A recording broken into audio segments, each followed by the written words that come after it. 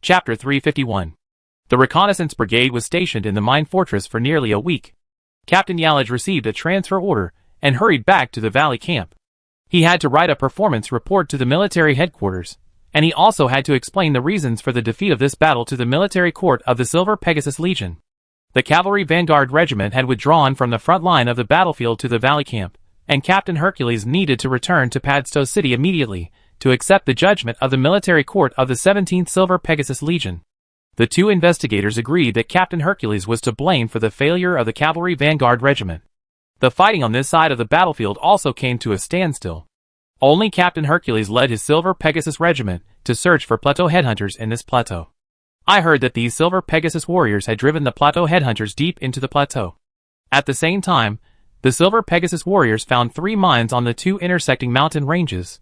The Spinel mine managed by Roy was the first one, and the mine that the cavalry vanguard regiment had been unable to capture for a long time was the second one.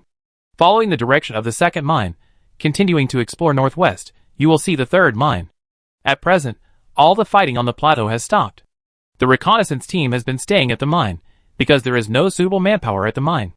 It has been about 5 days since Rambo returned to the gathering place. Roy has not received any news so far, and he doesn't know how he is progressing. During this period, Roy has gradually taken over the mine. He has no choice but to take over. The entire mine lacks a manager, and now Roy can only bite the bullet and take over. There was no other way. Captain Yalig of the reconnaissance brigade was called back to the valley camp, and the reconnaissance brigade was now in disarray. Roy had to take some time out every day to wash the bloodstains on the wall with a team of elf warriors. Although the bloodstains had dried up and even seeped into the wall and rocks, Roy planned to clean this section of the wall.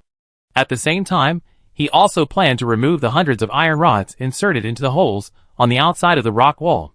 Since almost all the soldiers of the reconnaissance brigade were stationed on this side of the mine, and Captain Yalig was no longer here, Roy could not command these elf warriors at all. In fact, the mine fortress is quite large. The entire fortress is a 6-story square building, and the main building of the fortress is closely connected to the stone wall. The first floor of the fortress is a warehouse. The second floor is the living area of the mine private army. The 3rd to 5th floors are where the families of the Grantham mine owner live, and the 6th floor is the city wall. The battle on that road was too tragic. Although the top of the city wall has been cleaned several times, the blood stains on the stones cannot be washed off. There are many places on the city wall that are broken, and some broken wall battlements have not been repaired in time. Later, Roy heard the latest news. The main force of the 17th Silver Pegasus Legion will arrive at the valley camp in the next 2 days. In fact, Roy did not expect that Earl Swinburne would mobilize the main force of the Silver Pegasus Legion. If the cavalry vanguard regiment led by Captain Hercules was used well, the 3 nearby mines could definitely be recaptured. But the soldiers of the cavalry vanguard regiment failed continuously, and their morale was very low. They could only reorganize in the valley camp. Roy led several elf warriors to repair some broken wall battlements on the top of the city wall. He needed to use some stones to rebuild a wall battlement. The mine lacked everything except stones, so the repair work on the city wall went smoothly these days. Roy cleaned up the pile of gemstones at the gate of the fortress. After being burned by kerosene, many cracks appeared on the surface of these gemstones. If these cracks extend to the core of the gemstones, then this pile of gemstones will have no value. He picked up a piece of gemstone that was burned a little white and full of cracks. Roy knocked it with the sacred scepter, and the stone skin on the outside of the gemstone fell off instantly. Although the gemstones inside changed color, there was no sign of cracking. Roy quickly tried to crack open a few more gemstones. As expected, in the past, these magic crystals needed to be carefully polished before the gemstones could be peeled out. Now, with a few casual knocks, the gemstones were like crispy walnuts. With a few casual peels, the spinels inside actually fell out. Such a large pile of abandoned gemstones seemed to have a little value now. Just as Roy was peeling the gemstones, thousands of Silver Pegasus warriors suddenly appeared in the sky in the distance. At first, Roy thought that the Silver Pegasus regiment of Captain Hurley's had returned, but later he looked more and more wrong. The Silver Pegasus regiment of Captain Hurley's did not have so many Silver Pegasus warriors. Many elf warriors also realized this, and then cheers rang out from the castle. Everyone crowded onto the city wall and looked at the Silver Pegasus warriors in the distance. This was indeed the main force of the Silver Pegasus Legion. The Silver Pegasus warriors were like a dark cloud, so many that they could not be counted. These Silver Pegasus flew very fast in the sky, and soon arrived at the mine fortress. The Silver Pegasus warriors surrounded the sky of the fortress, and these Silver Pegasus warriors wore mithril armor, and it was obvious that they were well equipped. A Silver Pegasus landed on the city wall. Earl Swinburne was wearing silver armor and jumped off the horse. He stood on the city wall and looked around, without a smile on his face. He held his shoulder with one hand and walked silently for a few steps on the top of the city, carefully looking at the fortress in front of him. Then, he shouted to the elf warriors standing around and watching, "Roy, is Roy in the crowd?" Roy quickly squeezed out of the crowd, saluted to Earl Swinburne, and said, "My Lord Earl, why are you here?" Earl Swinburne turned his head and looked at the Silver Pegasus corps behind him, and said to Roy, "I heard that the battle on the Pagisto Plateau was lost, so I transferred a Silver Pegasus corps from the Queen Uni Islands overnight. This time, I also want to come and see what kind of opponent it is that forced us to bring a main force here." It can be seen that Earl Swinburne has a lot of dissatisfaction in his heart. The progress of the Cavalry Vanguard Corps on the Pagisto Plateau was not smooth, and Earl Swinburne even sent a Silver Pegasus Corps with 300 Silver Pegasus warriors. As a result, facing a mine, they were helpless. Not only that, the Mine Fortress and Logistics Regiment were also attacked by the headhunters on the plateau, which was a bit outrageous. According to the troops deployed by the 17th Silver Pegasus Legion on the Pagisto Plateau, this kind of thing should never happen. Earl Swinburne patted Roy on the shoulder and said to him, "Come on, Roy, take me around the mine. I want to see what the mine on the plateau is like." Roy hurriedly led the way in front, and he first took Earl Swinburne around the city wall. This place is located on the north slope of the mountain, so you can only see a large wilderness in the north. The south is blocked by the ridge, and you can only see two winding mountains extending to the left and right. Earl Swinburne touched the rocks of the fortress with his hand, frowned and said nothing. When he walked down the city wall, his eyes swept across the arrow tower in the corner. The elf warriors around saluted Earl Swinburne. After those Silver Pegasus warriors hovered in the sky for a few circles, they landed around the fortress. Roy led Earl Swinburne down the wall. In fact, there was nothing to introduce about the mine owner's inner house. The Silver Moon Elves rejected any buildings other than the tree house from the bottom of their hearts. Going to the second floor of the fortress, Earl Swinburne deliberately went to see the elf warrior's dormitory. He found that the environment here was okay, and his expression eased. Then he went to see the material supply warehouse, which had sufficient daily necessities. When introducing these supplies, Roy also mentioned the beer in the warehouse. It was with these beer that Roy could trade with the Grey Dwarves in the mine. Earl Swinburne laughed and said, "Berkeley is a very meticulous guy. Sometimes, the supplies he planned would be bloated. Many supplies were not used until the end of the war. This was a bit of a waste." Earl Swinburne had a good opinion of Captain Berkeley. Earl Swinburne and Roy came to the restaurant on the second floor. There was not much food to prepare in the restaurant. Apples, oranges, and breadfruits were neatly placed in wooden boxes. When the elf warriors ate, they could just take them out of the boxes and distribute them to everyone. Earl Swinburne sat at the end of a long row of tables in the restaurant and asked Roy to sit next to him. The adjutant beside the Earl brought 2 cups of lemon tea and placed them in front of Earl Swinburne and Roy respectively, and then retreated. There were only Earl Swinburne and Roy in the entire restaurant, and Earl Swinburne's adjutant was guarding the door of the restaurant. Earl Swinburne tapped the table with his fingers and said to Roy, "Do you know, I didn't expect that the Silver Pegasus Corps would be used to capture the Pagisto Plateau. The situation on Queen Uni Island is also very chaotic. If the Silver Pegasus Corps is transferred here, the cleanup work there will be delayed." Roy was a little confused as to why Earl Swinburne told him these military news. Would he be killed after hearing them? "I am very dissatisfied with the war on the Pagisto Plateau," Earl Swinburne emphasized. Then he asked Roy again, "Roy, if you were the military commander of the Cavalry Vanguard, what would you choose to do?" Roy thought about Captain Hercules, and then looked at Earl Swinburne, his eyes flashing with clear light. If he was perfunctory, he might be implicated, so he thought for a while before saying, "If it were me, I might not care about these mine owners. They are willing to treat the mines as turtle shells and shrink inside. Let them hide inside. Anyway, they have no offensive means. I will chase the plateau headhunters as soon as possible and give them enough pressure. Our cavalry will have an absolute advantage in a direct battle with the headhunters on the plateau. When these plateau headhunters are completely defeated, we will turn around and slowly deal with these mine owners. By then, we may not even need to do anything." Earl Swinburne's eyes were bright, and he said to the adjutant standing at the door of the restaurant, "How is it? What did I say? Not every Silver Moon Elf is so pedantic." The adjutant also had to praise Roy.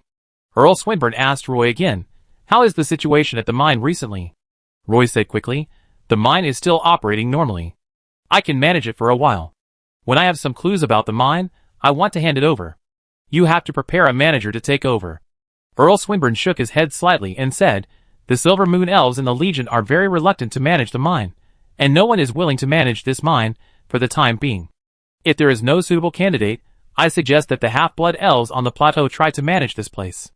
Originally, they were oppressed by these mine owners, and even captured in the mines, so they have a deep hatred for these mine owners, and they also need the support of the Legion.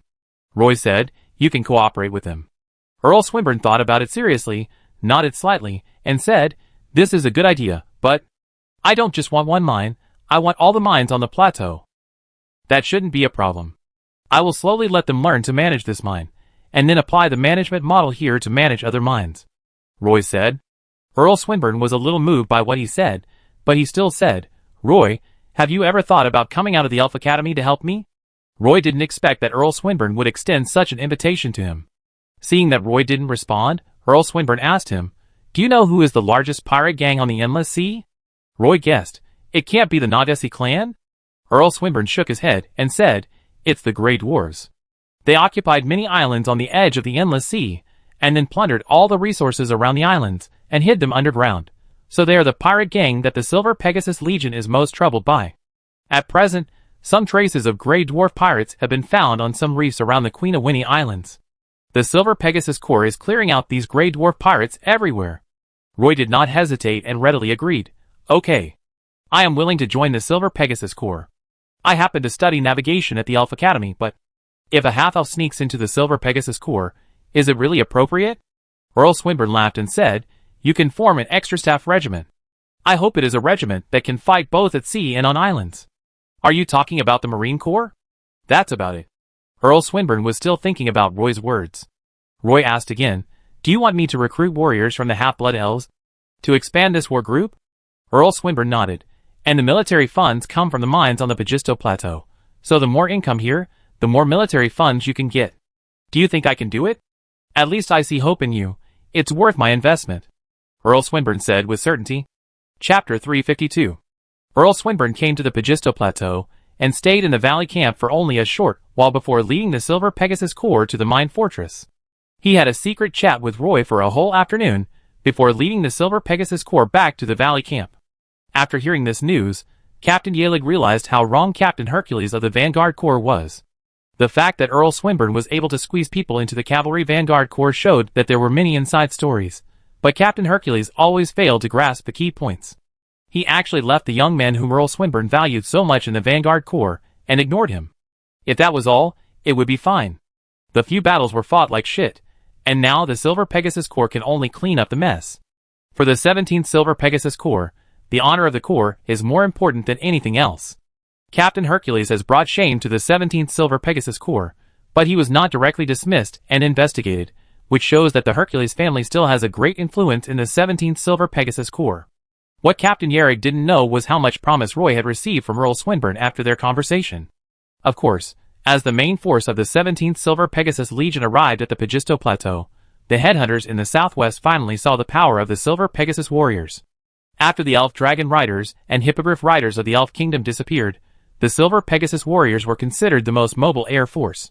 After several small-scale battles, the Plateau headhunters gave up the southwest of the Pagisto Plateau. In just one night, the Plateau headhunters completely disappeared in the southwest of the Pagisto Plateau. In the fortress of the Spinel mine, a banquet was being held to welcome the half-blood elves. As the manager of the mine, Roy personally prepared a dinner to entertain these young half-blood elves who came out of the mountains. Roy waited in the mine fortress for 10 days, and Rambo finally arrived at the mine with 150 half-blood elves. The leader of this team was also a half-blood elf Neelan whom Roy knew. She walked out of the crowd in a suit of armor, carrying an alloy bow on her back and a long sword on her waist. Neelan was not a very beautiful half-blood elf. She even had some light freckles on her cheekbones. Her skin was slightly darker, and she looked like she had the blood of a dark moon elf. With thin lips and an upward curve at the corners of her mouth and confidence in her eyes, she strode to Roy. Rambo followed Neelan and became a foil at this moment. Roy walked forward with a smile and said to Rambo, "Rambo, I thought you would be delayed on the road for a while, but I didn't expect you to arrive so timely." Rambo looked around. The inner courtyard of the fortress was very tidy. Many places damaged in the battle had been repaired. Only the gate of the fortress had not been repaired. At present, we can only use wooden boxes containing gem or to build a screen wall to block the gate. Roy, this is Mulin. She is the captain of our team. Rambo introduced to Roy. Mulin generously extended her hand to Roy. Roy quickly shook it. It was a hand covered with rough calluses, which should be the result of frequent sword practice. And her arm seemed very powerful, and she looked like a swordsman with outstanding swordsmanship. Mulin's eyes fell on Roy, and she said casually, "We have met before, Roy." She was a very generous half-elf woman, with a strong personality. She probably inherited some talents from both the Dark Moon Elves and the Silver Moon Elves. Her eyes were not only confident, but also a little aggressive. Before Roy could speak, Mulin said to him, "I heard from Rambo that you wanted to hire us to work in the mine. When we first heard the news, we were actually a little resistant to this proposal. You also know that some of our compatriots have just escaped from the mine, and naturally don't want to return to the mine." Roy then realized that those half-blood elves who became slaves in the mines really returned to the gathering place in the mountains. Mulin smiled and said to Roy, "But you are a big customer of our gathering place for purchasing magic herbs. Sometimes we have to seriously consider some of the requirements of big customers, so we, the young elves who like adventure, heard your call and rushed over." Roy found that Mulin was a very talkative elf, and she always had a smile on her face, which made it difficult for people to feel disgusted when talking to her. "Thank you for coming," Roy said. Mulin retracted her hand and replied humorously, "Thank you for giving us this opportunity." In fact, Roy knew very little about this mine, especially what was going on under the mine. He only knew that there were still some Dark Moon Elf prisoners and Grey Dwarf bandits imprisoned under the mine, and as for those half-blood elf miners, they had been released long ago. Now that he officially took over the mine, he naturally needed to understand the situation under the mine. As promised, Rambo brought back a team of half-blood elves, which solved Roy's urgent need. Earl Swinburne asked Roy to manage the mine, so of course, he couldn't let the Cavalry Vanguard Reconnaissance Brigade stay at the mine all the time. But without the Cavalry Vanguard Reconnaissance Brigade, the mine would have no other defense measures, and would be unable to resist the raids of the Plateau Headhunters. Now Rambo has come with a team of half-blood elves, and the Reconnaissance Brigade will leave the mine soon. Roy arranged for these half-blood elves to eat something in the restaurant first. He and Rambo returned to Roy's office. This was a suite, with bookshelves and tables and chairs outside, a bedroom inside, and a bathroom. Roy asked Rambo to sit down quickly. "I haven't seen Rambo for a few days, and I can see that he has become more haggard, especially the leather armor on his body is covered with mud and water." Roy took out a spirit potion from his magic waste bag and handed it to Rambo. Rambo pulled out the cork, put it under his nose and smelled it, but he couldn't bear to drink it after all, so he put the spirit potion in his arms. Roy didn't care, and just said to Rambo, "The news from the Valley camp last night was that the mine owner heard that the main force of the Silver Pegasus Legion had arrived at the plateau. He abandoned the mine fortress overnight, and fled to the depths of the plateau with his family. The mine has now been occupied by the Silver Pegasus Legion." Rambo stood up and said excitedly, "You mean the main force of the Silver Pegasus Legion has arrived at the Pagisto Plateau?" "Yes." Roy continued, "Captain Hercules tried his best but failed to capture the second mine. I didn't expect that the main force of the Silver Pegasus Legion had just arrived at the plateau, and the mine owner actually escaped." Rambo seemed a little excited. "That is to say, the Silver Pegasus Legion captured another mine without any effort? The half-blood elves in the mine will also be rescued?" Roy said, "The half-blood elves are still in the mine and have not been rescued. The situation over there may be a little complicated. They are still waiting for me to take over. Speaking of which, the mine owner is too spineless." Just hearing the name of the main force of the Silver Pegasus Legion, he was so scared that he fled in panic. It caught him off guard, especially since the first mine had not been planned yet, and he had to take over the second mine. Where can he find so many people? Langbo was also a little dumbfounded. So urgent? Well, and the reconnaissance team will probably evacuate from the mine tomorrow. Of course, the Valley camp will send a guard team of about 100 people to help us guard the mine fortress. Rambo, you have to maintain the normal operation of the mine. Roy rubbed his forehead in distress. Okay. Soon, Rambo began to worry with Roy. Afterwards, he said to Roy, "Roy, among these half-blood elves I brought here, some of them crawled out of the mine. I guess they should be familiar with the situation below the mine. If you have anything you need to know, you can go and ask them." Roy nodded, but he couldn't care less for the time being. He could only do things step by step, so he said, "Let's get the mine up and running first, and we deal with the rest slowly." "What about the half-blood elves in the second mine?" Langbo asked. Roy said, "I try to rescue the elf slaves in the mine first, and other things can be put off." Langbo, "Go and ask Mulan to come over." Mulan was no stranger to this mine. She had stood outside the mine several times, looking at this heavily guarded spinel mine from afar. Elf headhunters capture half-blood elves everywhere, and then sell them as slaves to various mine owners. This mine is the most remote mine in the southwest corner of the Pajisto Plateau. It is relatively small, and has only one mine shaft. At the beginning, Mulan had planned to gather a group of half-blood elf warriors to capture this mine, and rescue the half-blood elf slaves inside. For this purpose, she made many battle plans. Unfortunately, each battle plan submitted failed to gain the support of the elders of the gathering place. Now she walked into the fortress, and carefully checked the layout inside the fortress. When she recalled the previous battle plans, and combined with the internal structure of the fortress she saw now, it was obviously unrealistic to want to break through the fortress. She could only shrug her shoulders, and secretly thank herself for not acting rashly. The mine owner's fortress is definitely very solid. Lying in a wooden basin filled with warm water, Mulan felt so comfortable that she wanted to sing. She scooped up a spoonful of water, and poured it over her head. The living conditions here are very good. Not only is there a comfortable big bed, but you can also take a shower. There were still endless fruits in the restaurant, many of which Mulan had never eaten before. After taking a bath, Mulan stood up from the bathtub and wrapped herself in a bath towel. The door was gently pushed open, and Mulan suddenly became a little nervous. Her armor and sword were still piled on the wooden bed in the room. In the bathroom, there was only a broom handle that could be used for fighting. And she couldn't move her legs at all in her current state. "Sister Mulan." A soft voice came from the room, and Mulan's heart finally settled down. It was Windsor's voice.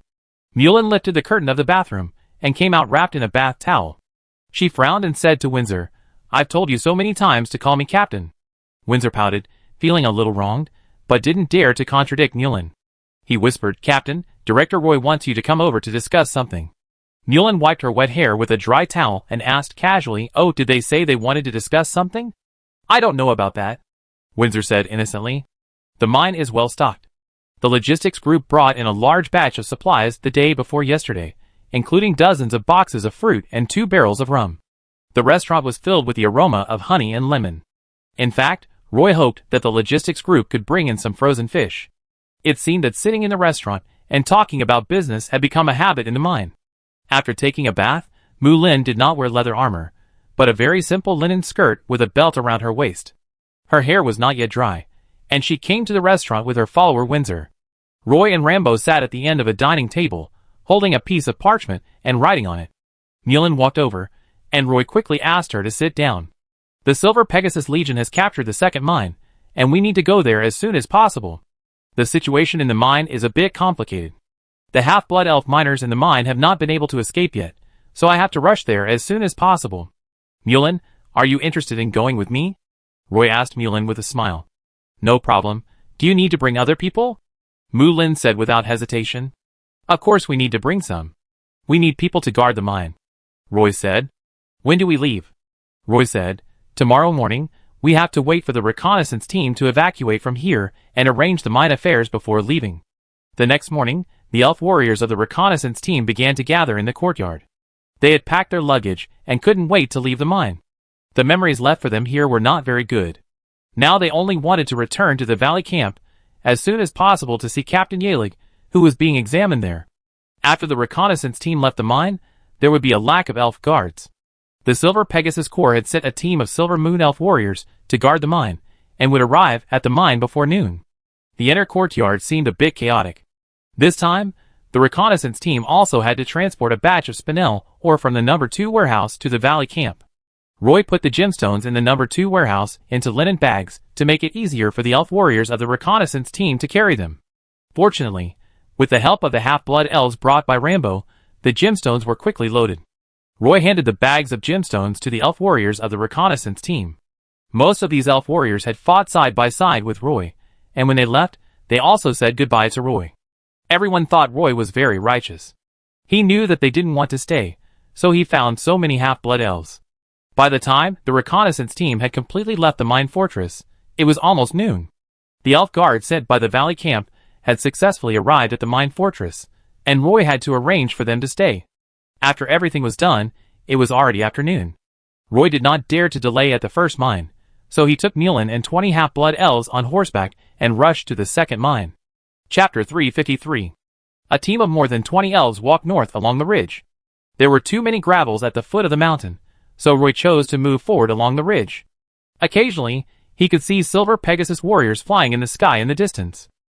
Roy was not worried that the headhunters on the plateau would come out at this time. On the contrary, Mulin was always on edge, paying attention to the surroundings. The half-blood elf team was also a little nervous, and their expressions looked as if they might encounter those headhunters at any time. There is little wind on the top of the mountain, and the afternoon sun is not so strong that it won't hurt your skin. There is a faint smell of rocks in the air, and you can see far away on the ridge. There is a vast grassland in the distance, with clumps of green grass distributed in blocks. The places not covered by the grass are covered with purple moss. The thick and soft moss is full of water, and it also grows lavender rice-sized stamens that are always in bloom. This area is low-lying, and the rainwater from the surrounding mountains will gather here, so there are also some small pools scattered here and there. Now the Pagisto Plateau is in the dry season. When some pools dry up, they will form a patch of cracked tile-like pool bottoms. Herds of antelopes and one-horned bison can be seen everywhere, and Roy can even see some hyenas. He did not see the argali, which is unique to the Pagisto Plateau, on this grassland. The mounts of those plateau headhunters are argali. Roy thinks that if there are argali on this grassland, he can catch some and tame them slowly. Those argali have good leg strength. Director Roy, what are you looking at? Roy pointed to the grass in the distance and said, I'm looking at the grass over there. Why are there no argali? Argali. They usually live in the northern mountainous area of the plateau, which is also the home of the headhunters of the plateau. Mulin, wearing a set of light armor and riding a white horse, explained to Roy. She is definitely not beautiful among elf women, but she has a good figure, especially the aura of a swordsman. Riding a white horse makes her look heroic. Mulin continued, those headhunters have always been at the top of the food chain on the Pagisto Plateau. Are there any monsters on this plateau? Roy asked curiously. Mulin looked at Roy in surprise and answered as a matter of course, but there are no monsters on this grassland. This is the southwest area of the Pagisto Plateau. Originally, some wind wolves and stone-tusked wild boars occasionally appeared here, but later they gradually disappeared. We rarely set foot here. This mountain range is the territory of the headhunters on the plateau. Mulin, do headhunters also hunt monsters? Roy hit the horses but with a whip and let it continue to move forward. Mulin knew these plateau headhunters very well and said casually, headhunters used to hunt one-horned bison and antelopes on this grassland, and would sell some leather and antelope horns to the merchant group. It is said that they also have monster materials, and there are often merchant groups coming to buy them. Of course, these were before the rebellion of the half-blood elves. There have been no merchant groups here for a long time. They were talking about the plateau headhunters, followed by a group of young half-blood elves, who were also listening silently at this time. The sun had already set, and the light mist rising from the grassland was like a burning flame under the reflection of the sun. Roy was still very curious about these plateau headhunters, but Rambo had been running around with Latian all year round, and his understanding of these plateau headhunters was very limited. Now, after listening to Mulin's introduction, these plateau headhunters gradually became clear in Roy's mind.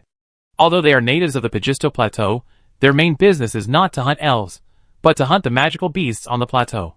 However, after the 17th Silver Pegasus Legion blocked the Partington Plain, it cut off the source of income for these plateau headhunters. Perhaps it was this move that forced the plateau headhunters to start capturing elves on the plateau. Roy asked, in other words, these headhunters did not hunt elves before, but hunted magical beasts on the plateau? Mulin shrugged and said, if we meet an elf occasionally, we might catch it, but not like this. Our most pure target. Everyone walked and talked all the way, and gradually it got dark, and we couldn't go any further.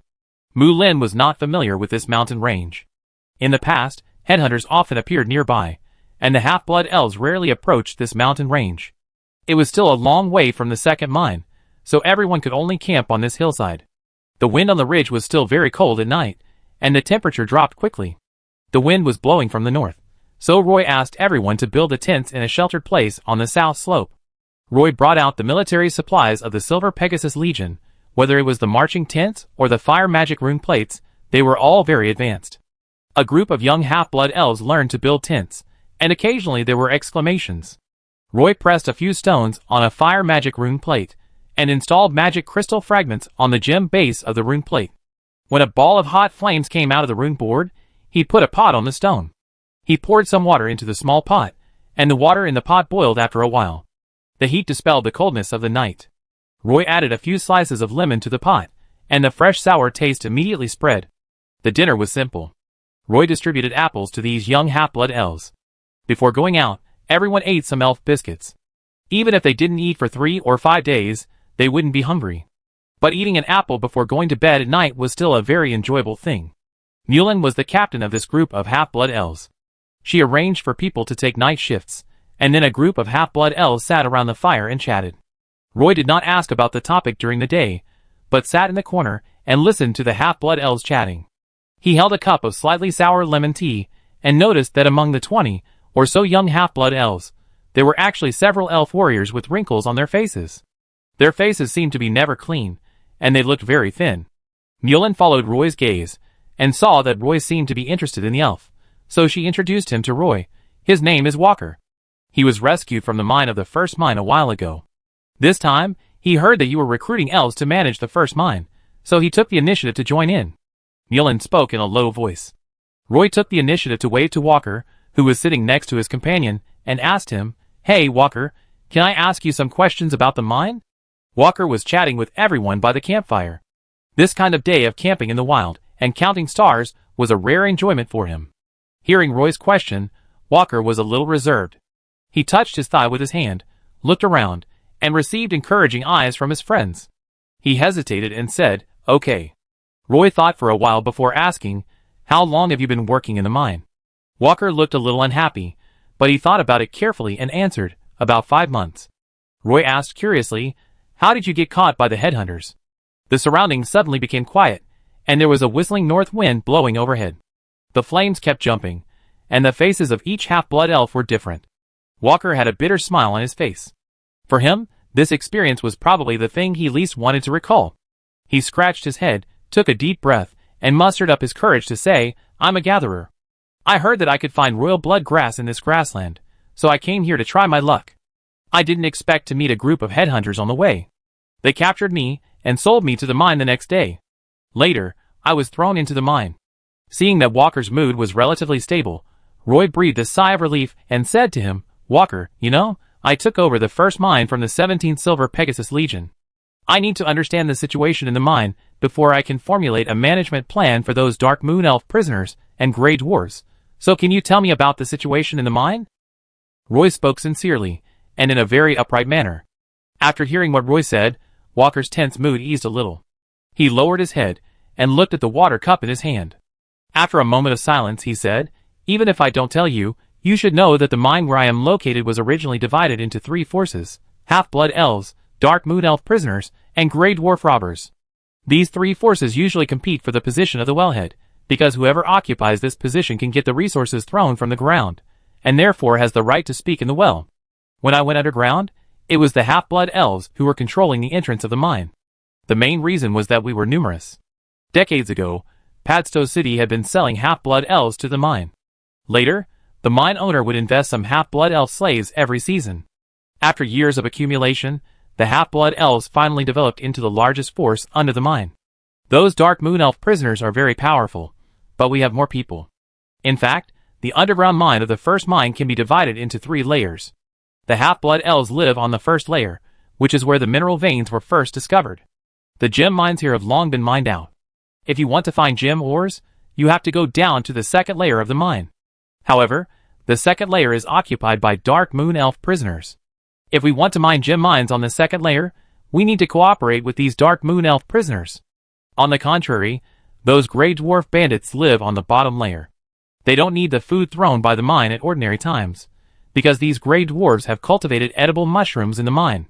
They don't need external support and can live well underground.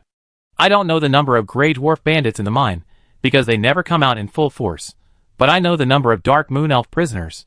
Some of them have died over the years, and there are definitely no more than 50 Dark Moon Elf prisoners in the mine now." Walker talked in front of the campfire, and Roy listened very carefully. And this also echoed his judgment on the current situation of the mine. When the Cavalry Vanguard Regiment captured the first mine, Roy and his team put down the ladder, and the half-blood elf miners were able to climb up in the first time, which already explained a lot of problems. At least the entrance to the mine was controlled by the half-blood elves. The situation in the second mine might be different. The Silver Pegasus Corps occupied the mine, but no half-blood elf miners have been seen crawling out until now. Then it can only mean one thing, that the half-blood elf miners are not the ones who dominate the wellhead. Afterwards, everyone chatted for a while, and then they all went to rest in the army tents. Roy spent nearly a day, and finally arrived at the second mine the next morning. The mine in front of him looked more solid than the first mine, and the hillside was covered with gravel. It was still very difficult to attack from the ground. There was only a narrow path. Roy finally understood why the Cavalry Vanguard Corps besieged the mine for half a month and never managed to capture it. Because it is really difficult to attack from the main gate of the mine. The mine owner and his family have already fled overnight, and the private army of the mine has also fled, leaving only this mine. Captain Kepler, who is in charge of handing over the mine, was particularly excited when he saw Roy and the half-blood elf rushing to the second mine. He patted Roy on the shoulder and said, "Roy, I have been looking forward to your arrival. According to the order of Earl Swinburne, this mine is now under your management." Roy had just stepped into the gate of the mine fortress when he saw the middle-aged officer coming over, as if relieved of a heavy burden, and took the initiative to greet Roy. "Captain Kepler, when do you plan to evacuate from here?" Roy asked hurriedly. "My elf regiment will stay here for about a month. During this time, you need to find some people yourself. Not only do you need to keep this mine running normally, but you also need someone to be responsible for the mine's defense," Captain Kepler said to Roy with a smile. Apparently someone came to take over, which was a relief for him. Captain Kepler and Roy walked side by side into the inner courtyard of the fortress. There was indeed a mine entrance in the courtyard, and a team of elf warriors were fully armed and guarding the wellhead. Roy walked over to take a look and found a soft ladder next to the wellhead. "Hasn't there been even a half-blood elf slave coming out these days?" Roy asked curiously, holding the edge of the well with both hands. This wellhead seemed larger, and there was a pulley set on the crane arm on the side, and boxes of apples were placed next to it. This place was abandoned by the mine owner overnight. Almost all the most valuable materials in the mine were taken away. The private army also took away many valuable things in the mine, so the whole mine looked messy, and the doors of the first floor warehouse were almost completely open. "That's true," Captain Kepler said. Roy asked casually, "Can you confirm whether the people guarding the mine entrance are Dark Moon Elf prisoners or Grey Dwarf robbers?" Captain Kepler was slightly startled. He probably didn't think about it at all. Hearing Roy's question, he said, "It's not confirmed yet. We just shout to the mine every day. We didn't pay attention to whether it was elves or dwarves in the mine." Roy was speechless. Then Captain Kepler took Roy around the mine fortress. Sure enough, almost all the valuable materials in the mine were taken away. Chapter 354. This second mine fortress is much larger than the first one, and is built more solidly, like a castle built by dwarves, and most of the buildings are hidden in the mountain. The protruding parts are the city walls and arrow towers. There are various weapons on the city walls, and the most noteworthy ones for Roy are the 4 sky-shooting crossbows placed in the arrow tower. In fact, there are 4 more sky-shooting crossbows hidden in the corners of the city walls. At this time, these 4 sky-shooting crossbows are covered with tarpaulins and tied with ropes. Next to them is a rack full of crossbow arrows. For the Silver Pegasus warriors, they would never easily break into the range of the sky-shooting crossbow. The sky-shooting crossbow has a maximum range of 600 meters, which is difficult for the Silver Pegasus warriors to dodge, as they are too big a target in the air. The valuable gem mines were gone from the warehouse, and the entire mine became a mess due to the search and rummaging of the elf warriors. Many of them were so messy that there was no place to stay. Captain Kepler was very worried that Roy might lose his temper when he saw those messy rooms and the low-level ores in the warehouse. Roy walked around the warehouse and did not show any displeasure. What Captain Kepler didn't know was that there were no high-grade gemstone mines in the warehouse, which saved Roy a lot of trouble. Because these gemstone mines belonged to the 17th Silver Pegasus Legion, and there were countless eyes staring at them, so Roy never thought of taking them. In addition, Earl Swinburne hoped that Roy would join the Silver Pegasus Legion after graduating from the Elf Academy and form an extra staff regiment. Earl Swinburne also told Roy that Roy would form an extra staff regiment in the future, and as for the funds for forming the regiment, they might have to be obtained from these mines. There were a large number of gemstone mines stored in the warehouse of the first mine, because the owner of Grantham didn't have time to hide the high-grade gemstones, and the fortress was captured by the cavalry vanguard. Although the second mine did not have high-level gemstone mines, the primary gemstone mines filled the warehouse like ordinary stones. The management mode here was even rougher, and the ordinary gemstone mines were piled together in the warehouse without even wooden boxes, just like a coal bunker. Looking at the mine in front of him, Roy was a little worried. The owner of this mine was much more ruthless than the owner of Grantham. He bought a lot of half-blood elf slaves. He must have spent a lot of money when buying the Grey Dwarf bandits and Dark Moon Elf prisoners. Roy judged this from the amount of food put into the mine every day. Looking at the dark well mouth, the cold air kept coming up. The Silver Moon Elf warrior built a soft ladder at the well mouth of the mine. There was no reaction in the mine, and no half-blood elf miners climbed up. This means that the absolutely strong party in the mine is currently in control of the situation. If the half-blood elf miners were in control of the situation, they would have climbed up along the soft ladder long ago. Only the Grey Dwarf robbers and the Dark Moon Elf prisoners controlled the situation in the mine, and they would choose to stay put. Roy's guess is more inclined to the Grey Dwarf robbers. The 20 or so half-blood elves that Mulan brought were very diligent. After arriving at the second mine, they took over the important task of guarding the mine shaft from the Silver Moon Elf guards. In the afternoon, the half-blood elves hoisted an empty wooden box into the mine. The wooden box was pulled up with a crane, and it was full of ordinary gem ore. Roy flipped it twice, and couldn't see any high-level ore.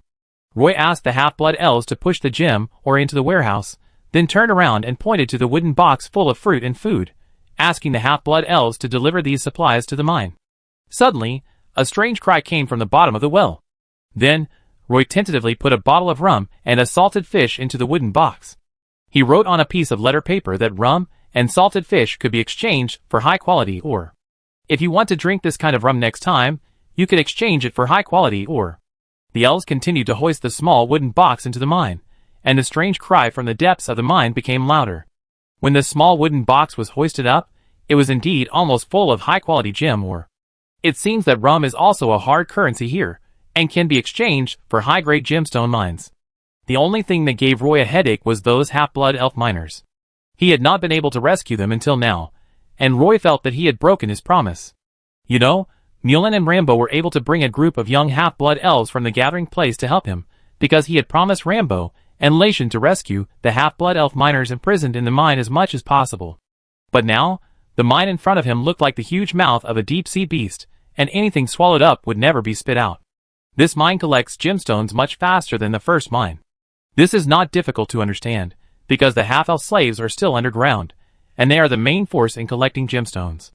This mine can lift up 2 large boxes of gemstones each time, and there is also a small box of high-grade gemstones placed separately.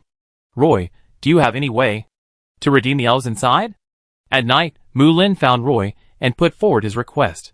There was only a desk in the room, bookshelves on the walls on both sides, and moonstone on the ceiling above. The room was not dark at all. Roy was sitting on a chair, writing and drawing on a piece of parchment. When he saw Rambo rushing in, he said helplessly, "What can I do?" The most direct and effective way is to send a team of elves to investigate the situation under the mine. I go! After saying that, Mulan turned around and walked out. Roy hurriedly followed Mulan and said, "I go down with you." Mulan stopped and saw that Roy didn't seem to be joking, so he said to him, "Do you know how dangerous the mine is? So it's more reliable for me to go down with you. Wait for me to tell Captain Kepler." After saying that, Roy took down the leather armor hanging on the wall and put it on quickly. Following Mulan's footsteps, he walked out. Captain Kepler had just gone to the city wall for a tour and returned to the 3rd floor when he saw Roy and a half-blood elf swordsman walking out of the room one after the other. The two even had a little argument. The half-blood elf swordsman walked very fast, and Roy chased after her from behind. The two started talking again. Captain Kepler hesitated for a moment. Although he might be annoying if he showed up at this time, he still walked out of the stairs and greeted Roy. "Roy, where are you going?" Roy turned around and found that it was Captain Kepler who walked out of the stairs, so he said to Kepler, "Captain Kepler, we want to go down to the mine to take a look." Captain Kepler was startled and quickly grabbed Roy and said to him, "Roy, you have to think about this matter carefully before making a decision. There are a group of Grey Dwarf robbers and Dark Moon Elf prisoners under the mine. If you run down rashly, you will probably be swallowed up by those people without even a bone residue left." Chapter 355. Captain Kepler knew that there were prisoners and robbers under the mine, and they could do anything. Though there were no strong men among the Grey Dwarfs and Dark Moon Elves, they were prisoners who had lost their freedom and had been trapped in the mine for decades, with no future in sight. The latter had been on the edge of the mine for several days, and these prisoners and robbers had never thought of coming out of the mine. This alone made Captain Kepler worried. Captain Kepler was not familiar with Roy, and today was their first meeting. But he knew that Roy was Earl Swinburne's man. If something happened to Roy, he would probably be the leader of the guards. His family was not able to help him resist the wrath of Earl Swinburne. Roy smiled at Captain Kepler and said, "Captain Kepler, Mullen and I just want to investigate the situation underground. There will be no danger." At this time, the half-elf swordsman walked along the stairs into the inner courtyard and came directly to the side of the mine. She held the edge of the well with both hands and looked inside. The deep well mouth kept blowing cold air upwards, and there was even a humming sound inside. Mullen asked the half-blood elf beside him to pull the crane arm over, check the pulleys and ropes on the crane, and then check the wooden box next to it. It seems that he is determined to go down into the mine. He also put on his magic pattern structure, and it seems that he really wants to go down the mine with the half-blood elf swordsman.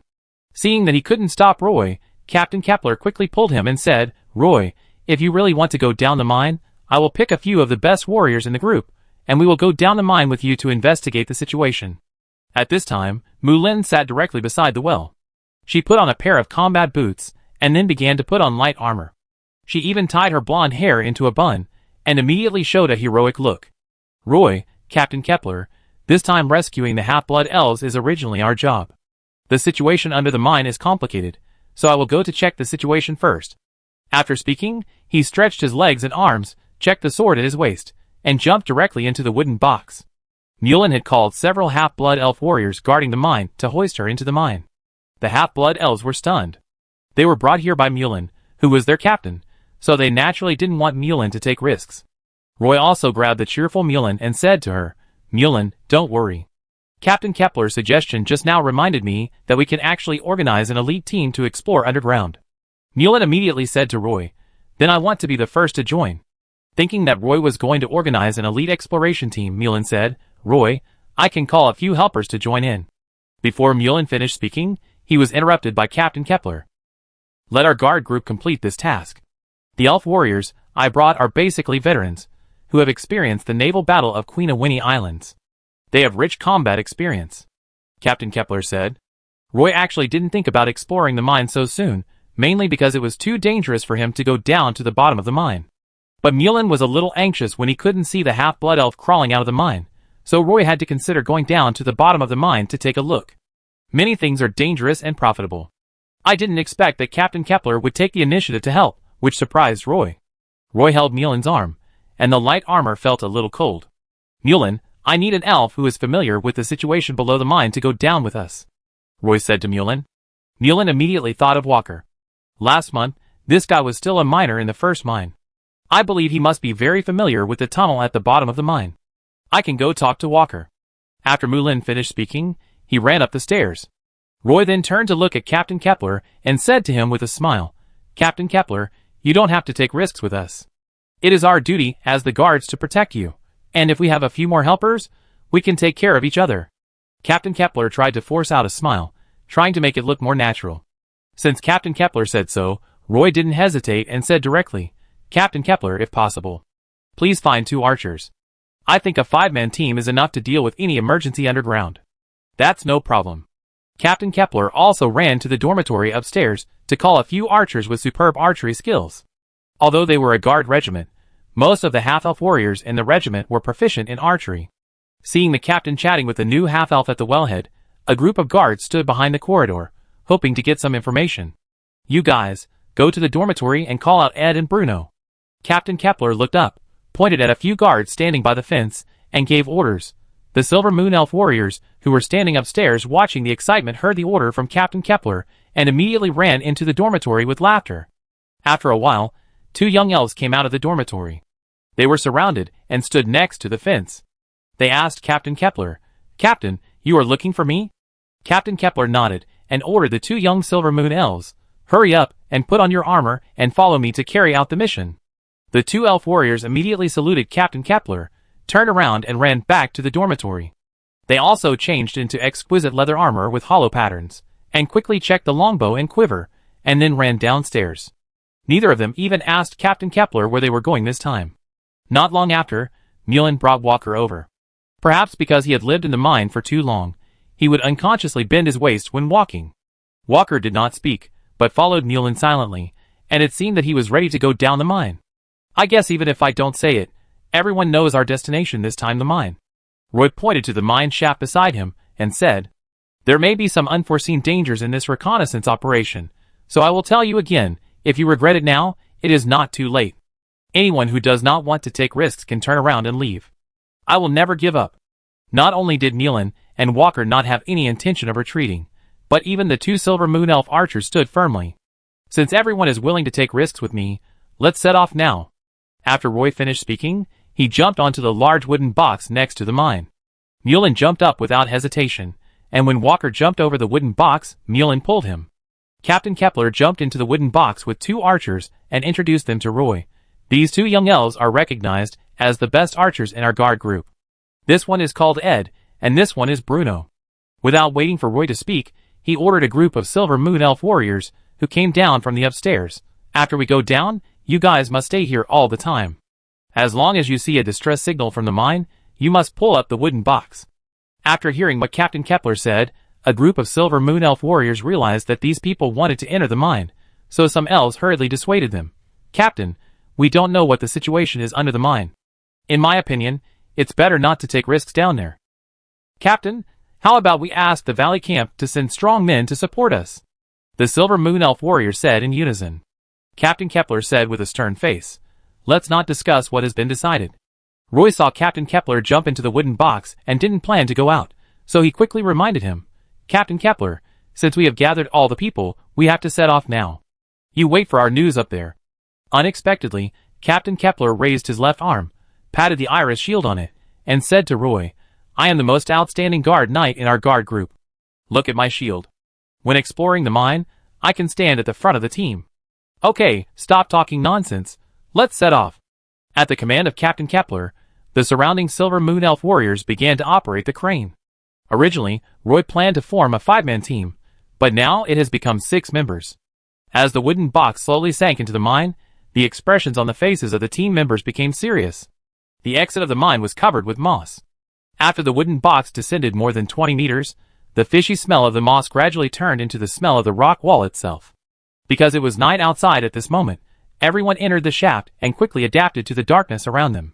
After passing through a rock layer of 40 to 50 meters, these rocks belong to the same rock mass as the mountain, but going further down, the rock layer becomes a band of shale, and water is constantly seeping out from the cracks in the shale, and the walls of the shaft are all wet. The hanging soft ladder is also wet. The shaft is not very wide at the bottom, and standing on the edge of the wooden box, you can touch the cold and uneven rock wall with just a hand. The air duct of this mine is well built, and I didn't feel stuffy at all when I went down so deep. As the surrounding shale belts turned into large pieces of lapis lazuli, Roy couldn't help but sigh at the ability of the miners who dug the vertical shaft. It was not something that everyone could do to dig a skylight in such hard lapis lazuli. Going down further, he could see some gemstone mines scattered among the rock layers.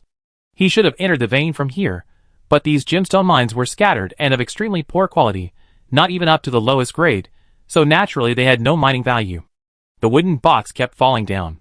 Roy stood on the edge of the box and always touched the rock wall from time to time. "Roy, what are you looking at?" Mullen couldn't help asking. Roy responded in a low voice, "This kind of vertical shaft actually has a lot of disadvantages. I wonder if we could open a new passage in this gem mine in the future."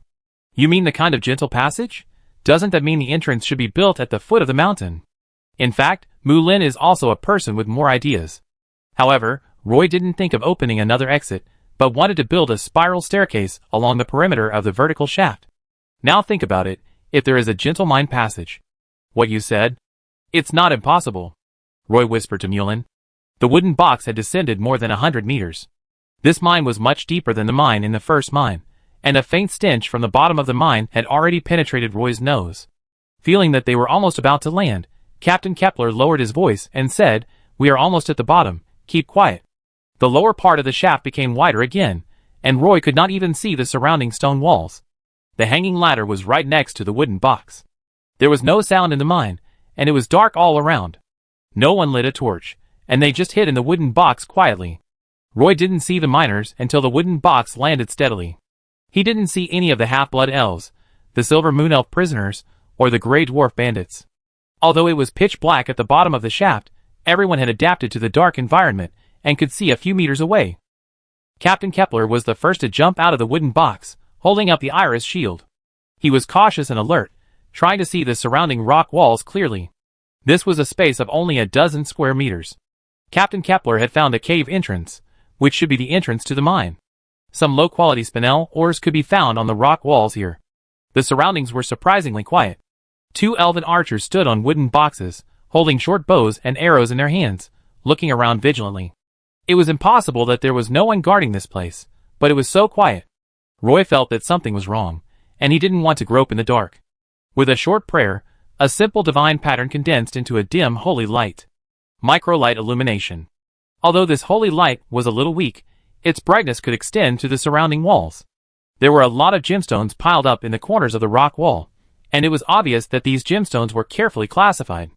When the dim holy light gradually dispelled the darkness around him, Roy suddenly saw 2 dark moon elf prisoners, who were almost integrated with the darkness. They were only wearing a tattered helmet, and their hair was tied behind their heads. They were bent over, hiding next to the wooden box, holding a black dagger in their hands, waiting for an opportunity to move.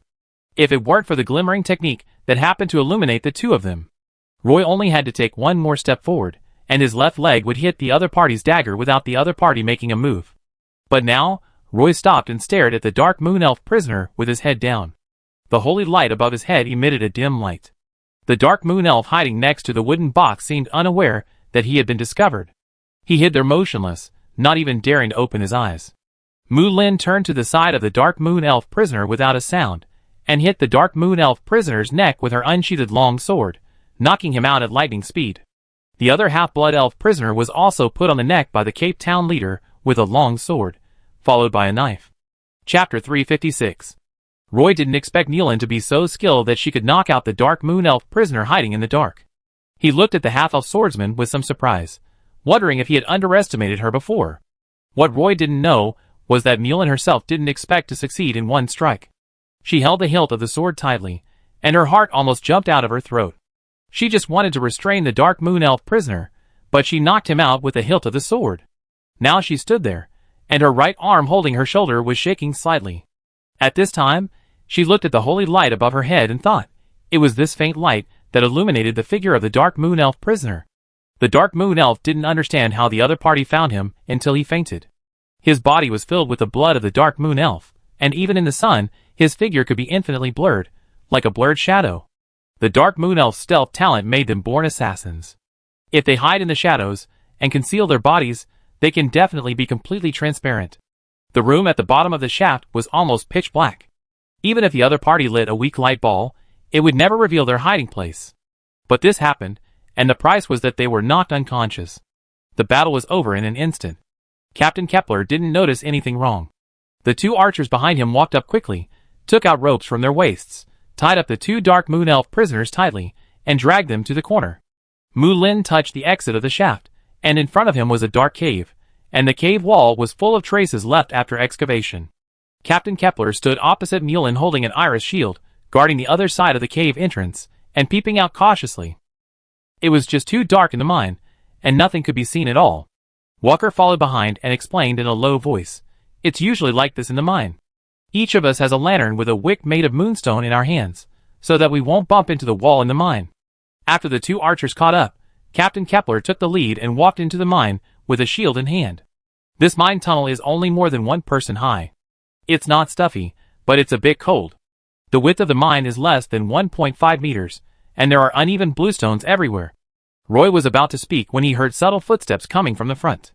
He almost immediately extinguished the sacred light.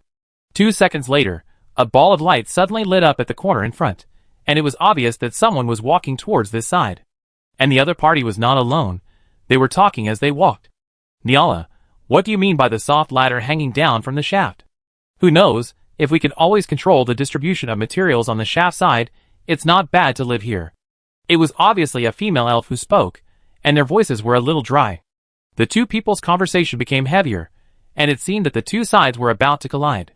Just when everyone was nervously preparing to take action, the two of them did not enter the shaft, but turned and walked into the cave next to it, and then a beam of light came out from the cave entrance. Captain Kepler walked lightly and continued forward. The shaft was not full of Dark Moon Elf prisoners, as Roy had guessed, but rather seemed a little deserted. Walking in the mine, Roy found that there were stone rooms on both sides of the mine. Although these were a little narrow, each room had a stone bed for resting. The room was only a few square meters, and had no door. The quieter it was, the worse Roy's premonition became. Doesn't this prove that the group of Dark Moon Elf prisoners had firmly controlled the exit of the shaft? Captain Kepler led everyone to avoid the hole, and continued to explore inside. After walking another 20 meters, Walker, who had been hiding in the team and unwilling to make a sound, took a deep breath and walked to the front to remind Mullen, "Captain, there are people coming in front. I smell their breath." Captain Kepler quickly lowered his center of gravity, bent his knees and crouched forward. Several Dark Moon Elf prisoners appeared in the mine tunnel in front. The Dark Moon Elf in the lead was holding a lantern as described by Walker. He was naked from the waist up and wore shorts on the lower body. His hair was a little messy. The light from the lantern just reflected his face. His skin was gray, and he was obviously another Dark Moon Elf. The elf prisoners following behind him were also dressed in the same way, with their upper bodies naked and a scimitar hanging from their waists. Captain Kepler leaned against the wall tightly, trying to avoid those guys as much as possible. But the Dark Moon Elf, who was walking in front, suddenly took 2 deep breaths and immediately looked towards Roy. The lantern in his hand turned into a ball of light and smashed directly over. Although this lantern made of moonstone only had a weak fluorescence, it was enough to illuminate Captain Kepler's body. Especially since he was wearing a silver light armor, it actually reflected light under the light, instantly revealing the outline of his body. The two sides didn't expect to collide like this. Captain Kepler saw that he was exposed, so he no longer concealed himself, raised his shield, and rushed forward. The shield in his hand smashed at the Dark Moon Elf prisoner in front, but the dirty Dark Moon Elf prisoner was not afraid at all. He held a scimitar in his hand, and almost didn't show any defensive posture, and stabbed directly at Captain Kepler. It was a life and death battle, and the two sides didn't even have any communication.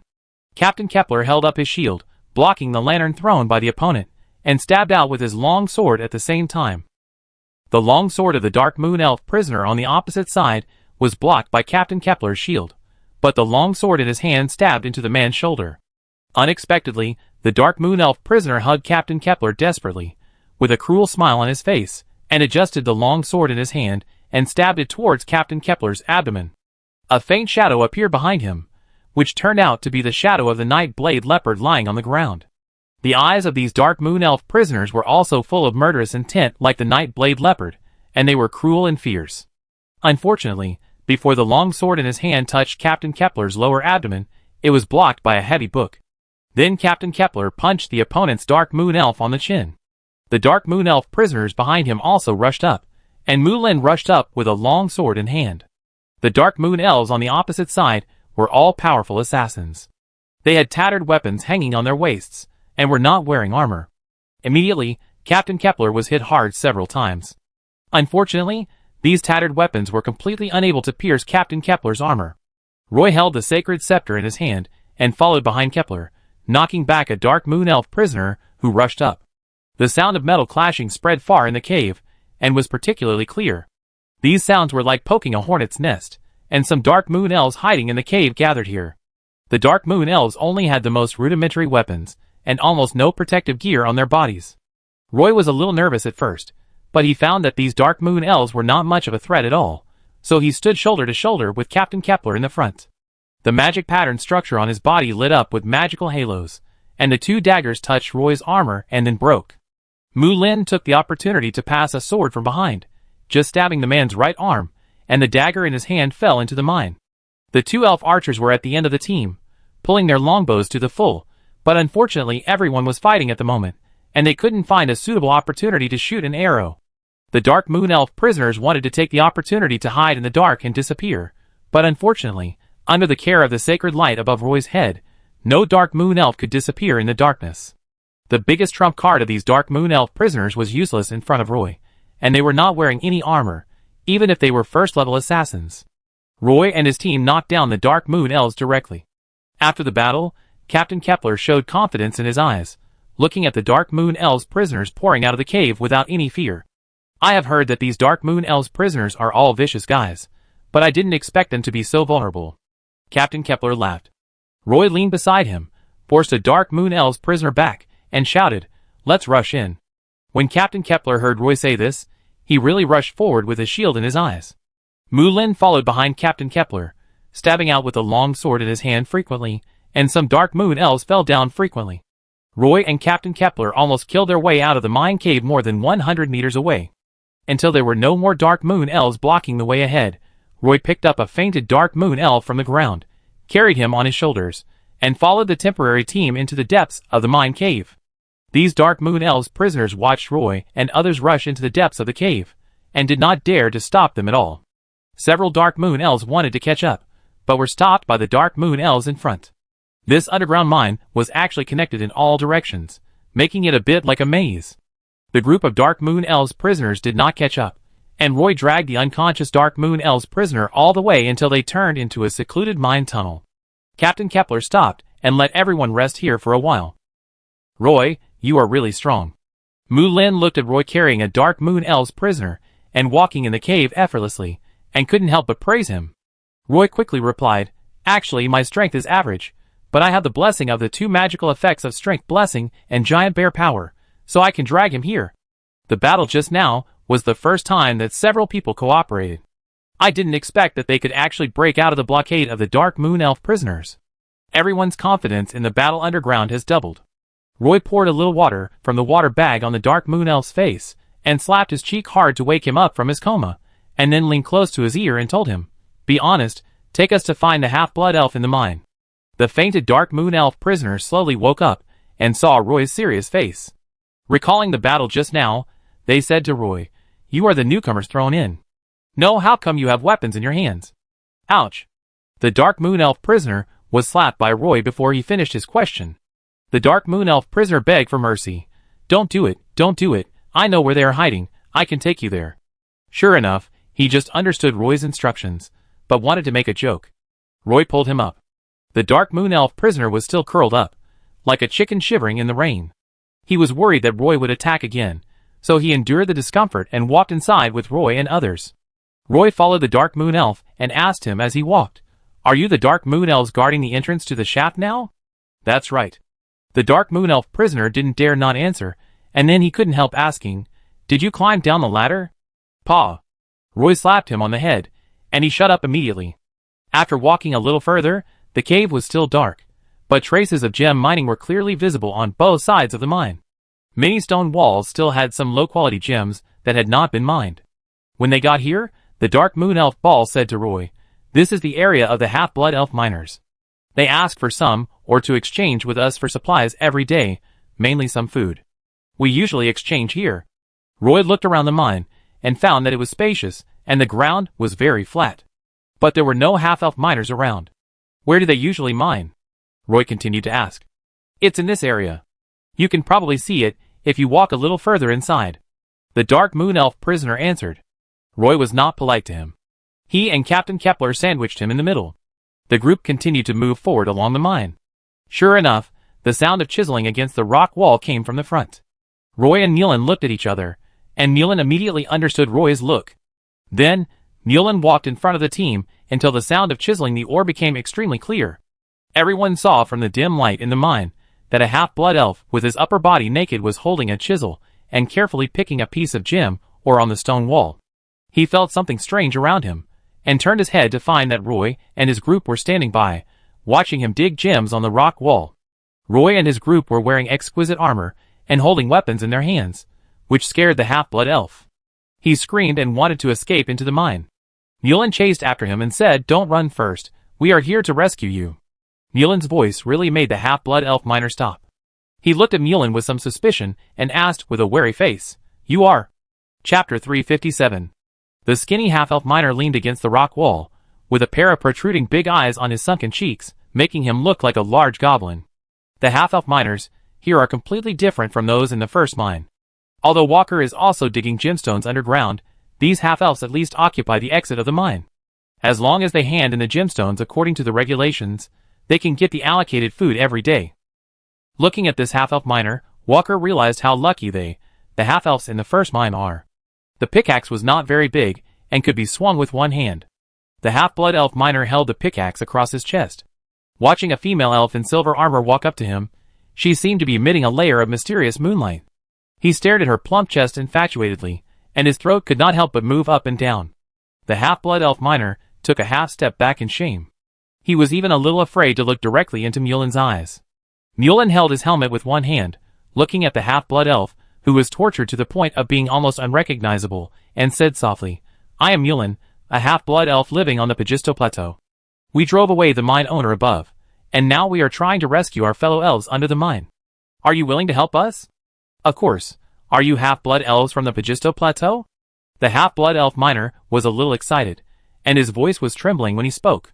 "Yes, we plan to rescue you from the mine," Mulin said, then looked around the mine and asked in confusion, "Are you the only one here? Where are the other half-blood elves?" "They are also in this area. We will be very scattered when we mine. This is my work area. This area is a bit large."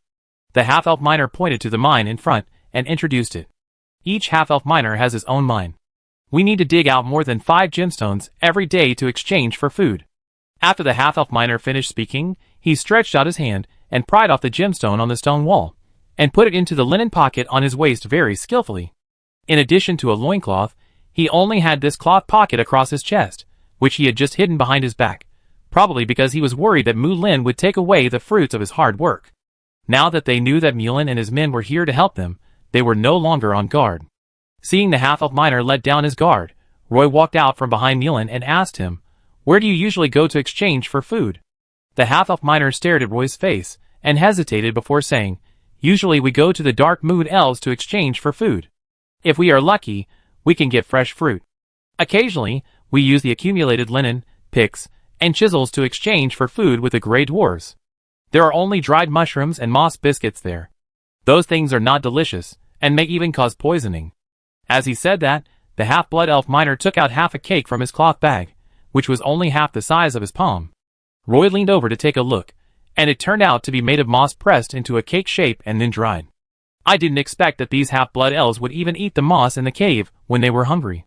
Roy took out a square-printed elf biscuit from his magic waist bag and handed it to the poor half-blood elf miner. The half-blood elf miner was a little shy and hesitated whether to reach out. He rubbed his dirty hands on his black legs twice, then took the exquisite elf biscuit, and then couldn't wait to put it in his mouth, chewing hard and saying vaguely, "I can't remember how many years it has been since I last had such a good elf biscuit." After swallowing the elf biscuits, he took out a small water bottle from a concave part of the rock wall and drank a mouthful of water. Roy asked him, "Can you accompany us to find other half-blood elves? I am not familiar with this mine." The half-blood elf miner readily agreed. "Of course, I also want to go back and tell everyone this good news. Come with me. Are you really going to rescue us?"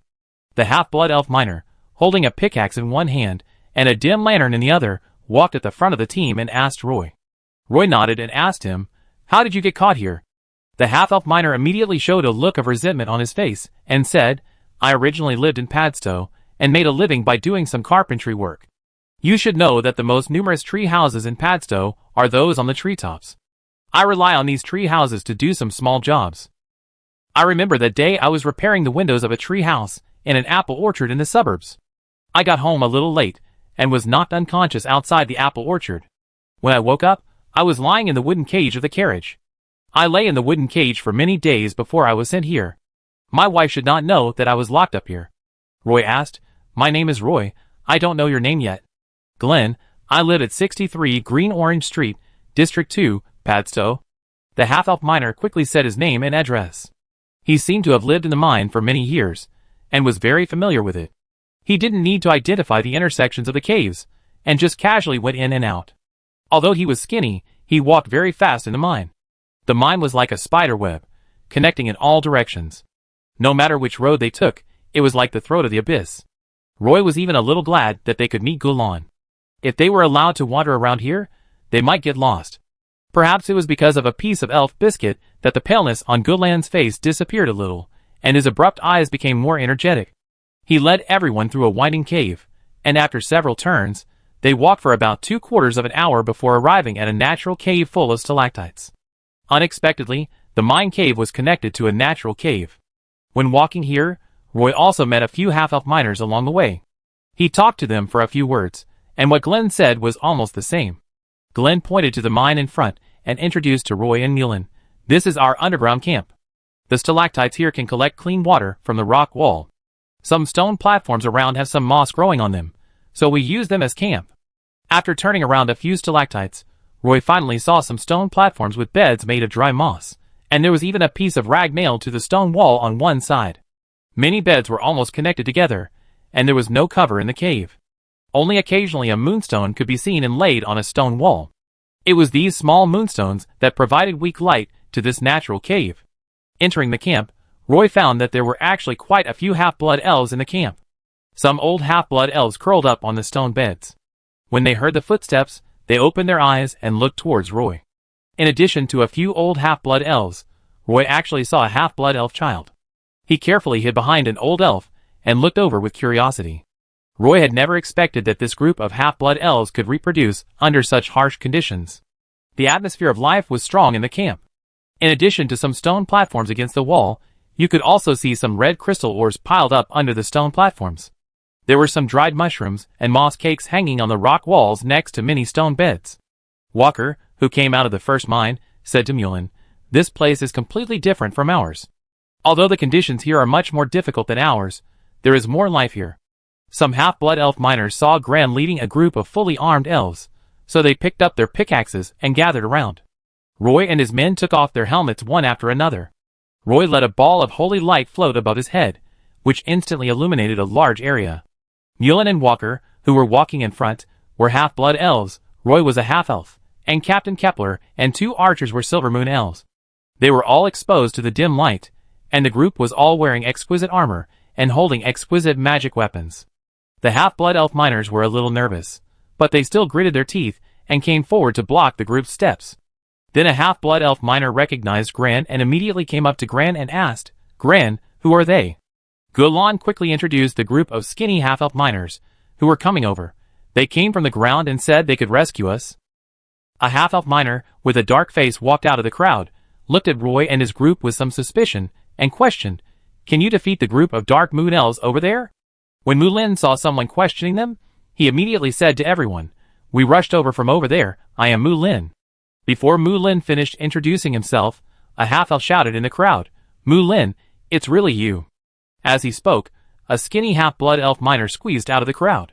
He looked younger, and his face had not been eroded by the dark rocks, and he could still see his delicate appearance. This young half-blood elf knew Mulin. The two exchanged pleasantries, and then Mulin began to ask the half-blood elf about the situation in the mine. Sure enough, the half-blood elves in the second mine were the weakest party. The exit of the mine had been occupied by the dark moon elves for many years, and the gray dwarves hid deep in the cave and rarely showed up.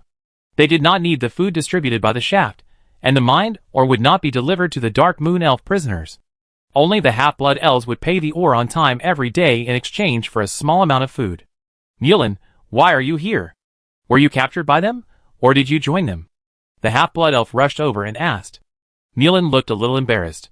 It was not pleasant to be looked down upon. She said, "Neither. We have recaptured this mine, and are now preparing to rescue all the half-blood elves in the mine." Looking at Vitas's dirty face, Mulin said happily, "Vitas, I didn't expect you to hide in this mine. That day you went out hunting and didn't return on time, so we guessed that you must have been captured by the elf headhunter." Mulin found his old friend, so of course he was particularly cordial. "How is your family? Did those Highland headhunters capture you as well?" Vitas held Mulin's arms with both arms and asked anxiously. "Our village was almost completely emptied by the Highland headhunters, and now we can only hide in the mountains," Mulin introduced in a low voice. Hearing that a group of elves came from outside to rescue everyone, the half-blood elves in the camp ran out one after another. Roy and his group were surrounded by these half-blood elves and came to a wider place, where everyone began to communicate in detail. The half-blood elves were very excited when they heard Roy say that he could take everyone away from here. Later, Roy learned about the miserable situation of the half-blood elf miners in the second mine.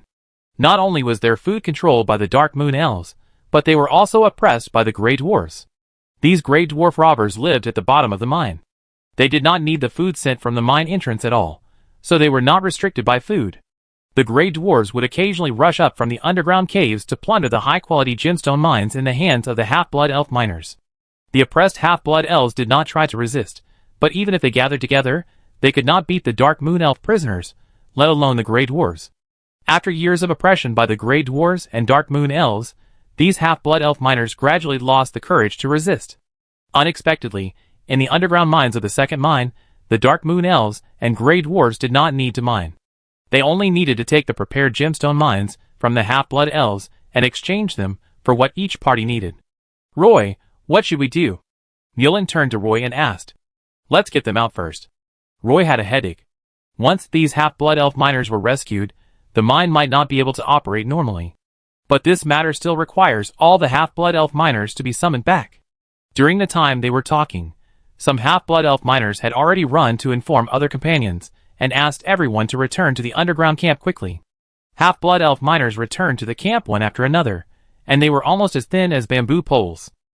Roy thought, "No wonder we have waited for so many days, but have not seen a single half-elf miner crawl out of the shaft. No one expected that they would be exploited so badly by the Dark Moon Elves and the Grey Dwarves." Roy and his party waited in the camp for most of the day, and the half-elf miners, who were digging gemstones in the mine outside, were called back. What Roy did not expect was that there were more than 500 half-elf miners in the mine. Everyone gathered in the camp, and the dark cave was crowded with people. Chapter 358. More than 500 half-blood elf miners gathered in the camp. All of them looked up. Their eyes fell on Roy and Mulin on the stone platform. A faint holy light shone above Roy and Mulin's heads. Although the light was weak, it illuminated their faces clearly. Mulin was wearing silver metal armor, which was so conspicuous under the faint light. Mulin took a half step forward and stood in front of the stone platform. At least 1/3 of the miners under the stage were half-blood elves from the Pagisto Plateau. She stood up to communicate with these half-blood elf miners, which made it easier for them to accept. Mulin held the helmet in his arms and said excitedly, "I know that many of you are half-blood elves from the Pagisto Plateau, and so am I. In the past 3 years, the headhunters of the Pagisto Plateau have been hunting us frantically. At first, they captured my family and friends and threw them into this dark mine. Later, they went even further and burned down our village, leaving us homeless. During this time, we established a resistance force specifically targeting the headhunters of the plateau, and also established a refuge in the mountains in the southwest, where there are currently at least 15,000 half-blood elves gathered, who come from all over the Pagisto Plateau. I can stand here now, because with the help of the Silver Moon Elf army, the mine owner has fled. Now the Silver Moon Elf army has occupied the mine. A week ago, we lowered a ladder and a notice at the wellhead. The Silver Moon Elf army has released the status of all the miners. Unfortunately, no compatriots have climbed out of the mine until today. So today we came down and saw the hard life here. What I want to say is that you can follow us back to the ground now. You are no longer miners, you are free half-blood elves. Those who are willing to leave with us, please pack your bags in a moment, and then we will rush through the Dark Moon Elf prisoner blockade together and leave here in batches." Mulin's words immediately made the half-blood elves below extremely excited, and the whole crowd immediately boiled. The half-blood elves in the audience were surprised and cheered, and responded to Mulin, "We will go with you. We can finally get out? Great, I have been waiting for this day for more than 20 years, and I thought I would die in this mine." Most of the half-blood elf miners started to move. But there were also a few half-blood elves who stood still and looked at Mulin with suspicion. A half-blood elf lady squeezed out from the elves. She was wearing a tattered linen skirt. The hem of the skirt had completely flown, and there were several places on her body that were severely worn. Her frame was well proportioned, but she was too thin. She walked step by step to Mulin's feet, looked up at Mulin, and her eyes were full of doubt. When the half-blood elves saw her coming out, their steps suddenly became hesitant, and the elves set their eyes on her. "I don't agree." The half-blood elf lady's voice was not too loud, but this sentence instantly cooled down the jubilation scene. She was holding an elf girl in her hand, and she heard him say, "The group of Dark Moon elves guarding the entrance of the mine are very strong, so strong that we have no ability to resist it all. At the beginning, Jason also wanted to take us away from here, but what happened in the end? Didn't they kill the young warriors who stood with Jason in the end? Once they find any unusual movement on our side, they will kill all the elves who disobey. At that time, you and I will also be killed by them. Many of those Dark Moon Elf prisoners are assassins. If you don't have the strength to deal with them, please don't harm us. If you have the strength to deal with them, please drive them away first and then take us out. I'm sorry, maybe I'm selfish, but I really don't want them to die. Although everyone lives a little harder here, at least they are still alive.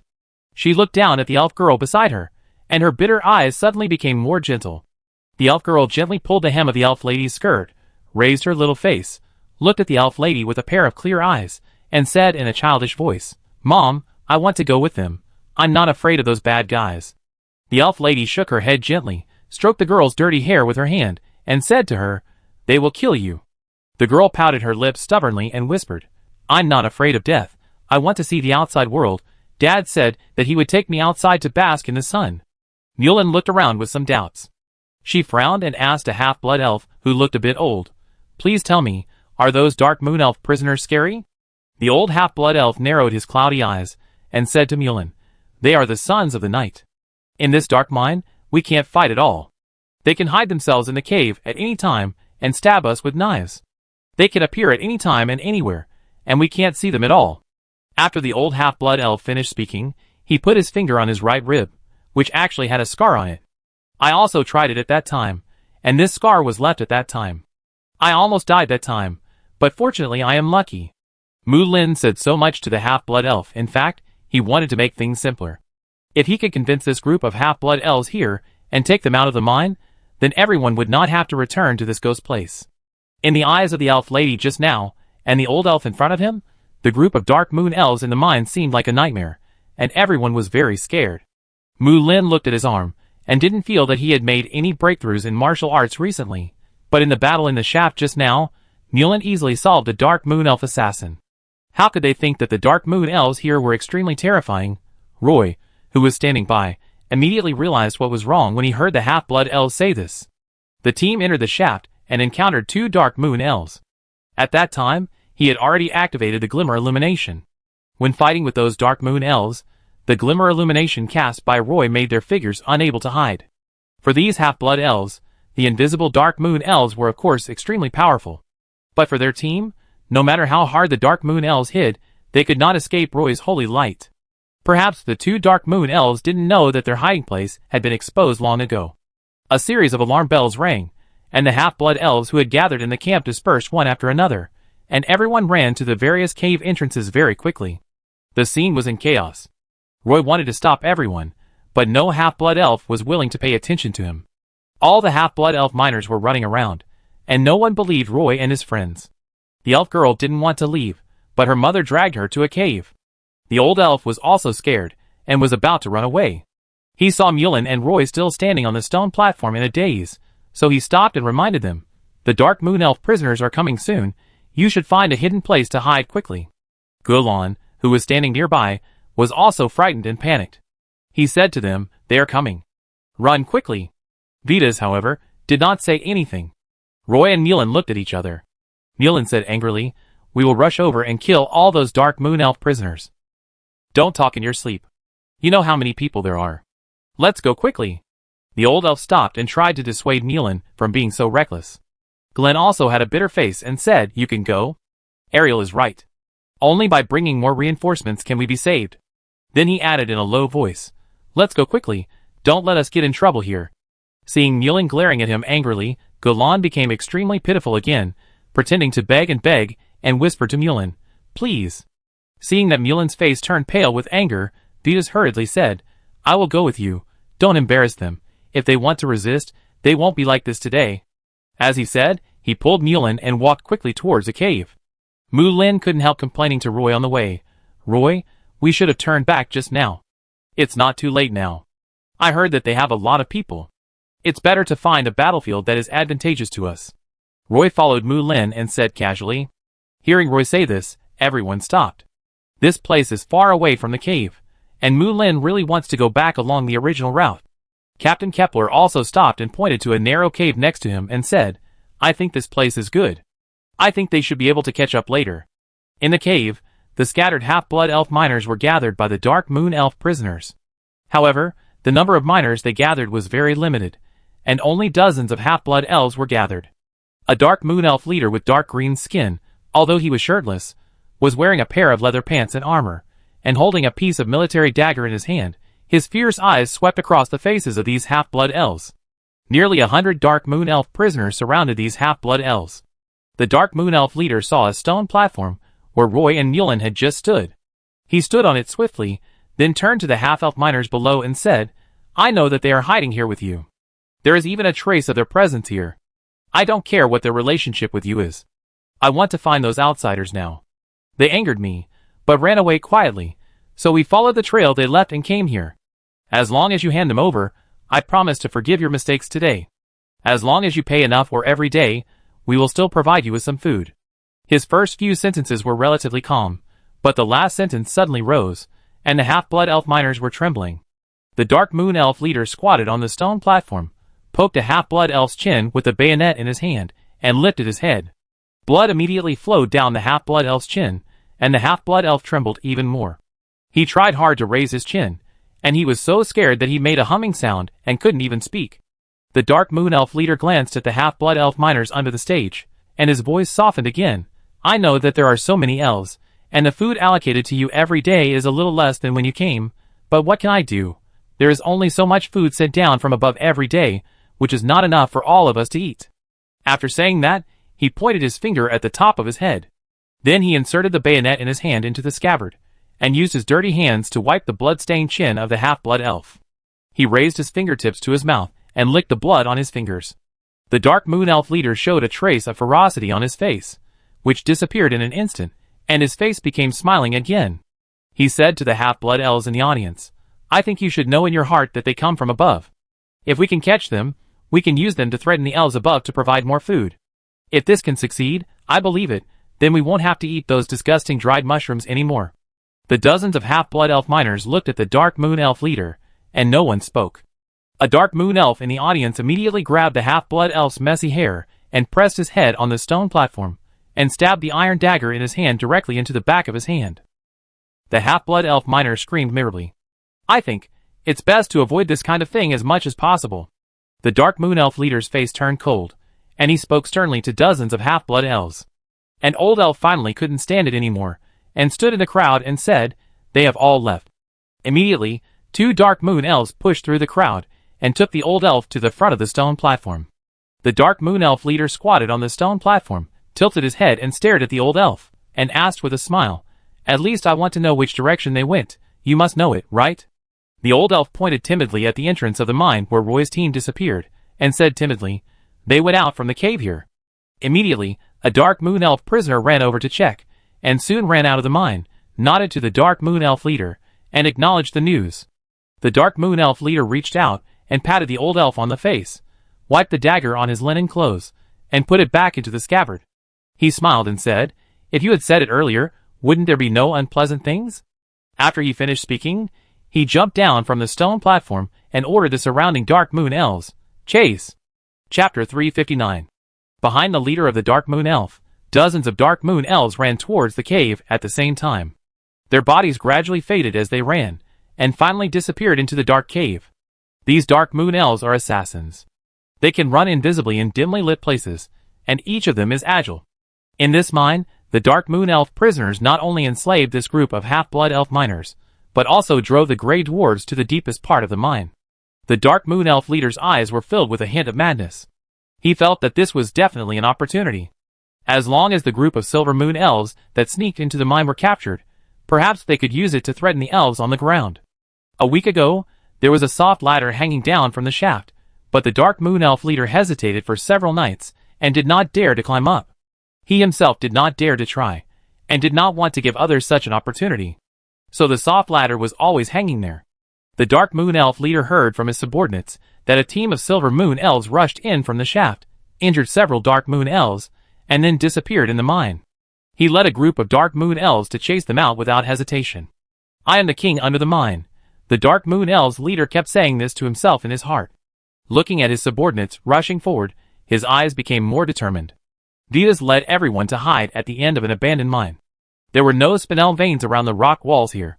Many waste stones were piled up in the cave. The team almost crawled inside.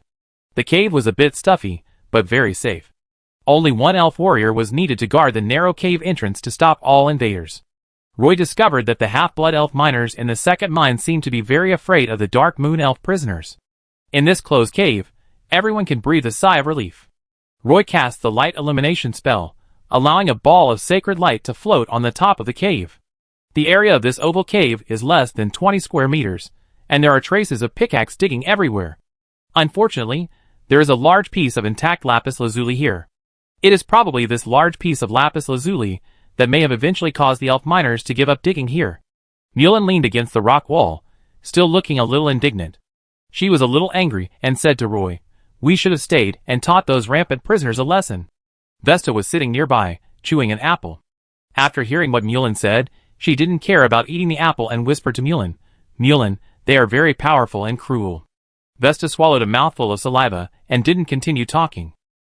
It is not difficult to see that the half-blood elves here have been frightened by the Dark Moon Elf prisoners. Mulin looked at Walker and asked, "Walker, how did you defeat the group of Dark Moon Elf prisoners in the first mine?" Walker raised his head and said without hesitation, "We have a lot of people. If they dare to come, we will trade our lives with them.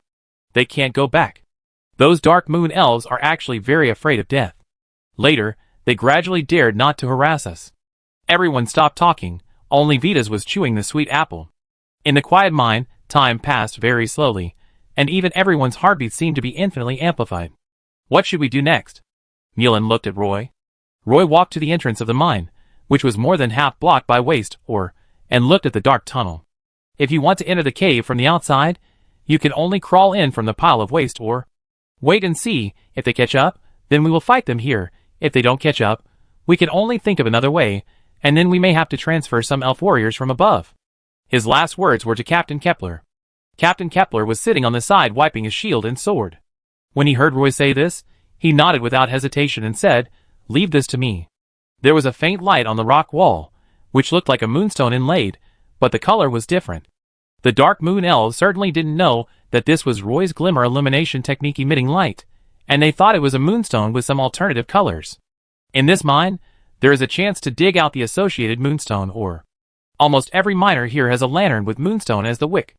The mine inside emits a soft light, which is not surprising. "Leader, they should be hiding inside.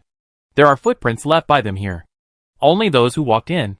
A Dark Moon Elf, who is good at tracking, reported to the Dark Moon Elf leader. The Dark Moon Elf leader nodded expressionlessly. "Go in and check it out." "Yes." Not long after, a Dark Moon Elf crawled through the narrow mine in an invisible state. When he carefully poked his head out of the cave, his figure gradually appeared under the holy light, but he didn't notice that he was exposed at the entrance of the mine. He held one hand on the edge of the stone wall of the mine tunnel, and his body lay on the rubble like a lizard, and stuck his head into the cave entrance and looked inside. Several elf warriors wearing light armor were sitting against the wall. This team was very special. In addition to a half-blood elf mining slave, there were only 3 Silver Moon Elves, 2 half-blood elves, and a guy who couldn't tell whether he was an elf or not. The thick leather armor he wore was very good. The Dark Moon Elf warrior thought that when the battle broke out, he would rush to him first, and it would be best if he could snatch the thick leather armor on him. He looked around, and saw only 7 elves. As he was retreating along the original path, he felt a chill on his back, as if a sharp sword tip was pressed against his back. He didn't dare to move at all, and raised his head with difficulty. Before he could see who was pointing the long sword at him, a big hand covered his mouth. Then the elves who were sitting by the wall in a daze ran to the cave entrance, and everyone tied him up tightly. He couldn't make any sound, and was tied up like a dumpling again, looking around in horror. Roy and his team looked at the Dark Moon Elf with a sneer on their faces, and no one showed surprise. The Dark Moon Elf realized at this moment that it was the stupid clown. The first captive was tied up by Mulin and stuffed in a relatively hidden corner. Immediately afterwards, the second Dark Moon Elf crawled in to investigate the situation, and he did not realize that he was exposed to the light of the holy light. There was almost no fighting, the body was stuck in the mine tunnel, and the neck was held by Captain Kepler with a sword. There was no dragging of the feet at all, and Roy's team captured another Dark Moon Elf. Maybe it was because the Dark Moon Elves had not tasted the taste of failure for too long.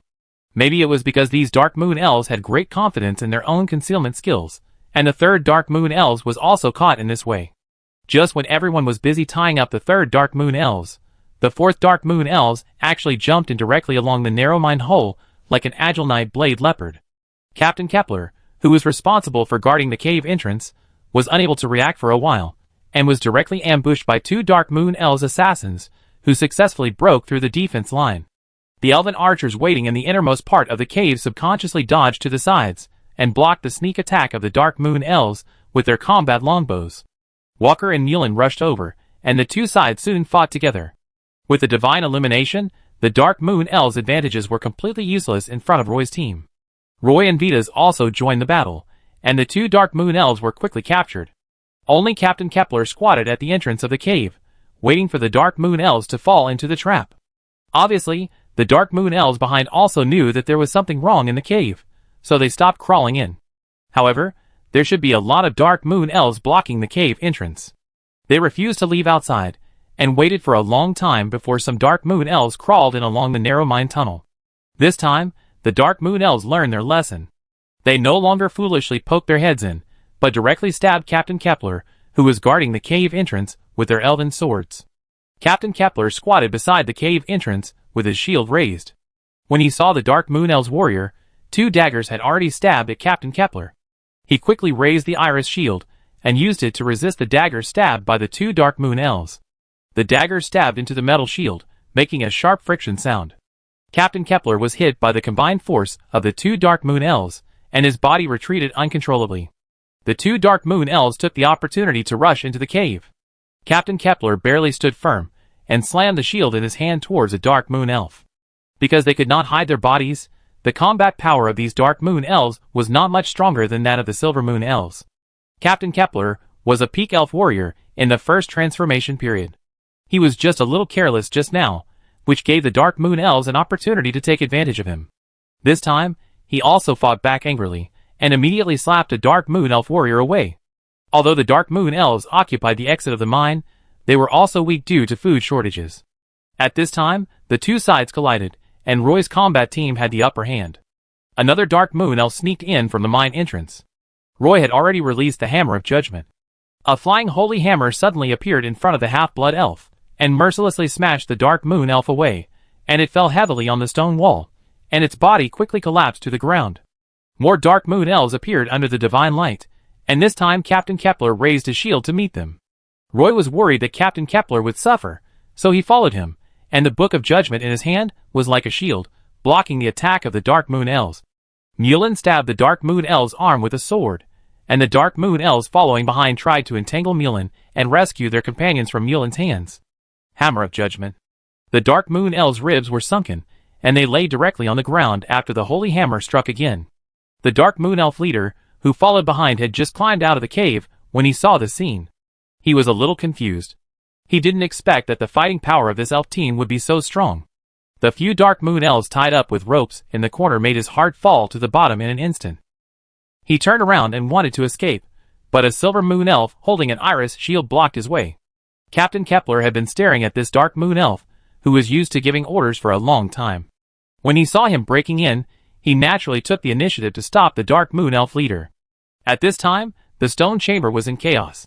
The Dark Moon Elf leader still hadn't figured out how he was discovered by the elven warriors on the opposite side when he was invisible. Seeing a long sword coming down, the Dark Moon Elf leader quickly took a step forward, and the blade of the long sword almost slashed past his belly. The Dark Moon Elf leader took out the bayonet from his waist, turned his arm, and the blade of the bayonet was against the left rib of Captain Kepler. The elven archer behind found that Captain Cape Town was in a critical situation, and quickly shot 2 arrows in the chaos. An arrow flew past Walker's nose, and hit the Dark Moon Elf leader's shoulder steadily. Captain Kepler, who was wearing armor, was forced to lean against the stone wall by the Dark Moon Elf leader's repeated attacks. The Dark Moon Elf leader did not pull out the arrow immediately, but stretched out his hand to break the arrow stuck in his shoulder, and quickly dodged to the left. The Dark Moon Elf leader secretly groaned in his heart, wanting to escape from this cave. It seemed impossible. There were still Dark Moon Elves crawling in at the entrance of the cave, and the Dark Moon Elf leader was still thinking about holding on for a while, waiting for the Dark Moon Elves behind to crawl in and gain the advantage in numbers. Taking advantage of his distraction, Mulin quietly went around behind the Dark Moon Elf leader. The Dark Moon Elf leader's neck was tightly strangled by Mulin. The Dark Moon Elf leader struggled hard, grabbing the blade of the long sword in Captain Kepler's hand with one hand and grabbing Mulin's wrist with the other hand. Mulin took the opportunity to draw his sword, and the 4 fingers of the Dark Moon Elf leader were cut off in an instant. The Dark Moon Elf leader let out an unwilling scream, and after breaking free from the restraints, he suddenly elbowed Mulin and pushed Mulin back 2 steps. Fortunately, Mulin was protected by a metal breastplate, which took most of the force of the elbow. But even so, Mulin was almost knocked over by this elbow. After breaking free from Yulin's restraints, the Dark Moon Elf leader wanted to get into the narrow passage at the entrance of the cave, but was hit on the back by the shield swung by Captain Kepler, and he fell on the rubble. Roy happened to catch up with him, with the sacred scepter in his hand, and smashed him hard on the head, with the sacred scepter in his hand. The Dark Moon Elf leader's head was immediately shattered, and a sticky blood splashed. Seeing the Dark Moon Elf leader surrender, Roy quickly raised the scepter in his hand in the cave, and shouted loudly in Elvish, "The Dark Moon Elf leader has surrendered. I accept the surrender of the remaining Dark Moon Elves." When the Dark Moon Elf prisoners saw the corpse of their leader, they immediately lost their will to fight and retreated towards the exit, but were blocked in the cave by Captain Kepler. "Everyone, if you don't want to continue fighting and want to surrender, put down your weapons, retreat to the wall, and stand against it." Roy's voice echoed in the cave. Chapter 360. The Dark Moon Elf prisoners in the cave put down their weapons one after another, and walked to the edge of the cave wall, facing the wall and placing their hands on it. 2 Silver Moon Elf archers kept their feather swords on the bowstrings, vigilantly monitoring the group of Dark Moon Elves. Those Dark Moon Elf prisoners, who were still planning to get out of the narrow cave, retreated desperately, and the Dark Moon Elves behind them were still trying to crawl in, and the narrow cave was in chaos.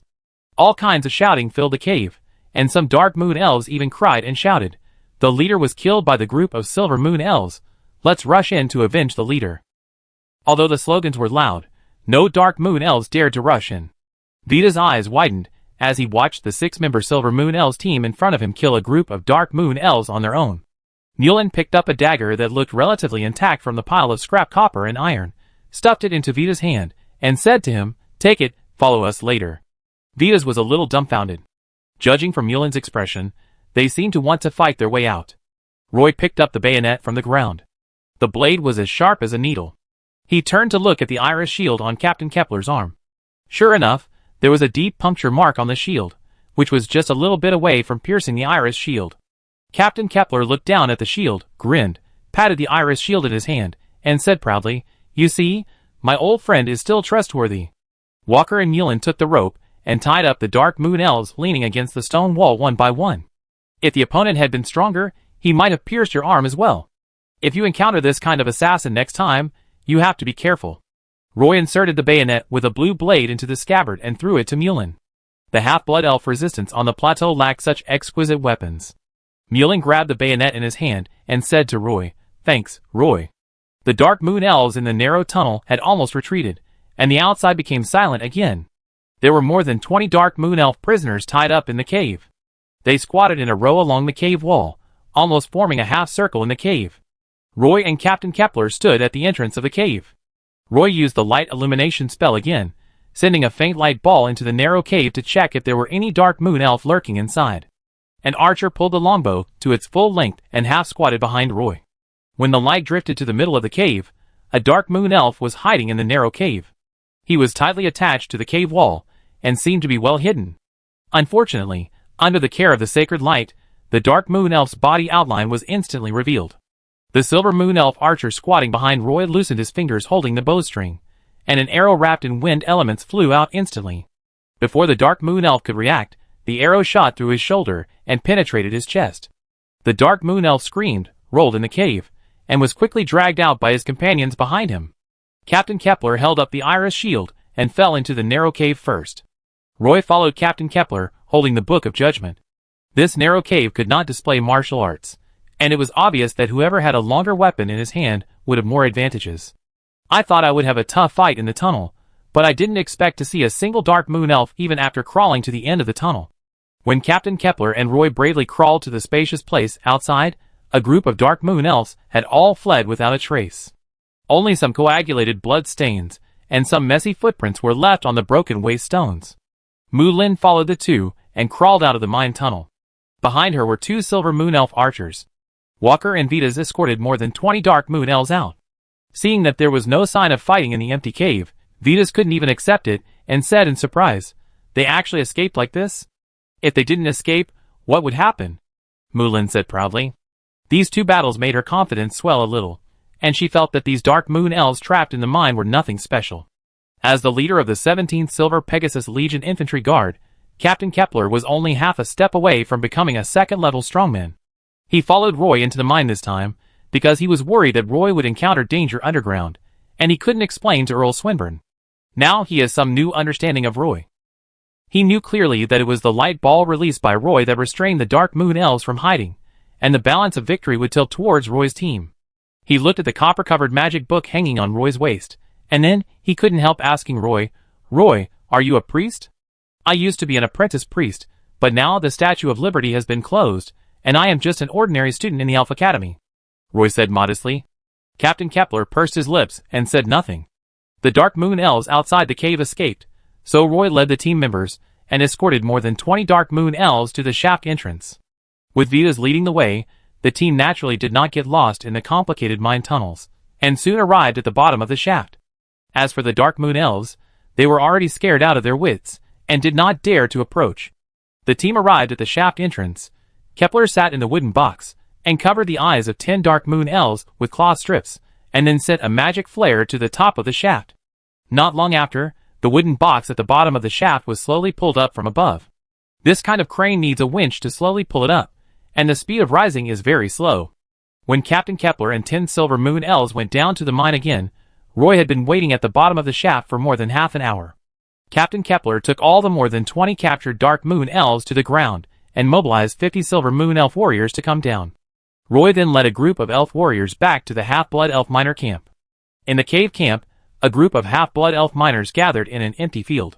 They were ready to hand over the gemstone, or packed it into 2 linen bags, waiting for the Dark Moon Elves to come and pick it up. But for some reason, these Dark Moon Elves arrived a little late. A group of half-elf miners couldn't help discussing. Could it be that Vitas led the Silver Moon Elves team to escape the pursuit of the Dark Moon Elves, and the Dark Moon Elves are still looking for them in the mine, so they don't have time to come here to pick up the goods? I hope they can escape the pursuit of the Dark Moon Elves. Oh, you can't say this casually. Those Silver Moon Elves insisted on stirring up trouble in the mine, not only angered the Dark Moon Elves, but also delayed our delivery. It's true. Didn't they say they would rescue us? Didn't you also hear what the Half-Blood Elf Swordwoman and their team said? You are so naive. They are just talking. Do you think they will really risk going down the mine to rescue us? That Swordwoman is Vesta's friend. She shouldn't lie to us. The Half-Blood Elf miners said all kinds of things. Many Half-Blood Elves have been locked up here for too long, and their hearts have long been numb. Only the young Half-Blood Elves are still full of longing, and keep talking about the Silver Moon Elf team. I heard they have taken control of the mine. If we can get more elf warriors, it shouldn't be hard to defeat the Dark Moon Elves. A series of footsteps came from the darkness, and a glimmer of light appeared in the cave. Stop talking. It should be the Dark Moon Elves. Get the gem mine ready for delivery.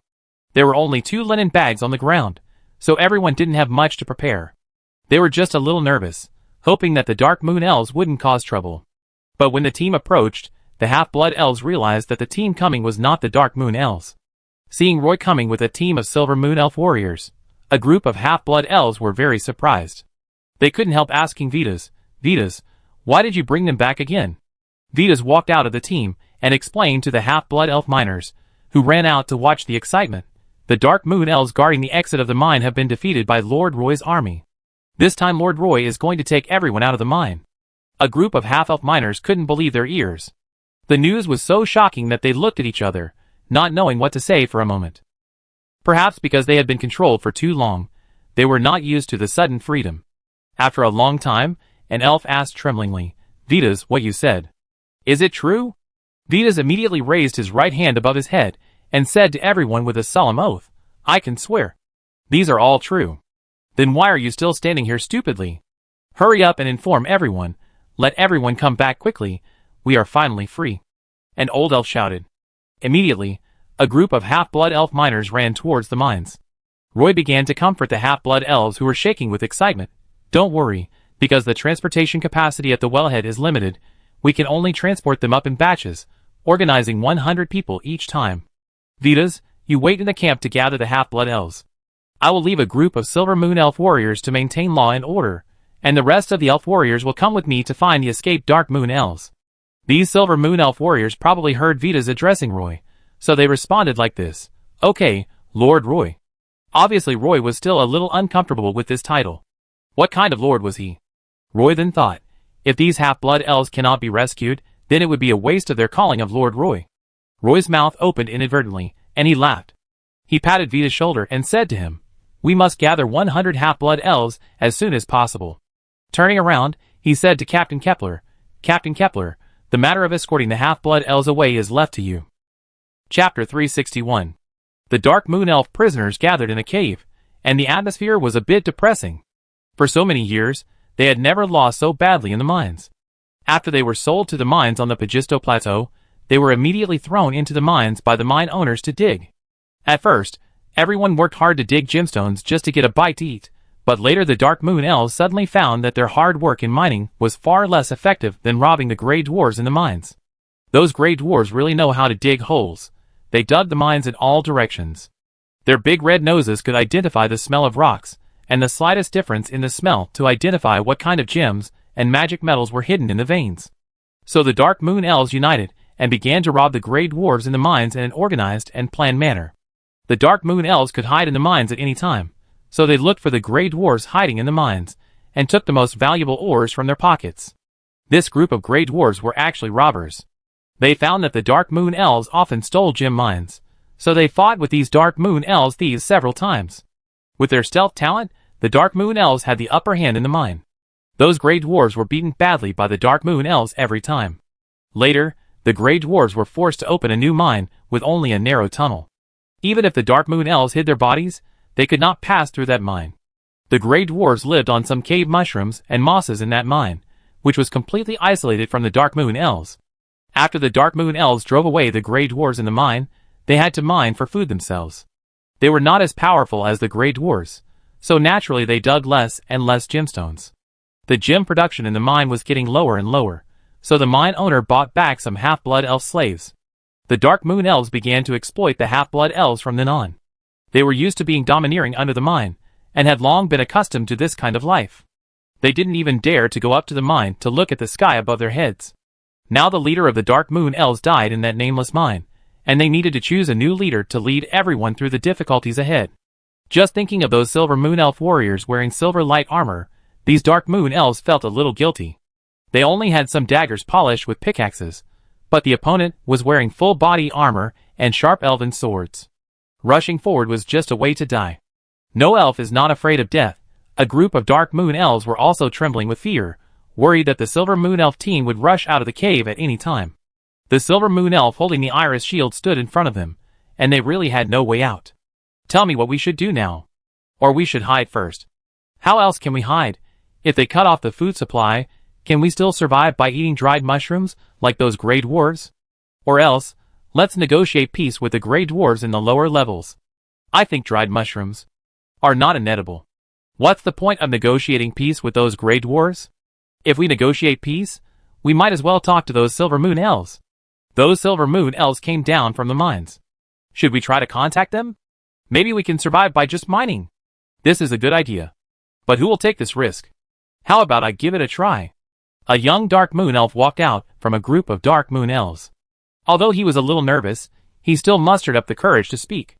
The young Dark Moon Elf walked out of the cave where they were hiding and walked forward in the direction of the mine, until he saw a team of Silver Moon Elf warriors in the mine, each holding a torch a few meters away, as if to illuminate the entire mine. The young Dark Moon Elf bravely took a few steps forward and shouted, "I want to talk to your steward." Behind him was a complex mine tunnel. As long as the Silver Moon Elf on the opposite side made any unusual movements, he would turn around and go into the cave and run away without looking back. But there was no response from the other side, so the young Dark Moon Elf bravely waited for a while.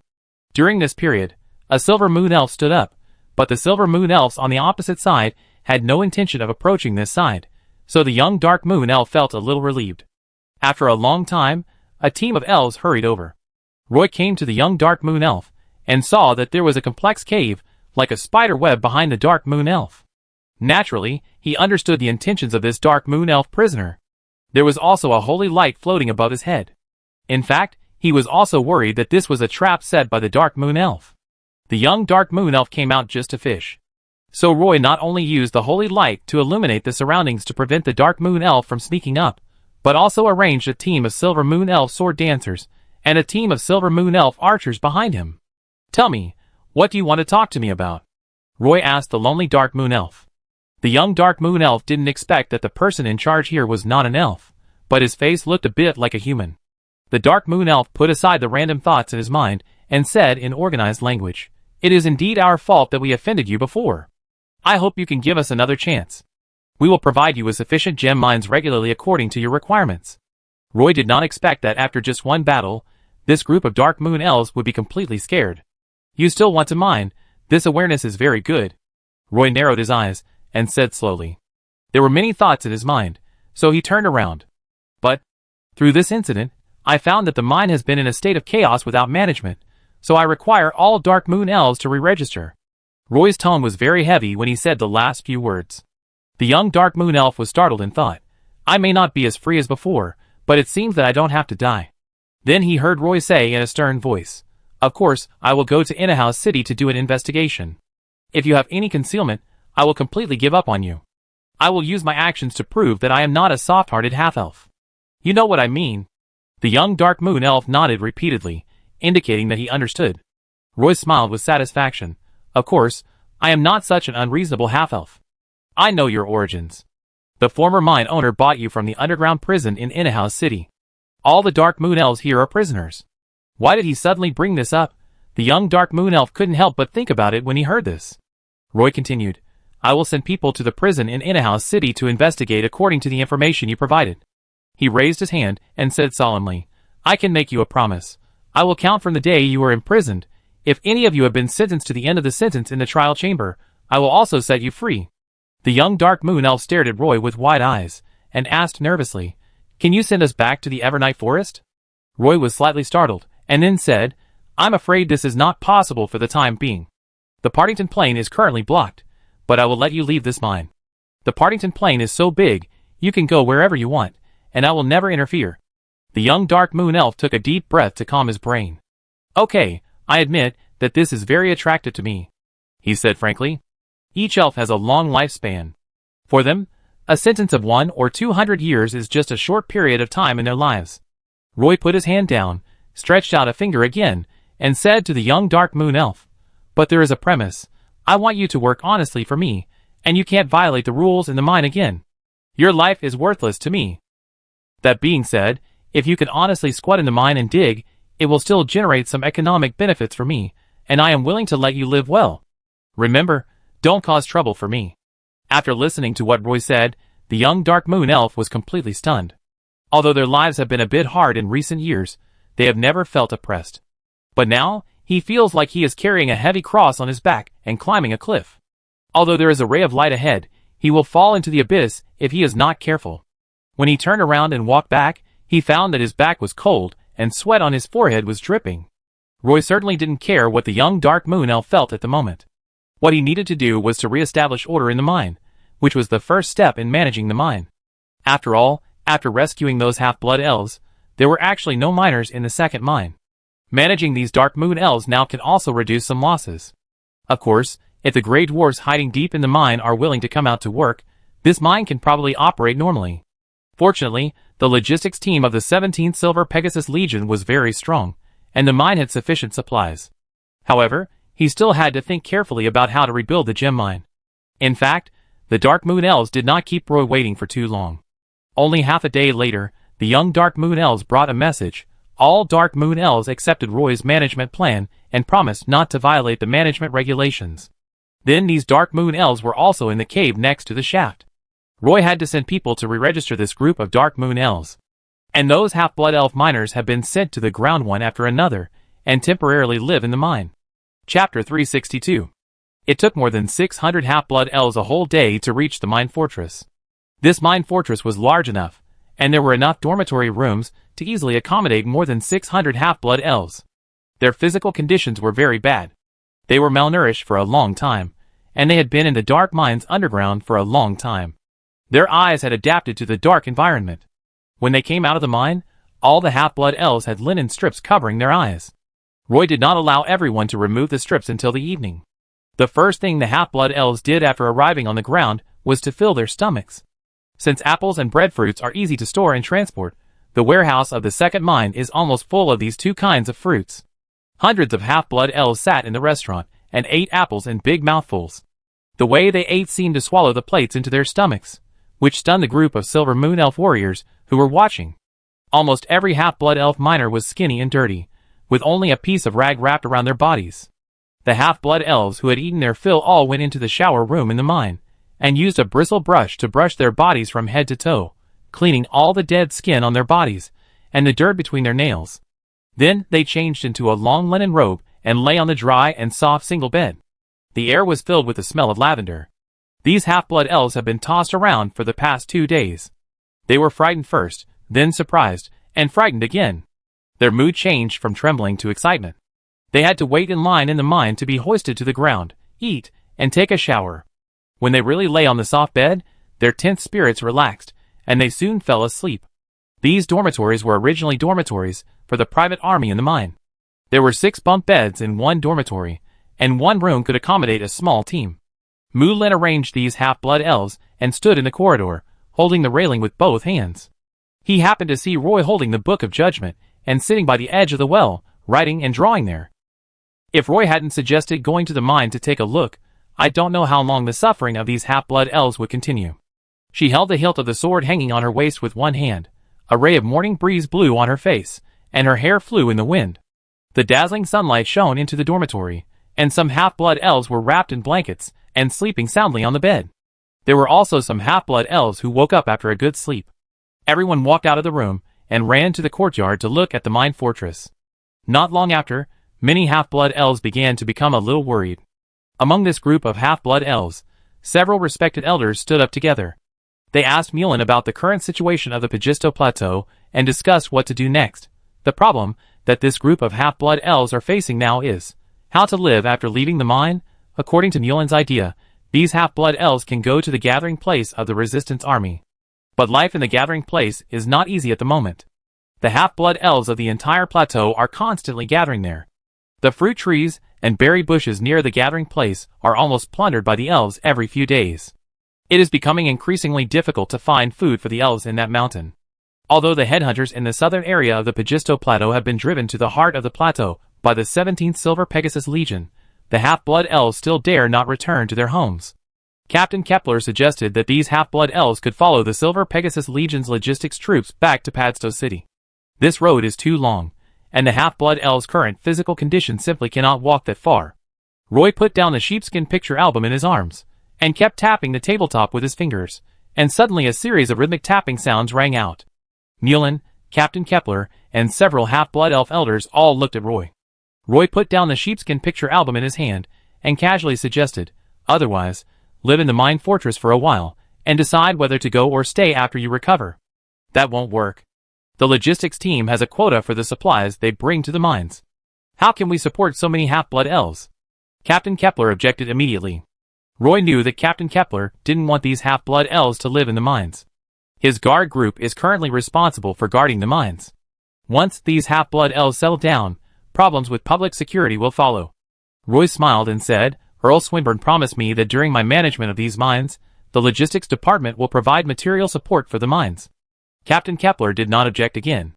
Roy clapped his hands, looked at Mulan, turned his head, and made a promise to several half-blood elf elders.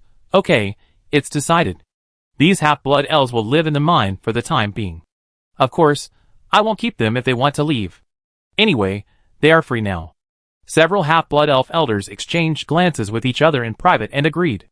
In the past 2 days, the mine was mined by more than 100 Dark Moon Elf prisoners, so that the daily output of gemstones dropped sharply. The half-blood elves lived in the mine fortress. After eating every day, they would walk in the courtyard or bask in the sun on the city wall. Roy would squat beside the mine every day to study the crane arm. In addition, he also sent several Dark Moon Elves to investigate the situation of the group of Grey Dwarves. What can those Dark Moon Elves prisoners do? The ones who are really good at mining are the group of Grey Dwarf robbers hiding deep in the cave. Lord Roy. A voice came into Roy's ears. Roy looked up and found that it was actually 2 half-blood elves. They all looked like they wanted to say something but stopped. What do you want to talk to me about? Roy put down the sketchbook in his hand, stood up and asked. At this time, Roy recognized that they should be 2 of the half-blood elf elders who had attended the previous meeting. Roy asked them to sit down on the bench at the edge of the courtyard. One of the half-blood elf elders said, Lord Roy, we have seen it with our own eyes in the past 2 days. Because you rescued us from the mine, the output of the mine's gemstone mine has been drastically reduced. And we, the homeless half-blood elves, have to live in your house and eat the food you provide. This is unfair to you. So we gathered all the half-blood elves and sat down to discuss. We volunteered to organize a team of strong elves to go down to the mine every day to mine the gemstones in the mine. No one is more familiar with the mines here than us, and this time we evacuated the mines quite suddenly. The gemstones in many mines have not been dug out yet, and are even half exposed on the stone walls. We should take these gemstones back. Roy didn't expect these half-blood elves to make such a decision. Are you sure your physical condition? Can you do it? Roy asked hesitantly. Then he said lightly, actually, you don't need to worry too much about living here. I just provide some food. There are orchards everywhere in the suburbs of Padstow. These fruits are actually not worth much. It's just a little troublesome to transport them here. The half-blood elf elder looked at Roy firmly. We will select young and strong elves to go down the well. Roy looked at the eyes of the two of them. It didn't seem like they were being polite to him. He hesitated for a moment before agreeing. Okay, then you count the number and come back to me. Also, this crane is a bit too old. I have recently limited the number of divine descents per day, so the number of miners you provide should not exceed 40. Roy added at the end. Mu Lin, who was sitting on a bench in the corridor on the second floor, saw this scene and didn't understand why Roy wanted to limit the number of miners. He is really a special half-elf.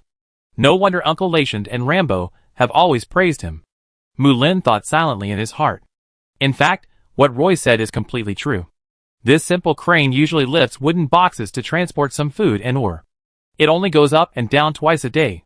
This old crane can barely be used, but after lifting more than 600 half-elf miners from the bottom of the well a few days ago, the problems of this crane have been revealed. In short, this crane is too old. He had been thinking about building a new crane based on the original one, preferably with a mechanical pulley set, and the winch should be replaced with a gearbox transmission structure, but it seemed very troublesome to build. Roy's ideas were only on the drawing. I don't know how the two half-blood elf elders relayed the information, but it seemed like they were completing a glorious mission when they went down the mine every day. A group of young half-blood elves rushed to sign up to go down the mine, and finally they had to select 40 from more than 100 young half-blood elves, and then divide them into 4 waves to go down the mine. Roy, who was studying the crane arm at the side of the mine, couldn't help but complain in his heart. These half-blood elves might be destined to mine underground. On the first day of mining, Roy found that the situation was better than expected. The gem ore dug out by 40 half-blood elves in the mine in one day was more than the gem ore dug out by more than 100 Dark Moon elves. When they returned to the surface with the gem ore, Roy arranged for a Silver Moon elf clerk to record the name of each young miner on paper. Some half-blood elves asked in confusion, "What is this?" The clerk glanced at Roy squatting next to the mine and answered in a low voice, "It was arranged by Lord Roy. He asked me to record your working hours." The half-blood elves looked confused. "What is working hours?" The clerk lowered his voice even lower. "It is the time you work underground. You can use this to receive color." The half-blood elves finally understood. In other words, Lord Roy is actually giving us back pay for our work when we go down to the mine. The clerk nodded. "That's it." "Wow!" A group of half-blood elves couldn't help but let out a low cry. It turns out that there is such a good thing. The news from the Dark Moon elves came from the mine. They have already investigated the cave where the Grey Dwarves are hiding. Roy put the letter on the table, closed his eyes, and thought about the countermeasures carefully. It might be easy to wipe out all the Grey Dwarves, but it might not be so easy to make them crawl out of the depths of the cave and mine obediently. Especially in the deep caves, those Grey Dwarf bandits have been operating for who knows how long. With the ability of the dwarf craftsmen, they are likely to build a bunker underground. But if we give up these Grey Dwarves, the second mine will soon face the dilemma of no one mining. Roy has been thinking about countermeasures these days. Now that the hiding place of the Grey Dwarves has been found, we must give it a try anyway. Someone knocked on the door outside, and Roy shouted, "Come in." The door was pushed open from the outside, and Captain Kepler and Mullen walked into the room one after the other. Roy motioned for them to sit down, and pushed the letter on the table to Captain Kepler, who leaned over, took the letter in his hand, and read it quickly. "Are you going to take action against those Grey Dwarves?" Captain Kepler asked, looking at the detailed information on the letter. Roy nodded and said to Captain Kepler, "This time, I want those Grey Dwarves to crawl out from the depths of the cave to mine and work." He didn't show any surprise. Obviously, he had expected Roy to move the Grey Dwarves in the mine. This time, Captain Kepler was also quite active. "How many Silver Moon Elf warriors do you need me to send?" Roy shook his head and said casually, "Not for now. I want those Dark Moon Elves to give it a try. Then I go down with you when we go down the mine." Captain Kepler continued, Roy shook his head again and said, I came to you this time just to ask you to help me keep an eye on the mine while I'm down the mine. Then Roy turned to Mulin and said to her, This time, Mulin, you come with me. This time we will take the Dark Moon Elves with us to see if we can get the Grey Dwarves out of the mine. Okay. Mulin's answer was always so straightforward. The next day, Roy took Mulin and a group of half-blood elf miners to the mine again in a lifting wooden box. Before going down the mine, these half-blood elf miners had already determined the mine to be dug. As soon as the wooden box landed, these half-blood elf miners quickly got into the mine. I rarely see elves working so actively. Mulin stood behind these half-elf miners, and couldn't help complaining to Roy. Roy smiled and said nothing. Then he took a few steps, and told a Dark Moon Elf guarding the shaft mine, Gather all the Dark Moon Elves. We are going to visit these Grey Dwarves today. No matter what, I want to see how comfortable they are living in the mine. The Dark Moon Elf didn't dare to hesitate, and hurried to notify other companions. Chapter 363. The Dark Moon Elf prisoners in the mine quickly gathered together. These Dark Moon Elves have basically not suffered much in the mines over the years. Each Dark Moon Elf has become an excellent assassin in this dark environment. The only thing they lack is weapons and armor. After they surrendered to Roy, they have been digging gemstones in the mines. Recently, Roy did not make things difficult for these Dark Moon Elves in terms of food supply. He even provided them with 30 simple tents and some cooking pots, so that they could drink lemon tea in the mines. The mine owner had never given such benefits. In addition, the idea of the strong being respected was at work in their hearts, which made the Dark Moon Elves particularly obedient to Roy's orders. Suddenly, there were so many half-elf miners, and the mine became empty. The Dark Moon Elves led Roy along the mine for a long way, but did not meet a miner. This mine tunnel continued to extend downwards. The further down you go, the colder the mine becomes. A kind of lavender moss grows in the cracks of the surrounding walls, and milky white umbrella-shaped mushrooms grow in some places, which makes this mine more lively. The caves here are obviously different from the mines, and there is even a faint warm breath blowing out of the caves. The caves do not occupy the gem veins, but deviate downward from the veins. The rock layers here are shale, and some rock interlayers are constantly dripping water. The Dark Moon Elves stopped at a cave entrance in front, and turned to introduce to Roy, Lord Roy, from here on, we have entered the territory of the Grey Dwarves. This group of grey mice set up many traps and mechanisms in this mine. We tried several times, and several elves died. Later, we never came here again. Roy could tell that the Dark Moon Elves had suffered a lot in this cave. The cave was very low, and the elves had to bend down to pass through it, but the Grey Dwarves could enter and exit this low cave freely. Roy thought of one thing that the Half-Blood Elves and Dark Moon Elves in the second mine had said, that is, if they were short of food, they would bring some pickaxes, hemp ropes, and other things and run here to exchange some food with the Grey Dwarves. The Grey Dwarves here are good at making dried mushrooms and moss cakes. Although they are very unpalatable, at least they won't starve to death. So how did you trade with them? Roy asked. A Dark Moon Elf pointed at the cave entrance and said, Here. There was a hemp rope hanging down from the cave entrance. The hemp rope extended from the top of the cave and led deep into the cave. The Dark Moon Elf continued to whisper, Just pull it, and grey mice will come out soon. They have dried mushrooms, moss cakes, or some daggers made of pickaxes. Roy nodded. When he walked over and grabbed the hemp rope, Roy felt its weight. I don't know how far it extends, but it's very heavy. Roy pulled the hemp rope hard, and a tinkling sound came from the depths of the mine. It was a little faint, but it was still audible. Then, Roy carefully looked at the cave, and it was indeed easy to defend but difficult to attack. At least now Roy had no way to deal with these Grey Dwarves. Not long after, a Grey Dwarf wearing only a pair of worn-out shorts was seen swaggering out of the mine. He was not wearing shoes, and his big feet were worn out with thick calluses. He ran like the wind on the sharp gravel. He had a bag tied around his waist, and his naked upper body looked very strong, and his muscles were like iron lumps. The Grey Dwarf had 3 braids on his beard, and 2 deep wrinkles on his dirty face. It was hard to tell how old he was, but he wasn't very old. What do you want to exchange? The Grey Dwarf saw many Dark Moon Elves standing at the entrance of the cave, stopped 10 meters away, and asked with a wary look on his face. He spoke in Elvish, which Roy could understand. The Dark Moon Elves looked at Roy, who was observing the Grey Dwarf, and didn't speak for a while. The Grey Dwarf had a bad temper and said something very tough. Hurry up, don't waste time. Roy took a few steps forward, and the Grey Dwarf immediately shouted, Don't go any further, just stand there and talk. Well, I'm going to make a deal with you. I want you to help me mine the spinel ore in the mine." Before Roy finished speaking, the Grey Dwarf on the opposite side interrupted him. "This kind of thing is not negotiable. We have not mined spinel ore for a long time, and we have no plans to do so in the future. If you have nothing else to do, you can go back." After the Grey Dwarf finished speaking, he waved at Roy impatiently. "You don't even ask me. What can I use to make a deal with you?" Roy was not angry, and took out a water bag from his magic waste bag. He pulled out the stopper wrapped in sheepskin, and the faint aroma of wine came out. Roy smiled and turned the water bag upside down, and the clear wine immediately flowed out of it. Swish, swish, swish. A whole bag of rum was poured in front of Roy's feet, and the whole mine entrance was filled with this faint aroma of wine. The Grey Dwarf was so angry that his beard stood up, and he pointed at Roy and couldn't speak. You, what are you doing? Stop it! Why did you pour out such good wine? Stop it now!" After saying that, the Grey Dwarf ran 2 steps towards Roy. Then he stopped with gritted teeth, jumped anxiously, and shouted to Roy, "You really are. You want spinel ore, but we don't have it. The Dark Moon Elves occupy the entire vein. With them around, we dare not come out to mine. The gemstone ore we dig out is not enough for them to rob. So, if I can restrain these Dark Moon Elves, will you be willing to come out to mine?" Roy took the opportunity to ask. "I can't make the decision on this.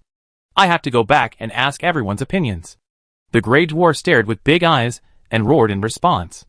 Then he asked again, "Let's make it clear. Are you going to exchange rum with us? Only high-quality spinel ore can be exchanged for rum, and ordinary spinel ore can be exchanged for fruit wine and beer." Roy said, "This is not impossible." As the Grey Dwarf spoke, he kept moving his nose, greedily sniffing the aroma of wine in the mine.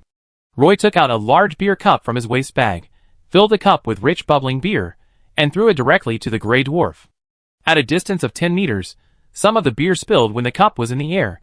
The Grey Dwarf opened his eyes wide and stared at the beer cup. The moment he took it in his hand, the beer in the cup splashed all over his face. "Sorry, we are too far apart. There is really nothing we can do." Roy waved to the Grey Dwarf, and then said, "If you want to exchange beer, bring the gem mine to the wellhead tomorrow. 10 barrels of spinel ore for 1 barrel of beer. I'm talking about ore, not waste stone. I can guarantee that the Dark Moon Elves will not rob your ore. It's up to you whether you dare to send it over. Why don't you trade here?" The Grey Dwarf saw Roy turning around and leaving, and hurriedly shouted, "You let the Dark Moon Elves withdraw from the northern area of the mine, and leave the northern part of the mine to us. In addition, the trading location must be here. I don't trust those Dark Moon Elves." Roy turned around and said, "The price is different, 20 barrels of spinel ore for 1 barrel of wine. Deal, send the rum tomorrow. We won't waste time mining ordinary spinel ore. Also, do you have sausages and wheat cakes? If so, we would like to exchange some. We don't have these. I guess a batch of salted fish will come in a few days." Roy looked at the Grey Dwarf at the cave entrance and said, "Salted fish is fine. If you have some, bring us some. We can discuss any exchange. By the way, has the owner of this mine changed? The original owner didn't have this kind of courage." The Grey Dwarf took a sip carefully. There was only half a cup of beer left in the glass. He had to drink as little as possible. Roy turned around and looked at the Grey Dwarf, pursing his lips and saying nothing. He turned around and left the mine with a group of Dark Moon Elves. There was no way to force a breakthrough in the cave. The idea of catching these Grey Dwarf bandits could not be realized. Roy could only take a step back temporarily and establish a cooperative relationship with these Grey Dwarves first, and other ideas would be discussed later. Unlike the Bronzebeard and Dark Iron Dwarves in the Dwarven Kingdom, these Grey Dwarves are cunning and greedy by nature. They have the bad roots of becoming robbers in their bones. They have been trapped in the mine for too long, and they dare not show their heads because they are usually bullied by the Dark Moon Elves, so they did not stir up trouble in the mine. In fact, Roy has never figured out one thing. The owners of these 2 mines just throw the elves and dwarves into the mines casually, and let them fend for themselves in the mines. Didn't these Grey Dwarves and half-blood elves ever think of digging a mine tunnel directly to the ground to escape from the mine? He went down to the mine twice, and really observed carefully, but he didn't see any other mines extending upward. When he came up from the mine, he saw Walker chatting with several half-blood elves in the courtyard. These half-blood elves wanted to take advantage of the night to do restorative exercises in the yard. Seeing Roy coming out of the mine, several half-blood elves stood up and took the initiative to greet Roy. "Lord Roy." Roy stopped and looked at some training weapons on the wooden shelf, and asked casually, "Are you guys starting to do restorative exercises now?" The half-blood elf quickly replied with a smile. If you don't move, your body will rust. Roy looked at Walker, pulled him aside, and whispered to him, Walker, let me ask you. You have lived in the mine for so long. Have you ever thought about digging a tunnel upwards to escape? More than that, we also dug 2 tunnels leading to the ground, but both times they were discovered by the Plateau headhunters. Many companions died in those 2 incidents, and we never had that idea again. Walker answered honestly. So it was those Plateau headhunters that made sense. In fact, those Plateau headhunters were also masters at digging holes. When the cavalry vanguard was chasing the Plateau headhunters, once they ran back to the mountains, they would disappear in a blink of an eye. Roy suspected that they were hiding in a secret cave. Thinking about how to make the Grey Dwarves dig in the mine, Roy went back to the room on the 3rd floor. There was a letter in the most conspicuous position on the desk. Roy walked over and saw the beautiful words on the envelope, and knew it was written by Moira. A while ago, Roy wrote 3 letters and asked Captain Berkeley to mail them for him. The first letter was to Ms. Belinda, mainly introducing his life in the Partington Plain and asking her not to worry. In fact, Roy didn't know how long it would take for Ms. Belinda to see it. After all, she should still be traveling in Darnassa City. The other letter was written to Moira, Sabrina, Woods and Miss Tiffany, mainly because they were about to have a new vacation, and Roy planned to invite them to visit Pagisto Plateau. The third letter was written to Xavier, the Dark Moon Elf assassin. Roy was in Castletown City, and needed to write a letter to Xavier every month. However, in the Partington Plain where communication was extremely inconvenient, that letter was the first letter Roy had written to Xavier in the 2 months since he came to Partington. In fact, the day before yesterday, Roy wrote another long letter to Xavier, which was full of the names of Dark Moon Elf prisoners. He wanted to ask Xavier to help confirm whether the information about these Dark Moon Elves was true. The first letter Roy waited for was a reply from Moira and the others. Dear Roy, maybe when you receive the letter, we have already set off on the road, or maybe we are actively preparing for the trip. In any case, we have unanimously decided to go to Pagisto Plateau to find you during the holidays. You can wait for us on the plateau. In addition, the 4 people also wrote some trivial things about life to Roy. Moira said that the Statue of Liberty was in a state of disrepair. Woods told Roy that he had grafted the main mast of the Black Pearl with the keel of the big ship. Now the keel and main mast of the Black Pearl are alive. The names of Moira, Sabrina, Tiffany and Woods were signed at the end. Roy leaned back in his chair, closed his eyes, and recalled the good days in Castletown. He put down the letter in his hand and decided to take a good bath. Tomorrow, we have to see whether the Grey Dwarves can resist the temptation of rum. I hope those Grey Dwarves can run out to mine. Roy saw the second letter on the table was sent from the Valley Camp.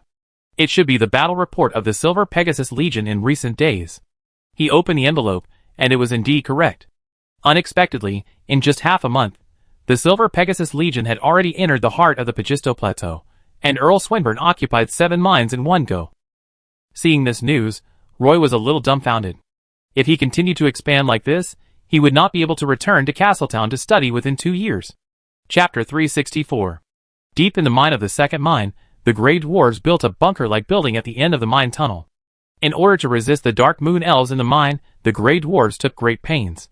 What the Grey Dwarves did not expect was that the Dark Moon Elves could not even break through the mine tunnel full of traps. So the bunker built by the Grey Dwarves underground has been unknown for decades. The Grey Dwarf Dasher is responsible for guarding the mine tunnel. Usually he needs to maintain the traps and mechanisms in the mine tunnel, and occasionally trade some daily necessities such as mining picks and twine with the Dark Moon Elves and the Half-Blood Elves.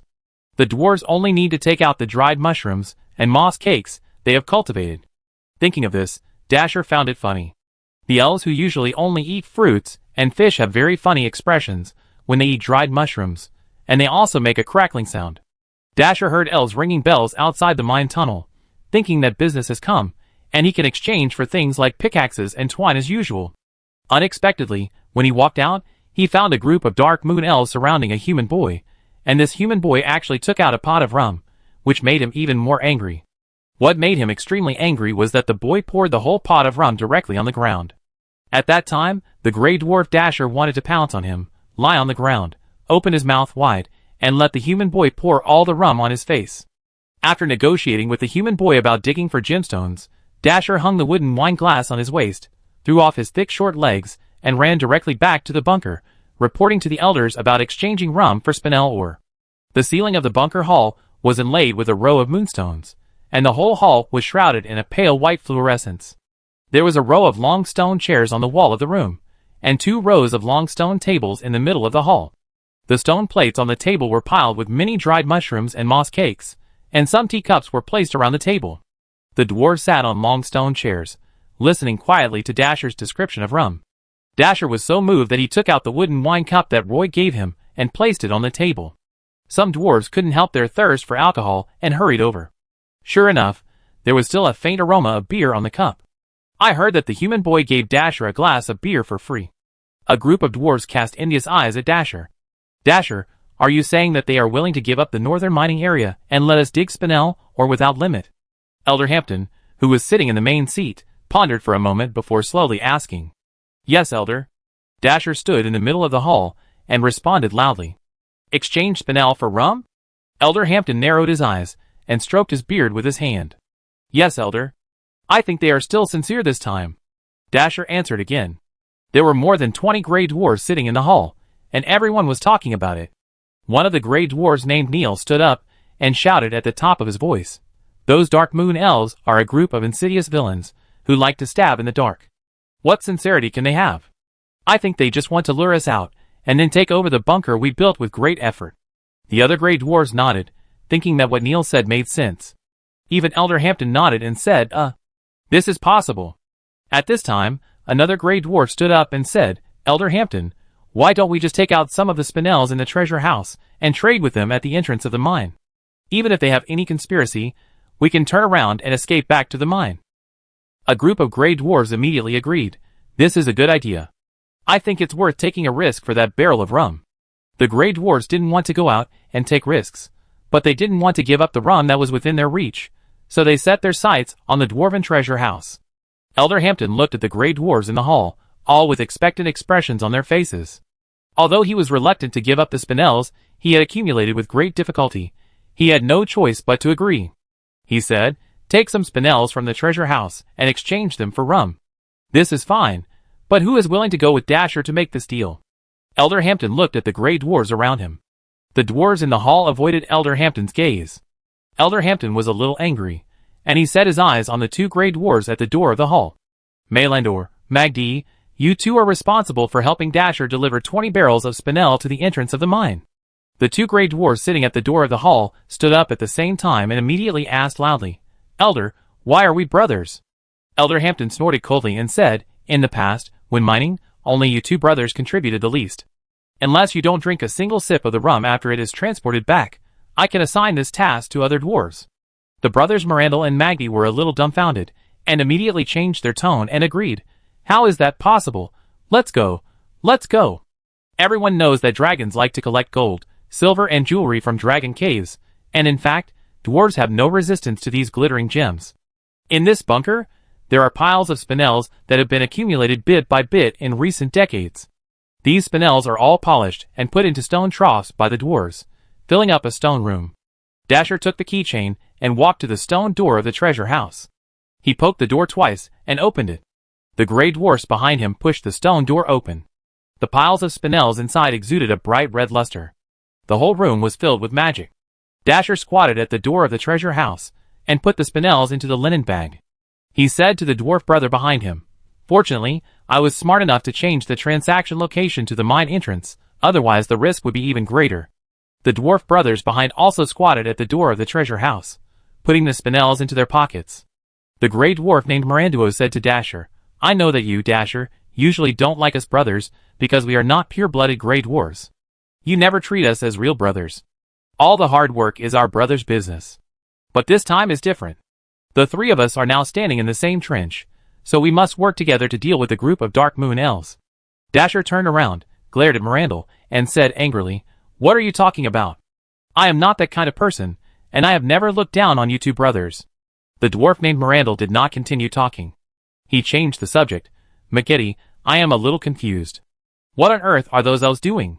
They clearly occupy the main vein of Spinel, but they are unwilling to mine these ores. In the end, they want us to be responsible for mining, and then use fine wine to exchange with us.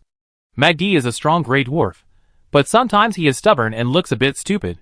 At this time, he answered without hesitation, Laziness. This is definitely caused by laziness. Look at the many dark moon elves in the mine. If it weren't for their laziness, how could we get such a good opportunity to exchange ore for wine? Digging spinel in the main vein is simply as easy as digging potatoes in the vegetable garden. As long as I think of the rum, my saliva will wet my beard. Dasher couldn't help but say, Brother Maylander, Magdi, let's quickly put the spinel in our pockets. After we're done, we have to carry it back to the mine. The 3 gray dwarves carried their bags full of spinel into the mine. They didn't have a flatbed truck, so they could only carry the spinel in 1 bag at a time, going back and forth 4 times. The 3 gray dwarves came back to the exit of the mine. This time, Dasher hung a lantern at the entrance. Do you think those dark moon elves will suddenly jump out and rob us? The gray dwarf Marinder squatted at the entrance of the mine, looking at the dark mine in front of him, and couldn't help asking. Dasher shook his head and said, I don't know, if they dare to attack us later. We will turn around and run. Roy didn't need to guess that this group of gray dwarves didn't have the courage to deliver the spinel to the entrance of the mine. So he had to take the dark moon elves to transport a barrel of rum to the entrance of the mine. In addition to a whole barrel of rum, Roy also brought a barrel of beer, a few salted fish, and a few breadfruits. In fact, he was planning to hunt a one-horned bison on the grassland ahead, but his proposal was rejected by Captain Kepler. This time, Roy also brought several wheelbarrows into the mine, so that the dark moon elves could easily transport the gemstones to the mine entrance. When a group of dark moon elves appeared at the entrance of the Grey Dwarf mine, the brothers Mirandel and Magdi saw a group of dark moon elves appearing in front of them, and they screamed in fear, Oh my God! The dark moon elves are coming, run quickly! The 2 gray dwarves turned and ran into the mine, leaving Dasher speechless. Roy saw the 2 gray dwarves turned and ran away in fear, and shouted, Why are you running? Do you want your rum? Yes, wait. Stop. Maylander stopped immediately, and held his good brother Magdi by hand. The 2 gray dwarves looked at Dasher in confusion, and asked naively, Aren't they here to rob us? Dasher pointed to the linen bag in the mine and said, Help me take these over, we are going to trade with them. The 2 gray dwarves followed Dasher, and carried the linen bags filled with spinel out of the mine. Roy walked to Dasher, and untied a linen bag. He immediately found that the bag was not filled with spinel ore, but further polished spinel. Those fiery red spinels had a jelly-like color. There were large and small pieces. Some small pieces were only as big as pigeon eggs, and some large pieces were as big as an adult's fist. The bright red color was a bit dazzling. Chapter 365. Spinel is a common magic gemstone. Elves like to use it to make some exquisite jewelry. Magicians grind some low-grade spinels into powder. These magic crystal powders can be added to sheepskin magic scrolls, or used to make magic dyes. When used when drawing magic runes, it will increase the magic power of the runes. High-grade spinels are more precious. They are almost sold by the block in magic shops. Spinel can be inlaid on various magic devices, or on the top of the staff. When magicians hold the staff to cast spells, the power of the spells can be increased. Although spinel and spinel or only have an extra suffix in their names, their prices are very different. No one can guarantee that every spinel or can be polished into high-quality spinel, and even the most skilled jeweler dare not make a promise. The pockets in front of Roy are all filled with polished spinels, and judging from the color of these spinels, they are all top-quality spinels. Roy glanced at the gray dwarf Dasher, who was followed by 2 gray dwarfs. They looked younger, their beards were not that long, and they had pickaxes and stone hammers hanging on their waists. They looked as strong as bulls. They looked behind the dark moon elves, their eyes full of deep fear, and it seemed that they had suffered a lot from the dark moon elves. Roy pointed at the linen bags and asked Dasher, Are these all you have? Dasher punched his chest a few times, and then said confidently, If it's not enough. There are still some in the mine tunnel. We don't have any barrels, so we can only bring more. Roy nodded. At this time, the dark moon elves had unloaded a barrel of rum from the wheelbarrow and placed it in front of the 3 dwarves. Without even opening the cork, you can smell the faint aroma of wine. Roy waved his hand to the back, and a group of dark moon elves carried a large bathtub and an empty wine barrel from the back. After the dark moon elves laid the large bathtub flat, they began to pour buckets of clean water into the bathtub without waiting for Roy's instructions. The 3 gray dwarves were confused. Did they have to bathe and change clothes before trading? The dark moon elves stopped when the water in the wooden barrel was about to overflow from the edge of the barrel. Then the dark moon elves scooped the water in the bathtub into the empty wine barrel next to it, until the empty wine barrel was filled with water. Roy then explained to the 3 dwarves, Now, we just need to put the spinels into the big bathtub until the water in the bathtub is about to overflow, which means that these spinels can just fill a barrel. The three dwarves didn't expect that the volume of spinels was measured in this way. They wanted to make a few excuses, but they really couldn't find any faults for a while. Then, they watched the Dark Moon elves pour bags of spinels into the bathtub. When the water in the bathtub was about to overflow, they began to fish out all the spinels in the bathtub. After 20 rounds of trying, they finally collected 20 barrels of top-quality spinels. The Dark Moon elves then handed the barrel of rum worth a fortune to the three Grey Dwarves. During the selection process, since all the spinels had been washed once, some spinels with cracks and flaws and opaque colors were picked out by the Dark Moon elves. These spinels could only be classified as low-quality spinels and placed in a large wooden box. "Do you want to exchange these low-quality spinels for beer?" Roy asked the three Grey Dwarves. After that, he asked the Dark Moon elf to pour 3 full cups of beer and handed them to the three Grey Dwarves, Dasher, Mirandel, and Magdy. The three Grey Dwarves took the beer excitedly and drank it down without thinking. After drinking the beer, they shook the wooden cup fiercely and laughed contentedly. Dasher rolled his eyes and asked Roy, "Can the low-grade spinels picked out in the future also be exchanged for beer?" "Of course, but it's best not to mix these low-grade spinels with high-grade spinels, and it's best to pack them separately," Roy said casually, and then said, "I have given you the entire northern mining area in the mine. You can go there to mine spinel without worry." After that, he asked the Dark Moon elves to load all the spinels onto the wheelbarrow, and handed a few salted fish and breadfruit to the three Grey Dwarves, saying, "I hope our next transaction will be so smooth." Dasher was overjoyed to see that Roy had prepared some extra gifts. He got the salted fish and breadfruit and said quickly, "I will wait for you here tomorrow." Only the brothers Mirandel and Magdy murmured in disappointment, "It's a pity that there is no stinky cheese and liver pie." Dasher quickly asked the two Grey Dwarf brothers to lift the wine barrel, and the three dwarves left happily. The crane arm at the edge of the mine kept creaking and twisting. Although Roy made some targeted reinforcements, the crane arm was still not working well. It took 2 batches to transport all the 20 barrels of spinel back to the ground, and this old crane arm could still go on strike at any time. Mullen did not go down into the mine with Roy this time. He waited until Roy came out of the mine before coming to the side of the mine. Looking at the spinel in his pocket, he asked in surprise, "You also asked those Grey Dwarves to help you polish the gemstone or into spinel? I guess these spinels are probably their inventory. They didn't dare to go out to mine the ore overnight." Roy grabbed the edge of the well with both hands, stepped out of the wooden box and said to Mullen. Mullen made a sound of tisk and said to Roy, "These spinels should be very valuable in the elf continent, right?" "It should be, but I haven't paid attention to the market of magic gems before, so I don't know the specific value," Roy replied. At this time, Captain Kepler came from the gate. After hearing what Roy and Mullen said, he took out a fingernail-sized spinel from his pocket and said to them, "As long as this big piece is enough to exchange for a barrel of rum." Then Captain Kepler said to Roy, "Tomorrow the logistics team from the Valley Camp will arrive at our second mine. In addition to rum, beer and wheat flour, the supplies they brought this time also include the iron ingots, and would you request it, and there will be craftsmen who will follow the logistics team." "Great, there are elf craftsmen coming to repair this crane. At least I don't have to worry about riding in the crane anymore," Roy said. Roy was going to count the spinels and put them into the warehouse, with Captain Kepler and Mullen helping him. Fortunately, the logistics team will arrive at the second mine tomorrow, and then they can transport the spinels back to the mine camp. "Roy, I don't understand. Those Grey Dwarves have been locked up in the mine for so long. Don't they have any idea of escaping?" Mullen whispered to Roy. Roy thought for a moment and said, "Maybe they were scared by the plateau headhunters on the ground." Captain Kepler shook his head and said, "Maybe. We often deal with Grey Dwarf pirates in the Queen Uni Islands. They can be said to be the most insidious and cunning pirates. Even if we use the Silver Pegasus Regiment, we still haven't been able to eliminate them all after so many years. Not only have they not been eliminated, the number of these Grey Dwarf pirates is even increasing year by year. I think the plateau headhunters on the ground are one reason. In addition, these Grey Dwarves are very afraid of the Dark Moon elves, so they hide in the depths of the mines and dare not come out normally," Roy said. Chapter 366.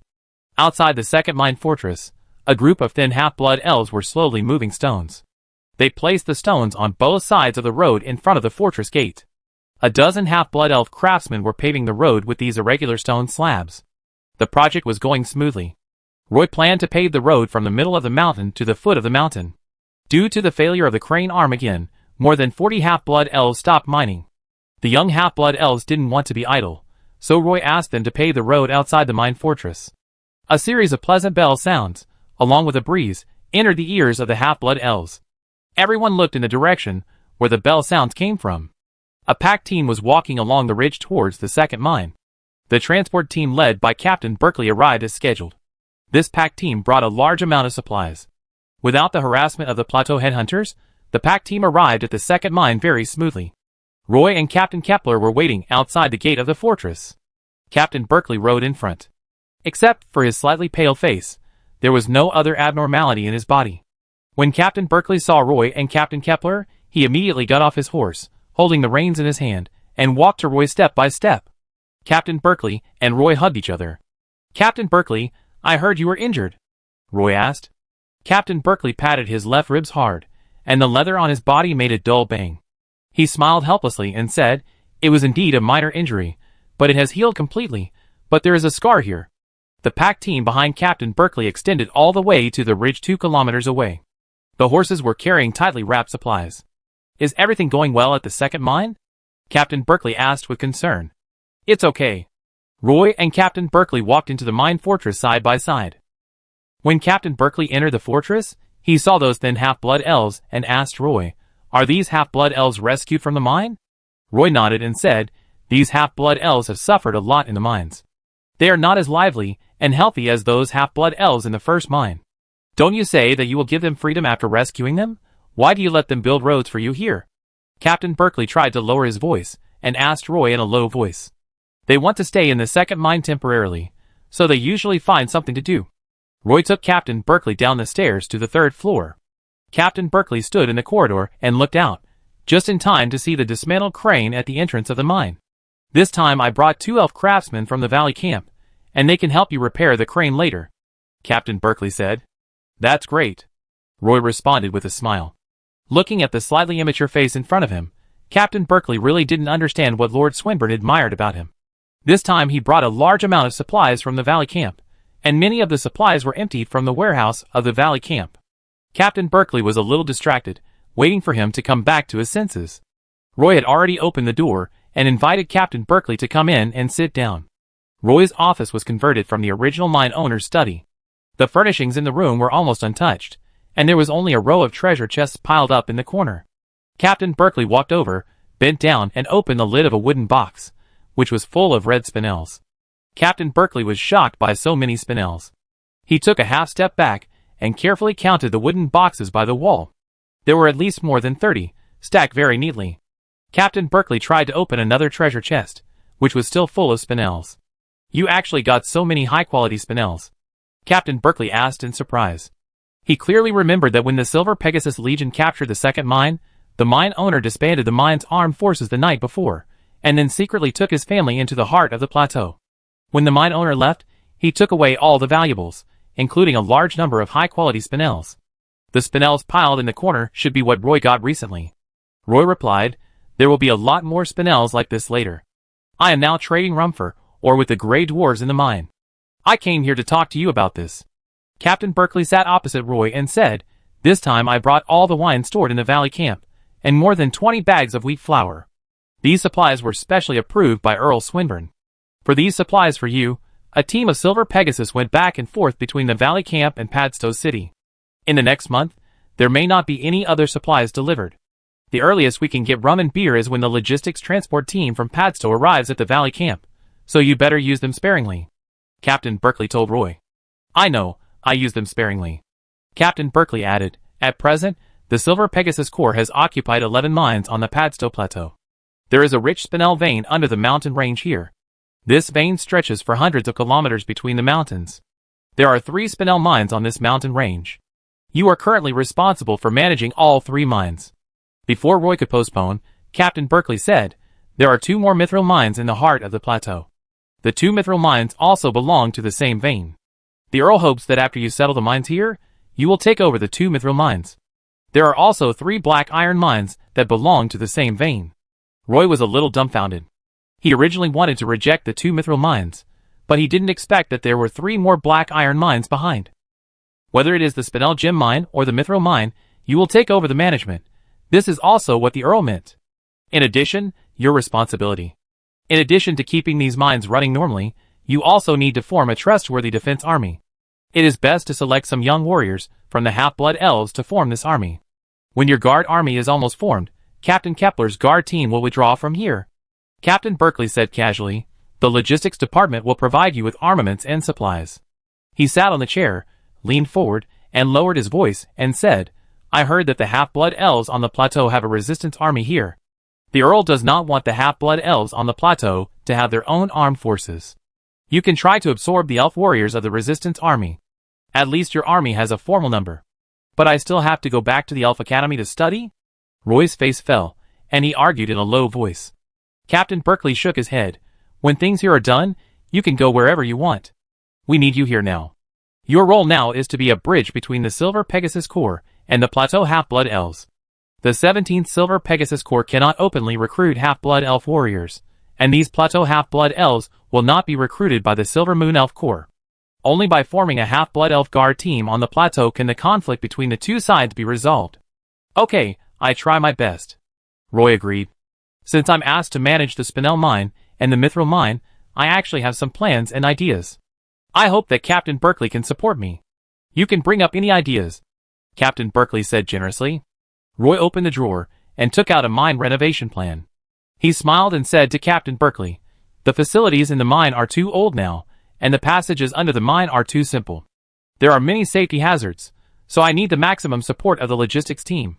Captain Berkeley readily agreed. No problem. Didn't the Earl agree to this a long time ago? Roy coughed twice and whispered, I may need a lot of support. How much exactly? Although Captain Berkeley had the instructions of Earl Swinburne, he asked with some guilt when he heard Roy say this.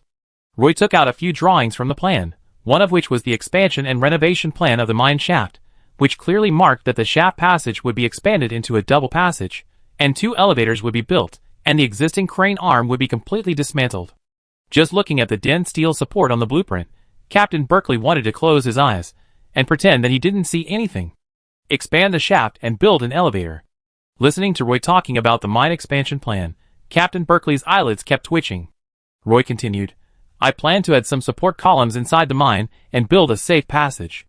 In addition, a light rail needs to be laid in the main mine road to facilitate the transportation of or by mine carts. Captain Berkeley felt his throat was a little dry. He couldn't help but cough lightly before saying, if all these ideas come true, you may need to build a large furnace on the Pagisto Plateau. Oh, there is one more thing I must remind you of. The Silver Pegasus Corps came from the Queen Ivani Islands. The current situation there is not very optimistic. Once the situation in the Queen Ivani Islands continues to deteriorate, the Earl is likely to transfer the Silver Pegasus Corps back to the Queen Ivani Islands at any time. Once the Silver Pegasus Corps withdraws, the plateau will once again become the Plateau Headhunters, who have the upper hand, so it is imperative for you to establish a guard corps. What Captain Berkeley said is not a secret, but now, after Captain Berkeley's careful analysis, Roy also knows that time is running out. Captain Berkeley brought a lot of supplies to the second mine. Before leaving, he also transported away all the spinel ore and spinel that Roy had recently mined. This time, Captain Berkeley followed the supplies list listed by Roy and brought a lot of linen robes and cloth shoes from the valley camp. Currently, there are about 800 half-blood elves and dark moon elves in the mine, and these elves have no clothes or shoes to wear.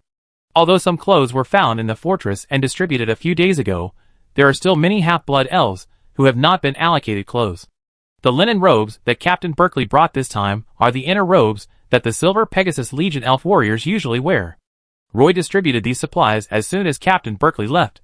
Each half-blood elf could be given a robe and a pair of cloth shoes, and Roy also made it clear that the half-blood elves could stay in the mine to make money, or they could pack up and return to the half-blood elf gathering place, or they could live in the fortress town. What surprised Roy was that not many half-blood elves were willing to return to the gathering place, and many half-blood elves preferred to live in the mine. In addition, the Dark Moon elves living under the mine also received linen clothes and shoes. In addition, there are some marching tents and cooking pots. The life of the Dark Moon elves in the mine has been significantly improved. Some Dark Moon elves gathered together for dinner, and were still discussing. Lord Roy said that as long as everyone works hard, they will be free in a short time. In fact, the Dark Moon elves like to follow the strong. They were defeated by Roy, and wanted to follow Roy. The whole oak barrel of rum was drunk by the dwarves. For decades, these grey dwarves have been locked up in the mine, and they are usually suppressed by the Dark Moon Elves. They can only hide in the deepest mine tunnels of the mine all day long. They can't even smell the smell of alcohol. Now they finally got a big barrel of rum. For all dwarves, these rums have a fatal attraction. That night, the Grey Dwarves got drunk. They even forgot about rushing to the northern mining area of the mine the next morning to dig for gemstones. When the dwarves woke up one after another, they found that it was time to exchange rum again. But this time the Grey Dwarves seemed very stubborn. They did not continue to take out the polished spinels from the treasury. Instead, they hurried to mine the ore while sending a message to Roy, temporarily delaying the transaction. After a group of Grey Dwarves drank, all the pent-up emotions in their hearts were released. For a moment, the bunker built by the dwarves suddenly became a ghostly howl. When Dasher woke up from his hangover, he heard Elder Hampton muttering to the Grey Dwarves around him, "We have to wait for an opportunity. We have to find a way to kill those Dark Moon Elves. Elder Hampton, how can we defeat those Dark Moon Elves?" A dwarf sighed. Roy still followed the advice of Captain Berkeley, and decided to form a guard group at the second mine first. The physique of these half-blood elf miners was too weak, and the Dark Moon Elves in the mine were not trustworthy. So Roy decided to let Mulin go to the gathering place in the mountains, bring back a group of young half-blood elves, and send some half-blood elf miners who wanted to go to the gathering place. So this time Mulin took nearly 130 half-blood elf miners to leave the second mine and go to the gathering place of half-blood elves. Chapter 367. The strike of the Grey Dwarves lasted only one day. When all the Grey Dwarves were completely sober, their alcohol addiction took over their rationality, and they immediately changed their minds. Anyway, those spinels were useless in the treasury. Could they take these gems out of the Partington Plain? Thinking of this, although the Grey Dwarves were a little frustrated, they stopped struggling and immediately filled 20 barrels of top-quality spinels and exchanged them for a whole barrel of rum from Roy. In fact, a barrel of rum was not enough to satisfy all the Grey Dwarves in the bunker. Dasher even wanted to exchange for another barrel of rum, but was directly rejected by Roy. Helplessly, Dasher had to collect a few boxes of ordinary spinels and exchange them for a large barrel of beer from Roy. In addition to beer, Roy also provided some scones to these dwarves. In fact, Roy originally wanted to make some white bread with wheat flour, but the elves were not proficient in cooking. It was okay for them to make fruit tea, but they were not good at baking bread. Roy asked them to make some simple scones and provide them to the Grey Dwarves in the mine. After all, they were still counting on them to mine. How could they have the strength to work without food? The Grey Dwarves didn't expect to eat wheat cakes. That night, the Grey Dwarves got drunk without reservation. However, they seemed to have figured out one thing, that is, if they didn't mine, the spinels in the treasure house would soon be used up, and it would be difficult to exchange them for beer. The Grey Dwarves really started mining after they drank the second barrel of rum. It may also be that the rum gave them courage. A large group of Grey Dwarves ran out of the mine, with pickaxes on their shoulders, and quickly went into the north of the mine. They worked day and night in the mine for 2 days. There was no distinction between day and night in the mines, and the Grey Dwarves had a simple schedule. They mined when they had the strength, rested when they were tired, and returned to the bunker when they dug a bag full of gemstones. As Roy had said, the Dark Moon Elves did not harass the Grey Dwarves or rob their gemstones. This finally put the Grey Dwarves, who had been worried all day, at ease, and they no longer had to worry when mining. A lantern was hung on the protruding corner of the rock wall, and the moonstone in the wick emitted a faint light. The two brothers, Mirandel and Maggie, were bare-chested and barefoot, stepping on the sharp slag, swinging their ivory-shaped picks. Every time they hit the rocks of the vein, sparks would fly from the rock wall. The sweat of the two brothers drew muddy vertical lines on their bronze skin. Behind them were 2 linen bags side by side, which were already filled with a lot of spinel ore, and a whole pancake was eaten up with only a small piece left. Mirandel scratched his itchy back with his hand, then threw the pick at his feet, turned around and grabbed the wooden wine glass, and drank the cold water in it. He wiped the corner of his mouth with his hand, leaned against the rock pile, rested his head on the rock wall, closed his eyes, and said to his good brother, "If the cup is full of beer, I think I can dig through the vein in one breath." Magdi also stopped, sat down next to Mirandel, panting, and said, "Let's dig faster. Didn't Elder Hampton say so? 2 bags of spinel ore can be exchanged for a glass of rum. I think we must dig out 4 bags at least. For bags is not possible. We must dig out at least 10 bags." After saying this, Mirandel reached out and picked up the last piece of scones, tore it into 2 evenly, stuffed one into Magdi's hand, and stuffed the other into his mouth, then wiped his hands randomly, stood up, picked up the pickaxe on the ground, walked to the stone wall of the vein, and waved the pickaxe again. Whenever the pickaxe hit the rock and sparks flew, the gray dwarves were sweating. But the two good brothers definitely didn't know that in the shadow of a corner behind them, there was a dark moon elf squatting. He had stayed here for a while, and when he saw the two gray dwarves digging very hard, he quietly retreated from the mine. In fact, what the gray dwarves didn't know was that in the northern area of the mine, there were at least more than 30 dark moon elves hiding in various places, monitoring the gray dwarves mining. According to Roy, once this group of gray dwarves started mining, the dark moon elves only needed to be supervisors. The gray dwarves are strong, and one gray dwarf working hard in mining can be equivalent to 10 dark moon elves. The dark moon elves found that life underground was quietly changing. Originally, they desperately exploited the half-blood elf miners, and constantly robbed the gray dwarves, but those days were still very hard. Now, although there are no half-blood elves to exploit, and the higher-ups have strictly prohibited robbing gray dwarves, their lives have been significantly improved. It feels like living in the mine is actually no different from the Evernight forest, except that there is no lush forest. They built a row of clean tents next to the mine shaft and built a bathroom, with wooden boards under the mine. They could eat fresh apples, and drink warm lemon tea every day, and their lives got better day by day.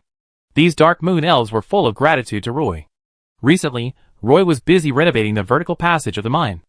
According to Roy's idea, he only needed to expand the original shaft a little bit, which was to prepare for the elevator to be built. He gave the reconstruction work to the half-blood elves living in the mine. After the half-blood elves escaped from the mine, they didn't even know how to live in the future. The outside world had long become unfamiliar to them, which was one of the reasons why they stayed in the mine and didn't want to go out. Roy arranged for the half-blood elves to dig a well. The half-blood elves seemed to have found their life goals all of a sudden, and they immediately happily devoted themselves to the work of digging wells. They had been mining gemstones in the mine for decades, and had gotten used to this kind of mining life. They had eaten well and slept well, and their bodies recovered quickly. The half-blood elves understood Roy's idea. He just wanted to expand the shaft. The original single-row boom-type lifting box would now be changed to an elevator that went up and down alternately. Roy had even drawn a structural diagram of the elevator. In order to facilitate work, the half-blood elves chiseled a stone staircase on the rock wall around the shaft. This stone staircase continued to extend downward along the four walls of the mine. As the mine expansion project extended downward, this stone staircase also continued to extend downward. The progress of the mine renovation project was very fast. When Mulin returned to the second mine with 300 young half-blood elves, the half-blood elves had already dug more than 200 meters down. Mulin found Roy at the side of the mine. Roy was directing the half-blood elves to build scaffolding at the wellhead. Mulin stood beside the wellhead and looked down the shaft curiously. Only a little light could be seen in the deep wellhead. Mulin could no longer see the half-blood elves, who were constantly digging the stone wall. He subconsciously took a half-step back. A team of half-blood elves came out from the underground stone steps nearby. They were carrying bags of waste rock on their backs, and had to climb up in one breath. It was definitely the most physically demanding job. Roy pressed his forehead with one hand, then called these half-blood elves to him. He pointed at the crane arm and said to them angrily, "Don't tell me that you don't even know how to use the crane arm. We have dug so deep. Why do we have to carry these waste rocks out of the mine by manpower? Stupid." The half-blood elves all lowered their heads, and did not argue. Roy called over 4 half-blood elves, and asked them to push the winch of the crane arm, while the rest of the half-blood elves hurriedly put the wooden box into the mine. You need to put the waste stone into the wooden box, and then you can easily lift it up. After these waste stones are transported up, they are all piled outside the mine, against the wall. Nearly half of the stone road outside the fortress has been paved. Roy plans to use these waste stones to build a stable on the east side of the fortress that can accommodate hundreds of war horses after the stone road is paved. There is a vast grassland under the mountain.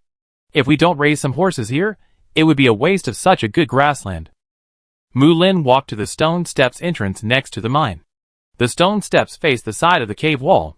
The elf miners also opened some windows on the stone wall, and there was a natural corridor every 2 meters. When they encountered some loose rock and sand layers, they also used a large number of support columns to reinforce this section of stone steps. During the time I returned to the gathering place, the mine has actually begun to be transformed. Mulin couldn't help but exclaim.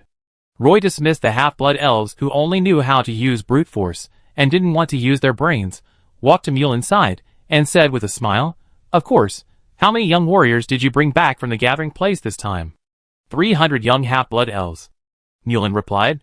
She then said, "Roy, do you really plan to form a guard group composed of half-blood elves?" "Yes, and once the guard group is formed, it will immediately be responsible for guarding the second mine," Roy said. He turned around and looked at the long line of half-blood elves behind him, and asked Mullen with a smile, "Mullen, are you interested in taking over the guard work of the second mine?" "Me?" Mullen had never expected that Roy's first appointment to her would be the head of the second mine guard. She responded cheerfully, "Okay." Mullen's personality was just that straightforward. Mullen brought back 300 half-blood elf warriors, which brought the number of half-blood elves living in the second mine fortress to 1,000. The dormitories on the second and third floors of the fortress were almost full of half-blood elves. For a moment, it was so crowded that even temporary tents were set up in the corridors. The daily consumption of materials in the second mine is also increasing. The Silver Pegasus warriors of the 17th Silver Pegasus Legion are rapidly expanding on the Pagisto Plateau, which has caused great pressure on the logistics department of Captain Berkeley. Captain Berkeley has to send the pack team to deliver materials to the second mine almost every week. This time, Captain Berkeley did not come with him. When receiving these daily necessities, it was the adjutant beside Captain Berkeley who held the list of materials. When Roy took the list, he couldn't help asking the adjutant, "Why didn't Captain Berkeley come?" The adjutant quickly replied, "Captain Berkeley has escorted a batch of supplies to the central part of the plateau. The logistics regiment has been expanded 3 times recently, but unfortunately it still cannot meet the supply of supplies to various places in the Pagisto Plateau. You are here because Captain Berkeley has given special instructions, so this batch of supplies can be delivered on time." Roy casually flipped through the list of supplies, and found that the apples delivered this time were not even half of the last time. Roy flipped through the list and frowned and asked, "Why are there no fresh apples this time? We can't transport so many supplies." Although the logistics department is still increasing its staff, it can't support the material consumption of the entire Pagisto Plateau. Now there are 17 mines and 5 camps that need to supply supplies. The adjutant complained in a low voice. Although the apples can't be supplied according to the number, some extra elf cookies are added, the adjutant said to Roy. Roy didn't say anything else.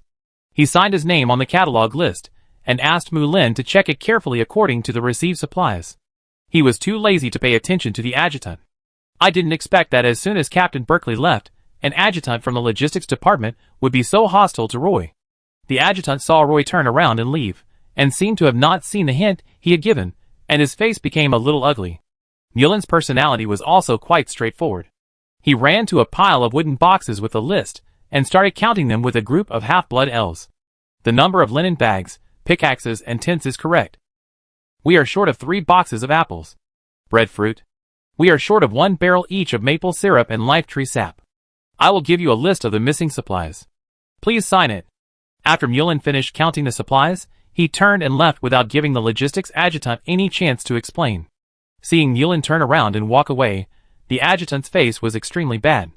Moulin handed the list to Roy and reported the missing supplies to him. Roy was speechless. It turned out that such things as taking bribes were everywhere. There was a knock on the door.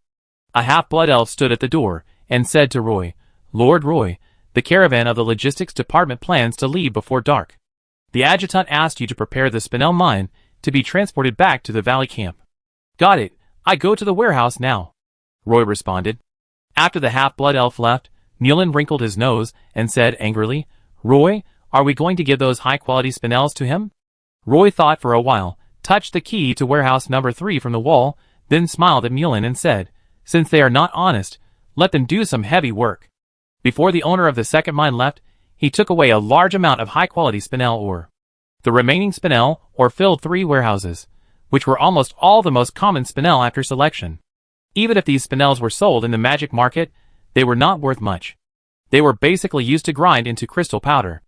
This kind of magic material is very common, and can be sold in magic grocery stores. When the adjutant left the mine, with the logistics department's pack team, each horse was carrying a very heavy load of Spinel ore, and they were all the most common Spinel ore. There was no ore that could be ground into high-quality Spinel. Roy took out almost all the worst ores in the mine, allowing the adjutant to return with a full load. Chapter 368. The afterglow of the sunset dyed the entire mountain with a layer of light gold. The caravan of the logistics department lined up in a long line on the mountain. Each horse was carrying heavy ore. They could only walk slowly on the ridge as if walking on thin ice. It is estimated that this group of Silver Moon elves may have to walk until the second half of the night before crossing the ridge of the second mine, and the adjutant would not camp on the ridge full of rocks before leaving this mountain. At least, he would not let Roy laugh at him. The adjutant hurriedly left the second mine before sunset just to express his dissatisfaction with Roy. I didn't expect Roy to take out so many low-grade spinel ores and let his pack team set off with a full load. Just after leaving the second mine, a Silver Moon elf was secretly complaining. The setting sun stretched his back very long, and the adjutant following the pack team looked more and more gloomy. Roy stood on the city wall. The logistics department's horse team was slowly moving forward along the ridge.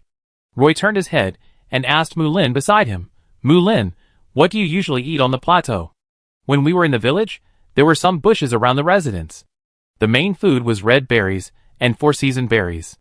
There were also some wild fruits in the nearby mountains. When the Highland headhunters burned down the village, even the berry bushes were destroyed. At present, the supplies in the gathering place are very scarce. In order to find food, the collection team has to go a long way to find food," Moulin said with some embarrassment. "Are there any red berries, like you mentioned near the mine?" Roy asked again. Moulin replied, "I know there are 2 places with berry bushes nearby. Then you should work hard tomorrow and take some people to collect some berries," Roy said, and then walked down the wall. Back in the room, Roy sat at the desk, picked up a quill pen and wrote a letter to Lachand, saying that he currently operated 2 mines and needed a pack team to transport some supplies from the fortress town to the mines. After writing the letter, Roy handed the letter to a young half-blood elf and asked him to ride back to the gathering place tomorrow morning and give the letter to Lachand. Although the logistics department brought fewer fresh apples this time, they did bring more than 100 boxes of elf biscuits. Elf biscuits are the marching rations of the elves. They will not feel hungry after eating one for several days in a row, so even if the mine is cut off from supply, it can at least last for more than 2 months. In addition, Roy has a small bucket of life tree juice in his hand. Life tree juice is not only a drink that quickly replenishes physical energy, but also can improve the physical fitness of the elves if they drink it frequently. If they occasionally have symptoms of headaches and fever, drinking a glass of diluted life tree juice can quickly relieve the symptoms. It's just that the quota is too small. According to the quantity on the list, there were originally 2 small buckets of life tree juice, and the adjutant intercepted 1 small bucket. The reason why Roy didn't want to compromise was also very simple. Once compromised, it would become a habit in the future. The second mine was full of bustling scenes. More than 200 half-blood elves built a long wall outside the mine fortress, with waste stones dug out from the mine and grass ash slurry. This was the prototype of the stable. In the future, a roof would be built on the wall. There was not enough wood in the mine, so Roy planned to let the half-blood elves in the gathering place cut some red pine, and then let Lachand's caravan transport the wood here. After the wooden frame was set up on the roof, a row of wooden boards was nailed on, covered with some thin branches and pine branches, and moss was laid on the outside, and the stable was considered complete. The half-blood elves knew the climate on the plateau very well, and only by building these buildings in this way could they withstand the cold north wind on the plateau. Moulin led a group of half-blood elves out of the second mine for a day, and returned when it was almost dark, bringing back more than 20 baskets of red berries. At night, the half-blood elves cooked some sour soup of red berries in the kitchen, adding some maple syrup, and the taste was okay. After learning about the mining speed of the Grey Dwarves, Roy immediately made a rule that he would take out a barrel of rum every 5 days to trade spinel with the Grey Dwarves. Seeing that the Dark Moon elves would not come out to rob the ore, the Grey Dwarves sent the gem ore to the exit of the mine, so that 10 barrels of gem ore could be exchanged for 1 barrel of rum.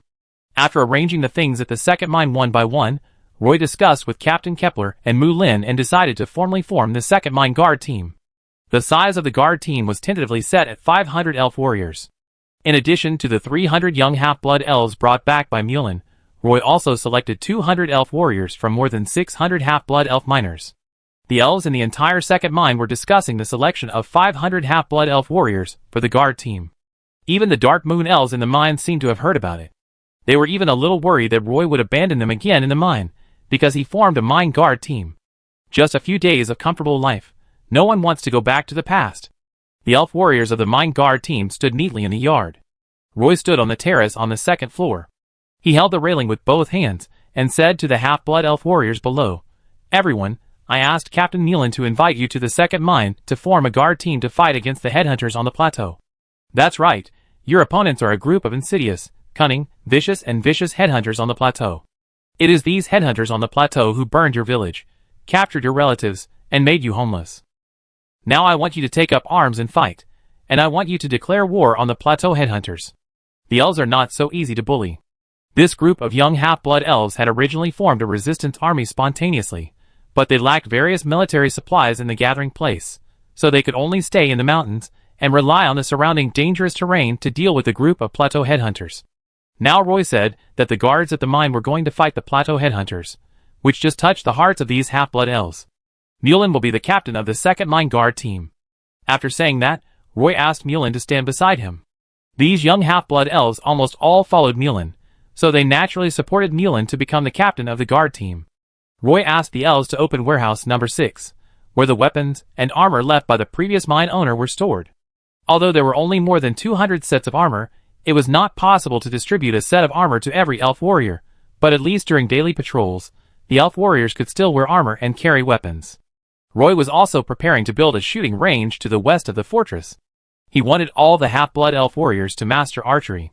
Seeing that Roy had formed a 500-man guard team in just 2 weeks, Captain Kepler was amazed and prepared to lead the Silver Moon Elf Guard to leave the second mine. The first mine, which Roy was in charge of, also had a Silver Moon Elf Guard stationed there. In fact, it was also a group of Silver Moon Elf warriors assigned by Captain Kepler's guard. Now Captain Kepler is preparing to evacuate from the second mine, and the Silver Moon Elf warriors from the first mine will also leave with Captain Kepler. Roy asked Mulin to stay at the second mine, and he took 200 half-blood elf guards to the first mine first. The first mine, which is in the same vein as the second mine, looks like a huge cliff protruding from the north slope of the mountain from a distance. However, at this time, on the top of the cliff, the flag of the Silver Pegasus Legion was fluttering in the wind, allowing Roy to see the mine fortress at a glance. The elf warriors patrolling on the top of the city seemed to have noticed Roy's team. Soon Roy saw Rambo standing on the city wall. He waved to Roy excitedly.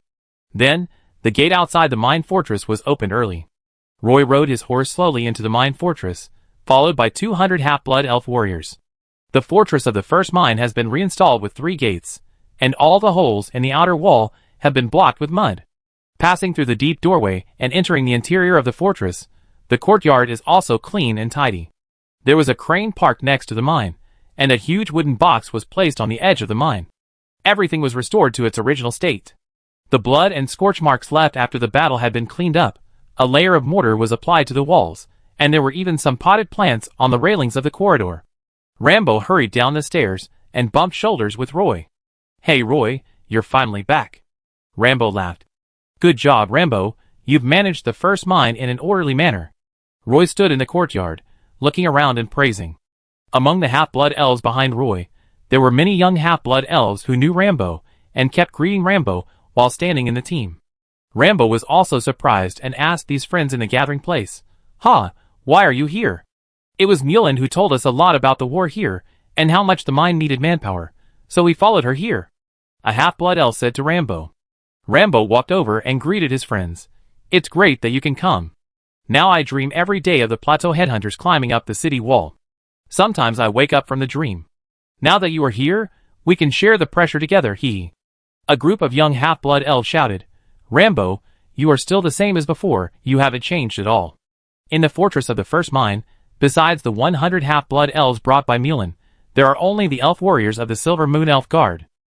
The Silver Moon Elf warriors heard that Captain Kepler would arrive at the first mine a little later, and then Captain Kepler would take all the Silver Moon Elf warriors back to the valley camp. Upon hearing this news, the Silver Moon Elf warriors raised their fists happily. Rambo arranged dormitories for these half-blood elves, and all the half-blood elves in the mine gathered in the restaurant. Although the dinner was a little simple, the elves played the beautiful accordion. The cheerful notes spread out from the restaurant, and happiness turned out to be so simple. Chapter 369. The owner of the Grantham mine chose to surrender to the cavalry vanguard, and almost all the weapons and armor of the private army of the first mine were left in the mine. The elf warriors of the cavalry vanguard naturally looked down on these weapons and armor. After occupying the first mine, these weapons and armor were sealed in the warehouse as trophies. These materials may be transported back to Padstow by the logistics group after the victory of the war. Now that Roy has formed a mine guard army, these weapons and armor will of course be distributed to the half-blood elves of the first mine. Roy and Rambo opened the door of the warehouse. The dark warehouse was filled with neat rows of wooden shelves, It must be said that the owner of the Grantham mine was indeed an excellent manager. He managed the mine in an orderly manner, and the situation below the mine was always under his control. Otherwise, the half-blood elf miners would not have had an absolute advantage in the mine. You know, whether it was the strong grey dwarves like wild bulls or the dark moon elf prisoners who could hide in the dark, these half-blood elf miners could not fight against them. When Roy asked Walker about the details of these things, he found that there should be traces of the secret manipulation of the Grantham mine owner. Apparently, the warehouse of the first mine was also kept very neatly by the Grantham mine owner. These neatly arranged shelves are divided into 5 layers in total. The helmets are placed on the top layer, followed by shoulder guards and upper arm armor. The breastplate is placed in the middle layer, and the wrist guards and chain gloves are also placed on both sides of the breastplate. The lower layer is the belt and trousers armor, and the bottom layer is the shin guards and combat boots. All the armor is neatly placed. It was obviously not the first time that Rambo entered this warehouse. He lit the torch on the shelf at the door of the warehouse in a familiar manner. This Grantham mine owner is really rich. These armors are well maintained. Rambo praised in a low voice. Roy walked inside and passed through several rows of armor shelves. Rows of weapon racks appeared in front of him. These weapon racks were filled with elven long swords with scabbards. There was a thin layer of oil film on the silver handles. They should also be brand new elven long swords. Walking further inside, you can see rows of unstrung hardwood longbows hanging on the shelves, and the bowstrings are rolled up under the shelves. Feather arrows were also stored separately. The sharp wolf-tooth arrowheads were placed in wooden boxes, and the arrow shafts were tied together and placed in bundles on the shelves. The tail feathers of the arrows were boxes of cut light feathers. There were at least 500 sets of armor stored here, which should be more than enough for the half-blood elf guards of the first and second mines. Rambo held a torch and followed Roy and asked, "Roy, do we really want to form a guard team?" Roy picked up a hardwood bow. Although there was no bowstring, he could feel that the bow arm of this hardwood bow was very powerful. Compared with alloy bows, these hardwood bows are obviously lighter and more suitable for elves. Roy put the hardwood bow back on the rack and said, "Well, the second mine has been formed, and a guard team must be formed here. Rambo, I don't have many friends I can trust, so you can be the captain of the first mine guard team." Rambo was startled. He was holding an elven long sword. When he heard Roy's words, he almost dropped the elven long sword on the ground. "Me? I'm afraid I can't do well enough." Langbo hesitated. He was a little unconfident. All along, no matter what he did, he followed his father Lashund. Now he was asked to lead a guard team, and he obviously lacked confidence.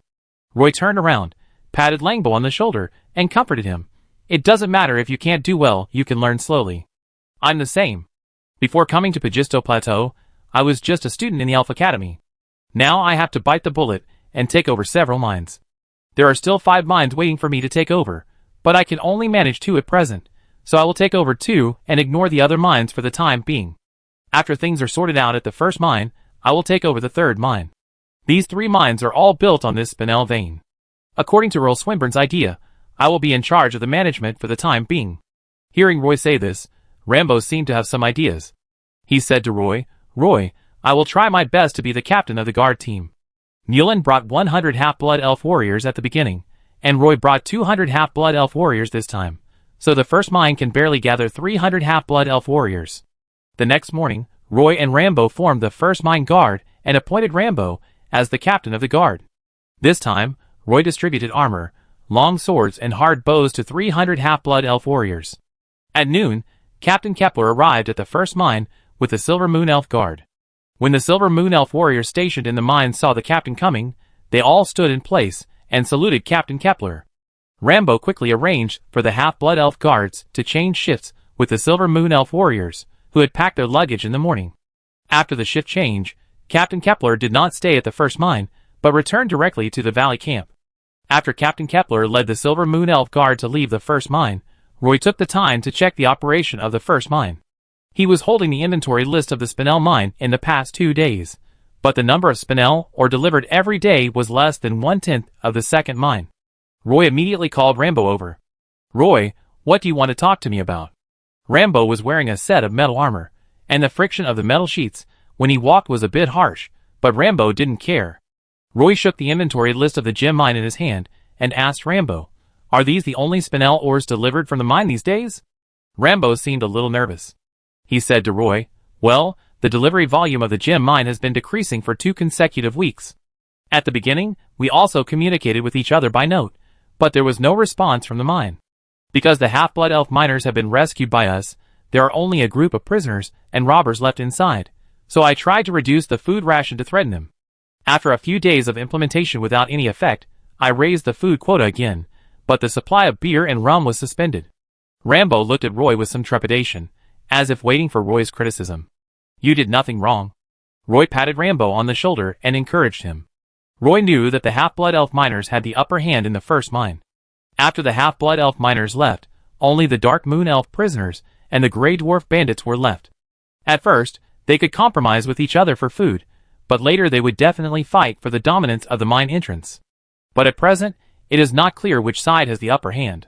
In short, the fight under the mine was one of the main reasons for the sharp decline in production in the first mine. Roy had lived in the Elf Kingdom since he was a child, so when he compared the Grey Dwarf bandits and the Dark Moon elf prisoners, he was more inclined to the elves. Roy walked out of the room and came to the wellhead in the courtyard. Sure enough, the materials piled up here were much less. He asked the half-blood elves guarding the wellhead, "Have you heard any strange noises coming from the mine recently?" 2 weeks ago, there were occasional noises, but it's been very quiet recently. Several half-blood elves answered in unison. Roy sighed. Maybe he discovered this a little late. However, there are only some prisoners and robbers in the mine. Even if they all die together, there will be no loss. But the first mine needs to operate normally, so this matter must be solved. He looked at the crane next to the mine. It was completely different from the crane in the second mine. Perhaps the owner of Grantham Mine usually did a good job of daily maintenance on the crane. The condition of all parts of this crane was very good, and even the rope was soaked in turmoil. He stood next to the wooden box. This big box should be able to hold 6 or 7 elf warriors. He thought about taking another elf combat team and sneaking into the mine. Unfortunately, Captain Kepler had just left the first mine, and Nealon was at the second mine. Roy really couldn't put together an elite combat team at the moment. Rambo also saw that Roy was walking around the mine, and seemed to have some radical ideas, so he followed Roy. "Rambo, I want to go into the mine to take a look. You help me guard it." Before Roy finished speaking, he was interrupted by Rambo. "Roy, don't be stupid. There are only Grey Dwarf bandits, and a group of prisoners below. If you go down, they will tear you apart. I have a lot of experience in this kind of thing. When I was in the second mine, Nealon and I went into the mine. Not only did we rescue the half-blood elves, but we also subdued the Dark Moon elf prisoners. It opened up a new situation for the second mine." Roy said to Rambo, "Don't say I don't believe it. Even if I believe it is true, I won't let you take risks." Rambo's face turned pale, and he gritted his teeth. Rambo was obviously frightened by Roy's decision. No matter what Roy said, he would not agree to Roy's risk of entering the mine. Seeing that Rambo was determined not to let him take risks, Roy could only give up this idea temporarily. He took a team of half-blood elf warriors and 200 sets of armor and weapons, and spent a day riding back to the second mine. Sure enough, the second mine was more vigorous, and the entire mine was undergoing large-scale transformation. Roy followed the stone steps carved out by the half-blood elves and entered the second mine again. This time he directly found the Dark Moon elves in the mine. A group of Dark Moon elves saw Lord Roy going down the mine in person, and thought that he was going to personally make a deal with the group of Grey Dwarves, who were a little too proud, so they hurried to meet him. Chapter 370. Roy stood beside a dark green rock in the mine, and asked several Dark Moon elves who came over, "Now there is such an opportunity for you to see the blue sky outside the mine, and breathe the cold wind blowing from the north of the Pagisto Plateau. Although it is only for a few days, I wonder if you are willing to accept it." The Dark Moon elves looked at each other, and one of them asked, "All of us?" Roy stretched out 10 fingers on both hands, and said to these Dark Moon elves, "I only need 10 of the best Dark Moon elf warriors." The Dark Moon elf had obviously become the spokesperson for all the Dark Moon elves. He looked around and saw that everyone wanted to know more, so he asked, "Then can we know? What kind of mission is it?" Roy did not hide it, and said directly, "This time I plan to take 10 Dark Moon elf warriors to conduct an investigation underground in the first mine." The Dark Moon elf was a little confused and asked with his head tilted, "Is that all we are going to do?" His words also had another meaning. "If you only do these things, do you need to call us?" "That's right. There is also a group of Dark Moon elf warriors in the first mine, but so far, I have not established contact with them and gained their trust." Roy spread his hands and said frankly, The Dark Moon Elves exchanged glances again, and did not speak. At this time, more Dark Moon Elves gathered here, and everyone seemed to know that Roy was here. After a slight pause, the Dark Moon Elf continued to ask Roy, "Lord Roy, do you want us to help you convince the Dark Moon Elves in the first mine?" Roy smiled faintly, waved his hand and said, "No, no, no, you don't need to do this. I invited you to the first mine just to help me deal with the sudden conflict underground. I just want to find a temporary mercenary group, so I need the best warriors among you." He saw that these Dark Moon Elves were obviously tempted, and continued, "But before going out, you need to sign a contract. I will take you out of the mine, and naturally bring you back. Unless you have the ability to prove that you have served your sentence, I will give you freedom. Of course, our contract is limited to this mission." Hearing Roy's request, the Dark Moon Elves actually believed what Roy said was true.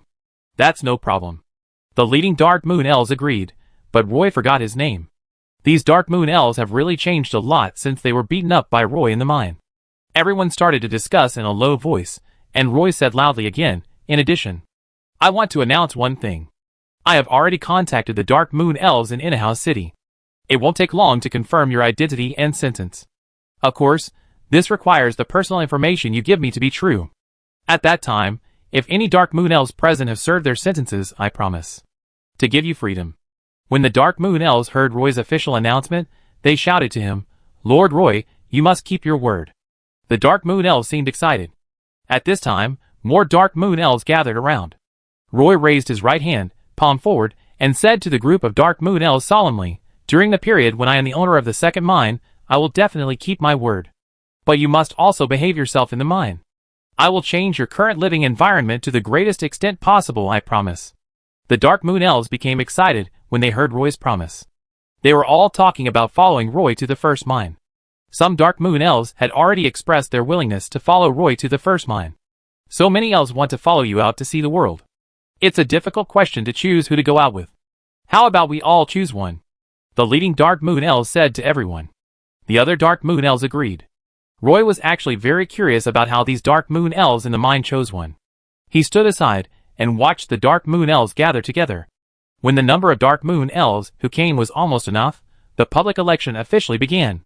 No matter what the Dark Moon Elves do, they feel that they have to have a sense of ceremony. The leading Dark Moon Elves called everyone, and the Dark Moon Elves warriors who were willing to go out to perform this mission stood together, and the other Dark Moon Elves stood on the opposite side.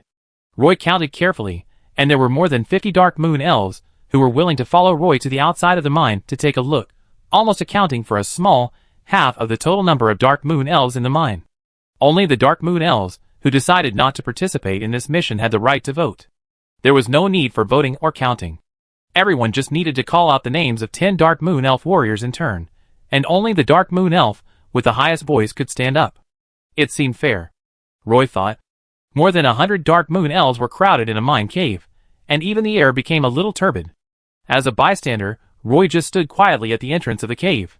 Those Dark Moon Elves, who had the right to vote, whispered about who to recommend. The leading Dark Moon Elf walked out of the crowd again. He stood in the middle of the cave and said loudly to everyone, "Let me mention a name first. He led us to defeat the group of gray mice. He drove the gray mice into the narrow cave they dug themselves. Timothy." A well-proportioned Dark Moon Elf walked out from the Dark Moon Elves with a faint smile.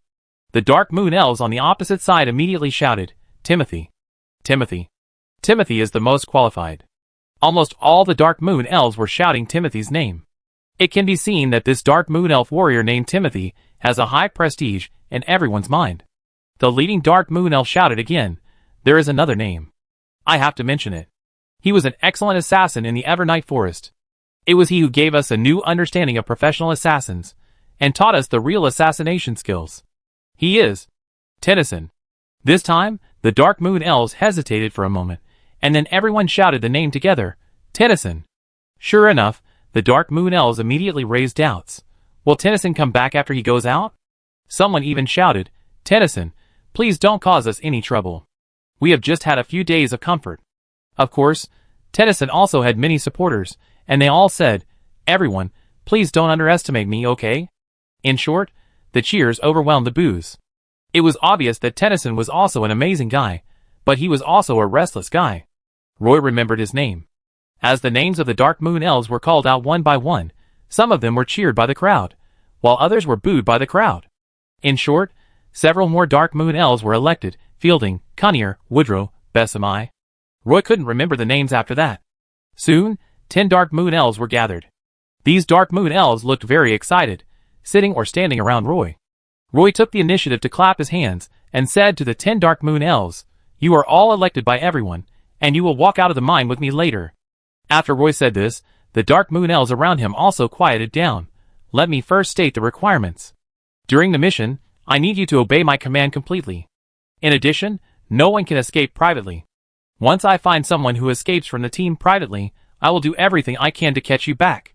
In addition, I will no longer trust any of you, and will never do such a thing again in the future." No matter what these 10 Dark Moon Elves thought in their hearts, they all raised their hands and swore, "We hereby promise to the Dark Moon Goddess that we will never escape from the team, and will never betray our partners." Roy nodded and scanned the faces of the Dark Moon Elves again. Then, he took the 10 Dark Moon Elves out of the mine. This might be the first time that the Dark Moon Elves saw the sunlight outside after entering the mine. Under Roy's instructions, the 10 Dark Moon Elves were blindfolded, and then Roy took them to the restaurant, asked them to sit on the benches, and arranged some breadfruit and lemon tea for them. They sat in the restaurant, filling their stomachs with breadfruit while slowly adapting to the strong light outside the mine. The Dark Moon Elves almost all squinted their eyes. They looked at the restaurant curiously, and even kept stroking the smooth and clean table in front of them. When the cook brought the cut breadfruit over and placed the exquisite ceramic plates in front of them, the Dark Moon Elves' eyes were full of excitement. They had been away from the Elven Society for too long, and the hard days underground had even made them forget their original lives. Now they finally had some memories. First they were sentenced, then imprisoned, and then sold as miners. After decades of living in hell without light, it was really not easy to survive. Now, suddenly, a half-elf boy broke into the mine, making them feel a little bit of life again, and their long-dried hearts seemed to come alive again. In fact, their reason and desire in their hearts have been fighting constantly. Reason wants to grasp these hard-earned things, while desire wants to break free from all constraints and find an opportunity to become a free bird. However, all the Dark Moon Elves are trying their best to suppress their excited emotions. Swallowed the breadfruit on the plate in big mouthfuls, poured the lemon tea into his stomach in one breath, and then stared blankly at the companion opposite. At the moment, the elves who can understand what they are thinking in their hearts. Probably only the companion opposite. Both companion and observer. Chapter 371. The news that Roy brought out 10 Dark Moon Elves from the mine spread throughout the second mine immediately, and then this incident also caused concern among the half-blood elves. In their view, this was a sign that the mine owner, Lord Roy, was more willing to believe in the Dark Moon Elves, and it was worth the attention of all the half-blood elves. Roy was about to send someone to the warehouse to select 10 sets of armor and weapons, when he saw Mu Lin lifting the curtain at the door and rushing into the restaurant. "Roy, what are you doing?" Before Mulin finished speaking, Roy interrupted her. "Mulin, I just need to find you. Please help me select 20 outstanding half-elf warriors. I want to take them to the first mine." Mulin was stunned. She swallowed the question she was about to ask Roy. Okay, Mulin said. Then Mulin came to Roy and whispered, "What happened at the first mine?" Because Mulin knew that there were at least 300 half-elf warriors at the first mine, but Roy gave up these half-elf warriors, and wanted to mobilize people from the second mine. This was a problem in itself. Roy pulled Mulin out of the restaurant, and said in the corridor, outside the restaurant, "The first mine has not been able to supply spinel or normally. I guess something must have happened underground. I need to go into the mine to check the specific situation." Mulin's eyes widened and asked Roy, "So you specially went to the mine to recruit 10 Dark Moon Elves?" Roy turned his head and said with a smile, "Yes, without you and Captain Kepler and his elite warriors, in order to be on the safe side, in addition to the 10 Dark Moon Elf warriors, we also need 20 of the most outstanding half-blood elf warriors to go on the adventure with me. I go with you too." Mu Lin blurted out without thinking. This girl is not only straightforward, but also a natural adventurer. Mu Lin's worry quickly disappeared, and she looked at Roy eagerly, but Roy said, "Mu Lin, you have a more important task now. The second mine is under construction, and the shaft expansion project will soon be connected to the underground. When the time comes, you need to increase your efforts to guard the mine. The previous mine shaft only had a hanging box that could connect the underground. Now that we have opened a staircase tunnel, it is easier to enter the mine, but it also means that it is very easy for them to escape." After hearing what Roy said, Mu Lin said reluctantly, "Okay, I will keep an eye on these Dark Moon Elves and Grey Dwarves. Speaking of which, the half-blood elf miners in the mine of the second mine had no hostility towards the Grey Dwarf bandits, because these Grey Dwarf bandits did not have time to bully these half-blood elf miners under the pressure of the Dark Moon Elves. But the half-elf miners were full of hatred for the Dark Moon Elves, and the feud between the two sides lasted for at least several decades. Apparently, the feud between them was not so easy to resolve. 10 Dark Moon Elves led their horses out of the gate of the second mine fortress, and saw the rolling mountains, and the vast wilderness in the distance, the sapphire-like sky, and the clouds in the distance that looked like galloping horses, and the herds of one-horned bison and jumping antelopes in the vast grass. The air they breathed into their lungs was fresh and free. A kite spread its wings and flew out from the cliff at the top of the mountain. Its figure appeared and disappeared among the jagged rocks. A moment later, the kite flapped its gray wings violently, and flew up from the rocks, holding a fat hare in its claws. The eyes of the Dark Moon Elves followed the kite far away. Roy ignored the eyes of the Dark Moon Elves, who were longing for freedom. He touched the horses but with his whip, and the warhorse ran forward quickly along the narrow gravel road on the ridge. 30 elven warriors in armor rode their horses to catch up with Roy. Roy led 30 elven warriors to the first mine. When they entered the courtyard of the fortress, they saw Rambo standing beside the mine, worried. There were only a few pieces of, or waste in the hanging box. There were even broken slags next to those pieces of waste stone. The empty wooden box seemed to be making the most ruthless mockery of Rambo. A group of half-blood elves also angrily rebuked. These Grey Dwarves and Dark Moon Elves in the mine are too much. Do they want to go on strike? Captain Rambo, if it were you, I'd say, we should cut off the food supply tomorrow, let them starve for a while, and wake them up. Rambo looked up and saw Roy leading a well-equipped team of warriors through the fortress gate and into the yard. He knew that Roy was determined to go into the mine to check it out, so he said to Roy, we threw the food in according to the quota, but there was still no reaction. Roy handed the reins in his hand to the half-blood elf warrior next to him, walked straight to the side of the mine, looked at the dark bottom of the mine, and then looked at the hanging box, and said decisively, there is no time to lose. Timothy, your team will be the first to sneak into the mine. Remember to stay hidden throughout the process. If the other side arranges too many guards at the wellhead, send us a warning signal.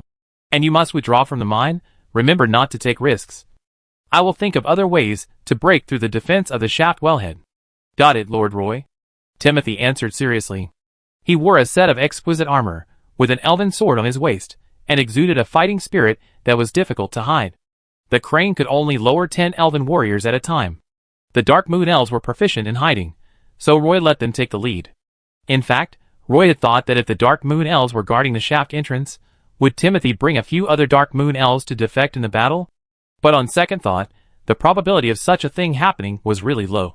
As the 10 Dark Moon Elf warriors entered the mine first, Roy waited for a while, but did not wait for the warning signal transmitted from the bottom of the mine. Roy decisively took 10 half-blood elf warriors, and sat in the hanging box. This time, Rambo personally operated the winch to lower the hanging box. Slowly entering the mine, as the light became darker, the temperature in the shaft slowly dropped. The half-blood elf warriors were all wearing fine armor, and surrounded Roy. Roy was not idle either, and a blessing of strength fell on the heads of these half-blood elf warriors. The shaft of the first mine was shallower than that of the second mine. The deeper you went, you would find obvious signs of dripping water on the rock layers on the 4 walls. Entering the bottom of the shaft, Roy found that the hanging box had landed steadily on a stone platform, and there was actually a shallow pool around it. A waterway flowed along the edge of the mine to the depths of the mine. When Roy poked his head out of the hanging box and looked inside the mine, a Dark Moon Elf half revealed his body from his hidden state and waved to Roy, indicating that everything was safe in the mine. Roy remembered that the Dark Moon Elf warrior was called Bessemer. Roy gently flipped over the hanging box, stepped on the shallow pool that was over his ankles, and walked out of the shaft. 10 half-blood elf warriors followed closely behind Roy. Roy walked to Bessemer and whispered to him, "What's the situation inside?" Bessemer didn't say anything, but just pointed inside. Roy then realized that the Dark Moon Elf warrior had actually controlled 2 Grey Dwarves. The 2 Grey Dwarves were lying on the rocky ground with their eyes closed. They must have fainted. Their hands and feet were tied behind their backs, and there were 2 sharp pickaxes beside them. Roy didn't expect that the exit of the mine was actually occupied by Grey Dwarves. He bent down and fumbled in the pocket of the Grey Dwarf's waist, and grabbed a handful of dried mushrooms and moss. They really had some food made of mushrooms and moss. Roy couldn't understand why the Grey Dwarves took the food and beer from the mine, and refused to provide spinel ore to the mine. Their actions would only force the mine to interrupt the trade of food and ore. There was no remaining spinel ore at the shaft mouth. Timothy walked out of the mine with several Dark Moon elves and whispered to Roy. It was the Grey Dwarves who occupied the residence in the mine. There are at least nearly 100 Grey Dwarves in it, and there is a lot of food stored in it. The half-blood elf warriors were lowered one after another. This time, Rambo did not follow Roy's instructions. The crane arm went up and down 8 times. The 3 elf warrior teams brought by Roy entered the mine one after another, and Rambo also brought 5 half-blood elf warrior teams into the mine. There were 80 fully armed elf warriors in the mine shaft. "Why did you come down with me?" Roy asked Rambo in a low voice. Rambo smiled and responded to Roy, "It will be safer if we are together." Since so many elf warriors had come down, Roy didn't want to sneak into the mine to conduct reconnaissance anymore, so he simply led the elf warriors to go deeper into the mine. The Grey Dwarves didn't expect that a group of elf warriors would actually come down from the mine.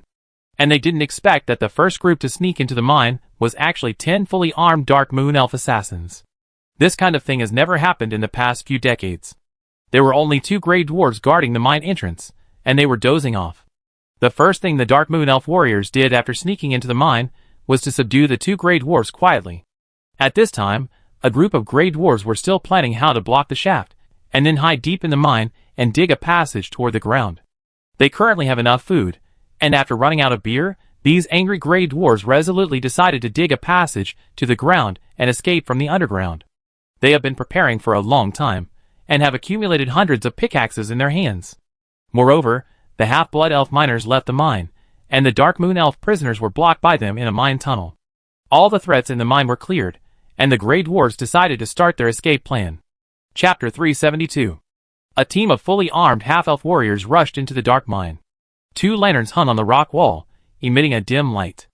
A group of Grey Dwarves gathered around a flat rock. They shouted and watched 2 strong Grey Dwarves arm wrestling.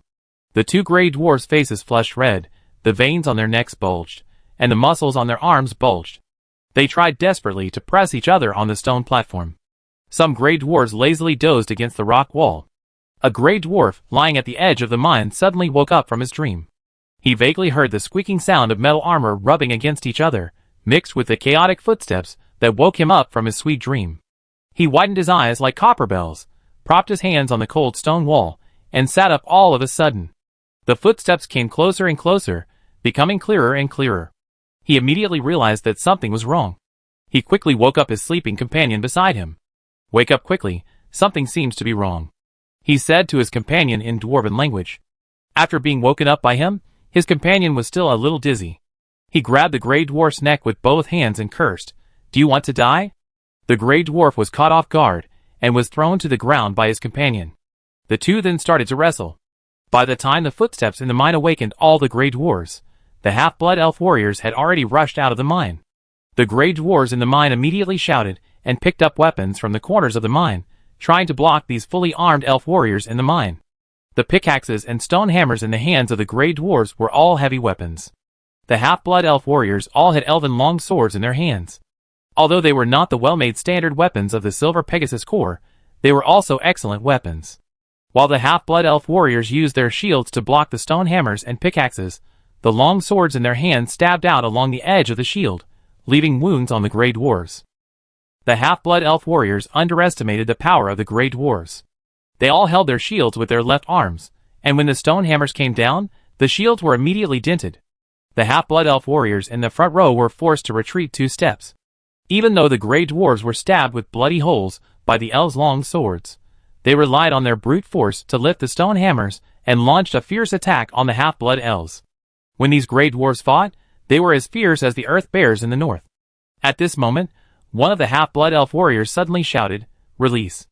The half-blood elf warriors standing in the front row took off their shields and twisted their bodies, suddenly giving up half of their bodies, and feather arrows with white air currents flew out one after another, all hitting the Grey Dwarves rushing in front. The arrowheads of the feather arrows were extremely sharp, and these Grey Dwarf robbers were almost all naked from the waist up, without even a layer of leather armor on their bodies. A group of Grey Dwarfs screamed in pain, and when they rushed up, the half-blood elf warriors in the front row had already raised their iris shields again, and this time, they swung their shields forward with all their strength. Bang, bang, bang. A series of muffled sounds, and suddenly a half-blood elf warrior was knocked to the ground by the Grey Dwarf with a stone hammer. But behind these half-blood elf warriors holding shields, there stood a row of elf warriors holding spears. The Grey Dwarf's attack was too fierce, and they couldn't stop at this time. The front row of Grey Dwarfs were pushed onto the tip of the spear by the Grey Dwarfs behind them, and they screamed in pain for a while. Roy also stood in the team of half-blood elf warriors holding spears.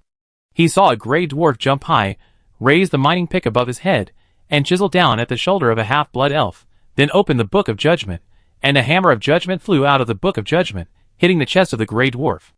Immediately, the Grey Dwarf was knocked to the ground. Although the Grey Dwarfs have brute force, when the Grey Dwarfs in the front were all stabbed to the ground by the spears, the fully armed half-blood elves formed a shield wall again, and the feather arrows behind the team flew in the dim cave, and the second row of Grey Dwarfs were immediately pierced with feather arrows. When the half-blood elf warriors put their spears on the shields and moved forward again. Although the half-blood elves were far inferior to these Grey Dwarfs in terms of strength, they relied on the armor on their bodies to withstand the impact of the Grey Dwarfs. The strong bodies of the Grey Dwarfs could withstand the arrows, but they could not stop the long swords and spears. After 2 charges, more than a dozen Grey Dwarfs fell to the ground, and other Grey Dwarfs were also pierced by several arrows. Seeing the half-blood elves coming out of the mine tunnel continuously, the last bit of courage in the Grey Dwarfs' hearts disappeared. All the Grey Dwarfs in the cave kept retreating in the rain of arrows. They thought about escaping to the mine behind them, and the half-blood elf warriors rushed into the mine and kept approaching the Grey Dwarfs. Then, the Grey Dwarfs dropped their weapons and turned to flee into the mine. The half-blood elves did not chase them blindly, but divided into small teams of warriors and entered the mine in an orderly manner. As for the 20 or so injured Grey Dwarfs in the mine, as long as they were still alive, the half-blood elves would tie them up first and then bandage their wounds. These Grey Dwarfs were still very powerful, but they lacked armor. Even if they only wore a thin layer of light armor, it was still unknown which side the balance of victory would tilt towards in this battle. The injured half-elf warrior stayed in the cave and followed the warrior team behind to deal with the Grey Dwarf captives in the mine. Roy checked and found that 4 half-elf arms were broken by the Grey Dwarfs with stone hammers. Roy left them in the mine and followed other half-elf warriors to chase the other Grey Dwarfs, who escaped. This time, the Dark Moon Elves learned the lesson from the battle with the Grey Dwarf bandits. They knew that the Grey Dwarfs would run away if they couldn't win. The Dark Moon Elves could not stop the Grey Dwarfs when they were drilling around in the mine. Once they were trapped in a narrow cave, the Dark Moon Elves had no way to deal with them. So they simply did not fight the Grey Dwarfs head-on. The Dark Moon Elves warriors gave up the frontal battlefield and dispersed to several key entrances in the mine, planning to stab the Grey Dwarfs in the back if they tried to escape. In a dark corner deep in the mine, a Dark Moon Elves warrior was hiding beside a rock, holding a sharp dagger tightly. His body merged with the rock. The mine was extremely dark, and he was standing in a blind spot. This Dark Moon Elf warrior was one of the 10 Dark Moon warriors that Roy brought from the second mine. He adjusted his breathing silently. Hearing the shouting and killing in the cave not far away, he tried to restrain his impulse to rush out and waited quietly for the Grey Dwarfs to come to him. Sure enough, there were screams among the shouting and killing in the mine, and there were constant shouts from the Grey Dwarfs in the mine. He knew that the opportunity had come. It didn't take long before he saw the figure of a Grey Dwarf running towards him. Although the mine was very dark, the Dark Moon Elf could still distinguish the Grey Dwarfs in the dark environment. His hand holding the dagger was shaking. Just as the Grey Dwarf passed by him, the Dark Moon Elf found the right opportunity to stretch out his arm, and the dagger in his hand accurately penetrated the Grey Dwarf's chest. The Dark Moon Elf warrior pulled out the dagger fiercely, without even looking at the Grey Dwarf, who fell behind him, and disappeared into the dark mine again. The Grey Dwarf, who followed behind, only saw his companion in front suddenly fall forward, and did not even touch the shadow of the Dark Moon Elf. He hurriedly stopped, squatted down, patted the shoulder of the companion who fell to the ground, called him twice, and saw that he was twitching all over and had no reaction. Then he mustered up the courage to turn his companion's body over, and saw that he was already weak, and a blood hole in his chest was constantly spurting blood. The ground of the cave had been stained with blood. At this moment, he was so frightened that his hair stood up and his pupils shrank suddenly. A dagger protruded from behind his neck, and as the fated arm flashed before his eyes, the Grey Dwarf felt a sharp pain in his throat, and a stream of warm blood gushed out of his neck. He was so frightened that he covered his throat with his hands, but he couldn't stop the bleeding in panic. Some blood choked his lungs, making him unable to breathe. He only felt his heart beating violently, but his body became so weak that he couldn't even shout. He was kicked from behind and fell on his companions. 2 seconds later, another grey dwarf ran to the entrance of the mine. Seeing his 2 companions lying in a pool of blood, he suddenly stopped and looked around vigilantly, waving the pickaxe in his hand around him, and shouted in Elvish in a harsh voice, "Hey, kid, do you dare to come out and fight me?" The Dark Moon Elf was squatting next to the grey dwarf. If the grey dwarf moved his left leg half a step to the left at this time, he could even kick him in the face. But the Dark Moon Elf just squatted there motionless, not even looking at him. The grey dwarf did not find the murderer who killed his companion, nor did he dare to stay at the cave entrance for too long. Seeing another grey dwarf running over from behind, he put down his pickaxe, greeted the grey dwarf, and reminded him, "Be careful, there is a Dark Moon Elf hiding here." The grey dwarf could not finish his words, and saw his companion staring at him with wide eyes, his eyes conveying surprise and fear. The grey dwarf immediately realized that the situation was not good. He did not dare to look back, and silently swung the pickaxe in his hand backwards, and squatted down suddenly. Unfortunately, he still felt a chill on the back of his neck, and then fell headfirst into the mine. The Dark Moon Elf warrior gracefully bowed to the grey dwarf, who had just arrived. His body retreated 2 steps, and then turned into a faint black mist under the other's eyes, and merged into the darkness in an instant. Chapter 373. When Roy and a team of half-blood elf warriors chased up the mine, they always saw several grey dwarves lying in a mess at the entrance of the mine. All of these grey dwarves fell in a pool of blood, and almost all of them were dying. He could only ask the half-blood elf warriors to carry these grey dwarves out of the pool of blood, find the grey dwarves, who were still breathing and had heartbeats, and prepare to treat them when they were free. The half-blood elf warriors chased forward along the mine for a long distance, and finally saw a dozen grey dwarves standing back to back. Almost every grey dwarf held a pickaxe and a stone hammer in his hand, waving them in front of him. Their eyes turned blood red, and there were several grey dwarves lying in a pool of blood in front of them. A team of half-blood elf warriors had already arrived here, but because the enemy had too many people, they had been holding back and not attacking. What happened to them? The half-blood elf warrior who came with Roy secretly asked his companions, who had arrived a little earlier than them. They were almost driven crazy by the Dark Moon Elves. A half-blood elf who arrived here first answered in a low voice. These half-blood elves all came from the second mine, and they naturally knew how terrible these Dark Moon Elves were. Roy waved to everyone, and a group of half-blood elf warriors surrounded them. These grey dwarves dropped their weapons and chose to surrender. These 10 Dark Moon Elves were still chasing the fleeing grey dwarves. Roy led a team of half-blood elf warriors, and captured some more grey dwarves one after another. Perhaps the methods of these 10 Dark Moon Elves were too cruel, and the number of grey dwarf corpses encountered along the way was always more than the number of living grey dwarves. In just half a day, the battle under the mine was over. The grey dwarves in the mine suffered heavy losses. Only half of the more than 100 grey dwarves survived. Some of these surviving grey dwarves were seriously injured and pulled back from the gates of hell by Roy. They could take their last breath at any time and return to the arms of the Creator. Looking at the wounds on the bodies of these grey dwarves, Roy was speechless. Any attack from these Dark Moon Elves was fatal, either a kidney shot, a backstab, or a throat slash. If these injured grey dwarves wanted to survive, they really needed a bit of luck. A half-blood elf warrior ran out of the mine, with a lantern in his hand. He came directly to Roy and whispered to him, "Boss, we found the Dark Moon Elves trapped in the mine, but many of them are injured and in a bad situation." Roy gave up on the grey dwarf he was trying to save. His heart tube was cut off. He was able to survive, until now only because of his strong physique. Then Roy asked the half-blood elf, "Where are they?" "Take me there." "Okay, boss," the half-blood elf warrior said. Now, these half-blood elves are a little confused about how to address Roy.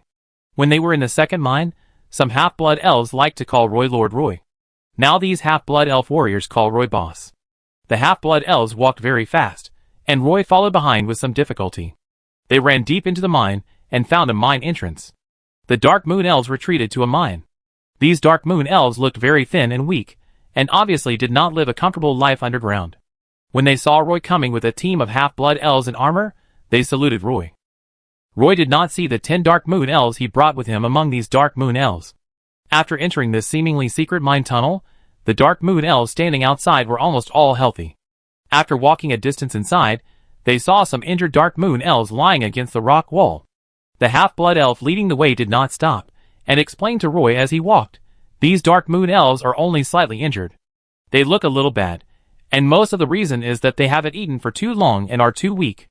Roy found it a little incredible to think that the Dark Moon Elves in the second mine were so strong. The Dark Moon Elves in the first mine put themselves in such a predicament. How did they do it?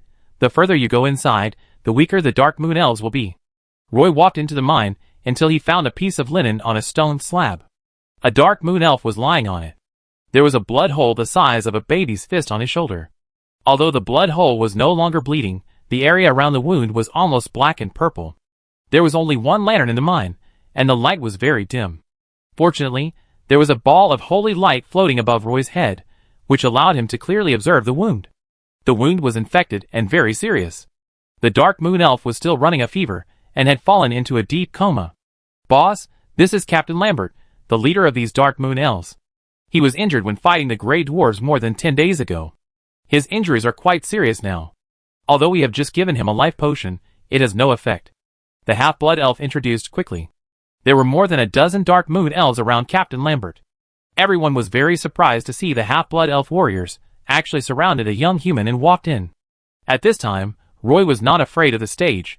He stood up and took the initiative to say, "My name is Roy, and I am the owner of this mine.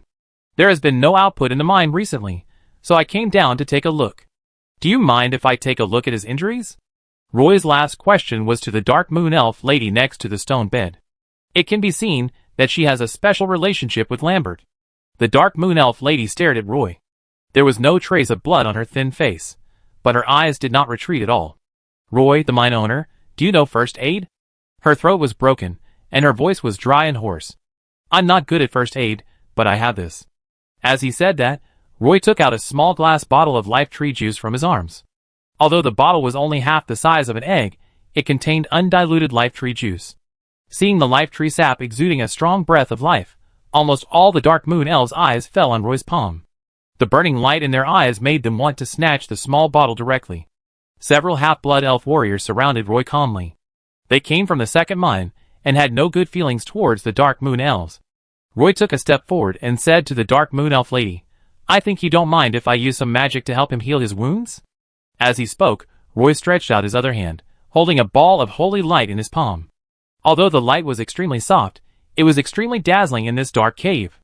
The Dark Moon Elves in the cave were even more surprised by Roy's expression. Roy did not explain any more. He narrowed his eyes slightly. As the prayer ended, the divine pattern drawn by Roy was filled with a sacred aura. When the divine pattern dissipated, the condensed sacred aura instantly turned into a beam of light, covering Captain Lambert's wound. Then the beam of light continued to spread outwards, and it actually completely covered Captain Lambert's body. Leaves transformed from sacred auras continued to fall around Roy, and the entire cave was illuminated by this holy light. Behind Roy, the shadow of a holy tree vaguely emerged. Under the illumination of the holy light, the bloody hole on Captain Lambert's shoulder swelled up rapidly at a speed visible to the naked eye, and some pus and blood on the wound turned into wisps of black smoke that quickly dissipated, and it seemed that it was purified by the holy light.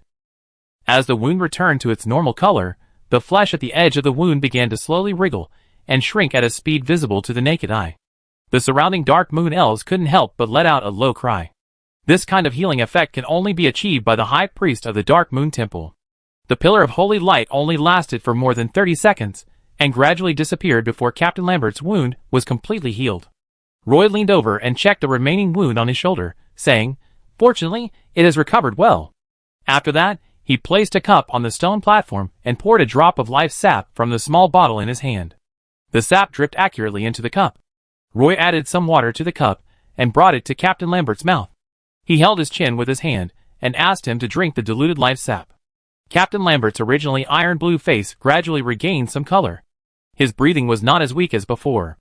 The eyes of the Dark Moon Elf lady looking at Roy were full of gratitude, and the expressions of the surrounding Dark Moon Elves were no longer so serious. Roy stood in front of a group of Dark Moon Elves and said, "Let me introduce myself again. My name is Roy, and I am now the owner of this mine. Do you know what I want from you?" Seeing that all the Dark Moon Elves in the mine were looking at him, Roy said, "My only requirement for you is to dig for me in the mine." Roy paused and told the half-blood elf warrior beside him, "Prepare some food for them, and move some tents and blankets from the warehouse. Oh, and linen clothes." While Roy was mumbling various instructions, he walked out of the mine, where the Dark Moon Elves were temporarily staying. Chapter 374. The battle in the mine made Roy finally understand one thing. Not all Dark Moon Elves can become assassins. Only the Dark Moon Elves in the second mine are real assassins. As for the Dark Moon Elves in the first mine, they are just ordinary elves. After coming out of the mine, where the Dark Moon Elves were hiding, Roy hurried back to the mine entrance. More than 30 slightly injured gray dwarves were sitting on the ground leaning against the rock wall, and more than 20 seriously injured gray dwarves were lying in the mine tunnel. They were all simply bandaged. Some seriously injured gray dwarves were still dying one after another due to excessive bleeding. Seeing their companions' bodies being carried out by the half-blood elves, the injured gray dwarves looked ashen. There were only about 120 gray dwarves in the first mine, and now more than 60 cold bodies fell in the mine tunnel of the vertical shaft, waiting to be transported out of the mine by hanging boxes. These bodies cannot be left in the mine, otherwise once they rot, the whole mine will become smelly. So the bodies must be cleaned up as soon as possible. 10 Dark Moon Elf warriors were still searching around in the mine, looking for those gray dwarves who had escaped. After having weapons and armor, the combat power of these Dark Moon Elf warriors was greatly improved. Roy did not expect that the Dark Moon Elf warriors would kill the gray dwarves so badly. He led a group of half-blood elf warriors to fight with the gray dwarves in the mine for a long time, and only 17 gray dwarves died in the battle. The rest of the gray dwarves all died at the hands of 10 Dark Moon Elf warriors, and on average each Dark Moon Elf killed about 4 gray dwarves. It was not to blame these Dark Moon Elf warriors for their brutal attacks. They had been fighting with the gray dwarves in the mines for decades, and they no longer had any mercy in their hearts. "Boss, please come over here." The Dark Moon Elf named Timothy walked silently to Roy's side, like a civet cat. However, no matter whether they were invisible or not, as long as they were close to Roy, their bodies would automatically reveal themselves. Roy looked at the Dark Moon Elf, who had a dagger tied to his leg. The handle of the dagger was soaked with a layer of blood plasma. He also smelled very bloody, and the tip of the dagger's sheath was constantly dripping with sticky blood. Probably to facilitate fighting, the Dark Moon Elves tied their hair up, showing their pointed ears, and their skin was dark blue. When they walked, their voices were very light, and if you didn't pay much attention, you couldn't hear their footsteps at all. Roy didn't care what happened to the Dark Moon Elves. He followed the Dark Moon Elves through a winding mine tunnel, and came to a mine cave with a stone door. There was a lantern hanging on the rock wall of the mine cave. In the dim light, Roy clearly saw 2 gray dwarves lying in a pool of blood at the entrance of the cave. Perhaps they had just died, and the blood on the gray dwarfs had not yet completely coagulated. 2 stone hammers were thrown aside, one of which had a broken hammer head and a broken wooden handle. It seemed that the 2 gray dwarves had put up a fierce resistance before they died. Roy ignored the dead gray dwarves.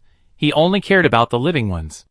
The mine dug by the dwarves was very delicate, and the entrance was very regular, but the entrance was designed according to the height of the dwarves. Roy had to lower his head to get in. 2 Dark Moon Elf warriors were guarding the entrance of the mine. When they saw Roy coming in, the Dark Moon Elves picked up the lantern. Roy released a ball of holy light. When the light slowly floated above the stone chamber, Roy discovered that the stone chamber was actually a long and narrow warehouse. A row of pickaxes stood beside the stone wall. Although these pickaxes were not brand new, there were more than 100 of them. In addition to the neatly arranged rows of pickaxes, a long and narrow stone trough was dug in the cave, which stored a large number of dried mushrooms and moss cakes. Roy even found some dried skin mice. I didn't expect the gray dwarves to dig such a large warehouse, and store so much food and tools. The Dark Moon Elf warrior brought Roy to a mine tunnel with an underground canal, which had obvious signs of artificial excavation. Roy was sure that this underground canal was the work of the gray dwarves. After walking a few steps inside, Roy found that the cave wall was a little wet. After walking a few steps into the mine, he saw purple moss growing on the cave wall. It was cold and slippery when touched with the hand. The moss grew very densely, and a large piece could be peeled off with a casual grab. Walking a little further ahead, Roy saw clusters of umbrella-shaped mushrooms growing on the ground. The color was a brick red, which could be confirmed to be red mushrooms. The gray dwarves actually successfully cultivated mushrooms in a mine. It seems that the preparations before implementing the plan were sufficient. At the end of the mine was another warehouse. This warehouse not only had a heavy stone door, but also a narrow passage that could only accommodate one person. Timothy led the way in front. Passing through this passage, Roy saw a crystal red in front of his eyes. He saw the warehouse filled with high-quality spinels, each with the texture of jelly. Roy was shocked by the huge amount of wealth stored here. Roy took 2 steps into the mine, stepping on the spinels all over the ground, but he couldn't tell how big the mine was. However, Roy was sure that even if the first mine resumed its normal mining speed and mined for 2 consecutive years, the gemstones mine might not be as much as in the warehouse. A large number of high-quality spinels were piled up in the mine, but some rare magic-associated minerals were placed on a stone platform. The number was very small. Some associated minerals only had a few pieces, and some simply had only one piece. Roy picked up 2 spinel ores from the ground. It can be seen that the quality of these spinels is very high. These gray dwarfs have lived in the mine for decades, and they have accumulated a huge fortune in their hands. In fact, it is not difficult to understand. If there is only one regret, it is probably that they have the life to make money, but not the life to spend it. When Roy came out of the mine, the first thing he thought of was not how to deal with the spinels, but whether the gray dwarves in the second mine also hid a treasure house full of spinels underground. Roy suddenly remembered that the gray dwarves in the second mine exchanged 20 barrels of spinels for a barrel of rum. Those 20 barrels of spinel should be the private collection of the gray dwarves in the second mine. When Roy came out of the dwarf treasure house, the dark moon elf named Timothy was already waiting outside the mine, holding a torn piece of parchment in his hand. It is called parchment, but it is hard. It should be a piece of air-dried fur. Then Roy found some clues on the fur. There is a head at one end of the fur and a short tail at the other end. It should be a rat's skin. Timothy handed the fur to Roy and said in a low voice, "Boss, we found this from this guy." Roy took the fur in his hand. He ignored the fluffy side and looked at the leather side. Before the fur was cooked, it was still hard, and there was some dirty grease and blood on it. It was on this dirty fur that Roy discovered a charcoal-drawn painting. It seems inaccurate to call it a painting. This hard fur should be a drawing. The lines on this drawing are very simple. Roy can only recognize a vertical line representing the shaft. The other lines do not look like the mine inside the mine. There is also a long diagonal line that clearly marks the angle. "Where did you find this?" Roy asked Timothy curiously. "In the mine over there." Timothy pointed to a mine next to the treasure house and answered. Roy walked towards the mine with a blueprint. An old dwarf sat dejectedly at the entrance of the cave. There was a heavy iron chain tied to his ankle, and a dark moon elf warrior was guarding him. Roy walked forward and looked at the old dwarf with curiosity. He looked a little different from the gray dwarfs. The skin of the gray dwarfs was a light black iron color, but the skin of this old dwarf was bronze, and some features of his face were also very different from those of the gray dwarfs. Roy didn't talk to him, but just stared at his face without saying a word. The old dwarf looked skinny, with large joints and loose skin. He wore a pair of glasses on his big nose, and one of the lenses of the glasses was broken. Roy raised the blueprint in his hand and shook it in front of the old dwarf. "Is this the escape route you drew?" Roy asked directly. The old dwarf raised his head weakly and said casually, "Yes, no need to test it, this map is drawn by me. We planned to dig a hole under the mine to escape, but in the process of drawing, I found a problem, that is, after digging 30 meters up, we will encounter a hard rock layer. I plan to prepare some weak solvents to soften the hardness of some of the excavated rock layers, but they want to break it with brute force. But you don't look like a gray dwarf at all," Roy said to the old dwarf. "Who said I'm a gray dwarf?"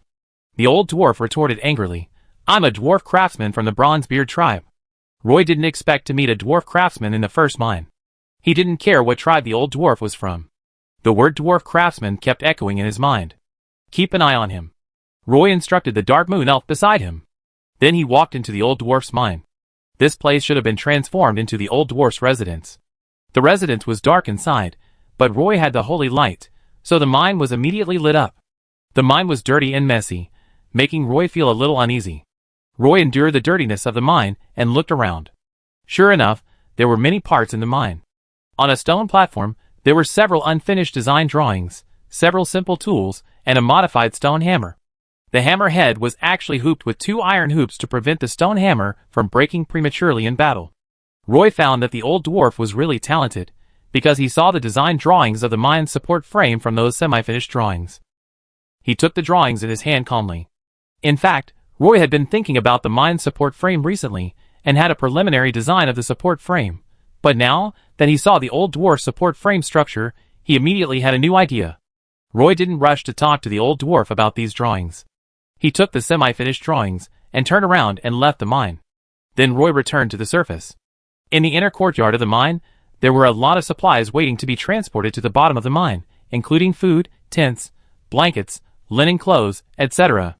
The bodies of the gray dwarves were transported out of the fortress early, and were selected on a gentle slope only 500 meters away from the mine fortress. This hillside had a thick layer of soil, which was convenient for digging. The bodies of the gray dwarves were buried in rows on the gentle slope. Roy arranged several half-blood elves in the mine. He was going to implement the business strategy of the second mine, and prepared to record the names of all the Dark Moon elves in the register. Then he wrote a letter to Weiser to investigate the sentences of these Dark Moon elves. If the sentences were completed, Roy really wanted to restore the freedom of these Dark Moon elves. During this period, Captain Lambert of the first mine woke up and expressed his gratitude to Roy through the half-blood elves working at the bottom of the mine. Roy brought a team of half-elf warriors to the mine. The Dark Moon elf named Lambert could already walk slowly in the mine with a cane. Captain Lambert had learned Roy's attitude towards the Dark Moon elves from the Dark Moon elves in the second mine. During this period, the mine kept sending food, tents, blankets, clothes, etc. to the mine. More than 100 Dark Moon elves had set up tents in the mine, and wore linen clothes that were enough to cover their bodies. With sufficient food supply, these Dark Moon elves recovered quickly, and their physical condition improved significantly. They all knew that after this battle, there were more than 120 gray dwarves in the mine, and if the seriously injured were included, there were less than 60 gray dwarves at present. In the future, the Dark Moon elves will gradually become supervisors in the mine, but the number of gray dwarves who can still work has been reduced to more than 20, so these Dark Moon elves also need to work in the mine. Roy came to the old dwarf's mine cave again, followed by a team of half-blood elf warriors. The old dwarf was not surprised to see Roy coming in from outside the cave. He was sitting next to the stone platform, grinding a piece of iron with a small piece of stone, his glasses on his big nose, and his hands were shaking slightly. Roy sat directly in front of the old dwarf and said to him straight to the point, "As long as you promise to help me, I will take you out of this mine." The old dwarf put down the grindstone in his hand, looked from his glasses to Roy's face, and asked Roy tentatively, "Do I have any other choice?" "Not yet," Roy replied. "I'm just a dwarf craftsman, proficient in metallurgy and engineering machinery, not an elder who knows everything." The old dwarf said to Roy, "I just need a dwarf craftsman like you." Roy smiled and said to the old dwarf, and stretched out his right hand to him. Chapter 375. Roy brought the dwarf craftsman Puggies out of the mine in this way. The first thing Roy did after leaving the mine was to find an axe to cut the chain on the old dwarf's ankle. His ankle had been worn and healed countless times, and the scars always overlapped, which even looked a little scary. Dwarves are born with big feet, and Puggies' feet are also big. He was almost barefoot in the mine. Not wearing shoes for a long time made his soles form a thick layer of calluses, but his toenails were a little scary, and the gray nails were covered with cracks. The old dwarf had almost no strong muscles, and his old skin had become extremely loose. The only thing worth praising was his dirty beard. When Puggies came out of the mine, the first thing he did was not to run to the restaurant to enjoy the food, but to take a comfortable bath in the steaming hot bathroom, and cleaned his beard very carefully, even applying a little grease, and then braided his beard into 3 braids again. As for the Mediterranean-style hair on his head, the old dwarf simply trimmed it, and then cut off the nails softened in the bathtub. When he came out of the bathroom after changing into a linen robe, he looked very energetic except that he looked a little skinny and hunched. Roy took him to a separate suite on the 4th floor. The small living room was not very big, and could be transformed into an old dwarf's workroom in the future. Next to it was a very private bedroom. A soft and clean quilt was spread on the single bed. Through the grid-shaped glass window, you could see the vast grassland on the Pagisto Plateau. The room was very exquisite. Puggies stroked the sofa and coffee table in the living room and said to Roy, "Move all these furniture out. I need a sturdy and durable workbench with a flat surface. It would be best if I could have a set of crucibles for the magic laboratory. Help me build a row of shelves along the wall. I have someone bring the workbench and shelves here right away. We don't have the magic crucible yet, so I tried to buy it from Padstow," Roy said. The old dwarf nodded, and he looked at Roy again and asked him, "Mine owner Roy, what do you want me to do?" "Fill your stomach first, we can talk while eating," Roy suggested. The old dwarf frowned, and he obviously didn't agree to talk about work while eating, but since it was Roy who proposed it, he couldn't say anything. Half-blood elves are not very good at cooking, they can't even make bread, but there is no problem making a few scones. Soon, a fruit platter, 2 scones, and a piece of cheese were placed in front of the old dwarf, in addition to a glass of beer with a strong aroma of wheat.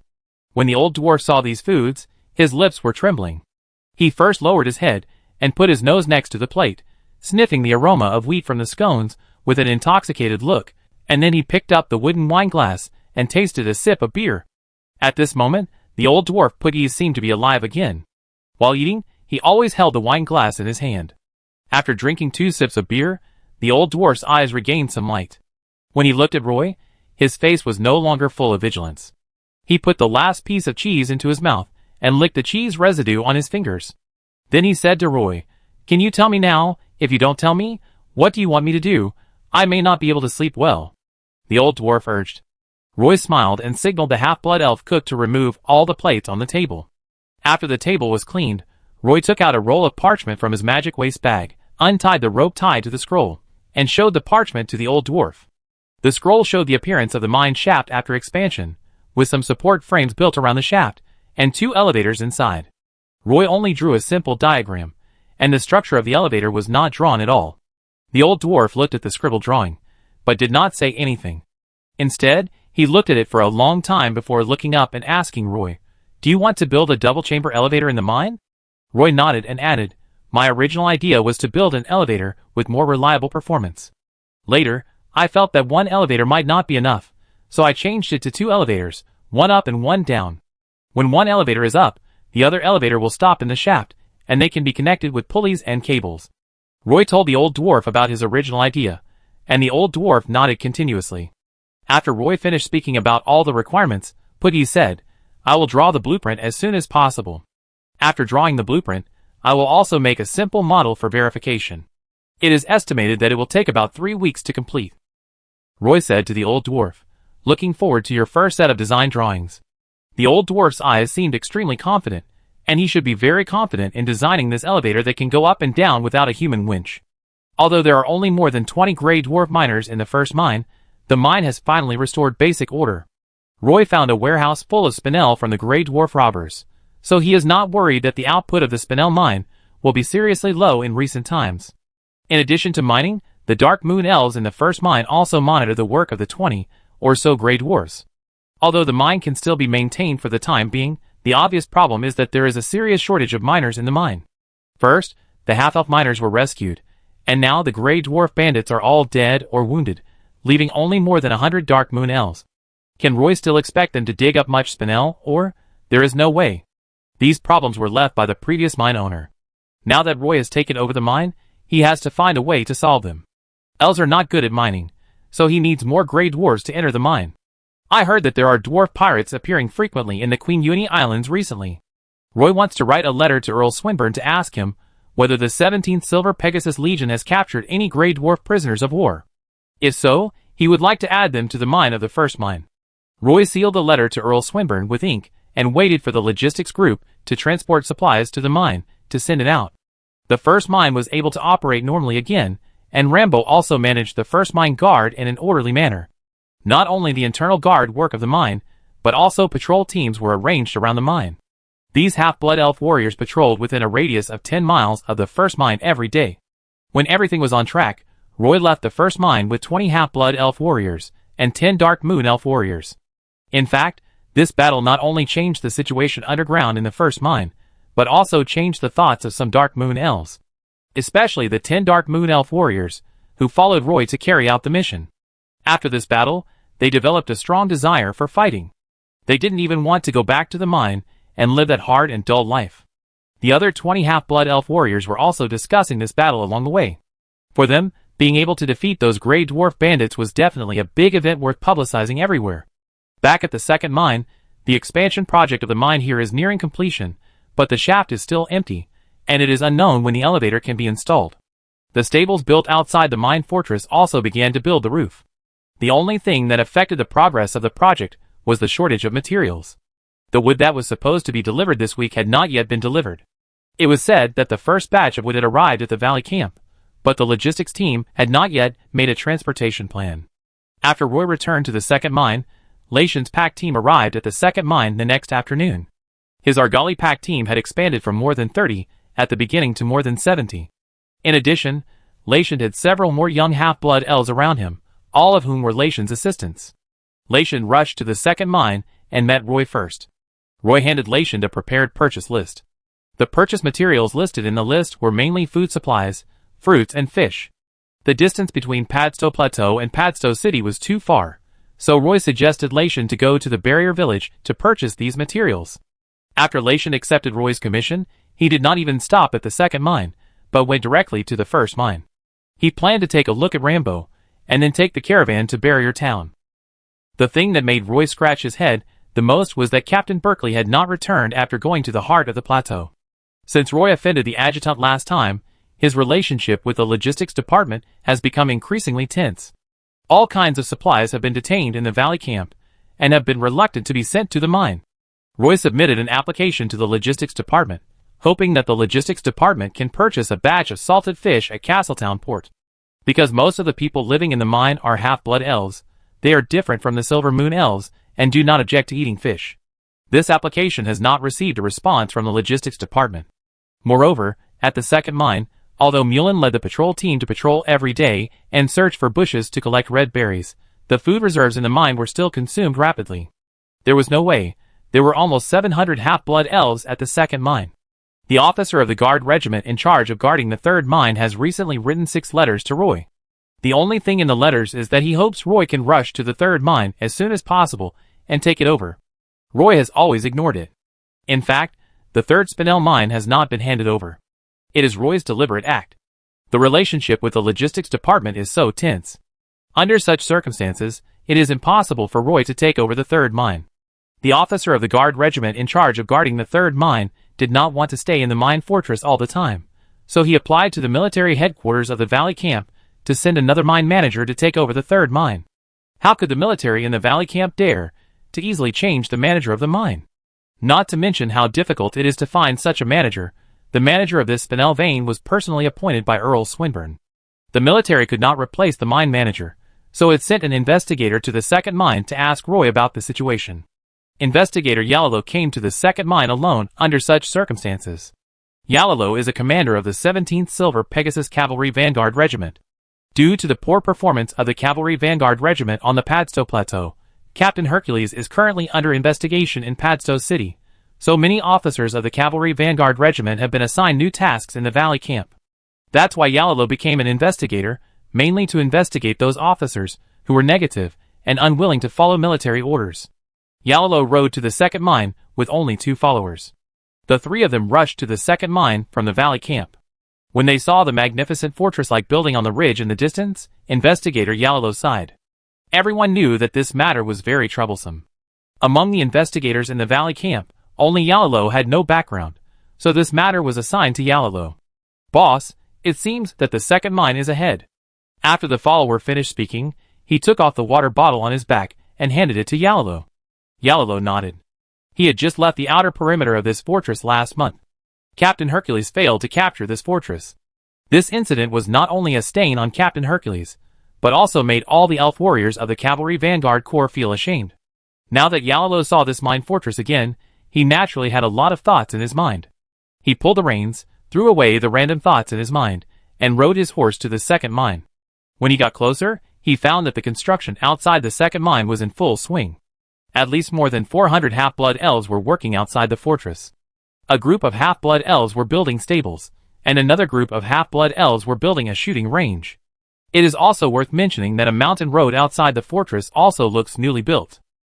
Investigator Yalalo went directly into the mine fortress, and the mine was actually being expanded in the courtyard. Chapter 376. The first phase of the second mine renovation is actually nearing completion, including the expanded mine, the newly built stables, and the archery training ground. Roy is preparing to install 2 elevators in the mine, and the drawings of the elevators have been handed over to the old dwarf Puggies. In addition, the construction of the newly built stables and archery training ground will soon be suspended due to the lack of sufficient wood. Fortunately, there is no shortage of forest resources on the Pagisto Plateau, and the current gathering place of the half-blood elves is in a mountain. There are many dense pine and fir forests between the mountains. So Roy gave this batch of wood to Mullen to purchase, so that the half-blood elves in the mountains can use the existing resources to exchange for more benefits. Speaking of the half-blood elves hiding in the mountains, the gathering places in the mountains are still extremely short of various materials, lacking everything. During the time Roy was in the Padstow Plateau, his primary magic herb business was not interrupted. Rossander also sent a batch of magic herbs to the city of Padstow last month. The people who received the goods were Woods and Claire. Woods could not complete the transaction alone. Even if he had Roy's business license, he was not qualified to pass through the plane portal. With Claire's help, he could successfully receive this batch of herbs in Padstow City. Roy's magic herb business in Castletown City already has a stable sales channel. After Woods got this batch of magic herbs, he only needed to deliver these low-level magic herbs to these potion shops according to the catalog list provided by Roy. Roy also knew that the magic herbs sold by the half-blood elves in the Pagisto Plateau could not feed all the half-blood elves in the gathering place. At best, it could only alleviate the life pressure of some half-blood elves. Therefore, Roy asked Mulin to recruit half-blood elf warriors from the gathering place to form the guards of the second mine, which became very smooth. After Mulin returned to the gathering place, he easily recruited 300 young half-blood elves. Roy had to pay a considerable commission to this group of half-blood elf warriors every month. In addition, the guards formed would have to fight against the headhunters on the plateau in the future. With these 2 points alone, Roy won the support of a large number of young half-blood elves. Making money and fighting against the headhunters on the plateau are what the young half-blood elves hope for but fail to do. Of course, the half-blood elves can come to the mine to serve as guards because Roy rescued the half-blood elf miners in the 2 mines. The half-blood elves think Roy is trustworthy. Not only will he build stables and shooting ranges, but he will also build support frames for all the mine tunnels underground. All these projects require Roy to buy a large amount of pine wood from the half-blood elf gathering place. Once these transactions are completed, it is estimated that the predicament of the half-blood elf gathering place can be completely solved. In the eyes of Investigator Yalalo, the second mine is a scene of bustling activity. Investigator Yalig met Roy in the courtyard of the fortress. The young mine owner saw the investigation order in Investigator Yalalo's hand and just smiled faintly, then said, "The first mine and the second mine will actively cooperate with your investigation." Investigator Yalalo nodded and looked around in the yard. There are indeed many half-blood elves living here. Some half-blood elf warriors even gathered around the railing on the second floor, watching the fun with a smile. The investigation report that the 3rd Mine Guard Regiment applied to the military was purely unnecessary. Even if this report is submitted to the higher-ups, it probably won't have any effect. You came just in time. I just happened to be preparing to complain to you about something. Roy returned the investigation order in his hand to Investigator Yalalo and said to him with a smile. Although Investigator Yalalo had a stern face, he couldn't help but smile bitterly in his heart. Investigator Yalalo followed Roy to the front of the material warehouse on the first floor of the mine fortress. Roy asked the manager guarding the warehouse to open the warehouse. The warehouse contained some apples and elf biscuits, as well as several bags of flour and a dozen wine barrels. The apples were stored in wooden boxes, the elf biscuits were stored on the shelves by the wall, and several bags of flour were piled at the door. The material warehouse did not look very big, and there were only a few apple boxes. Investigator Yalalo's face changed slightly. Judging from the apples in the second mine, they were not enough for the half-blood elves in the mine to eat for 2 days, and the elf biscuits could only last for half a month at most. Investigator Yalalo was too lazy to even look at the other things. "Is this the warehouse where you store food?" Investigator Yalalo asked Roy seriously. "Yes." He pointed to a row of apple boxes on the shelf and asked directly, "Your food reserves are seriously insufficient now. Have you applied to the military for material supplies?" Roy replied, "I applied 2 weeks ago." Investigator Yalalo took a deep breath and asked again, "So the logistics department has not replenished the food supplies?" "Although I don't know why, it is true." Investigator Yalalo had already vaguely guessed where the problem was. Leaving the warehouse, Roy took Investigator Yalalo to the restaurant on the second floor of the fortress. Lunch was being prepared in the restaurant, and 3 pots were boiling a slightly sweet and sour soup. Investigator Yalalo walked over, and could see the red berries on the canteen shelves that had not been used up. Some of the berries still had green leaves on them, and they looked very fresh. Roy said to Investigator Yalalo, "Recently, our lunch is basically these red berries. The half-blood elves who went out to collect red berries in the morning have not returned yet. These berries were collected yesterday, and are still very fresh. This kind of red berries is a bush berry unique to the plateau. Most of the elves living here are half-blood elves, and they are used to eating it. But there are fewer and fewer of these red berries in the area around the mine." As he said this, he pulled Investigator Yalalo to sit down at the dining table, and then asked the cook to bring 2 servings of sour soup cooked with red berries. Roy's eyes fell on the sweet soup in front of him, and he said to Investigator Yalalo, "If the mine is taken over by me, I will often worry about what to eat tomorrow, then I would rather not take over the 3rd mine. At least when the guard group manages the mine, The third mine will not worry about what to eat tomorrow. Investigator Yellow sat opposite Roy, and he didn't even know how to continue this sentence. Why take it over? Are you going to let them continue to starve? Roy smiled and said. Investigator Yellow blushed slightly, and it was a bit embarrassing to talk about this.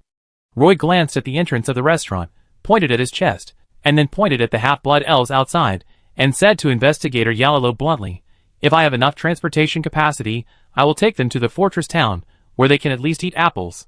Yellow was speechless, and felt his face getting hot. The mine was typical of being blocked by the logistics department for some unknown reason, so Roy was reluctant to take over the third mine. The two sides have been in a stalemate, and neither of them is willing to compromise. Finally, the guards of the third mine could not wait any longer, so they wrote a report and handed it to the temporary military headquarters in the valley camp. Roy spread his hands and said directly, otherwise, wait for Captain Berkeley to come back, maybe these problems can be properly solved. Yellow certainly knew that Captain Berkeley could easily solve this matter. He knew too well the faces of the Silver Moon elves in the logistics department. He always thought that as a quartermaster in the logistics department, he should eat more and take more, and he would feel uncomfortable if he could not take advantage of the little things. Now they are waiting for Roy to bow his head and take the opportunity to beat Roy up, so that he can become more obedient. But Roy would rather reduce the daily food consumption and go outside the mine to collect red berries to fill his stomach, but he still wants to stalemate with the other party. These half-blood elves in the second mine are used to form a guard army. With the personal signature of Earl Swinburne, the food supply of the mine guard army is provided by the Silver Moon elf military. The logistics department thought that cutting off the food supply would make the other party bow down. But those guys in the logistics department forgot one thing. They are half-blood elves, but they are half-blood elves from the Pagisto Plateau and have long adapted to the plateau life here. Yellow even dared to assert that even if the logistics department cut off the food supply, these half-blood elves would not starve to death. At most, it would be a little troublesome. Now, the Silver Moon elf guards were tied to death in the mine, and this difficult problem was pushed back and forth, and finally pushed to Yellow. Yellow was very annoyed.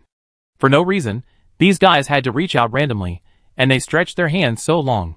Roy handed Yellow the inventory list he got from the warehouse manager, and then said, the quantity of all the supplies on the list I signed is very different from the list given to us by the logistics department.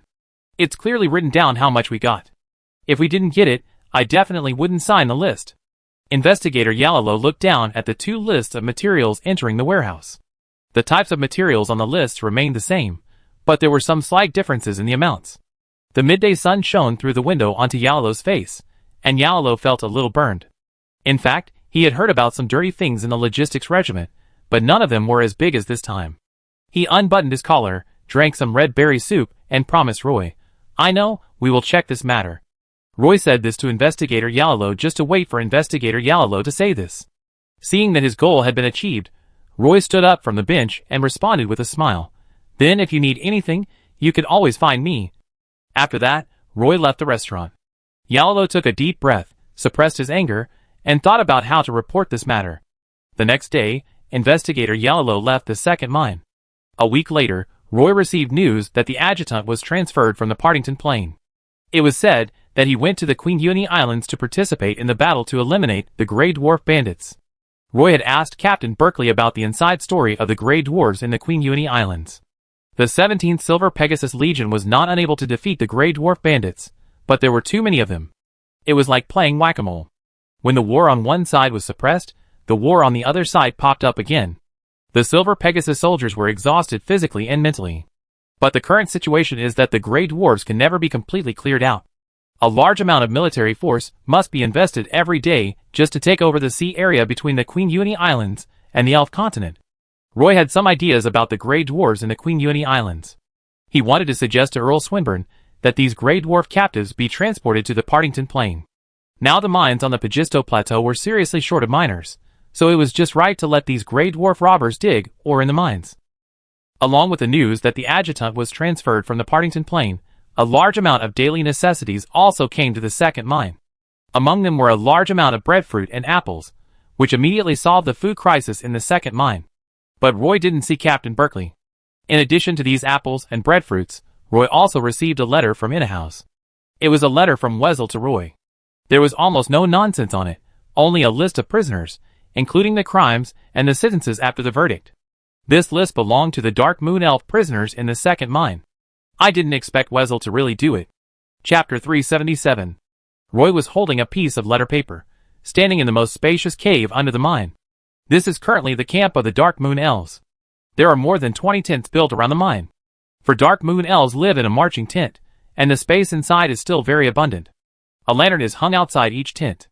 Nowadays, lanterns made of wicks polished from moonstone can be seen everywhere in the mine. Moonstone can continuously emit a layer of faint cold light without burning. In the mine, it is the most convenient lighting tool. Roy stood on a high platform, waiting for a group of Dark Moon Elves to slowly gather. Every time Roy came to the mine, something big would happen. The Dark Moon Elves did not dare to neglect it. Not only did all the Dark Moon Elves in the mine gather here, but those who supervised the Grey Dwarves in the mine also ran back. More and more Dark Moon Elves gathered in front of him, and there were many familiar faces in the crowd, among which Timothy and Tennyson stood in the front. They are the best among the Dark Moon Elves. Timothy is the most popular among the Dark Moon Elves, and Tennyson is an excellent assassin instructor. If Tennyson had not taught these Dark Moon Elves some combat skills, the Dark Moon Elves in the second mine would never be as strong as they are now. Timothy stood in the audience and greeted Roy with a smile. Although Tennyson has excellent abilities, he has a bad temper and his work style is not as smooth as Timothy's. "Boss, you called us here today. Is there anything we can do for you?" Timothy looked up and asked Roy. Roy looked away from the letter, then looked at the Dark Moon Elves gathered around him, and asked Timothy, "Are all the Dark Moon Elves here?" Timothy said quickly, "I go and count the number of people right away." After saying that, Timothy quickly counted the number of Dark Moon Elves present. He is such a very discerning Dark Moon Elves. Roy waited a little longer until Timothy came back panting, and said to Roy, "Boss, all the Night Elves are here." Roy nodded slightly. He was standing on the stage looking at the Dark Moon Elves in front of him. There were lanterns hanging around, so the light in the mine was good enough. At least the faces of every Dark Moon Elf could be seen clearly. All the Dark Moon Elves were also staring at Roy curiously, and everyone was guessing what Roy was going to say. Roy clapped his hands, and the mine became quiet instantly. Roy held up a piece of parchment in the institute and said to everyone, "I have a list of personnel in my hand. A month ago, I promised you that I would entrust my friends in Inrohouse City to help me check the list of personnel of the Dark Moon Elves in the second mine, mainly those prisoners with information. If you have completed your sentences in the Inrohouse City prison, then I will fulfill my promise and return you to freedom. I will publish the list of personnel who have completed their sentences. Gallagher, Rodney, Dennis, Wells, Alger, March, Hubert, Mansfield, Jared, Romeo, Jonas, and Jur. According to the investigation data, your sentence has been served, so you don't need to stay in the mine any longer. You can take your personal belongings and leave the mine with me later. You are free. Of course, I hope you can come back and take a look after leaving the second mine. If you can come back once in a while, it can also give some confidence to other elves serving sentences here. In addition, I have one more thing to tell you. I am sorry that the entire Partington Plain is currently blocked and the portal is temporarily closed. Although you have regained your freedom, you cannot return to the elf continent yet, and can only continue to live in the Partington Plain for a while. If you want to leave the second mine, my suggestion is that you can go to Padstow City and Barrier Town to make a living.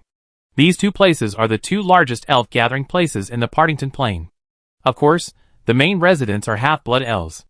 If you want to take an adventure in the Partington Plain, I also support it very much. If you have such an idea, you can come to me at any time to apply for some supplies, such as a tent, a cooking pot, and a flint. At the end of the trip, if you can bring back a realistic enough travel map, I will pay you a reward. Of course, there is another choice at the end. You can also choose to stay.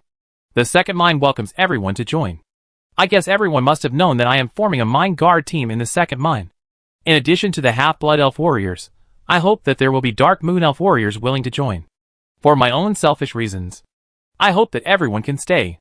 When Roy announced the list of Dark Moon Elf prisoners who had completed their sentences in the second mine, the Dark Moon Elves were all excited, just like a bowl of water spilled into a boiling oil pan, and the Dark Moon Elves all showed long-lost excited smiles on their faces. Originally thought that they would be trapped in this mine for the rest of their lives, Roy's words undoubtedly gave all the Dark Moon Elves new hope in their hearts. The Dark Moon Elves named by Roy in public were frequently hugged and blessed by other Dark Moon Elves. They were the first batch of Dark Moon Elves to be released, and everyone hoped to hear about their lives outside later. After Roy announced the list, he left the mine with the 12 Dark Moon Elves. There were still some Dark Moon elves in the mine, who had not provided true information at the beginning, and they were naturally extremely upset and regretful at this time. When they came to the ground of the second mine, Roy arranged a room for the 12 Dark Moon elves. Afterwards, Roy took out the 12 travel bags he had prepared. In each tarpaulin backpack, in addition to 100 kolar, there is also an elf biscuit that can keep a Dark Moon elf from being hungry for 2 weeks, and a leather water bag. Roy stood at the door of the room and said to the 12 Dark Moon elves, "The second mine is currently in a state of extreme shortage of supplies, so I can only prepare these for you. Whether to leave or stay, you can think about it. Of course, if you make a decision now, you can leave now." After saying this, Roy returned to the room. At night, Mulin ran over to report to Roy. Of the 12 Dark Moon elves he brought up from the mine, 10 chose to leave and 2 chose to stay. 6 Dark Moon elves planned to go to Padstow City, another Dark Moon elves planned to go to Barrier Town, and the last 3 Dark Moon elves planned to go south along the Padstow Plateau. They wanted to travel around the Partington Plain and explore the unknown areas of the Partington Plain. Roy felt that the last 3 Dark Moon elves were still very thoughtful, and had the courage to explore the unknown areas of the plain. Roy gave the 3 Dark Moon elves some extra help, such as a dagger, a hardwood bow, and 3 bottles of antidote. The 10 Dark Moon elves stayed in the second mine for only 1 night, and left the mine with their bags the next morning. 2 Dark Moon elves chose to join the second mine guard, which surprised Roy. After being locked up in the mine for so many years, they could not resist looking around outside and stayed. Roy arranged a dormitory for the 2 Dark Moon elves, and equipped them with elven long swords, hardwood bows, and standard armor. These armed equipment were provided by the 17th Silver Pegasus Legion. Roy summoned 2 Dark Moon elves to his office and told them they could get 1,200 kolars a month. There were also 4 days of vacation, which could be saved up for use. The 2 Dark Moon elves didn't expect that they could get a considerable salary every month by staying in the mine. They thanked Roy with a smile on their faces. They didn't care much about the vacation. After all, they lived in the mine. Where else could they go? The living conditions in the fortress were good, with dormitories, canteens, and training grounds. Usually, some half-blood elves can get together to play simple instruments, such as the organ and recorder. Every afternoon, you can occasionally hear some cheerful music, and the whole corridor is full of notes. The rooms in the second mine fortress are a bit tight, and the dormitories in the fortress are basically provided to the internal employees of the mine, and the elf warriors of the guard team. Many half-blood elves have even started to build houses outside the fortress. They don't need to select stones. The stones transported from the mine can just be used to build stone houses. However, Roy asked the half-blood elves to wait for a while longer. These stones could be piled below to build the foundation of the house. After a while, when the half-blood elves from the gathering place delivered the pine wood ordered by Roy, the elves could build a beautiful cabin on the stone foundation. So, the half-blood elves in the mine began to look forward to the gathering place delivering the wood as soon as possible. Even every day, some half-blood elves would run to Mulin to ask where the wood was transported to, which annoyed Mulin. She was not the supervisor of the lumberyard, so how could she know the progress of the batch of wood? The wood was not delivered, but the logistics department in the valley camp sent a new batch of supplies to the second mine. Moreover, the Silver Moon elf, who was in charge of escorting the supplies, was actually Captain Berkeley, who had been to the heart of the plateau. This time, Captain Berkeley's skin was tanned to a beeswax color while transporting supplies to the heart of the plateau. He led the pack team into the gate of the mine and complained to Roy, "I received an emergency transfer order from the military headquarters and rushed back from the military camp in the heart of the plateau. So in view of my hard work, let's quickly take over this unpleasant part." Roy stood on the corridor on the second floor, holding the railing with both hands, and asked Captain Berkeley, "I didn't expect that you were transferred back, Captain Berkeley. Did the logistics team transport the supplies on the list I mentioned before?" Captain Berkeley held up a stack of material lists and replied, "They are all here." Speaking of the several material lists that Roy submitted to the logistics department of the valley camp, almost all of them involved some materials that only Grey Dwarves could use. Roy went downstairs and took the material list from Captain Berkeley. He found that the materials transported this time, in addition to a batch of salted fish, also included barrels of orange wine and wine, as well as some wheat flour and cheese produced in the Green Empire. Obviously, the latter were prepared for the Grey Dwarf miners. After all the supplies were stored in the warehouse, and the logistics team drove into the Unroof stable, Roy asked Captain Berkeley about the battle situation in the heart of the plateau. In fact, there was no battle situation. Wherever the Silver Pegasus soldiers of the Silver Pegasus Legion went, the mine owners just fled. After experiencing two major defeats on the battlefield in the heart of the plateau, those plateau headhunters ran back to the south of the plateau in one breath, which was the hometown of the plateau headhunters. According to Earl Swinburne's battle plan, the Silver Pegasus Legion will rush into the south of the plateau and drive all the plateau headhunters out of Pagisto. Only in this way can we truly occupy these several mineral veins on the Pagisto Plateau. Captain Berkeley sat opposite Roy and asked, "Roy, the matter at the second mine should be almost settled, right? When will you take over the third mine? Did something happen at the military?" Roy asked Captain Berkeley curiously. "The war at the Queen Uni Islands is getting more and more intense. The plan given by the military is to mobilize some guard regiments from the plateau and station them on the uninhabited islands on the edge of the Queen Islands," Captain Berkeley said. Roy didn't expect this to happen. "Okay, I take people to take over the third mine tomorrow." Although Wendell doesn't have much ability, many of his family members serve as officers in the army. "If you see someone named Wendell, you should be careful," Captain Berkeley reminded Roy. Roy said, "I pay attention." Captain Berkeley didn't say anything more. When he came to the mine this time, he saw the huge changes that took place in the second mine in a short period of time, and he had a deeper understanding of Roy's ability, so he reminded Roy. Wendell was the adjutant next to Captain Berkeley. In fact, Captain Berkeley was helpless about some things. Wendell was forced upon him by the military. Now that Wendell had such a problem, Captain Berkeley would definitely be held accountable by the military.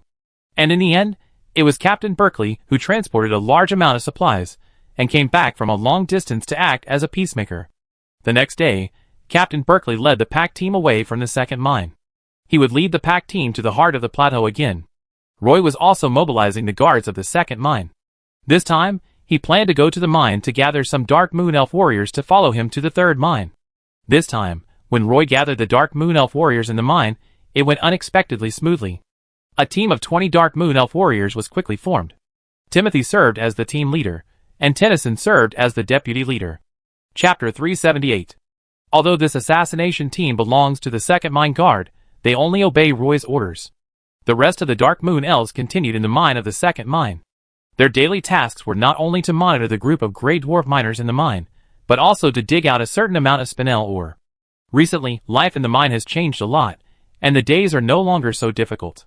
Many Dark Moon Elf prisoners are looking forward to serving their sentences, and then enjoying the rest of their lives. Almost every Dark Moon Elf has a little hope in life, so they have become well behaved in the mine. The mining of gemstones in the second mine was on track. The Half-Blood Elves were expanding the second mine on the ground, and the Dark Moon Elves were watching the Grey Dwarf robbers mining underground. Roy took the Dark Moon Elf assassin team and 60 Half-Blood Elf warriors to the third mine. Roy also knew that the Grey Dwarves in the mine would not mine day and night for rum, and in order to drink more rum, the Grey Dwarves traded a lot of spinel ore every day. So much spinel ore, part of which was dug out by the dwarves on the same day, and the other part was taken out from the dwarf treasure house. Once the spinel stored in the treasury are consumed by the Grey Dwarves, new problems may arise. Moreover, these Grey Dwarves are lazy and greedy by nature. They are different from other dwarves, and are born to be a group of robbers. In recent days, the Grey Dwarves have not been as active as they were a few days ago when mining. Roy knew that sooner or later these Grey Dwarves would return to their previous life. Although this is the biggest hidden danger in the second mine, Roy has to put it aside. He needs to deal with the affairs of the third mine before returning to deal with these Grey Dwarves. Captain Berkeley came over in person and brought a large amount of military supplies, which was obviously a signal from the military headquarters of the Silver Pegasus Corps in the Valley Camp. The military hoped that he could take over the third mine this morning so that the guards in the mine could escape this morning. Before Captain Berkeley left, Roy proposed to him that he wanted to take in some Grey Dwarf prisoners of war. Captain Berkeley thought Roy's proposal was feasible, but he told Roy that this matter must be approved by Earl Swinburne.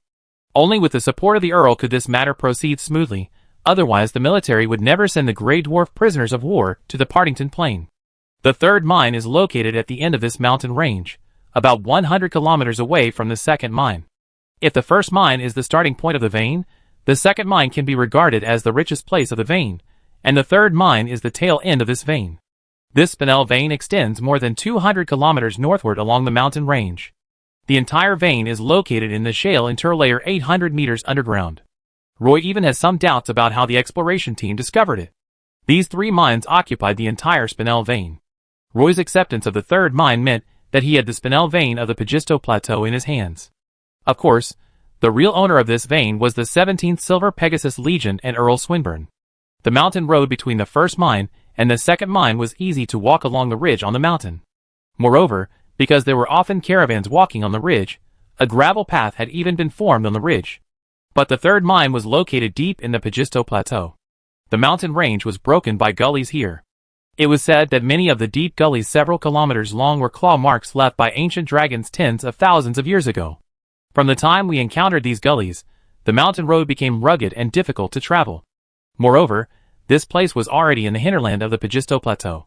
Although there was not much vegetation on the mountain range, magical beasts, such as manticores, could often be seen in the mountains here. You should know that they usually eat meat. When Roy led the elf warriors through the gullies covered with bushes, he could always find some manticores lying on conspicuous boulders. Although the plateau headhunters who were entrenched here were driven back to their homeland in the north by the Silver Pegasus warriors, this mountain range did not become quiet because of this. Some monsters often came to fight for this territory.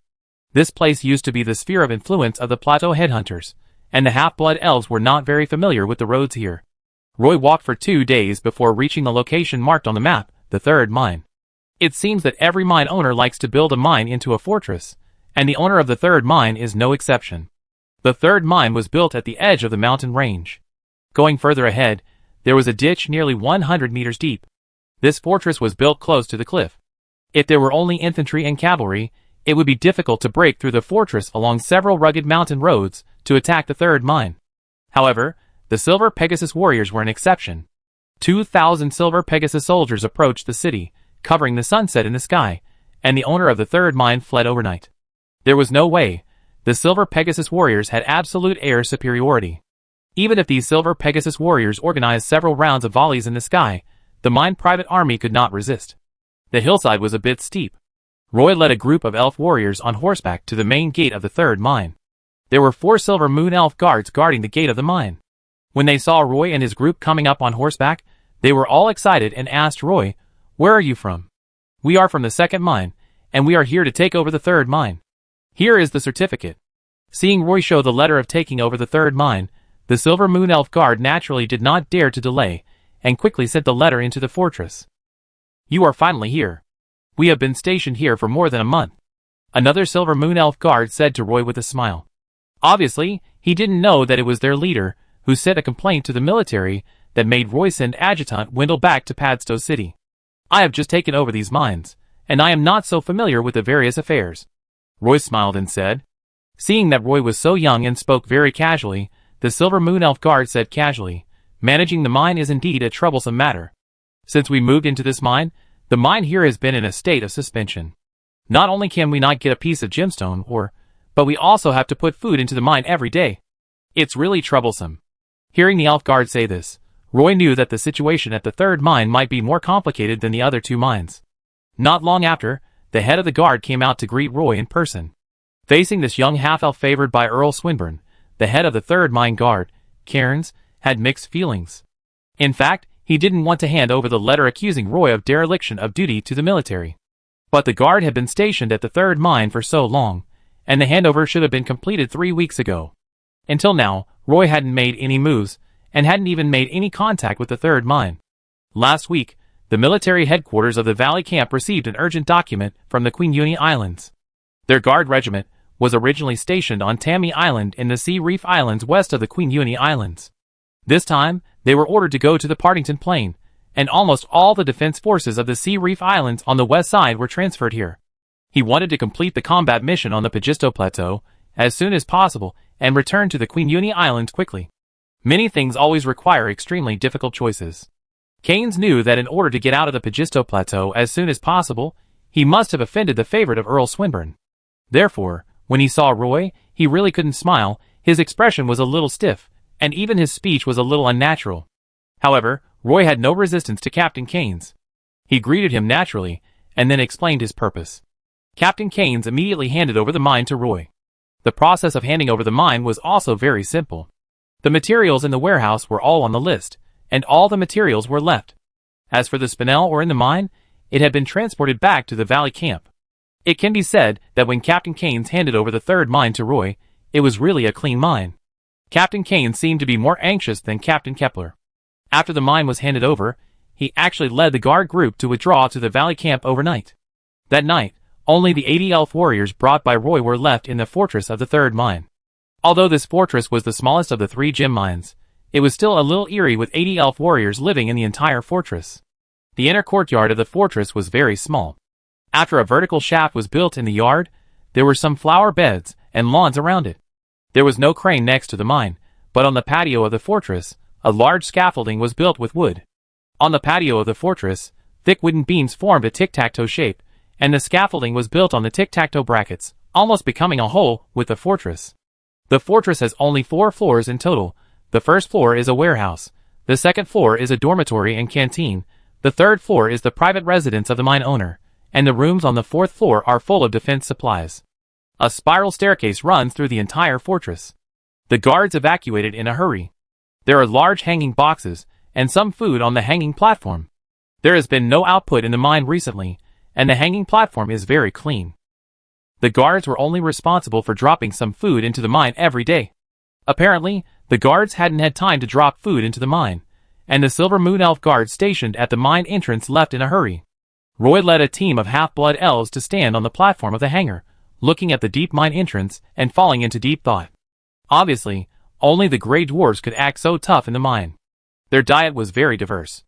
As long as they could cultivate mushrooms in the mine, they could survive well even if they were cut off from the mine on the ground. That's why they refused to provide gemstones to the mine. They were completely fearless. The area of the top wall of the fortress was very small. The 4 arrow towers were built very close to each other. Each arrow tower was equipped with a cloud-piercing crossbow. When checking the military supplies for the city defense, the half-blood elf Vitas also found 2 bed crossbows. Captain Cairns led the guards and disappeared into the twilight. Roy summoned the assassin team to the hanging platform. 2 half-blood elf warriors were loading food into the hanging box.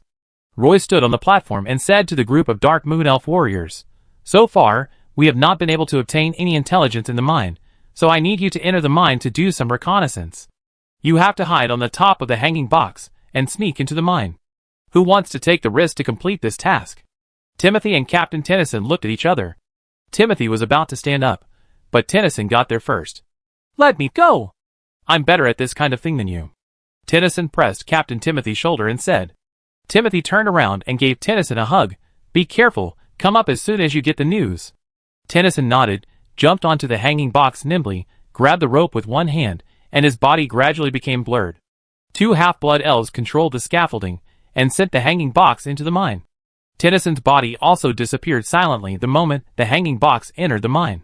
The scaffolding on the platform is much easier to use than the crane arm, and it quickly sent the hanging box to the bottom of the mine, but this time, the waiting time was a bit long.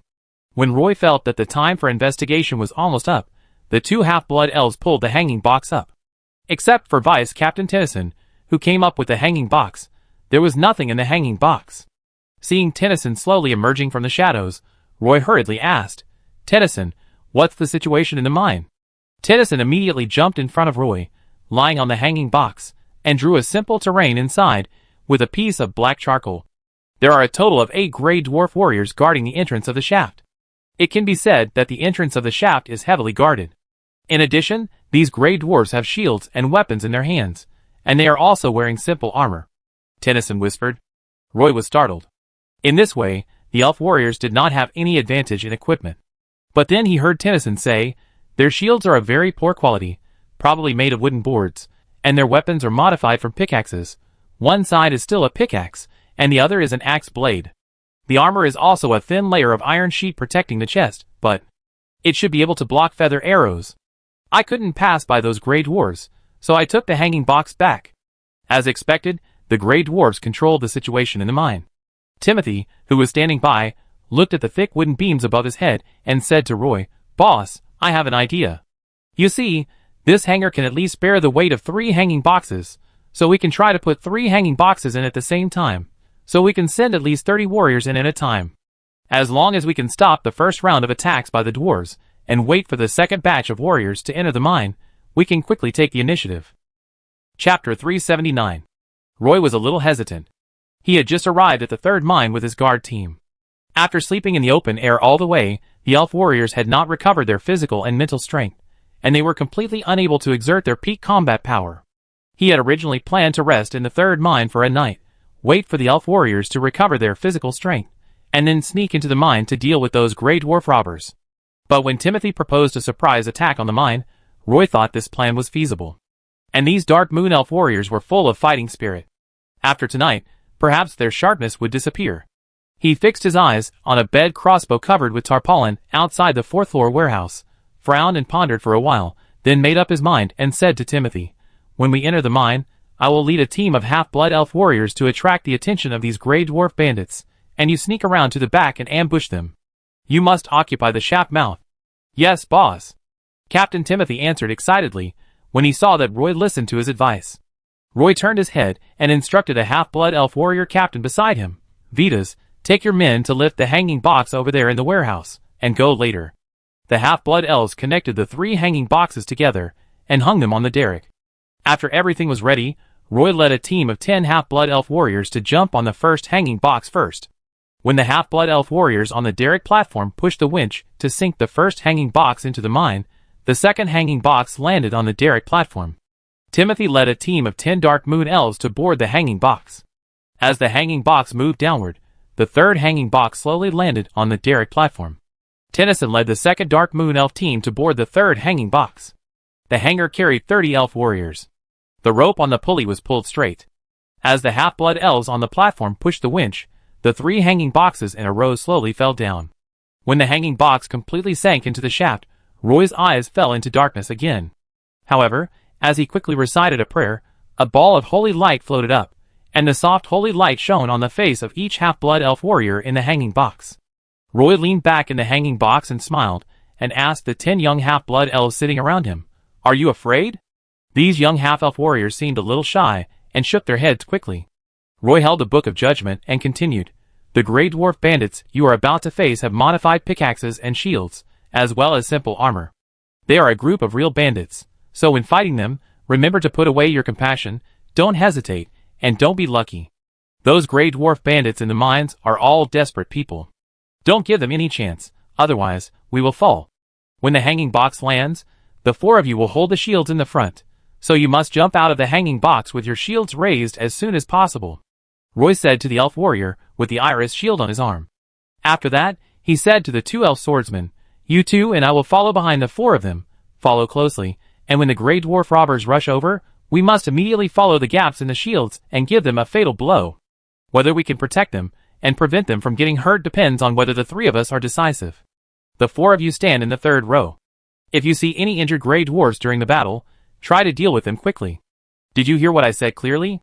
"Got it, boss," the half-blood elf warrior replied. Roy quickly made a gesture to silence and lowered his voice. "Okay, relax and take a deep breath." Afterwards, Roy blessed each half-blood elf in the hanging box with the blessing of strength. He carefully arranged the magic pattern structure on his body, and tied the chain of the Book of Judgment around his waist. He stood in the middle of a group of half-blood elf warriors, looking expressionless, but in fact, he was more nervous than any other elf warrior. The hand holding the sacred scepter was sweating.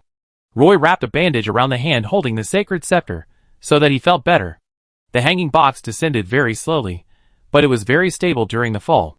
Obviously, the infrastructure of the 3rd mine was obviously better than the other 2 mines, especially the hanging frame built on the platform, which also inspired Roy. In the future, the elevator of the 2nd mine may also need such a sturdy hanger to make the elevator more stable. After a long descent, the hanging box finally landed steadily at the bottom of the shaft. When the car landed in the shaft, 4 half-blood elf warriors with shields flipped out at the fastest speed. With a weak light in the sacred mine, they rushed directly to the Grey Dwarf robbers guarding the cave entrance. Roy and 2 half-blood elf swordsmen followed closely behind the 4 shield-bearing elf warriors. At this time, the Grey Dwarf robbers had already discovered the elf warriors rushing out of the hanging box. They were shocked for a moment. They did not expect that an elf warrior would rush down at this time. But then, the 8 Grey Dwarf robbers guarding the cave entrance moved almost at the same time. They shouted loudly in Dwarven language. 2 Grey Dwarf robbers rushed into the mine of the vertical shaft first, holding up their pickaxes and digging towards the heads of the half-blood elf warriors. The half-blood elf warriors raised their iris shields, bowed, bent their knees, and swung the elf long swords horizontally in unison. Although the Grey Dwarf bandits were a little short, their movements were not slow at all. When they saw the half-blood elf swinging the long sword, they instantly thrust their shields forward. The next moment, four half-blood elf warriors collided with two gray dwarf bandits. The half-blood elf warriors had the blessing of strength, and the four of them exerted their strength at the same time, which immediately made the two gray dwarf bandits, who rushed up in a hurry, suffer a loss. The two gray dwarf bandits leaned back and took 2 steps back before they were stopped by their companions, who rushed up from behind. Although they were not injured, their momentum of charging was blocked. The half-blood elf warriors took the initiative instantly, especially the two swordsmen hiding behind the shield-holding elf warriors, who thrust their long swords almost through the gaps of the shields. The gray dwarf robbers did not notice the two swords that were like venomous snakes, and the long swords pierced into the lower abdomen of the gray dwarf robbers. Immediately, the lower abdomens of the two gray dwarf robbers were bleeding profusely. The two gray dwarf robbers, who rushed to the front, fell down, and the elf warriors continued to push forward with their shields. The gray dwarf bandits behind also held up wooden shields like door panels, and quickly supported the second line of defense. A hammer of judgment emitting holy light spun, and flew out from behind the half-blood elf, hitting the gray dwarf bandit's forehead accurately. A fist-sized blood hole was immediately smashed out of the gray dwarf's head, and he fell on his back. The elf warriors chopped down 3 gray dwarf bandits in succession, and their morale was greatly boosted. The gray dwarf bandits were in a slump, their eyes were full of fear, and they all used all their strength to hold up the door like wooden shields in their hands. The gray dwarf bandits behind had already caught up. These gray dwarf bandits were definitely much stronger than the half-blood elf warriors. After only a few rounds of fighting, they regained the upper hand. In the narrow space of this mine, the elf warriors could not display their fighting skills, and could only fight head-on with the gray dwarf bandits. Obviously, the half-blood elf warriors were a little weaker. The gray dwarf's pickaxes hit the iris shields, and immediately chiseled a hole as big as a bowl in the iris shields. The shields in the hands of the 4 shield-holding elf warriors were almost all pierced by the pickaxes, and the gray dwarf bandits took the opportunity to push the half-blood elf warriors to the ground. Several half-elf warriors were injured, and the mine entrance was also in chaos. Roy held the Book of Judgment in his hand, blocked the pickaxe that the gray dwarf robbers chiseled down, swung the sacred scepter in his hand, and smashed it hard on the shoulder of the gray dwarf robber opposite. The scepter exuded a faint holy light, and all the magic patterns on his body were activated. Stone skin, iron armor, magic armor, physical recovery, wind grace, giant bear power, flexible thoughts. A total of 7 magic pattern arrays were activated at the same time. In the dim mine, Roy had an undisguised magical glow. Possessing both the blessing of strength and the power of the giant bear, Roy's strength was almost doubled. The gray dwarf robber on the opposite side even smelled a scent of rock from Roy. The moment the seemingly inconspicuous scepter landed on the gray dwarf robber's shoulder, the gray dwarf robber felt as if a huge mountain had been added to his shoulder. Then, the gray dwarf robber's left shoulder collapsed, and his clavicle and shoulder blade shattered at the same time. With a scream, the gray dwarf bandit fell down wailing. The melee at the shaft entrance soon disturbed the gray dwarf bandits in the mine. These gray dwarf bandits rushed out of the mine, blocked the shaft entrance, and fought with the half-blood elf warriors. The hanging box in the shaft had been pulled up by the half-blood elf warriors on the platform. Roy and the half-blood elf warriors had nowhere to retreat in the shaft. All 10 half-blood elf warriors were injured. The shield-holding elf warriors almost had a fractured left arm, and could no longer fight. Roy and 2 elven swordsmen blocked the mine entrance, followed by 4 half-blood elf warriors holding spears. Roy only brought 4 half-elf warriors down to the mine. If one was injured, 1 less combat force would be lost. The gray dwarf bandits kept rushing into the mine. Although 8 gray dwarf bandits fell in front of them, the gray dwarf bandits, who rushed up from behind, held down the half-elf warriors. Even Roy was hit by the pickaxe 4 times in succession. If it weren't for the armor and stone skin spells protecting his body, he would probably have broken bones and tendons at this time. The gray dwarf bandits rushed out of the mine and occupied half of the shaft. They were about to swallow up Roy's combat team in one go. The gray dwarf bandits howled with excitement. But at this moment, 20 dark moon elf assassins suddenly appeared around the rock wall of the shaft mine. They seemed to appear out of thin air in the dark night.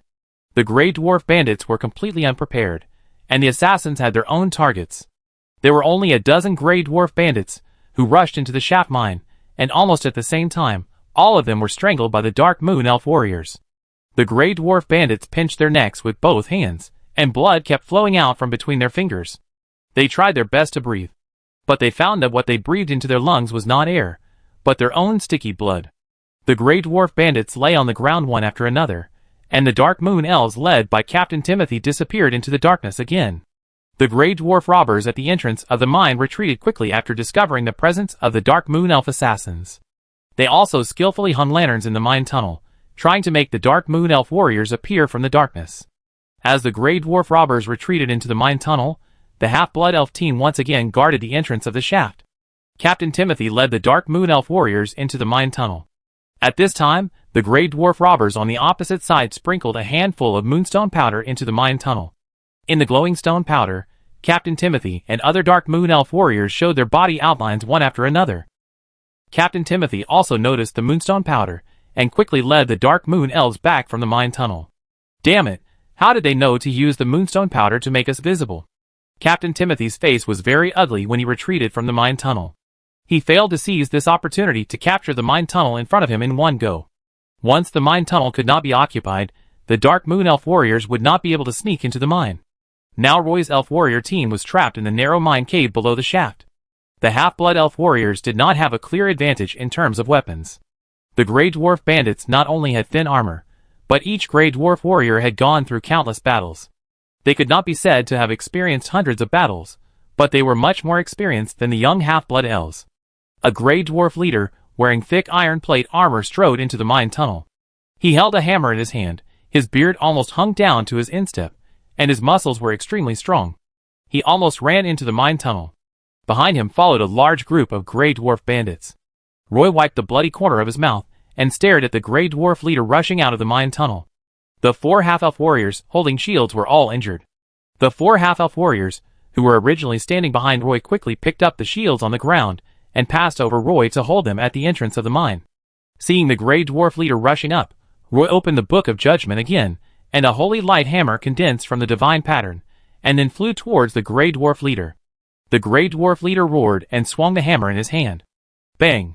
The holy light hammer and the two-handed hammer collided in the air, making a muffled sound, and the hammer head of the two-handed hammer in the Grey Dwarf leader's hand was broken by the holy light hammer.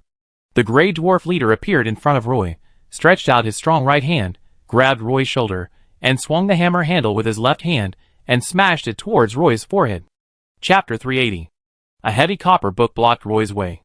The hammer handle hit the copper book, but it did not knock the young half-elf to the ground as the Grey Dwarf leader expected. Roy felt a sharp pain in his arms, but he was holding the Book of Judgment steadily. His arms were emitting a layer of white holy light, which was particularly conspicuous in this dark mine. The Grey Dwarf leader widened his eyes and stared at Roy in surprise. He suddenly raised his leg and kicked Roy in the abdomen, but Roy had the same idea at the moment. They both kicked each other in the abdomen at the same time, but Roy's legs were much longer than the Grey Dwarf leader, so the Grey Dwarf leader was kicked by Roy. Although the Grey Dwarf leader kicked Roy, it seemed like he kicked a cold rock, and then he was kicked away by Roy. His strong body hit the Grey Dwarf robber behind him, and he took 3 steps back before he regained his balance. The Grey Dwarf robbers around were already fighting with the Dark Moon elf warriors. The Dark Moon elf warriors were wearing fine armor and holding standard daggers in their hands, which were also excellent quality weapons. Although the Grey Dwarf robbers used pickaxes, such weapons did not have any advantages when fighting in the mine. The Dark Moon elf warriors took advantage of the dim light and easily sneaked up on the Grey Dwarf bandits. For a moment, the Grey Dwarf bandits, who rushed in from the mine tunnel, were all bleeding. The Dark Moon elf warriors took advantage of the victory and pursued them, and actually knocked down several Grey Dwarf bandits in succession. The Grey Dwarf bandits saw that their leader was also beaten back by the opponent, so they quickly retreated. A group of Grey Dwarf bandits crowded at the entrance of the mine tunnel. The Grey Dwarves behind heard the heartbreaking howls of their companions inside, and were also scared and dared not rush in. Then, the Grey Dwarf robbers rushed out of the mine in the vertical shaft. The Grey Dwarf leader was left at the back, with only a hammer handle left in his hand, and almost all of the Dark Moon elf warriors were around him. These Dark Moon elf warriors slashed the Grey Dwarf leader several times in a row, and blood splattered. Without the two-handed axe, the Grey Dwarf leader could not stand alone in the front, and could only wave the hammer handle randomly, and retreat with the Grey Dwarf robbers. The Elven warriors recaptured the entrance of the vertical shaft mine. If it weren't for the moonstone powder still left in the mine, the Dark Moon elf warriors would have taken the opportunity to kill them. Roy finally understood why these Grey Dwarf bandits occupied the exit of the mine. With their current strong fighting power, it would not be difficult to defeat the Half-Blood Elves and Dark Moon Elves in the mine. While the Dark Moon Elf warriors took back the entrance to the mine, Roy took the opportunity to bandage the wounds of 4 seriously injured Half-Blood Elves. Now, he runs a business of primary magic herbs in Castleton City, so the most abundant thing in his hands is primary healing potions. Seeing that the Half-Blood Elf warriors were injured, he quickly took out the primary healing potion from his magic waste bag and asked them to drink it first. Then he bandaged the wound with a hemostatic bandage. Roy drank a bottle of spirit potion, and then held a copper book and the entrance of the mine where the Dark Moon Elf warriors were, and together with the Elf warriors, blocked the counterattack of the Grey Dwarf bandits. This sneak attack plan failed. According to Roy's plan, the Dark Moon Elf warriors would occupy the mine tunnel in front of the vertical shaft mine tunnel as their first move. Only by seizing this mine tunnel could they sneak into the mine. At that time, the Dark Moon Elf warriors would take the opportunity to enter the mine, so that they could quickly control the entire mine. Unfortunately, although the Dark Moon Elf warriors strangled several Grey Dwarf bandits in the mine tunnel, they did not seize control of the mine tunnel. Instead, the Grey Dwarf leader led his men to launch a counterattack against the Elf warriors and almost took back the shaft. Captain Timothy was hit in the chest by a Grey Dwarf bandit with a stone hammer, breaking 2 ribs on the spot. The person at the entrance of the mine tunnel now is Deputy Captain Tennyson. Obviously, he is an excellent assassin. He can always find the opponent's weakness in every battle, and can easily knock down the opponent even in a melee. The 10 young half-blood warriors that Roy brought to the mine were almost all injured at this moment. Throwing out another hammer of judgment, Roy's holy light power was also exhausted. A Grey Dwarf warrior just rushed out of the mine tunnel. He watched a small silver hammer fly out of the mine tunnel and hit his chest with great precision. The chest of the Grey Dwarf robber quickly collapsed, and the Grey Dwarf robber also spit out a mouthful of blood and fell on his back. The morale of the several Dark Moon Elf warriors guarding the entrance of the mine was immediately high. Roy wiped the greasy sweat off his face and told the Dark Moon Elf beside him, "Let's hold on a little longer." The hanging box sank into the mine again. The Half-Blood Elf warrior Vitas took 4 Half-Blood Elf warriors and rode in the lowest hanging box.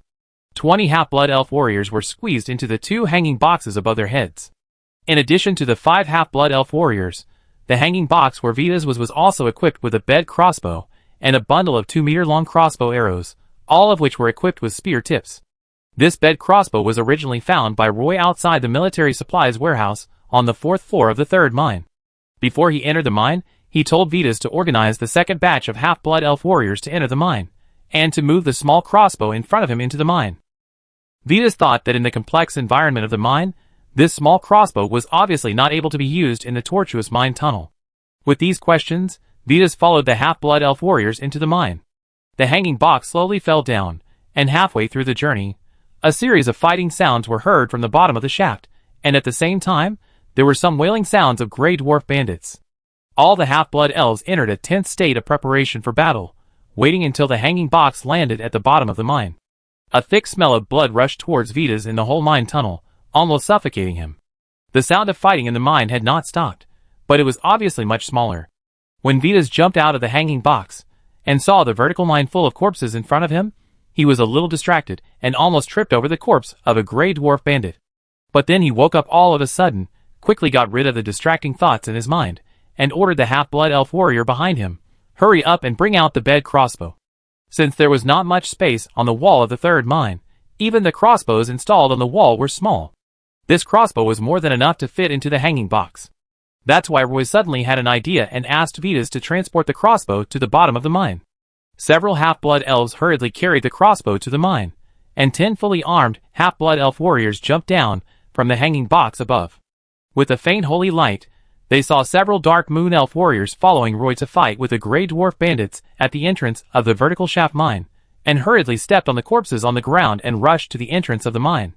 Vitas led 4 Half-Blood Elf warriors to set the bowstring of the small crossbow, and put 2 crossbow arrows into the arrow slot.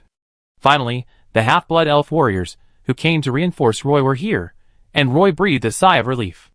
He gave the entrance to the mine to the Half-Blood Elf warriors who had just entered the mine, and turned around and ordered, "Put the bodies of the Grey Dwarf bandits in the hanging box and transport them to the top of the mine later. Vitas, is your crossbow ready?" At this time, Vitas was squatting in the dim mine. Just as he put the bowstring on, the other 2 Half-Blood Elf warriors began to install the winch and pitch frame on the crossbow. "Okay, boss." Vitas replied quickly. Roy walked over quickly, and saw that the crossbow string was pulled open, and 2 crossbow arrows were hanging in the groove of the crossbow. Roy commanded 2 half-elf warriors to aim the crossbow at the entrance of the mine. The Grey Dwarf leader retreated from the mine, and immediately threw away the useless hammer handle in his hand. He took a stone hammer from a Grey Dwarf beside him. He weighed the stone hammer in his hand twice, and felt that it was quite handy. He also took a wooden shield from a Grey Dwarf robber beside him. After taking a breath, he rushed into the mine again with the wooden shield raised. Rushing to the front, the Grey Dwarf held the wooden shield in his hand and rushed into the mine. The several half-elf warriors guarding the entrance of the mine could not stop the Grey Dwarf leader at all. 2 of them were repelled by the stone hammer in his hand. A group of Grey Dwarf bandits immediately followed the Grey Dwarf leader and rushed out of the mine tunnel. A shout came over, and the half-elf warriors quickly dodged to the left and right. Then the Grey Dwarf leader heard the sound of a bowstring being plucked.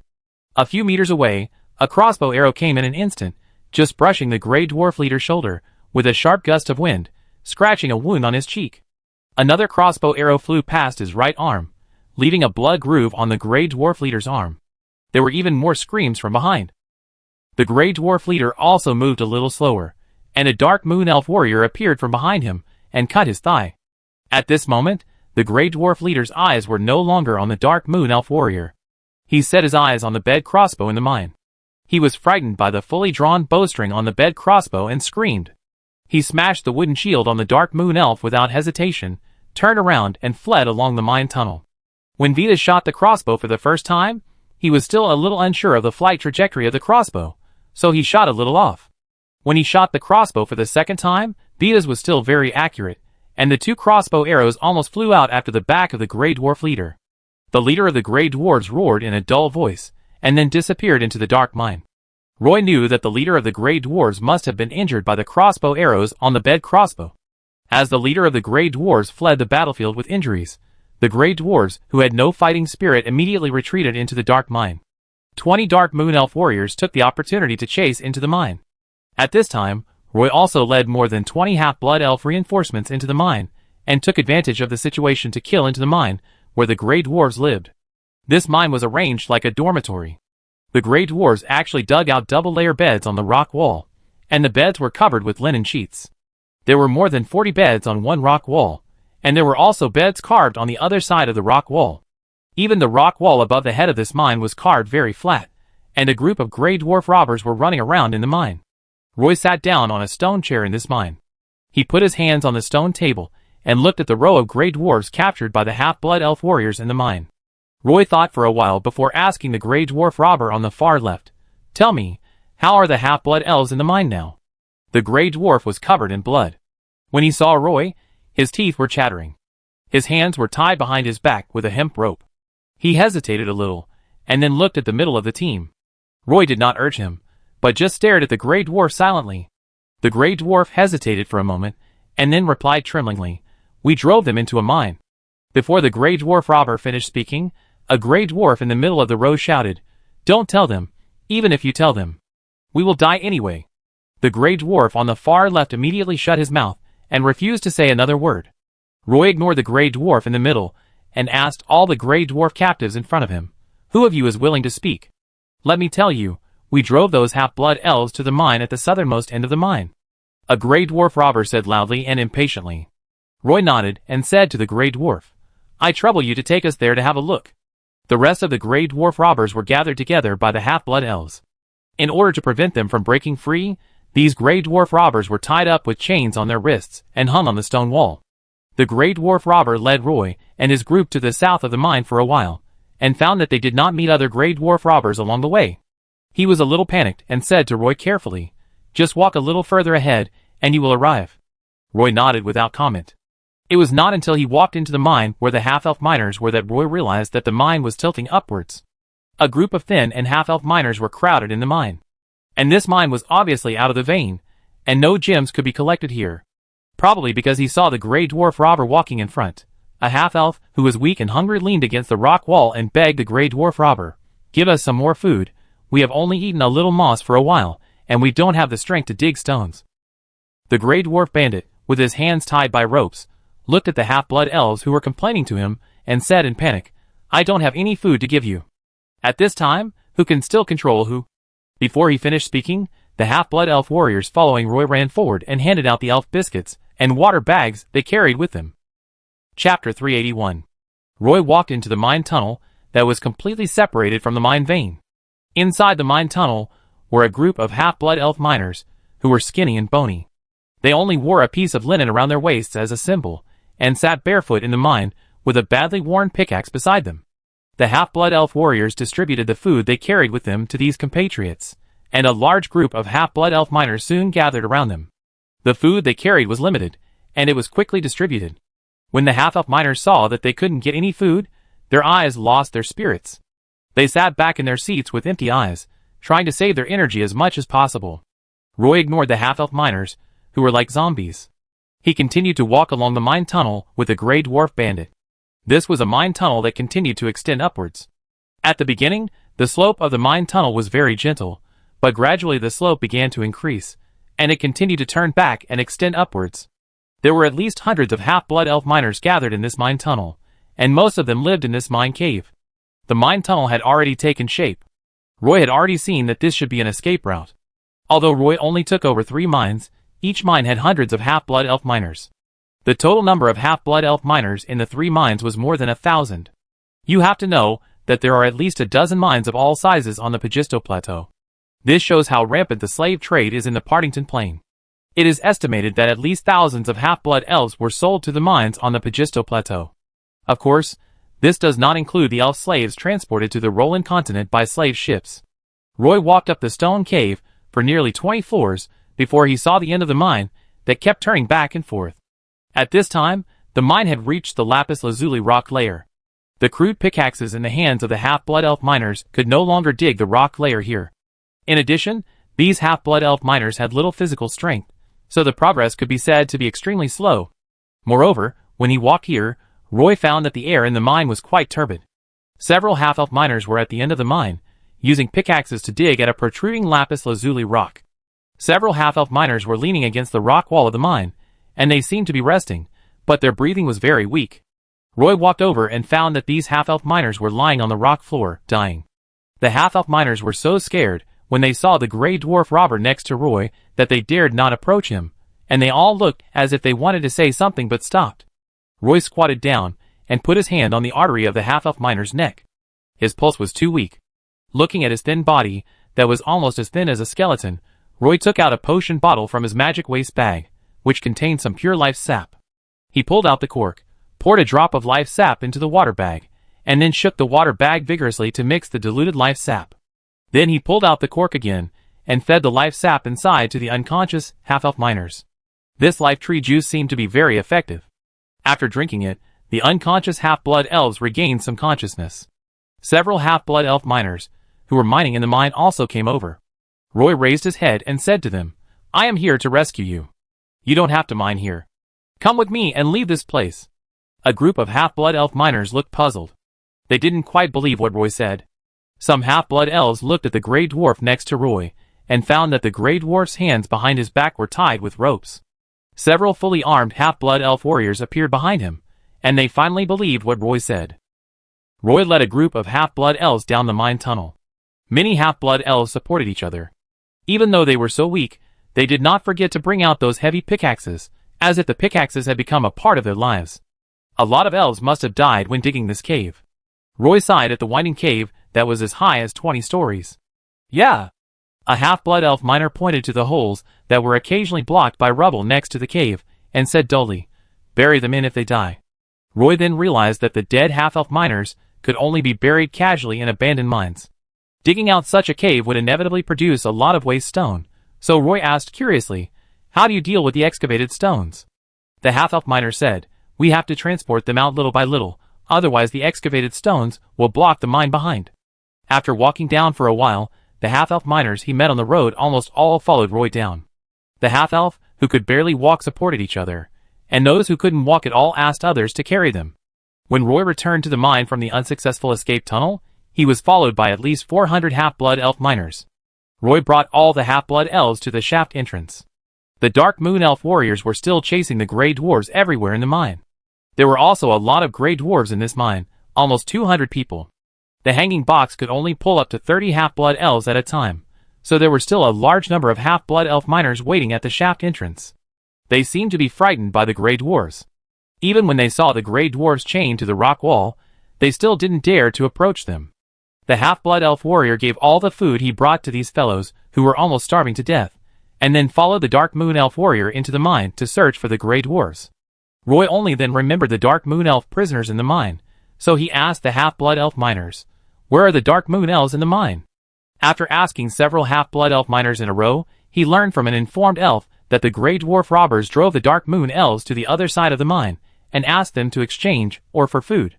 Looking at this group of half-blood elves eating elf biscuits and fruits, Roy could only sigh softly. He actually regretted not coming to the third mine earlier. He should have rescued these half-blood elf miners earlier. The warriors of the assassination team were catching Grey Dwarf robbers everywhere in the mine. Although they only had 20 members, under the leadership of Timothy and Tennyson, they were simply robbing those Grey Dwarf robbers like headless flies. Soon, they found more than 100 fellow Dark Moon Elves in the mine. They had their own territory in this mine. The life of Dark Moon Elf miners was obviously better than that of half-blood elf miners, but they were also short of food and clothing, especially after the owner of the third mine ran away. The Grey Dwarves almost cut off the food supply to the Dark Moon Elves. They were able to survive for so many days, thanks to some of the stored food they saved and the moss in the mine. They only had a few pickaxes in their hands, and they could not beat these Grey Dwarves at all, so they were driven to a corner of the mine by the Grey Dwarves. When they heard that most of the Grey Dwarves in the mine had been captured, the Dark Moon Elves clapped their hands in celebration. The number of Grey Dwarf bandits captured by the Dark Moon Elf warriors has risen to more than 170, but the figure of the Grey Dwarf leader has not yet been seen. Some Grey Dwarf bandits still tried to resist in the mine, but the Dark Moon Elf warriors had rich combat experience, and almost all of those Grey Dwarves who tried to resist were killed by the Dark Moon Elf warriors. Soon the remaining Grey Dwarf bandits gave up resistance, and they could not escape in this mine.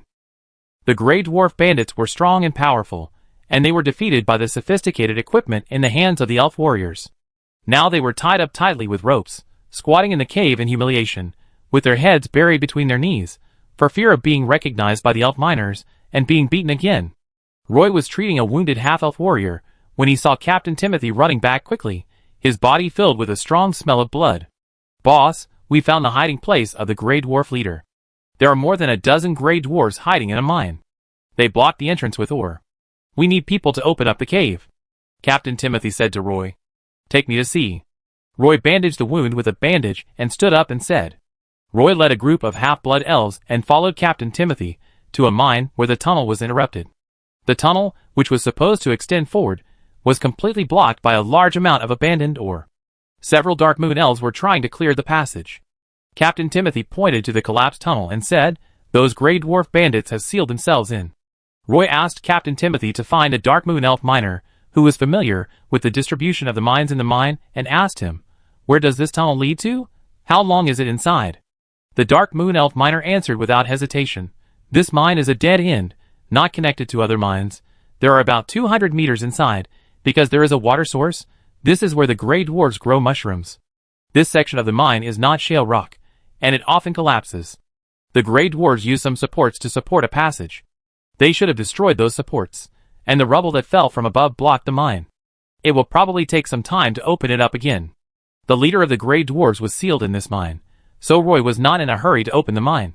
Because there were too many things to deal with, he instructed Captain Timothy, "There are not enough people to clean up the mine tunnel for the time being, so let them take turns to guard here and pay attention to the movements of the surrounding mines to prevent them from digging through other mine tunnels and escaping." "Got it, boss."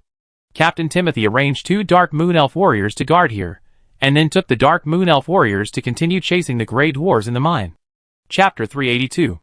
"Boss, we found a blacksmith furnace in the mine, and there are 3 Grey Dwarves who claim to be blacksmiths."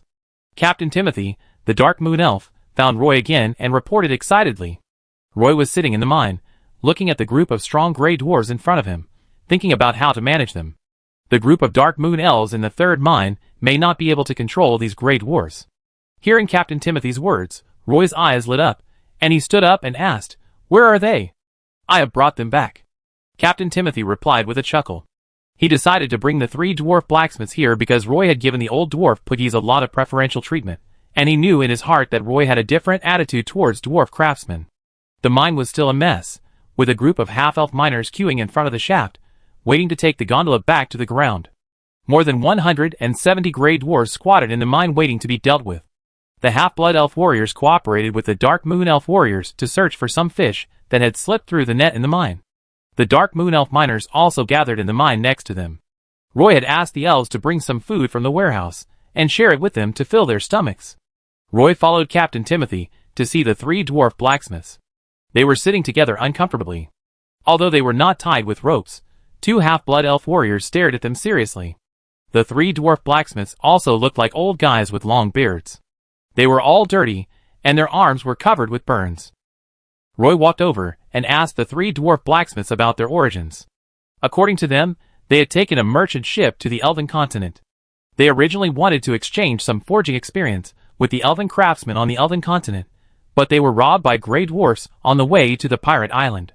Later, they had been making weapons and armor for the grey dwarves.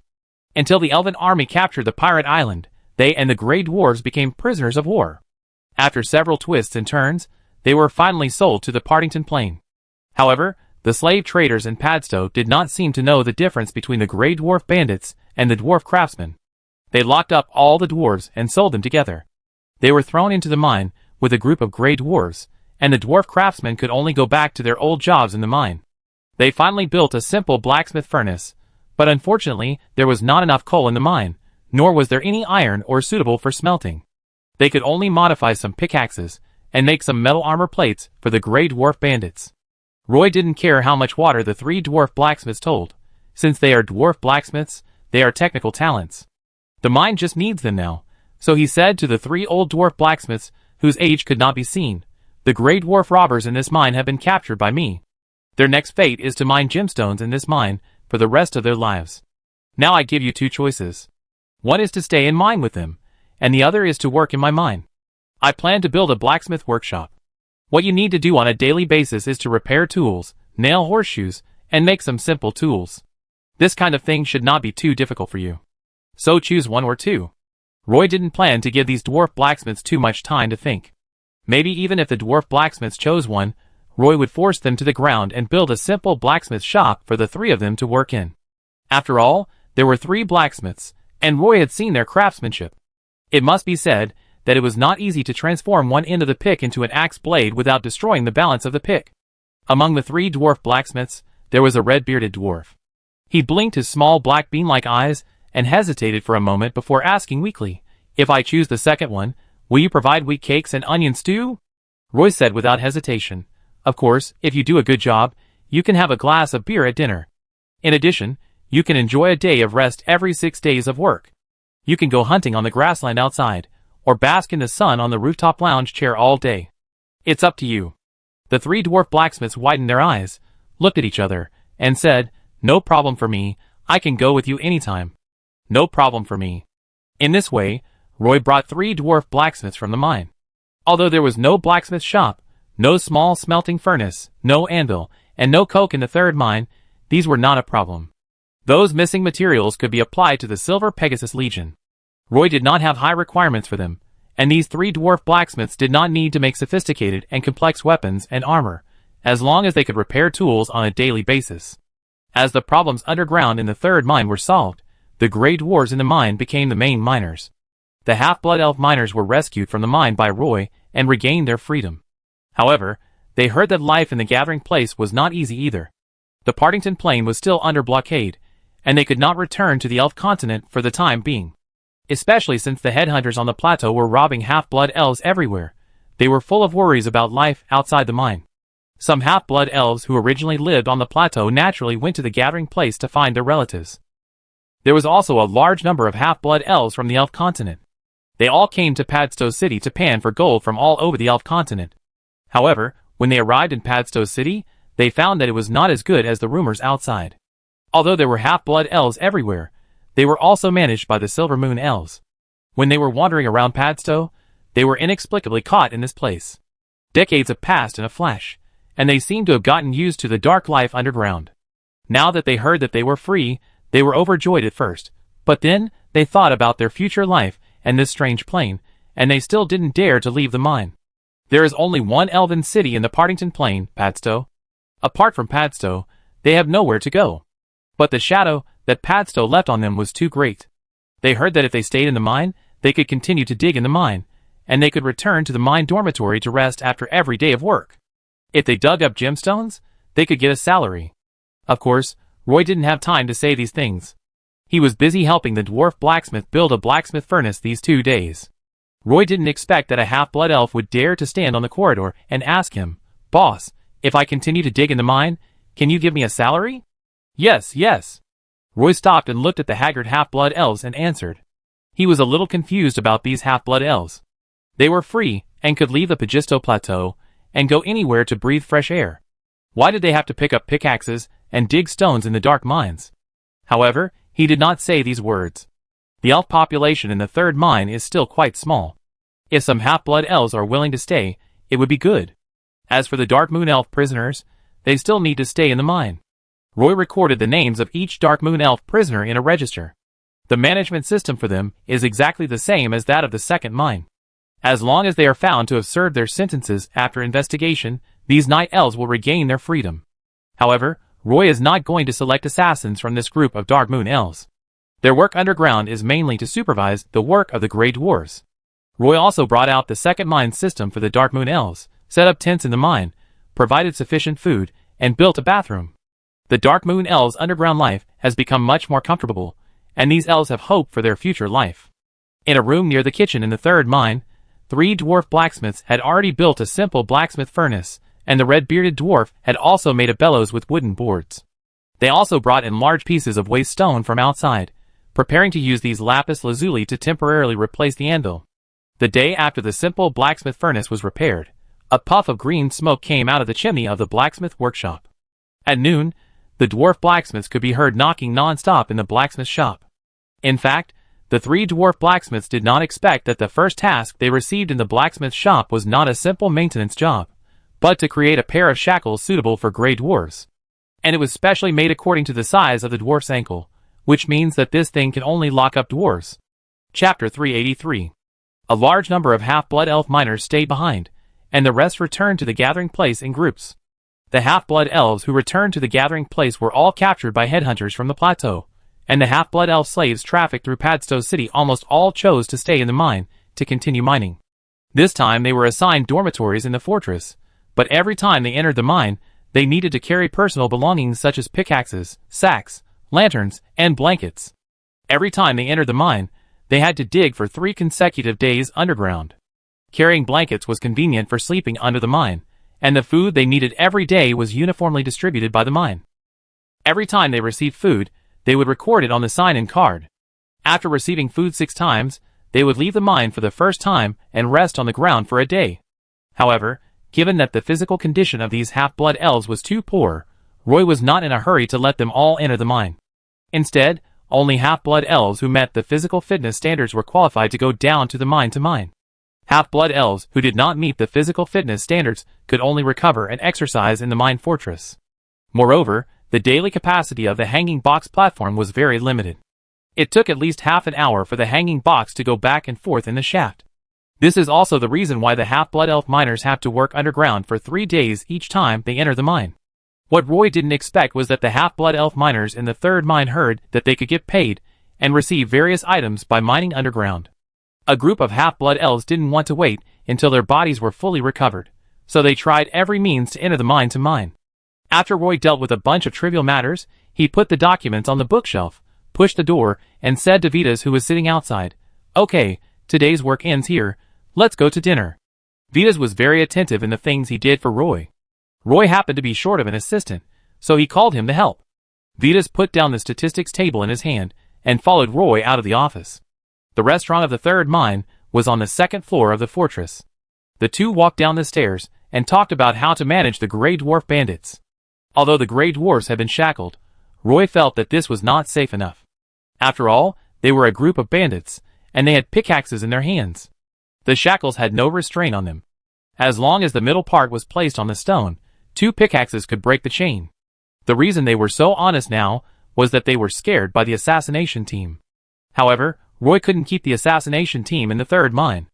According to Captain Berkeley, Roy still had 5 mines to take over, 2 mithril mines and 3 black iron mines, which meant that Roy would control 3 mineral veins on the Pagisto Plateau. Due to the current unstable situation in the Queen Uni Islands, the Silver Pegasus Corps had to transfer part of its forces back to the Elf continent. This is also the main reason why the guards of each mine are in a hurry to evacuate the Pagisto Plateau. Roy also considered training the Dark Moon Elves of the 3rd mine to become a group of qualified assassins. But once the Dark Moon Elves are trained, the Half-Blood Elf Guard must continue to expand. Roy and Vitas are in the team waiting for the meal. In addition to various fruits, there is grilled fish tonight. The chef of the restaurant in the 3rd mine was temporarily found from the Half-Blood Elf Warrior team. It is said that when he was young, he traveled all over the continent and worked as a waiter in a restaurant in Buenos Aires for 2 years. At least the lemon tea he made tastes very good. The half-elf chef knew that Roy and the dwarves had similar tastes and liked to eat some wheat cakes for dinner, so when Roy came over to receive the meal, he specially took out a baked wheat cake with some chopped apples and cranberries on top, and drizzled some maple syrup. Let's not talk about the taste, but at least it looks good. Seeing the half-elf chef's attentive look, Roy said to him, "Thank you for your trouble." Carrying the wheat cake and half a piece of grilled fish, Roy sat in a corner of the restaurant. The baked cake was not amazing, but it was definitely not bad. Roy was a little happy that he didn't have to eat fruit for dinner, which didn't make him feel full. Under Vitas' surprised gaze, Roy ate a whole pancake.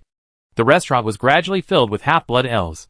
Everyone sat at the long table, not only eating, but also chatting for a while. Roy took a sip of lemon tea from his teacup, and heard a few half-blood elves at the next table chatting quietly. "Have you heard? We can write letters to our relatives in the Elf continent. Didn't they say that the entire Partington Plain is currently blocked? But the letter can be sent. The mine owner is a half-elf with a military background, and is actually very powerful. I heard that he can also contact the Dark Moon Elf Kingdom, and has friends in Anohis in the Evernight Forest." The mine owner wrote a letter to Anohis for those Dark Moon Elf prisoners, saying that it was to inquire about their sentences. If the Dark Moon Elf prisoners have served their sentences, they will be released immediately. Really? I heard from those warriors that a Dark Moon Elf has been freed in the 2nd mine. If I can make some money, it would be nice to mail it back home. Speaking of making money, I heard that the salary for working in the mines is quite high, and it is paid weekly. This time, a brother was in good health, and only dug out 4 gemstones in 3 days in the mine. As a result, when he was paid, he actually got such a thick stack of kolar. When he held it in his hand, the guy's face turned red. What if I go down to the mine and come back empty-handed after 3 days of digging? It is said that there is only a basic salary, no bonus. How much can the basic salary be? For mining, the basic salary is 100 kolar per week. If you dig a piece of ordinary quality gemstone, you will get a bonus of 10 kolar, and a high-quality gemstone is a bonus of 50 kolar.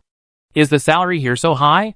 I calculated that as long as you find the right vein, it shouldn't be too difficult to dig 2 pieces of gemstone a day.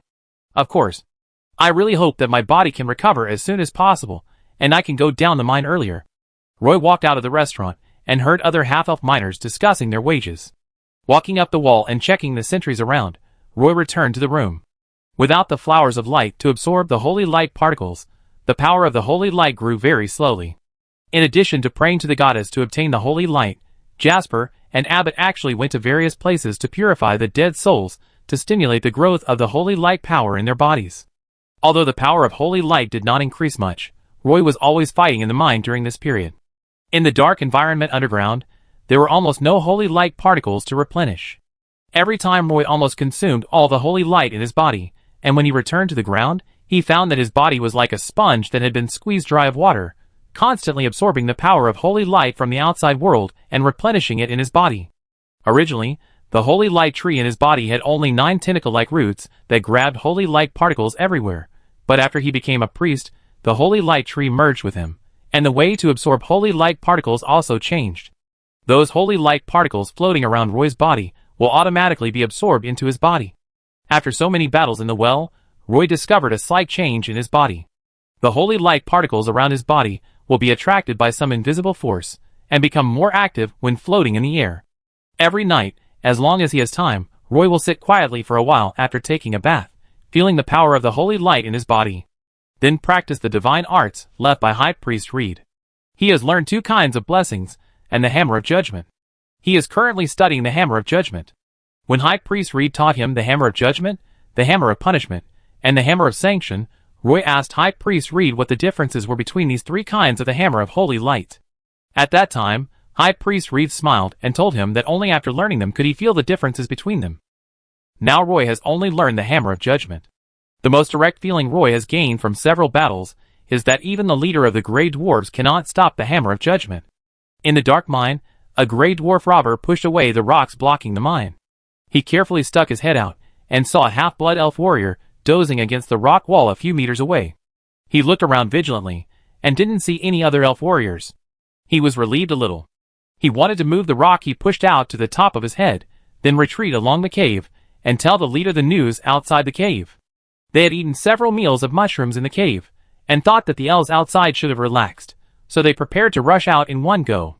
If they were lucky, they might be able to retake the mine. This secret passage was dug a long time ago. Including the loose rock wall on the support frame, it was all designed long ago.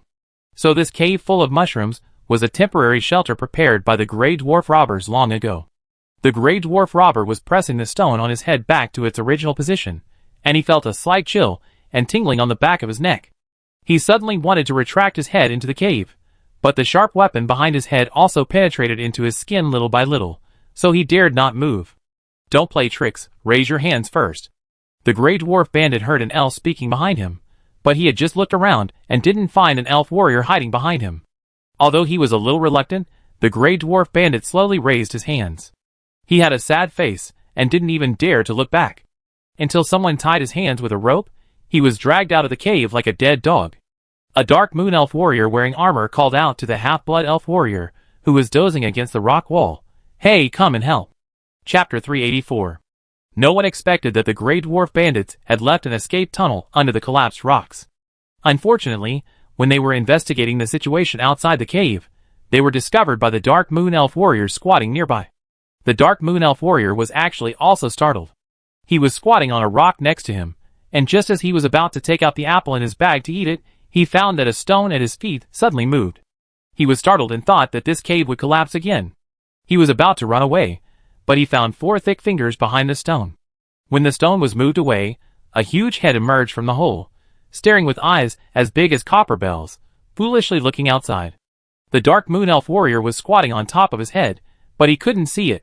In fact, the Dark Moon Elf warrior wanted to use a dagger to cut his neck, and then everything would be over. However, the previous few times he did this, he was severely criticized by Captain Timothy, saying that these Grey Dwarves were the property of Boss Roy and could not be killed casually. Vice Captain Tennyson supported it, but he was the vice captain after all. So the Dark Moon Elf held back from killing him this time, but when the Grey Dwarf was about to retreat back into the cave, he put a dagger against his neck. If he moved violently, the dagger would pierce his head. Unfortunately, this Grey Dwarf was also a coward. He didn't dare to move, but chose to raise his hands and surrender.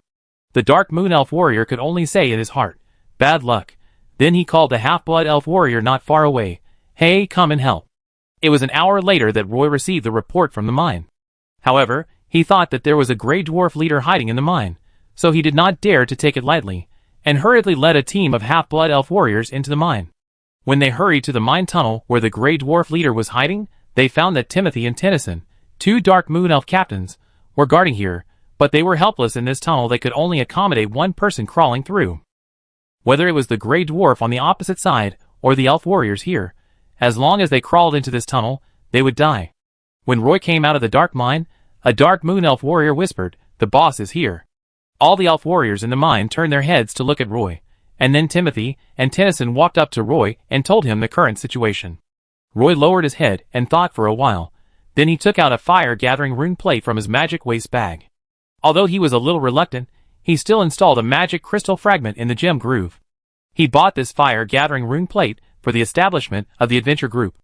The moment the magic crystal fragment was placed in the gemstone groove, a ball of flame immediately rose up. Although it was a magic flame, it still needed oxygen to burn.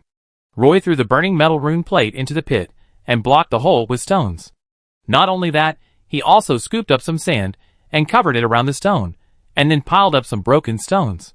Then he instructed Captain Timothy, "Arrange a Dark Moon Elf warrior to watch here and stay away. As long as no dwarves crawl out, don't worry about it. Yes, boss. Although he didn't know what Roy was going to do with the magic rune board, Captain Timothy still agreed out of habit.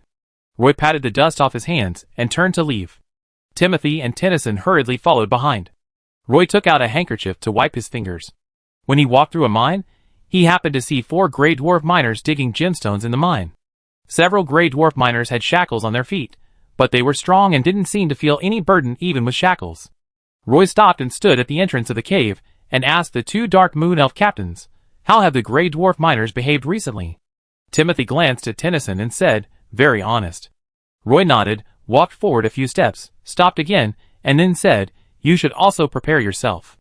Try to let the Dark Moon Elves in the 3rd mine do this kind of supervision work. If there are Dark Moon Elf warriors you like, you could also pick them out and absorb them into the assassin team. You have more experience than me in these matters. I will give you a week at most. You must withdraw from the 3rd mine as soon as possible." "Yes, boss." Timothy and Tennyson answered at the same time, both of them showing joy in their eyes. Roy then went to the camp of the Grey Dwarves and saw that 170 Grey Dwarves miners were living together, so he said to Captain Timothy, "Divide them into 4 groups and separate their residences to reduce contact between groups." Captain Timothy quickly agreed. Captain Timothy has been living underground with the Dark Moon Elf warriors for the past few days. On the one hand, he is searching for fish that have slipped through the net in the mine, and on the other hand, he is training a group of supervisors from the Dark Moon Elf miners to take over the current work of these Dark Moon Elf warriors. Actually, Roy was also forming a guard team in the fortress of the 3rd mine, and Vitas had been doing the recruitment work in this regard. Roy planned to leave the 60 half-blood elf warriors he brought with him in the 3rd mine, and cooperate with Vitas to form a guard team of 200 half-blood elf warriors. Roy stayed in the 3rd mine for a total of 10 days. On the last day, he entered the mine again, and came to the place where the Grey Dwarf leader hid in the mine cave collapse. This time, 2 half-blood elf warriors were responsible for moving the rocks blocking the cave entrance. Roy squatted down and found the magic rune board from the cave. The magic crystal fragments in the gem groove had turned into a small pile of powder, and there was a faint smell of burning in the cave. Roy wanted to go in and check if the Grey Dwarf leader was dead in the cave. But there was no good way to get fresh air in for the time being, so he waved his hand and asked the half-blood elf warriors to fill up the cave again. With a little regret, Roy led 29 elves back to the 2nd mine. Lashanda's caravan had arrived at the 2nd mine the day before Roy rushed back. This time, his caravan almost did not stop on the way, and spent all the time on the road. It took only 26 days from the 2nd mine to the fortress town and then back. Lysander looked thinner and more hunched, but his eyes were still full of spirit. The supply racks of the pack team were full of food, and he was really scared. When he heard that the logistics department of the 17th Silver Pegasus Legion had interrupted the supply of materials to the mine, the old half-blood elf was really scared, because he knew that there were nearly 1,000 half-blood elves in the 2nd mine alone. Some of these half-blood elves were miners rescued from the mine, and some were young people from the gathering place.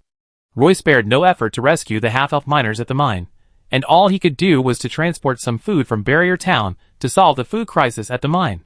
Lation came to Barrier Town with a handwritten letter from Roy and encountered almost no trouble. In Barrier Town, as long as Lation could take anything away, he could pick it up. In addition to fresh apples that were easy to store, there were also some foods that were pickled with maple syrup and looked like preserved fruits. In short, Lation brought a lot of food this time. However, when he returned to the 2nd mine, he was relieved to see that the warehouse was full of various supplies. Nealon told Lation that a large amount of daily necessities had been transported from the valley camp half a month ago, and the food crisis at the 2nd mine was solved. Lation took off his fur hat, sat down against the warehouse door, let out a long breath, with a relaxed smile on his face, and kept muttering, "It's good that I'm not hungry, it's good that I'm not hungry." After hearing the news that Lation had arrived at the 2nd mine, Roy did not stay in the 3rd mine any longer, and hurriedly led the Dark Moon Elf team back to the 2nd mine. When Roy arrived outside the fortress, the stables were full of Lation's argali. The roofs of the stables in the front row had been built, and the half-blood elves were laying thick moss on the roofs. When everyone saw Roy, they stood up from the roofs and saluted him. The half-blood elf warriors on the city wall also saw Roy, and excitedly shook the big iron bell on the city wall. The half-blood elf warriors below quickly opened the 3 gates of the fortress. Roy rode into the courtyard of the 2nd mine. Lashanda and Nealon were already waiting at the gate, and behind them stood a large group of half-blood elves, making the courtyard crowded.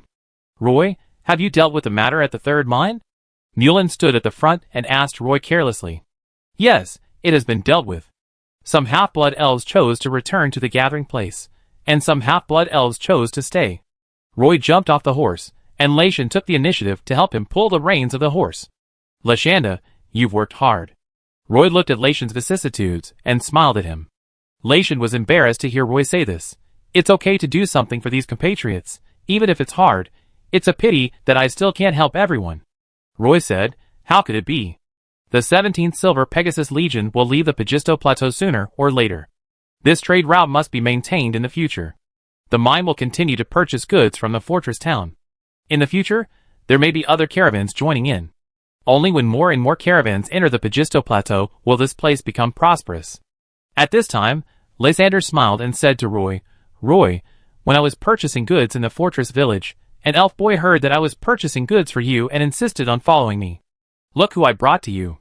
Roy looked behind Lysander in confusion, thinking that the holiday of Castletown Elf Academy seemed to have not arrived yet. A familiar figure in leather clothes suddenly jumped in front of Roy, laughed, and gave Roy a big hug. Roy, you didn't expect it, haha. Kaka, why are you here? Roy asked in surprise. Chapter 385. Roy didn't expect that Lysander would meet Kaka and bring him to the Pagisto Plateau. This time Kaka didn't bring the griffin.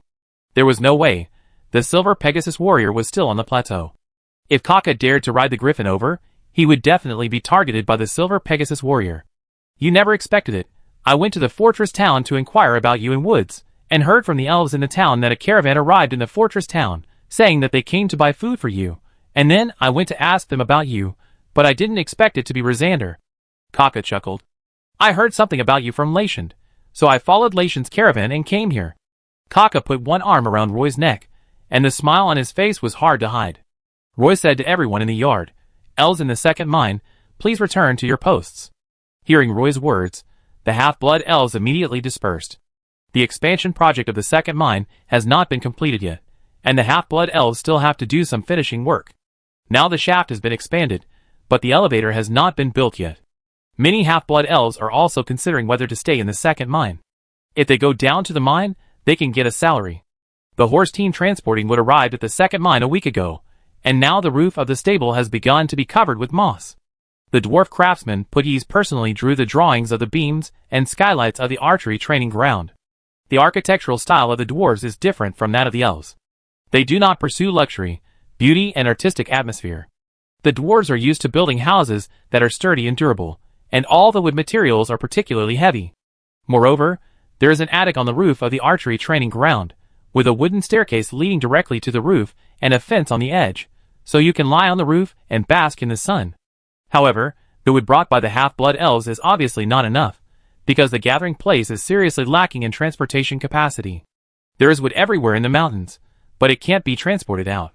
During the time when Roy was away, Mulin managed the second mine in an orderly manner. The courtyard became much cleaner and tidier, and many groceries piled in the yard had disappeared. Roy led everyone to the second floor. Walking to the left along the corridor, the end of the corridor is the mine restaurant. The dark red heavy door is carved with cliffs, woods, streams, and lakes. Pushing open the door, there are 5 rows of neatly arranged long dining tables in the restaurant. The tabletops are wiped clean, and there are pitchers and cups on the table. Boxes full of fruits are lined up against the wall of the restaurant kitchen. Roy brought everyone to the restaurant, and everyone sat down around a long table, and then asked Lashanda, is this road from the second mine to the rampart town easy to walk? After saying that, Roy took out a map from his waist bag. On this map, the areas around Padstow City and Barrier Town were described in great detail, but the Padstow Plateau was only roughly described. Roy had already drawn the mountain range of the Spinel vein on it during this period. Lysander took the charcoal pencil handed over by Roy, and starting from the second mine, he slowly drew a series of tortuous routes, and finally connected to Barrier Town. The route is roughly like this. Many places are imprinted in my mind, but I can't draw them. Lation said, this mountain road is okay for caravans, but it is impossible for a team to pass. There is no road for carriages in the mountains around the entire Pagisto Plateau. Lashanda, your caravan can travel back and forth between the second mine and the rampart town once a month. Can you do it? Roy asked. Just barely. Does the caravan always carry these foods? When Lation frowned, his face was full of wrinkles. Roy nodded and said, well, mainly food, and some other supplies can also be brought. I need you to maintain this trade route. As long as your caravan can deliver the goods, the mine will naturally give priority to your goods. You can also transport the magic herbs and leather on the Pagisto Plateau to the Rampart town. I will arrange people to receive the goods when the time comes. Opening up this trade route is extremely important for us," Roy added. The moment the 17th Silver Pegasus Legion entered the Pagisto Plateau, this land had already been included in the Elves' territory. But if the half-blood Elves on the Pagisto Plateau want to live a good life, they must rely on trade routes to transport the specialties on the plateau. As long as there are caravans entering the Pagisto Plateau, the pressure on the logistics group's transport team will not be so great. Lation was thinking about the magic herb trade. He thought for a while before saying to Roy, "The headhunters on the plateau have been driven to the northern mountainous area of the plateau by the Silver Pegasus Legion. Our resistance army is about to disband, so we don't need to exchange magic herbs for weapons." Many young warriors were taken to this second mine by Mulin. Mulin said to Lation with great pride, "After the Silver Pegasus Corps withdraws from the Pagisto Plateau, our mine guards will continue to fight against the plateau headhunters." Lashanda said, "We originally formed the resistance army to stop the plateau headhunters from wantonly capturing half-blood elves." He looked at the map, and a large area north of the Pagisto Plateau was completely blank. He did not hide the embarrassing situation of the gathering place, and kept sighing and saying, "Roy, in fact, we also know that the plateau headhunters sell the captured half-blood elves to various mines, but we have always been unable to rescue our compatriots in the mines. What you are doing now, Roy, is what we have always dreamed of."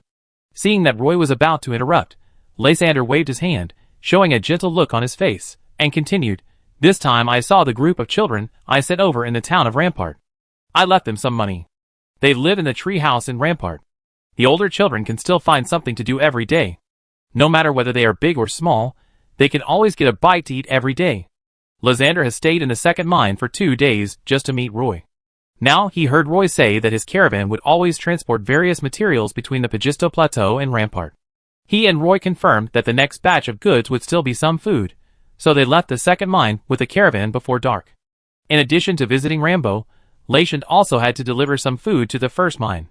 In Kaka's eyes, the second mine was still full of novelties. After eating a simple fruit meal in the restaurant, Kaka ran to an arrow tower in the corner of the fortress wall, from which he could overlook the northern wilderness. The light of dusk dyed the grassland in the distance a layer of light gold. In the distance, groups of one-horned bison were moving slowly on the grass, and some predators also appeared in the dusk. Roy had lived alone on the plateau for more than 3 months. He didn't even have a friend to chat with. Roy was surprised and delighted that Kaka could come over. Kaka was wearing a rough leather armor. This time he came to the town of Bastion. In addition to inquiring about Roy's news, he also wanted to buy some rivets and fine wires used by leather workers from the grocery store to make the leather armor more refined. He squinted at the half-blood elves busy in the archery training ground, turned to Roy and said, "Roy, I heard that you were rescuing the half-blood elves on the Pagisto Plateau, so I thought I had to come over to see you anyway. I didn't expect it to be just as they said. You are so cool now."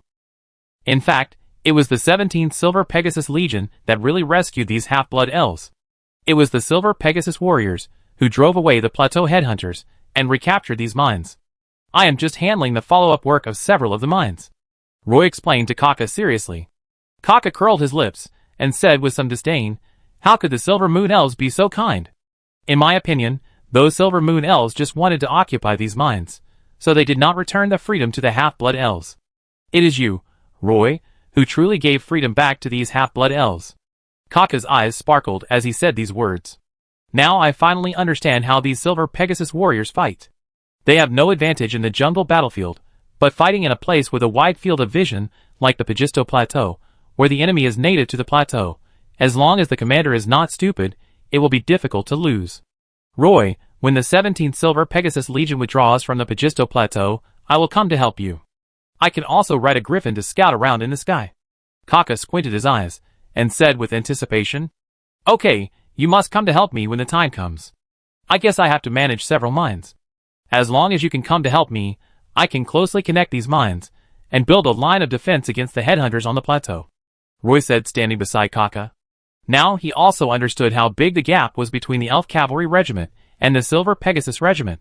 He did not expect Earl Swinburne to leave a Silver Pegasus team on the Pagisto Plateau, but if Kaka could come, at least he could detect the movements of the headhunters on the plateau within 100 miles.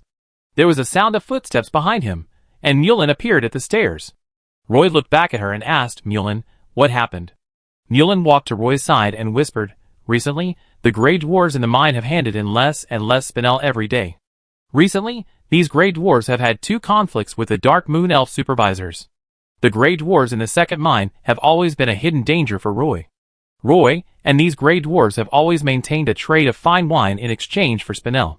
Roy knew that this kind of deal would not last long." Roy rubbed his brows. He knew that this day would come, but he didn't expect it to be so soon. "Even if you don't mention it, I will find a chance to deal with this trouble. Now the mine is in our hands. We have no reason to trade with them. The Grey Dwarves in the other 2 mines are mining honestly. Only the Grey Dwarves in the second mine are a little special. I will have a good talk with them tomorrow," Roy said casually. "The military department at the Valley Camp sent another letter urging you to take over the Mithril Mine and the Black Iron Mine as soon as possible," Mullen reminded Roy. "Once the matter with the Grey Dwarves is dealt with, I will take some people to the Mithril Mine. I guess I will still need to transfer some half-blood elf warriors from the second mine." Roy patted his forehead and said, "You can choose any of my elf warriors. I will find a way to supplement the manpower when the time comes," Mullen said straightforwardly. To deal with a group of Grey Dwarf bandits in the second mine, Roy chose the most direct way. The next morning, Roy led Mullen and a team of half-blood elf warriors into the mine. Captains Timothy and Tennyson also gathered all the Dark Moon Elves in the mine. In the past, the Dark Moon Elves did not want to break through the mine full of traps because they did not want any casualties among the Dark Moon Elves. But now that the Dark Moon Elves have Roy's support, the traps in the mine tunnel are no longer a problem. Roy led the fully armed half-blood elf warriors and Dark Moon Elf warriors to the place where they traded with the Grey Dwarves, and looked at the barely assembled gem mine with a stern face. There was even some gem slag mixed in it. Roy squatted in front of a large wooden barrel and picked out the slag by himself. The Grey Dwarf Dasher stood beside the cart, feeling his face getting hot, but when he thought of the barrel of rum across the street, he could only bite the bullet and said to Roy with a joking face, "This gem vein will eventually be mined out. Recently, the ore we mine from the vein is of this quality. In a few days, we may not see ore of this quality anymore. There is nothing we can do about it." Roy narrowed his eyes and looked at Dasher. The brothers Mirando and Magby, who were in charge of transporting ore, saw Roy's sharp eyes and stopped immediately. In order to dig out enough gemstones, more than half of the Grey Dwarves are currently digging in various corners of the mine. The total number of Grey Dwarves guarding the dwarf bunker will not exceed 30. Although Mirando and Magby are 2 idiots, they know very well what they have done recently. Seeing that the mine owner came to the door in person, Dasher was still trying to quibble, and the Grey Dwarf brothers were a little flustered. The brothers put down the barrels full of gemstones in their hands, and if the other party suddenly made a move, they would go into the dwarf mine. Roy looked at Dasher with a sneer on his face. He put one foot on the round wooden barrel and said to Dasher condescendingly, "Dear dwarves, I came to the mine this time not to continue the trade of fine wine for ore with you, but to issue a mine notice with infinite indignation. In view of your unilateral violation of the agreement between the 2 parties, and the gem ore you paid for was often inferior, I think the transaction between us can be suspended." Chapter 386. The Grey Dwarf Dasher had obviously anticipated what Roy wanted to say, and there was no surprise on his face when he heard Roy's words. He stepped back calmly, put one hand on the barrel, and said loudly to Roy, "Mine owner, if you are dissatisfied with anything, we can negotiate. You can't not give us a chance. This is unreasonable." The Grey Dwarf kept approaching the low mine behind him. This time Dasher was too careless, and walked out of the safe distance of the mine. He wanted to make up for this distance quietly, but the Dark Moon Elf warriors lurking in the dark had already arrived behind Dasher. When a dagger was against Dasher's throat, Dasher had no intention of struggling. An arm tightly strangled Dasher's neck, but Dasher was a Grey Dwarf. He was born without a neck, and the muscles on his shoulders were as hard as iron. This throat-locking method was useless against a strong Grey Dwarf. The 2 half-blood elves standing behind Roy ran up and tied Dasher's wrists with hemp rope.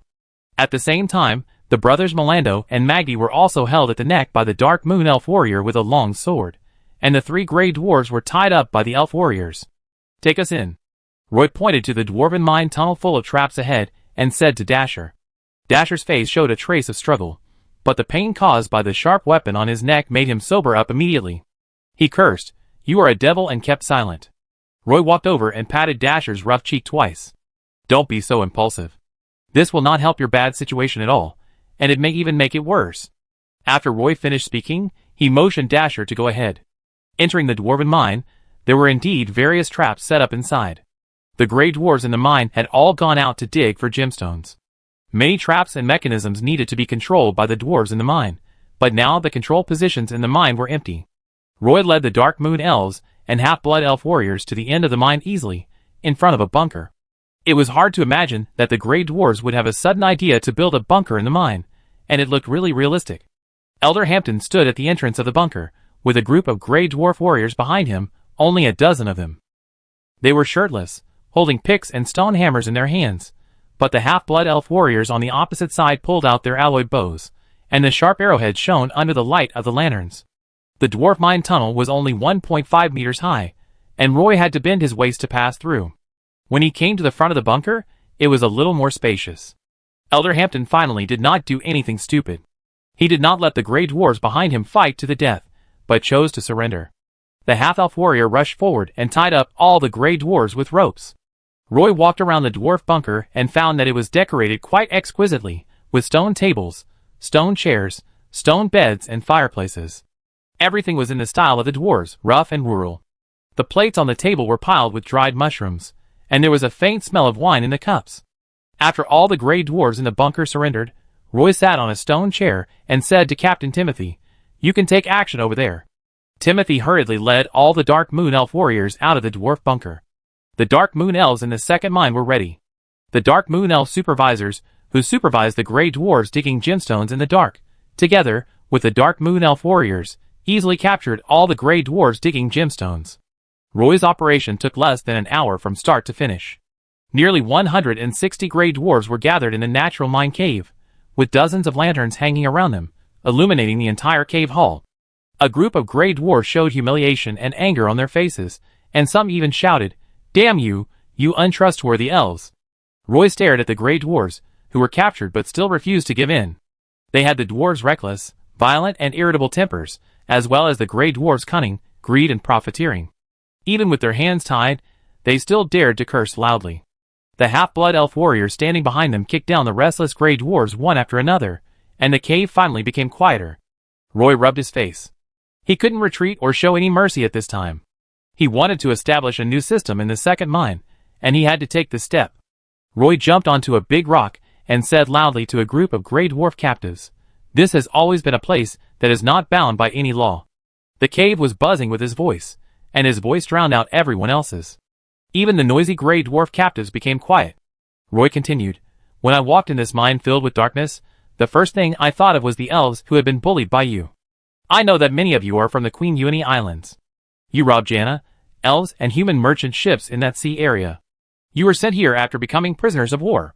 You need to spend the rest of your life to redeem the sins you committed in the first half of your life. But you are still restless in this mine. I have reached a deal with you to exchange gem mines for rum. I gave you the greatest trust and respect, allowing you to dig gemstones anywhere in the mine. You exchanged my gemstones for my rum, and all you paid was a little physical effort. But what did you do?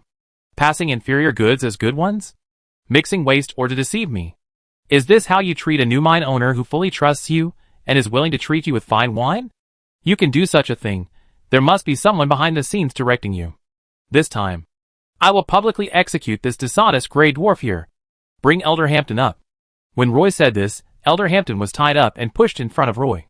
Two Dark Moon Elf warriors put their feet on Elder Hampton's legs. With a plop, Elder Hampton knelt on the rock. He stared with big eyes and struggled to stand up. The gray dwarves immediately rushed up excitedly. Although they were tied with ropes, they still struggled like wild bulls. Many gray dwarves had bulging blood vessels on their necks, and their faces were flushed. Roy said loudly, "I will not vent my anger on all the gray dwarves because of this matter, but if you want to rush up and be punished with your Elder Hampton, then take 3 steps forward. You can kneel down on the stage and go to see your ancestors with Elder Hampton." Roy's voice was a little sharp. The gray dwarf, who struggled the most, had already rushed to Elder Hampton. Deputy Captain Tennyson followed behind him. Without any hesitation, he slashed the gray dwarf's neck with a horn knife in his hand, and blood gushed out like a fountain. The gray dwarf didn't even cry out in pain, and fell to the ground with his hands covering his wounds. Someone died, and the gray dwarves stopped immediately, looking at their compatriots lying in a pool of blood in horror. How noisy it was before, how quiet it is now. Roy said to Captain Timothy. Execution. Captain Timothy drew out the elven sword at his waist with an expressionless face, came to Elder Hampton, and put the tip of the sword against Elder Hampton's throat. Elder Hampton's skin showed a rocky luster. It is said that the older the dwarf, the tougher his skin becomes. But at this moment, his face had turned purple, his body was shaking uncontrollably, and the stubbornness and strength on his face had all vanished into thin air, and he turned around to look at the grey dwarves behind him. With a slight force on his wrist, the tip of the sword pierced Elder Hampton's throat, and then pierced into his chest, directly cutting off several hard tubes, and a large amount of blood splashed out along the wound on his neck. Elder Hampton's face was extremely distorted by pain and fear. His eyes were wide open, and blood foam spurted out of his mouth and nose. He fell on the stone platform, twitching a few times before he stopped moving. The blood almost stained the entire stone platform. Roy jumped down from the stone platform and strode towards the grey dwarves. If anyone wants to publicly express opposition to this execution, you can stand up now. I will give you the most basic decency. Faced with Roy's aggressiveness, the grey dwarves woke up from their fear, and all took 2 steps back.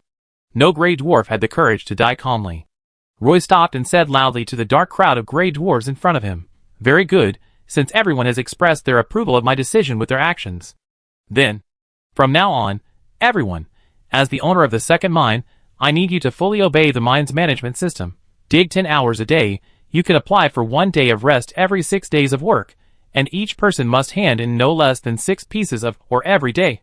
Of course, if you fail to complete the daily task, you will be warned the first time and whipped the second time. I guess no one wants to experience the third punishment." A group of grey dwarves were silent.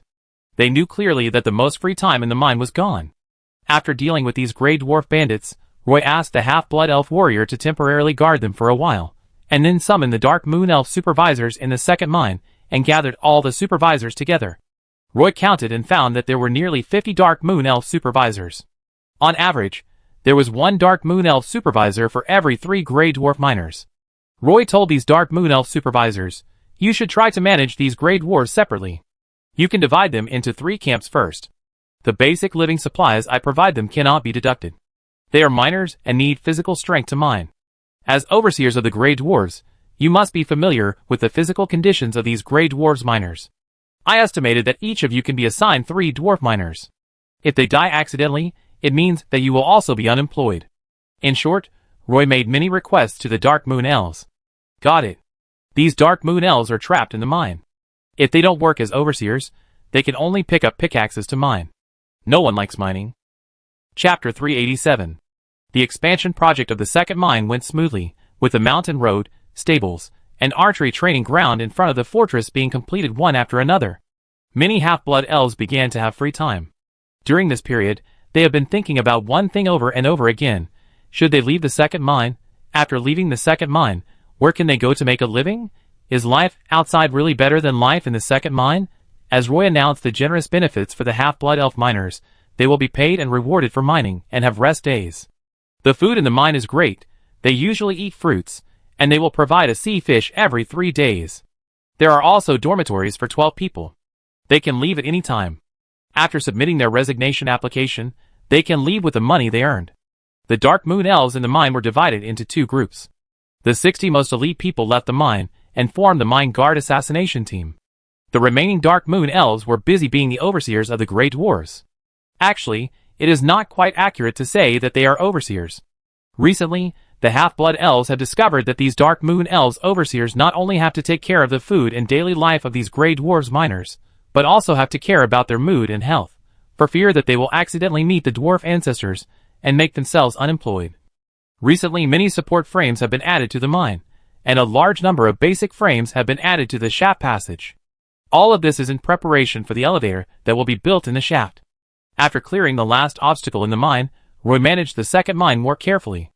Vitas was left in the third mine by Roy, and Kaka temporarily became Roy's assistant. The old dwarf Putties finally designed a double-channel elevator for the mine. He ran out of the design room excitedly and blocked Roy in the office with the drawings. The old dwarf was almost obsessed with engineering machinery.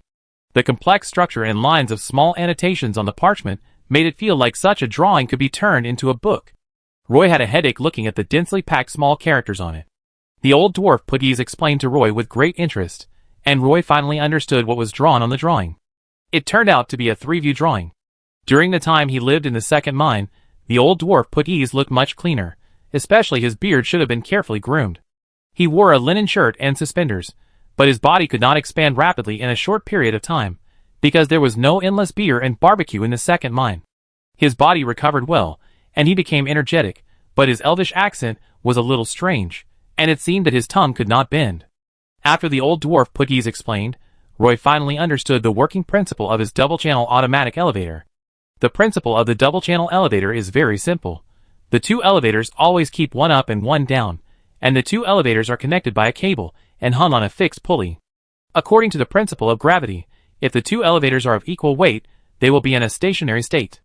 If the weight of one elevator is greater than that of the other elevator, then when this elevator descends, it will also pull the other elevator to the ground. Of course, this elevator has a drawback, that is, the materials transported to the mine must always be more than those transported to the ground. The mine needs to continuously transport gemstones to the ground, and not so many materials are delivered to the mine every time. For this reason, the old dwarf Putties came up with a solution, which is to install a gravity-balanced water tank on each of the two elevators.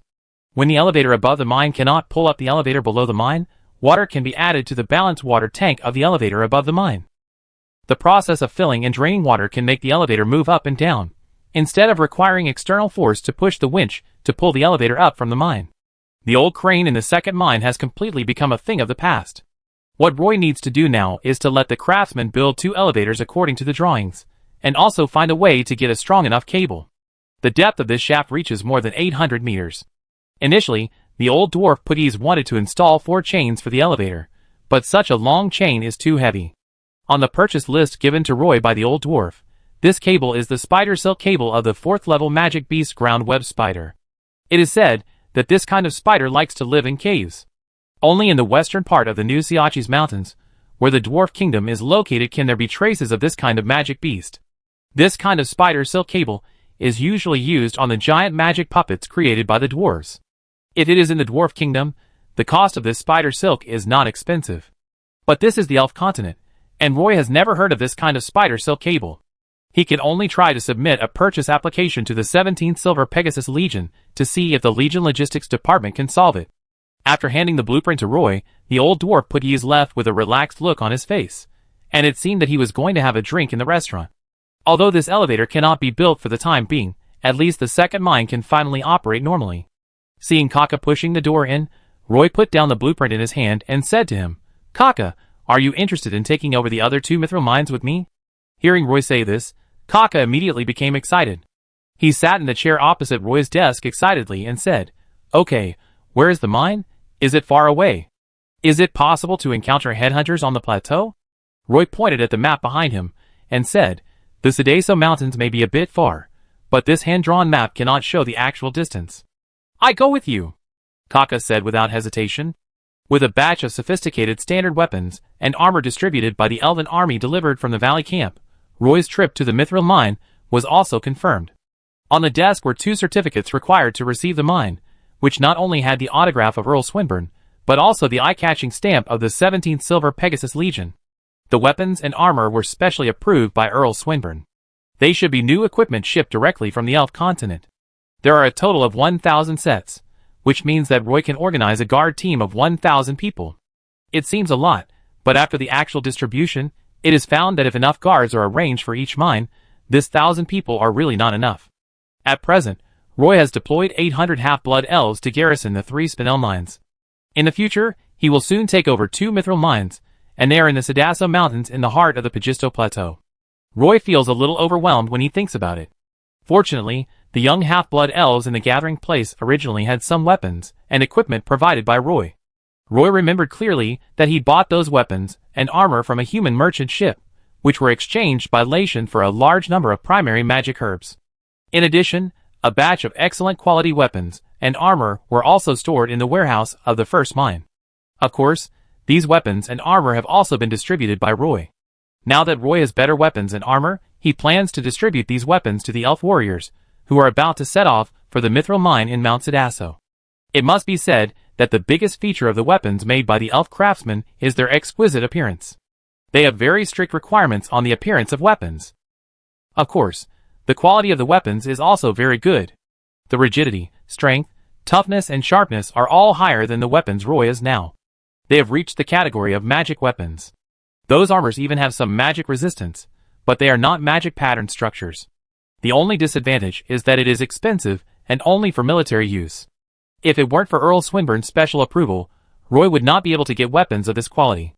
This time when he went to the Sidarsa Mountains, Roy expanded the Dark Moon Elf assassination team to 100 Dark Moon Elf warriors. First, the Dark Moon Elves with outstanding performance in the 3 mines were also selected by Captain Timothy.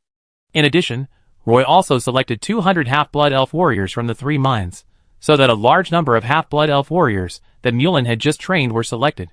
She also had to select some young elves from the Half-Blood Elf miners in the gathering place and the mine. It took Roy a full week to reach the Mithril mine at the southern end of the Sidarsa Mountains, with 300 elf warriors. There are many valleys in the southern part of the Sidarsa Mountains, and the location of the mines on the map in Roy's hand is not very accurate. He has no idea about this area, and only knows the approximate location of the Mithril mines. After arriving at the Sidarsa Mountains, Roy began to try his luck in one valley after another. Unfortunately, the hillsides in this area are covered with weeds, shrubs and short trees. Only when you get closer can you know whether there are any buildings in those valleys. If he hadn't met a Silver Pegasus team on the way, and the captain of the Silver Pegasus gave Roy a specific direction, I'm afraid Roy would have to wander around the southern mountains of Sidarso for at least a few days. Roy led a team of elf warriors to the entrance of the valley, and saw the square castle at the bottom of the valley. The appearance of this castle did not meet the aesthetic taste of the elves, but Roy thought the style of the castle was quite normal. The castle was not big, and it was a stone building. There was also a chimney with thick smoke in the yard. There were arrow towers with observation towers in the 4 corners of the castle. Roy looked around and it seemed that there was an elf standing at the highest point on the arrow tower, holding the flagpole with one hand and waving his hand towards this side with the other hand. Captain Blaze of the guard stood on the top of the observation tower with an excited expression on his face. He waved vigorously at the elven army at the entrance of the valley, then ran down in one breath and stood outside the gate outside the mine, waiting for the elven army to slowly approach along the mountain road. All the elven warriors were wearing the standard armor of the 17th Silver Pegasus Legion Infantry Regiment. Captain Blaze knew that the army that replaced them had finally arrived. After waiting for so long, he sometimes even doubted that he might have to stay here for the rest of his life. When he saw Roy, Captain Blaze's first words were enthusiastic. "You are finally here. I am Captain Blaze of the Guard Corps. Roy, I have been ordered to come and take over this Mithril mine." Roy dismounted, saluted Captain Blaze, and then took out a receipt for receiving the Mithril mine and handed it over. Chapter 388. It is not quite appropriate to call this a castle. This is more like a manor. The inner courtyard of this square building is very large. There are at least 30 apple trees planted inside. The surrounding shrubs and low walls form a garden. These shrubs are full of red berries. There are fountains, sculptures and corridors in the garden. It seems that the original mine owner should be an elf who knows how to enjoy life. This manor looks ordinary from the outside. But when Roy entered the manor, he felt like he had returned to the elf continent. The columns, roofs, eaves, and walls all maintained the unique architectural style of the elves, which was complex, exquisite, and luxurious, with hollow patterns and exquisite carvings everywhere. There was a row of lounge chairs next to the fountain, and 12 water jets sprayed out from a row of mermaid sculptures, forming a water curtain in the fountain. If it weren't for the chimney in the backyard that was emitting thick smoke, Roy would even think that this was a very good manor. The manor was a U-shaped building with a total of 3 floors. The roof was not flat, but a gray spire that looked somewhat similar to the Gothic style. There were arrow towers more than 40 meters high at the 4 corners, and huge crossbow arms poked out from the towers. Captain Blaze took Roy around the front manor first, and then took Roy to the backyard of the manor. The backyard was connected to Mount Sidaso. On the 10-meter-high wall, there were fully armed elf warriors patrolling back and forth. The entire backyard was a mithril mine, and the huge chimney was also in the middle of the backyard. When Roy came to the backyard, he found that a furnace was built in the backyard. Molten iron kept flowing out of the diversion trough and poured into a square stone trough. When the iron slowly cooled and solidified in the stone trough, some silver metal full of impurities could be seen. Of course, these silver metals cannot be considered as mithril. It can be said that mithril exists in these silver metals, but only a very small part. Working around the furnace are a group of gray dwarves wearing leather aprons, long leather boots, and bare upper bodies. These gray dwarves hold long hooks in their hands, and constantly take out the solidified metal ingots from the stone trough. On the other side, there are many gray dwarves constantly adding ore to the furnace. There is actually a complete smelting workshop in the backyard. Captain Blaze introduced to Roy. After the Legion entered the Sedaso Mountains, it discovered this place as soon as possible, so it directly occupied this mithril mine. The mine owner was shot and killed while fleeing, so this is a relatively complete mithril mine. At that time, all the half-elf miners were still digging in the mine, and the gray dwarves were also refining mithril ore. At that time, we quickly controlled this mithril mine, so until now, this mine is still operating normally. When the gray dwarves saw Captain Blaze walk into the backyard, they seemed to work very hard. Roy looked at the huge furnace in the backyard, frowned and asked Captain Blaze, "What is the mood of the half-blood elves and gray dwarves in the mine at present?" Captain Blaze smiled faintly. He was extremely humble to Roy and kept a certain distance. This mithril mine is actually divided into two parts. One part is the smelting workshop, which is mainly managed by the gray dwarves. The other part is the mithril mine, which is mainly dug by a group of half-blood elf miners. Not only these gray dwarves, but even the half-blood elf miners in the mine know that this mine has been occupied by us, but that's all. We didn't do anything with these half-elves and gray dwarves. After all, we have to wait for you to come and take over. We are only responsible for taking care of this mithril mine and handing it over to you intact. Our mission is completed. As for how to deal with it, that's your business. Captain Blaze's eyes fell on Roy. He knew that this half-elf was currently a favorite of Earl Swinburne. He didn't want to offend Roy, nor did he have the intention of getting along well with him. Everything was handled in a fair and impartial manner. Roy found that the captains of the 17th Silver Pegasus Legion all had some unique styles of doing things. Whether it was Captain Berkeley, Captain Kepler, or Captain Keynes, they all left a deep impression on Roy. "Thank you for your hard work," Roy said. Captain Blaze then took Roy to the warehouse of the mithril mine, which was divided into two warehouses in the front and back. The warehouse in the backyard mainly stored some metal ingots, but there were no mithril ingots in the warehouse. There were some ordinary silver ingots on the shelves, which actually only occupied half of the shelves. The rest were some lead ingots, zinc ingots, etc. These metal ingots almost filled the entire warehouse. Many lead blocks can be seen everywhere in the backyard.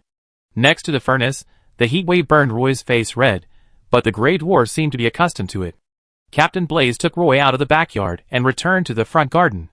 The water vapor from the fountain immediately refreshed Roy's body and mind. The row of rooms on the east side of the front courtyard were all warehouses. Captain Blaze pointed to the first warehouse and said to Roy, "The mithril ingots stored in this warehouse have all been transported out by the logistics department's caravan. This warehouse is still empty at present." Roy didn't say anything. It seemed that Captain Blaze was not going to let him guard the mithril mine during this time, so the gray dwarves left the mithril ingots they had smelted. When they arrived at the second warehouse, Captain Blaze asked his men to open the door of the warehouse. The warehouse was very cool. The shelves were filled with fruits packed in wooden boxes, mainly some apples and breadfruits that were easy to store.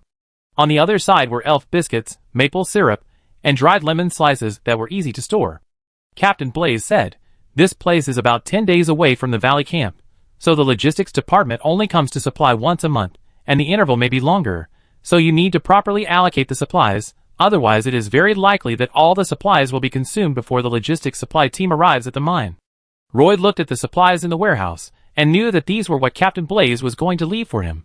So he said, "I will pay attention to this." Captain Blaze saw that Roy's face was calm, and he breathed a sigh of relief, and his opinion of this sensible half-elf changed a little.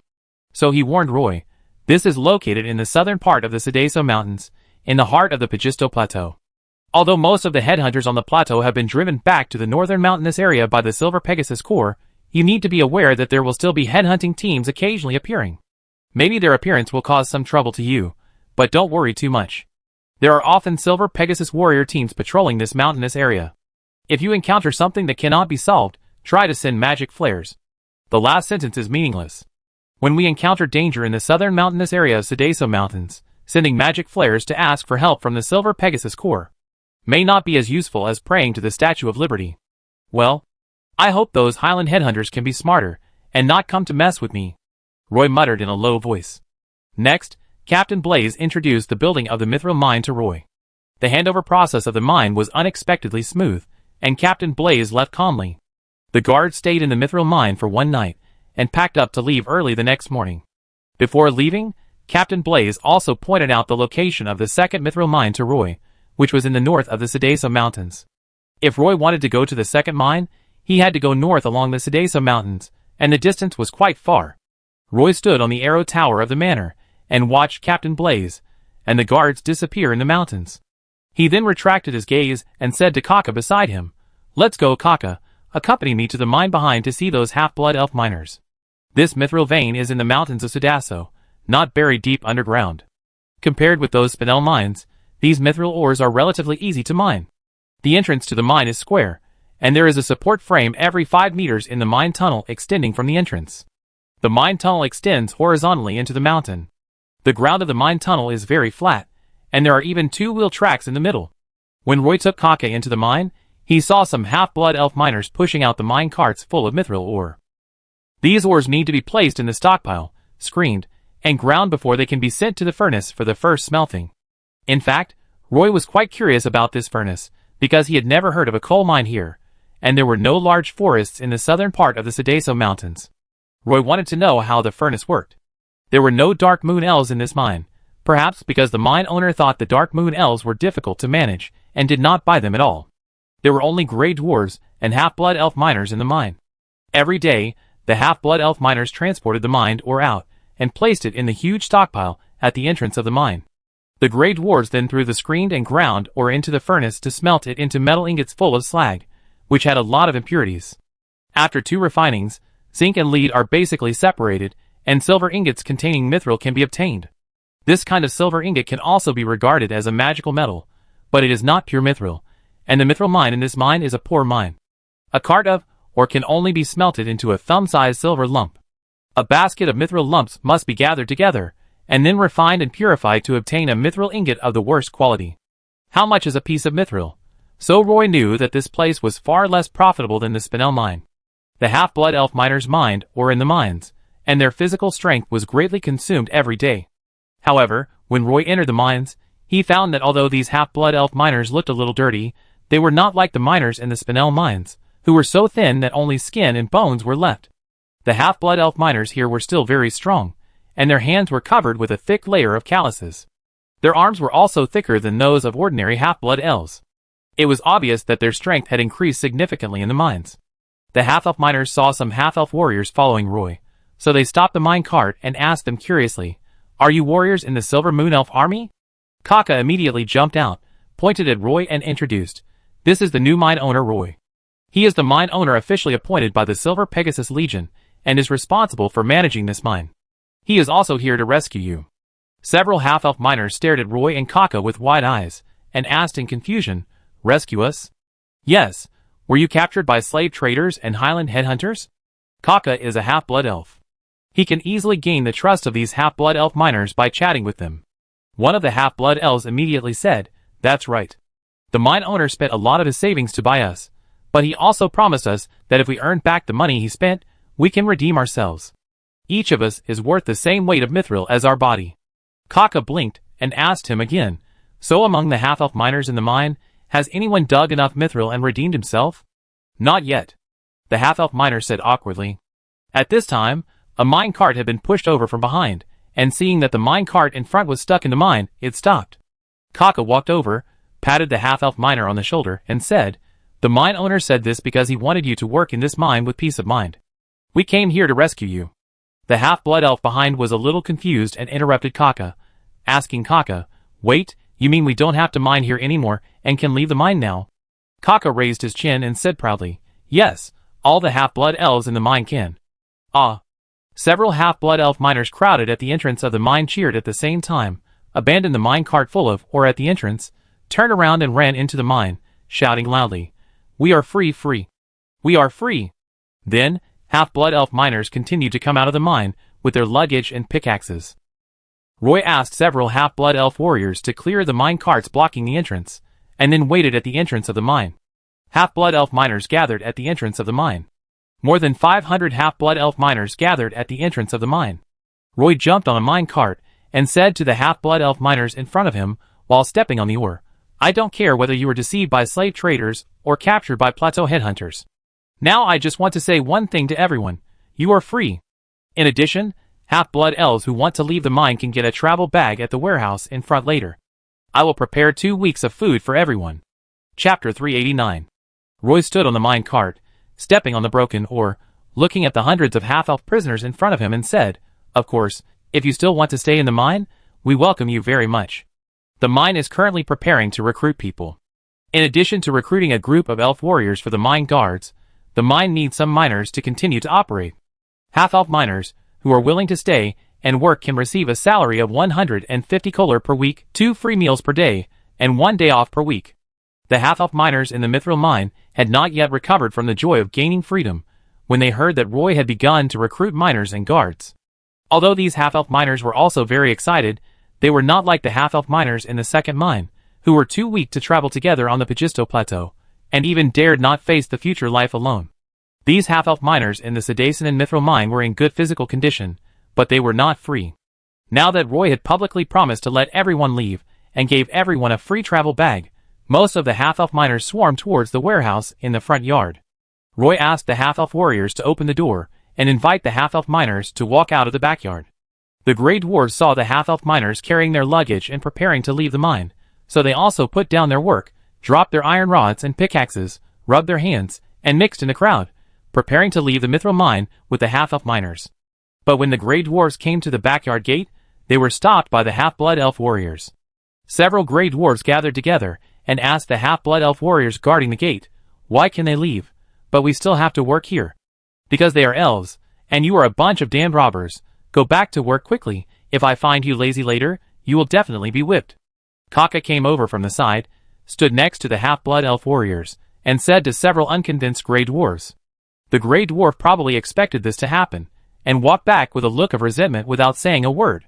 The half-blood elf miners walked out of the mine in the backyard one after another, and saw the garden-like courtyard, and everyone couldn't help but slow down their pace.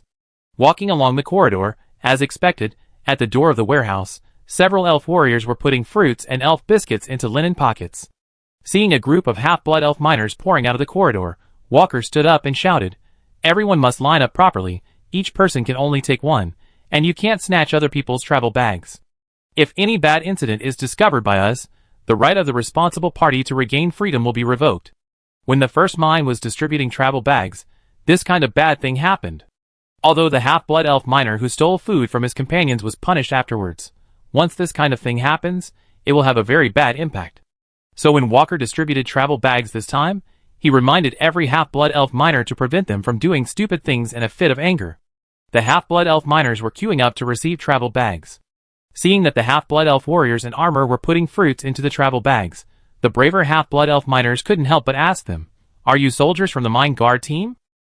Several half-elf warriors raised their heads, looked at their compatriots, who were in good mental and physical condition, and responded politely, "Yes."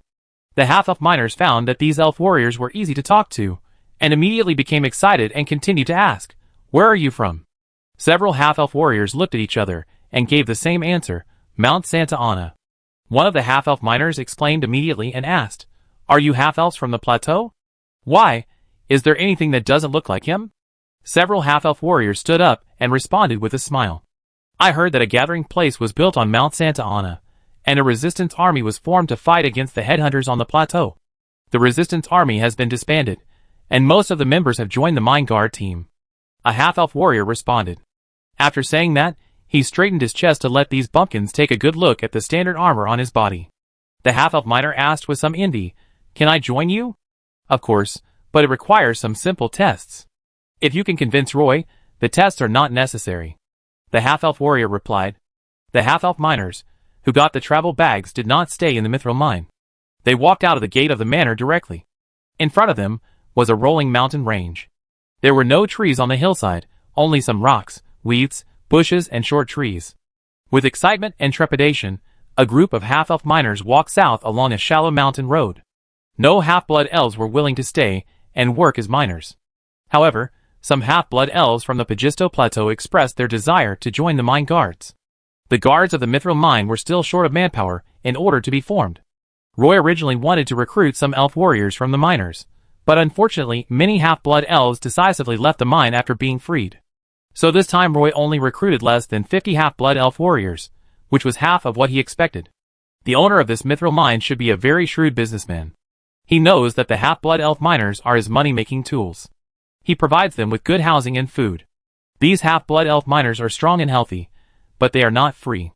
After they gained freedom, they did not want to continue wasting their lives in the mithril mine, so it was reasonable for them to leave the mine. After sending off the last few half-blood elf miners, the gate of the mine was heavily closed with a dull sound. Roy and Kaka turned around and walked back to the courtyard. The two sat down on the bench beside the fountain in the courtyard. A group of half-blood elf warriors were already on duty at various posts in the mithril mine. Kaka was in a very happy mood. He was very curious about rescuing the half-elf miners. In addition, as a half-elf from the Partington Plain, Kaka felt that doing so was very honorable, especially when he returned to the village in the south of the Barrier Mountains and chatted with his friends. He could brag about this feat. But he was also worried about Roy. There were too many half-elf miners who left today. Not only could the mining of the ore not proceed normally, but even the formation of a guard team at the mine had some difficulties. Roy had to draw at least 150 half-blood elf warriors from the guard team he brought with him to form a guard team that could protect the mine. But Roy only brought 200 half-blood elf warriors from the second miner this time, and used up more than half of them at once. How could the mithril mine behind take over? Roy, isn't it a bit too hasty for us to release all the half-blood elf miners this time? In fact, we can release these miners in batches, so that at least the mine can be kept running normally. Kaka said to Roy. The 17th Silver Pegasus Legion entered the Pagisto Plateau to drive away the headhunters on the plateau, and let the half-blood elves, who were enslaved by the mine owners, regain their freedom. So we did the right thing. Roy picked up a cup of lemon tea and took a big sip. Except for the big chimney in the backyard that continued to emit thick smoke, the environment in this manor was still very good. Captain Walker walked out of the corridor and reported the arrangement of the night duty. Roy nodded and said, "That's fine, but we must send someone to keep an eye on the Grey Dwarves tonight. When they see the half-blood elves leaving the mine, there must be many Grey Dwarves who are psychologically unbalanced. At this time, we must be on guard against them sneaking away." "Got it." Captain Walker took the order and left. "Roy, did you say that those Grey Dwarves and half-elf miners never thought about escaping? There is number 800-meter deep mine here. If they want to escape, they just need to climb over the backyard wall to leave. Whether it is a half-elf or a Grey Dwarf, the backyard wall is not very high." Kaka asked Roy in a low voice. "Of course they want to leave, but this place is in the heart of the Pagisto Plateau. There should be a camp of plateau headhunters around. Once they escape and are discovered, they may face the pursuit of headhunters. Once they are caught, the consequences may be terrible." Roy stretched his waist and said, "Another reason is that there is a very complete management system here, which is at least much better than those gem mines. When I took over the mithril mine, Captain Blaze told me that the original mine owner implemented the orcs' method of managing slaves, that is, the Grey Dwarves in the same group supervised each other. As long as any Grey Dwarf in the group made a mistake, all the Grey Dwarves in the group would be punished." "How can this be?" Kaka said in disbelief. "This method must be very effective, right?" Roy turned his head and looked at Kaka. Kaka didn't say anything else. After a while, he asked Roy again, "Roy, no one is mining in the mithril mine now. What are you going to do?" "I can't do anything. You have to report to the higher-ups if you can't handle it yourself." "What are those high-level people in the army for?" Roy smiled and said, "I have already made a draft. I will report the difficult situation in the mithril mine and ask them to find a way to help me find a group of miners." Don't you want to buy some Dark Moon Elf prisoners?" Kaka was a little dumbfounded. "What's the use of Dark Moon Elf prisoners? They are not good at mining, and they are not easy to manage. I want to apply for a group of Grey Dwarves from the Legion. Aren't they the best at mining?" Roy replied. Chapter 390. The first floor of the buildings on the east and west sides of the manor are warehouses and stables, and the second floor is a dormitory built specifically for the private army of the mine. These dormitories are more grand than those of the second mine. After entering the door, there is a row of armor racks and weapon racks. There are only 6 beds in each room, and the lighting in the room is also very good. The houses on the south side are some guest rooms and showrooms. The guest rooms are very messy. It should be that when the guards evacuated in a hurry, they didn't have time to clean up properly. Roy was not interested in the daily life of the officers of the guards, so he wandered around several showrooms. As expected, the mine owner was an elf with great taste. Each of these showrooms had its own characteristics. One of them was an ore showroom, which displayed many ores of strange shapes, and each ore had a detailed introduction. As soon as he entered the door, he saw a piece of silver ore with the following words written under it, in memory of the first mithril ore successfully mined in the Sedacinen mithril mine. There were many hunting specimens in another showroom. Roy also saw a complete griffin head on the wall. The ferocious face was lifelike. Roy's room was on the second floor near the stairs on the north side of the manor. It was a room with a living room. Kaka lived next door. After dinner, Roy walked up the stairs and saw a white figure at the end of the corridor at the door of the room. A woman in a white dress flashed by, which scared Roy. Kaka was responsible for taking over the building on the north side of the manor. At that time, Roy was checking the situation in the warehouse. In fact, Captain Blaze did not leave Roy anything valuable. Roy frowned and asked Kaka, why are there still women in the manor? It turns out that the family of the mine owner is still living here. It is said that they are waiting for the transport team of the logistics group to come. Sorry, I thought I just told you. Kaka patted his forehead and said, they live on the other side. They are the mine owner's 2 wives and 3 daughters. Then Kaka added, when the mine owner fled, his 2 sons also fled in the chaos. It can be said that all the men in the mine owner's family died. Roy didn't expect that Captain Blaze not only took away all the valuables, but also threw the biggest trouble to him. When he introduced the mithril mine, he didn't say anything. Like an old fox with narrowed eyes. Roy faced the door of the room, hesitated for a moment, and said to Kaka, send someone to guard the stairs on the first floor, and prohibit any elves from approaching that area for any reason. I don't want to cause any trouble before they leave. Kaka didn't understand why Roy was so cautious and said, well, even if they are taken back to Padstow City, they will face trial, right? Roy turned his head to look at Kaka, patted his shoulder, and reminded him, that's none of our business. We are a newly formed half-blood elf guard. I don't know how many eyes are watching us. Once we make a mistake, we will inevitably be blamed in some public occasions, and perhaps even belittle the half-blood elves. Since we have established a guard, we must try not to cause trouble. The Partington Plain needs an army formed by half-blood elves, so we have to do things better. Kaka finally understood Roy's good intentions. Don't worry, Roy. I keep an eye on them, Kaka said seriously. Roy patted Kaka's shoulder again and said, luckily you helped me. Walking into the room, there was a faint scent of lavender in the living room. The living room was not very big. In addition to a set of sofas, there was a desk near the window. Roy walked over, sat down on a velvet armchair, took out a piece of parchment and a quill pen, and began to write a summary of the mine. In addition, he also had to write a letter to the military in the valley camp, requesting the military to transfer some gray dwarf captives to supplement the mithril mine here, otherwise the mithril mine might be shut down indefinitely. The most troublesome thing is that the furnace in the backyard cannot be stopped. Once it is stopped, the entire furnace crucible part will be scrapped. It is not easy to build such a furnace on the Pagisto Plateau. If there is no furnace to refine the mithril, this mithril vein will have no value. Who can transport so much mithril or outside? After writing the material application form to be sent to the military, Roy put away his quill pen and sat in a chair for a while. He was having a rare moment of relaxation. The most satisfying thing about this room was that there was a bathroom with a bathtub, where he could take a comfortable bath. Bathing on the Pagisto Plateau was far less convenient than at home in Castletown. Especially in the mine, if you just walked around, your face would be covered with a layer of fine sand. There was a faint knock on the door, but Roy ignored it while lying in the bathtub. When he came out of the bathroom in his pajamas, there was another faint knock on the door. Roy stopped and the knock stopped. After a while, it started again. It looked like it would keep knocking unless the door was opened. Roy walked over and opened the door, and found an elf woman in a plain dress standing outside. She was very beautiful, a dark moon elf. Although her skin was a light gray color, and she didn't look young, Roy could still tell that she was not a girl. Her blue eyes contained experience that an elf girl lacked.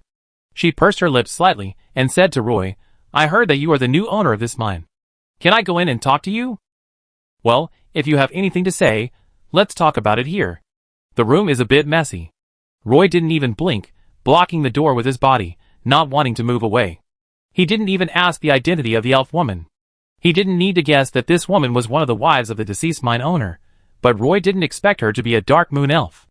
The elf woman looked a little embarrassed, with a pleading look in her eyes. She tried to lower her voice and said, Can you keep us here, if you are willing to help? Roy interrupted her and refused righteously. Sorry, I'm just a small mine manager, I can't help you. Seeing the almost desperate look in the eyes of the elf lady, Roy said with a stiff upper lip, You can stay here for the time being, and wait for the caravan from the logistics department. I will let them take you away. The Dark Moon Elf lady looked away in disappointment. She did not continue to pester him. After saluting Roy, she walked back along the corridor silently. Roy closed the door and let out a long breath. It wasn't that Roy lacked sympathy and didn't help.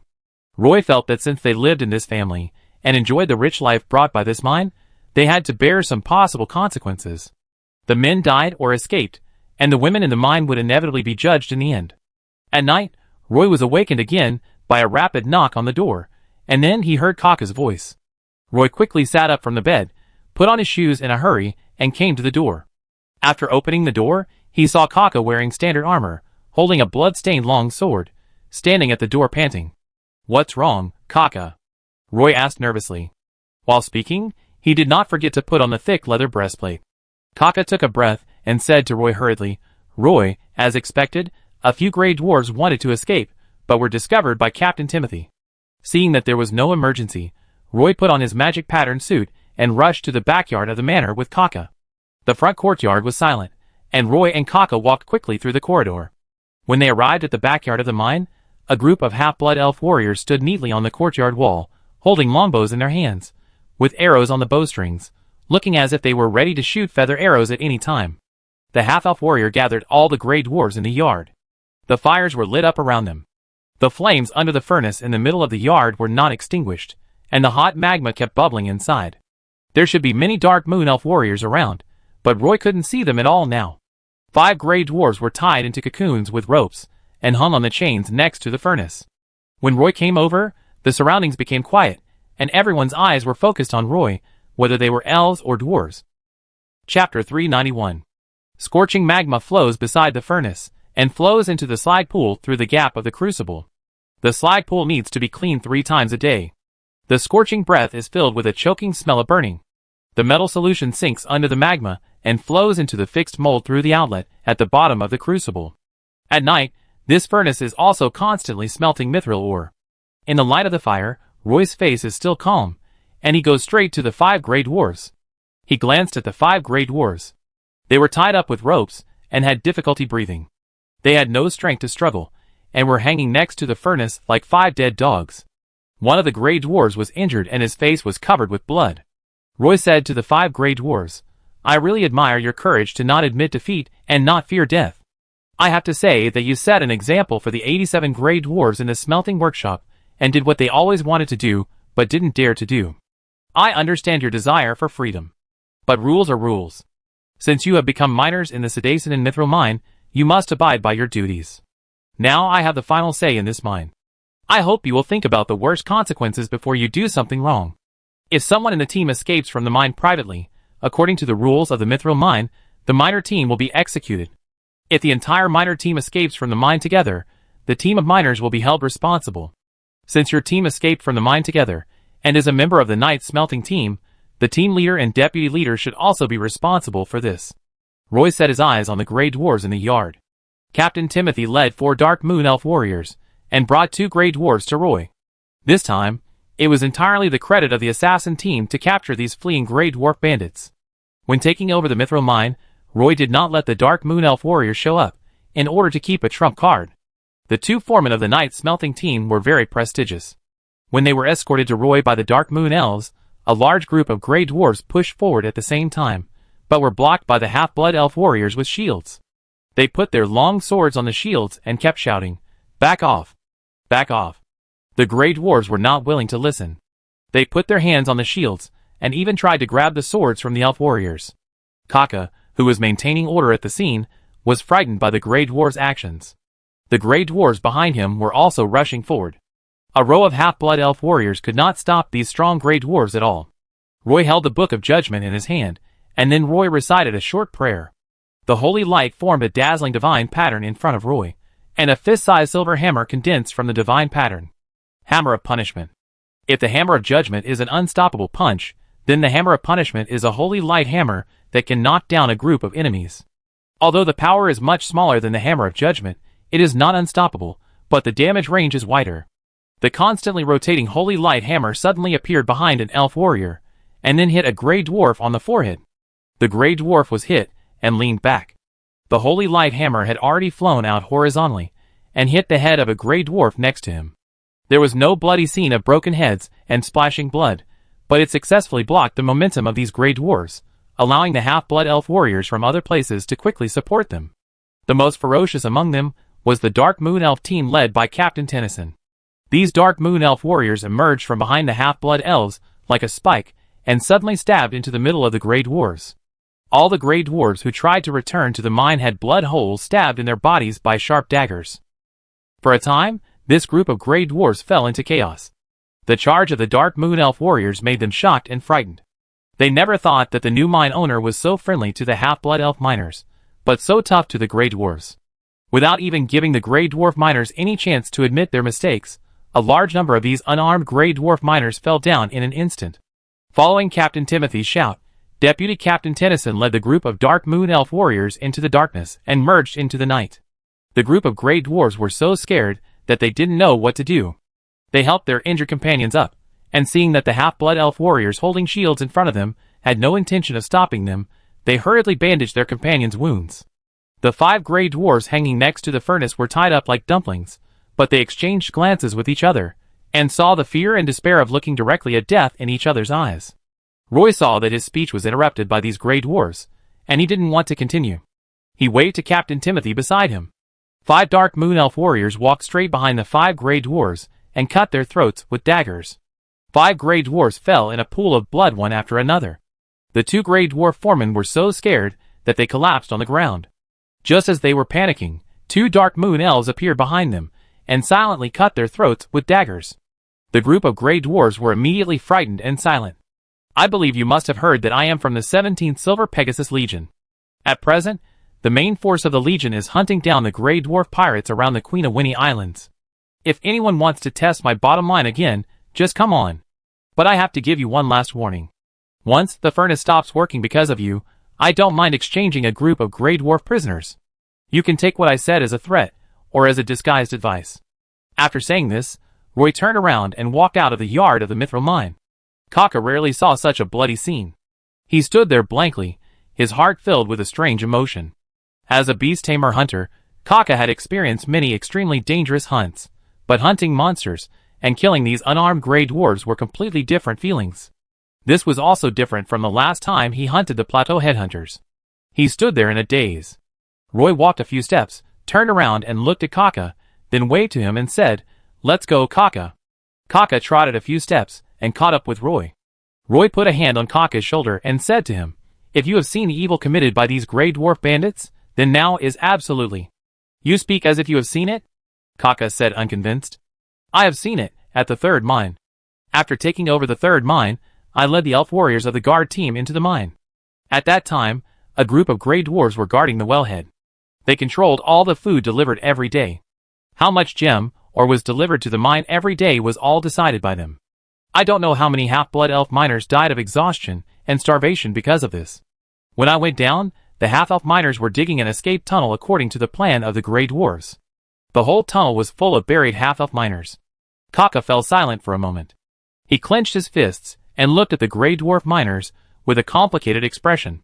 While talking, the 2 of them passed through the gate of the Mithril mine and returned to the courtyard of the manor.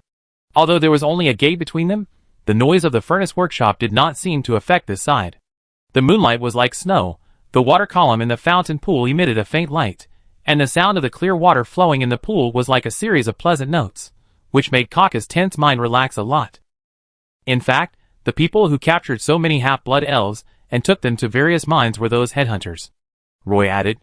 Kaka seemed to have suddenly found an outlet for his emotions. His eyes suddenly lit up, and he angrily shouted, "Yes, it's those damn plateau headhunters." In the morning, Roy sat on a bench in the garden, reviewing the accounts of the Mithril mine. Captain Blaze left in a hurry, and left the Mithril mine to him. Although he also explained the storage of various materials, he did not introduce the daily operation of the mine. Now Roy is worried about how to keep the mine running. As the half-blood elf miners left the Mithril mine one after another, the mining work of the mine has been suspended. Now only the smelting workshop is operating normally.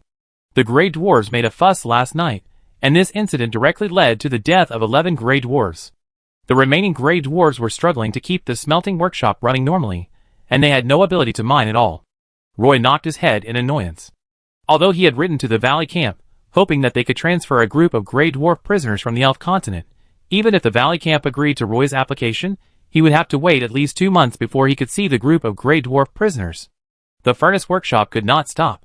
In order to ensure the normal operation of the furnace magic pattern array, the mine had to invest at least 6 magic crystals every day. When Captain Blaze left, he left behind a box of magic crystals, which could only keep the furnace running for another month. Within a month, Roy had to exchange for another box of magic crystals to keep the furnace running. Thinking of this, Roy had a headache. In front of the corridor on the second floor of the north building, a half-blood elf girl held the railing with one hand and stared at Roy, who was carefully reviewing the account book in the garden. She was a half-blood elf, and her light gray skin could not hide her dark moon elf ancestry. She looked at the 2 half-blood elf warriors at the stairs and mustered up the courage to walk over. Last night, her mother sat by her bed, gently stroked her hair, and whispered to her, "If they don't take the initiative to find some opportunities, it won't be long before they will go to the Padstow City Court for trial. They can't escape the charges that can be proven. Elf slave trading is a felony punishable by life imprisonment in the Silver Moon Elf Kingdom. If she thinks of a way now, there is still a possibility of escaping." She gritted her teeth, tried to suppress the fear in her heart, and came to the stairs. 2 elf warriors stretched out their hands to block her way. She looked at Roy, who was looking at the account book in the garden, and took a deep breath to prevent herself from trembling when she spoke. "The mine owner wants to talk to me." Her voice was a little low, and she blushed a little when she spoke, because she lied. The 2 half-blood elf warriors looked at the elf girl stupidly. Her skin was delicate because she had been pampered since she was a child. She also put on light makeup. Seeing her blushing face, they thought she was shy. The 2 elf warriors thought that Boss Roy was really good at vision. They put down their hands and let the half-blood elf girl pass. The half-blood elf girl hadn't taken out the small gift she had prepared, but the other party let her pass so easily. She was stunned for a moment, and immediately ran down the stairs with her skirt lifted. Walking towards the bench by the fountain step by step, the half-blood elf girl felt her legs go weak and the soles of her feet itch, piercing her heart. She even forgot the words she had just prepared. She was a little nervous, scared, and even embarrassed. She had never taken the initiative to talk to strangers. 10 steps away from Roy, the half-blood elf girl saw that Roy was holding a mineral account book. At this time, Roy also noticed her. Roy looked up at the half-blood elf girl in a white gauze dress in front of him, and he didn't understand where she came from. Roy subconsciously looked at the second-floor staircase on the north side of the manor. The half-elf girl pursed her lips, her eyes lowered. Like a child who had done something wrong, she did not continue to move forward, her face slightly red. Her timid expression was very similar to Moira, which made Roy have some good feelings towards her.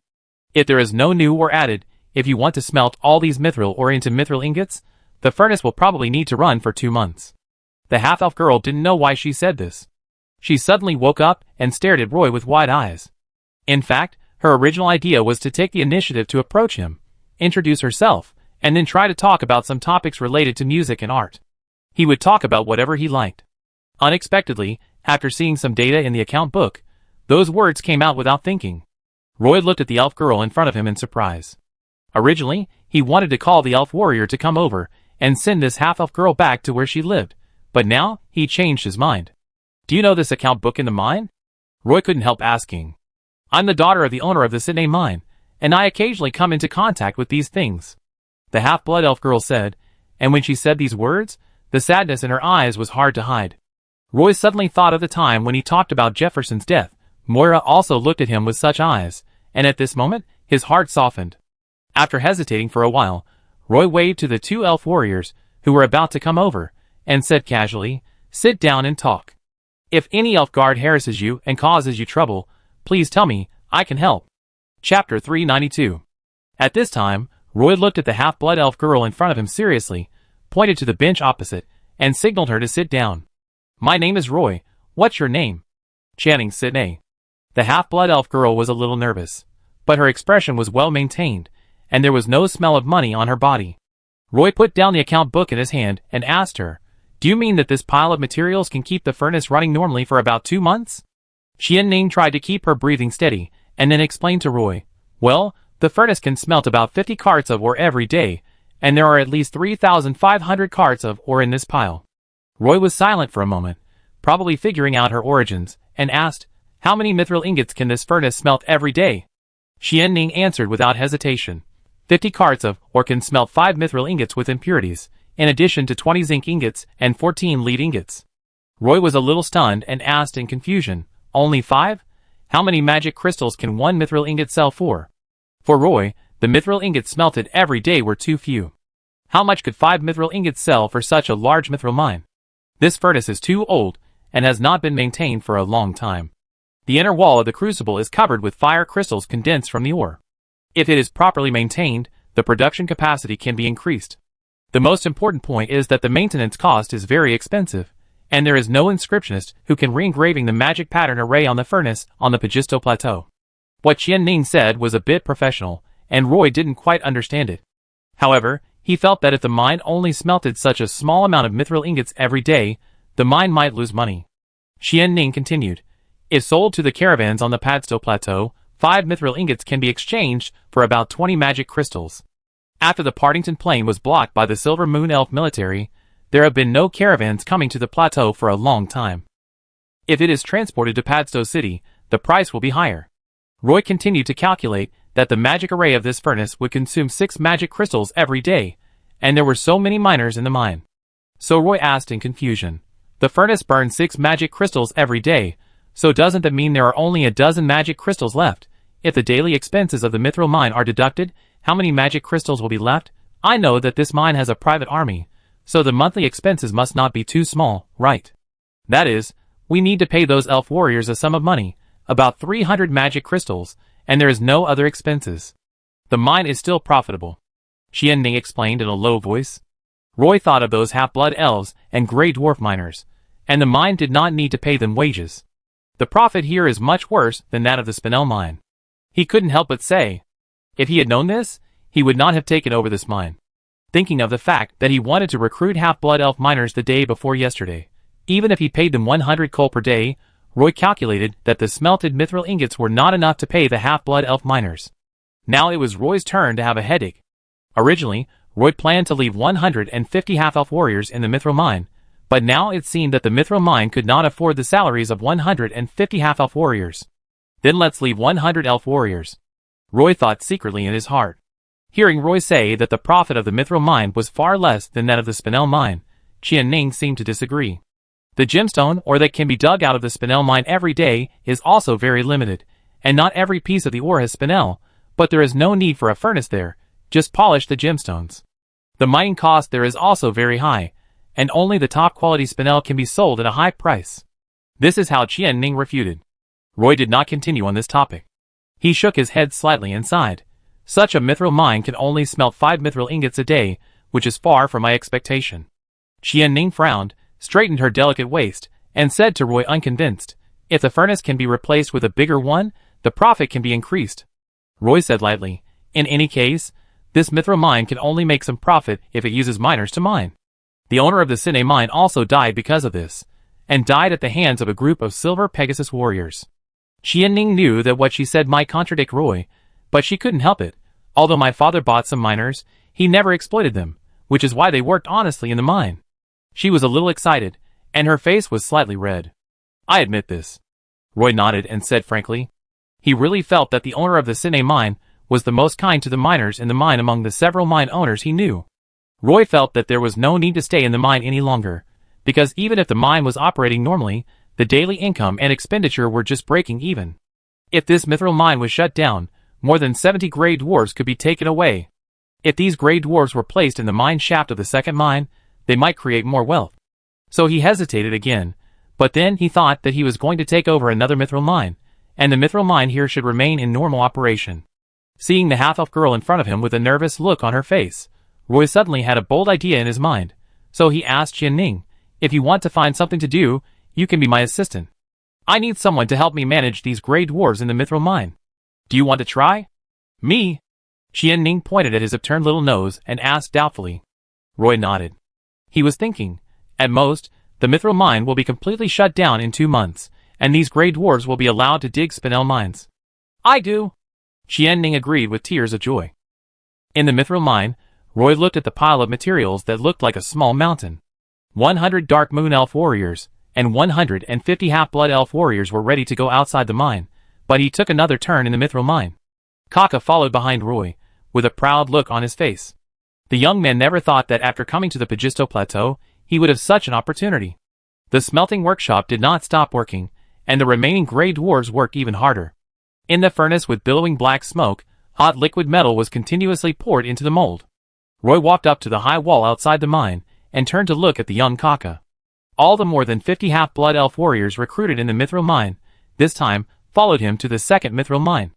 At the Sedaso South Mithril mine, Roy left 100 half-blood elf warriors. In fact, this is the limit that the South Mithril mine can currently bear. Even if all the zinc ingots, lead ingots and mithril ingots smelted every day are sold, Roy carefully calculated that the daily income and expenditure of the mine are just barely balanced. After staying at the Sedasan Mithril mine for 5 days, Roy was ready to take over the second Mithril mine, which he planned to hand over to Kaka. He stopped and said to Kaka, "Kaka, I want you to stay and take care of this place. Don't interfere with the daily management of the mine. You just need to help me take care of this mine and the warehouse. Xian Ning will take care of the furnace workshop." Kaka said with some pride, "Don't worry, Roy, I will help you take care of this Mithril mine." There are not many elves around him that he can trust, otherwise Roy would not have given this matter to Kaka. Roy thought for a while, and continued to tell Kaka, "If there are Highland headhunters raiding the Mithril mine, you should give up the mine decisively if you can't defeat them. Don't go head-to-head with those Highland headhunters." "Got it," Kaka replied with a smile, and then said to Roy, "Don't worry." Roy left the Mithril mine with a group of elf warriors, and it took nearly 5 days to get to the Sedaso North Mithril mine. This Mithril mine looks like a castle at the foot of a mountain. The stone walls enclose a large area of land at the foot of the mountain. Moreover, these walls are in a stepped shape. Inside each wall is a verdant platform, making the hillside look like a neat terrace. The North Mithril mine is behind these layers of walls. The fortress of the Mithril mine is a bit like the seaside castle in Castletown. The outer wall is dozens of meters high, and inside are various buildings connected together. The castle was not very big, but it was easy to defend and difficult to attack. This mine obviously could not stop the attack of the Silver Pegasus warriors, and was easily captured. When Roy came to the outside of the castle gate had been lowered. A group of Silver Moon Elf warriors surrounded an officer, and waited at the gate. Roy jumped off the horse, handed the reins to the half-blood elf warrior, and then strode towards the Silver Moon Elf officer. He took out the certificate for receiving the Mithril mine, saluted the Silver Moon Elf officer, and took the initiative to say, Roy was ordered to come here to receive this Mithril mine. The officer also stepped forward and said, "My name is Craven, and I am the captain of the guard regiment here. Everything is normal at the North Mithril mine. We will start the handover now, and try to finish it before dark." "Okay," Roy agreed readily. This time when taking over the Mithril mine, Roy had experience. He did not let the half-blood elf warriors enter the castle, but waited outside the gate. He followed Captain Craven and walked into the castle. Roy first took the mine's account book from Captain Craven, and then checked the various materials in the account book one by one, but in the end, he did not see any record of mithril ingots. Captain Craven kept reminding Roy to let his elf warriors enter the castle so that they could transfer positions and connect materials at the same time. Roy smiled but did not agree to Captain Craven's suggestion. After checking, the materials in the account book and the materials in the warehouse completely matched. Roy put the account book on a table and smiled faintly at Captain Craven. "Where are the mithril ingots in the North Mithril mine? The mine needs those mithril ingots to continue operating." He said it very directly. Captain Craven's handsome face, which was smiling a second ago, froze instantly. He stared at Roy deeply, and did not answer Roy's question. Roy's face was calm, and he continued to say to Captain Craven, "If you must take the batch of mithril ingots in the mine, the families of the mine owners who are stranded in the mine must go with you." Then Roy added in his heart, "It is impossible for you to take the benefits and leave the trouble to me." Captain Craven's face looked a little ugly. He was unwilling to hand over the mithril ingots, and it was impossible for him to take the families of the mine owners. According to the news from the military, their guard group needs to withdraw from the Pagisto Plateau quickly. If they take the families of the mine owners with them, there will be a lot of trouble along the way. More importantly, if they are delayed on the road, the military will have no explanation. Captain Craven said, "The military has designated those mithril ingots to be taken away. As for the families of the mine owners in the mine, I can't take them away." The half-blood elf warriors under Roy did not enter the mithril mine, and Captain Craven could not let the elf warriors of the guard group withdraw. Roy turned and walked out, saying, "I give you one night to think about it. If you can't meet my requirements, I bypass this place and take over the next mine." Captain Craven watched Roy walk to the gate of the castle with no intention of stopping. He quickly caught up with him, and said to Roy from behind, "I can't take them away, but I can leave you half of the mithril ingots." Roy stopped and said, "This mine will be closed for some time in the future. I need some funds to keep it going." "Stop working?" Captain Craven was a little confused. Everything was going well at the mine, so why did it have to stop working when it came to Roy? According to Earl Swinburne's battle plan, we entered the Pagisto Plateau to rescue the half-elf slaves oppressed by the mine owners on the plateau. So the first thing I did after taking over the mithril mine was to release all the half-elf miners, Roy said to Captain Craven. Seeing that Captain Craven was still hesitating, Roy turned around and walked out of the castle gate. Captain Craven was a little anxious and chased after Roy and shouted, "Don't think about it. I can leave the mithril ingots for you, but my guard group will withdraw from the North Mithril Mine tonight." Roy stopped and turned around and said to Captain Craven calmly, "Okay." Roy successfully took over the second mithril mine, and at this time, the total number of elf warriors guarding his several mines reached 1,000 elf warriors. Chapter 393. Before night fell, Captain Craven led the guards to leave the Sadasso North Mithril Mine in a hurry. What Roy didn't expect was that Captain Craven actually left behind 10,000 mithril ingots, which were packed in 20 boxes and lined up to form a wall in the hall on the first floor of the castle. Looking at Captain Craven's gloomy face, Roy knew that he had completely offended Captain Craven this time. The mithril ingots stored in the Sadasso North Mithril Mine were twice as many as those in the South Mithril Mine, which was somewhat beyond Roy's expectations. In his opinion, the owner of the Sydney mine has managed the South Mithril Mine very well. Xian Ning told Roy that Captain Blaze took away nearly 5,000 mithril ingots from the South Mithril Mine. The South Mithril Mine can condense 5 mithril ingots every day. The mithril ingots taken away by Captain Blaze are exactly the mithril ingots accumulated in the South Mithril Mine for 3 years. Now there are 10,000 mithril ingots in the North Mithril Mine. Roy opened a large box casually, and there were indeed glittering mithril ingots arranged inside. Each mithril ingot is about the size of a brick, and the impurities contained are much less than the mithril ingots smelted in the South Mithril Mine. When the captains of these guards were stationed at various mines, they probably all had the idea of making a quick buck and leaving. The mine was in the backyard of the castle, and the high walls completely surrounded the entire mine. The backyard was not very large, and Roy did not see the chimneys with thick smoke. The half-blood elf warriors climbed up the walls one after another, and they completely controlled the North Mithril Mine. Because they left in a hurry, Roy did not get any news when he handed over to Captain Craven. In order to prevent the miners from escaping at night, Roy arranged the assassination team outside the castle as usual. After putting the mithril ingots back into the warehouse, Roy checked the other supplies in the warehouse. Zinc ingots, lead ingots and other things were all placed in the warehouse. When Roy came to the cellar where fruits were stored, he found that many shelves were almost completely empty. There were only apples and breadfruits in the remaining wooden boxes. The elf biscuits were all emptied. The half-blood elf warrior, who was responsible for counting the supplies, ran to Roy with a bitter face and reported to him, "Boss, the group of Silver Moon elf warriors from the guard regiment took all the elf biscuits away when they left." "Got it." Roy nodded. Captain Craven still plotted against Roy before leaving, but Roy was not too worried because there was a large terrace field on the hillside outside the North Mithril Mine, covered with red berry bushes. On the Pagisto Plateau, this kind of red berry is one of the main foods for the elves. Walking out of the castle cellar, the first floor hall became empty after the mithril ingots were moved away. Opposite was a staircase, with an arched corridor on both sides of the staircase. The magic wall lamps on the wall emitted a soft light, and the walls were covered with soft wallpaper with some exquisite hand-painted patterns. There are also some elf warrior sculptures and landscape paintings on both sides of this corridor. Roy stood in front of a mural, which was a panoramic view of the Sadasso Mountains. The castle is divided into 3 parts: the main building and the independent pavilions on both sides. The first and second floors of the main building are requisitioned by the guards, and the third floor and the attic are currently under house arrest by the family of the mine owner. In fact, Roy was a little curious about this. What kind of family would make Captain Craven rather give up 10,000 mithril ingots than take them away? When he came to the backyard, Roy saw the magic-style furnace in the backyard. The whole furnace was covered with magic patterns. There was a river of lava on the left side of the furnace, and 3 exits on the right side, corresponding to mithril ingots, zinc ingots, and lead ingots.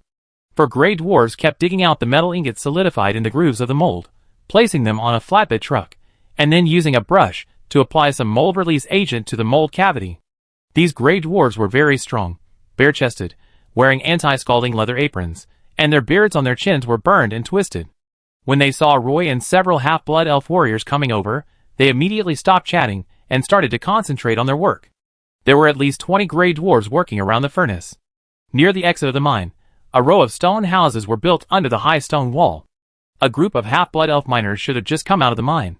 They stood by a pool and kept scooping clean water from the pool and pouring it on their heads. There is a track extending out from the exit of the mine shaft, with a row of mine carts on the track. Roy walked over and tried to push these wooden funnel-shaped mine carts with his hands. He found that the 4 small wheels under these mines were very smooth and could be pushed without much effort. The pile of materials in the backyard was not very large. Several gray dwarves were swinging sledgehammers and constantly smashing the ore into small pieces of fine stones.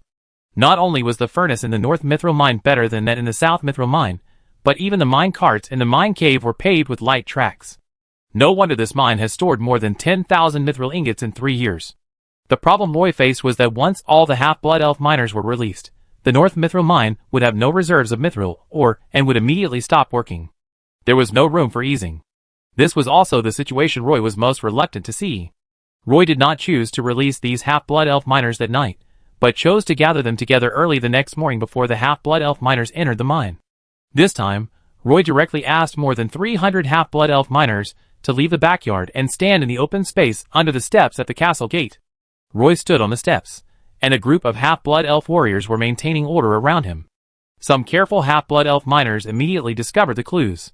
The Silver Moon elf warriors in the mine disappeared overnight, as if they suddenly appeared and occupied the entire mine, and now suddenly disappeared. Standing around were some half-blood elf warriors. Although they were also wearing silver armor, I always felt that their eyes were somewhat friendly. Roy clapped his hands on the high platform, so that all the elves focused their attention on him.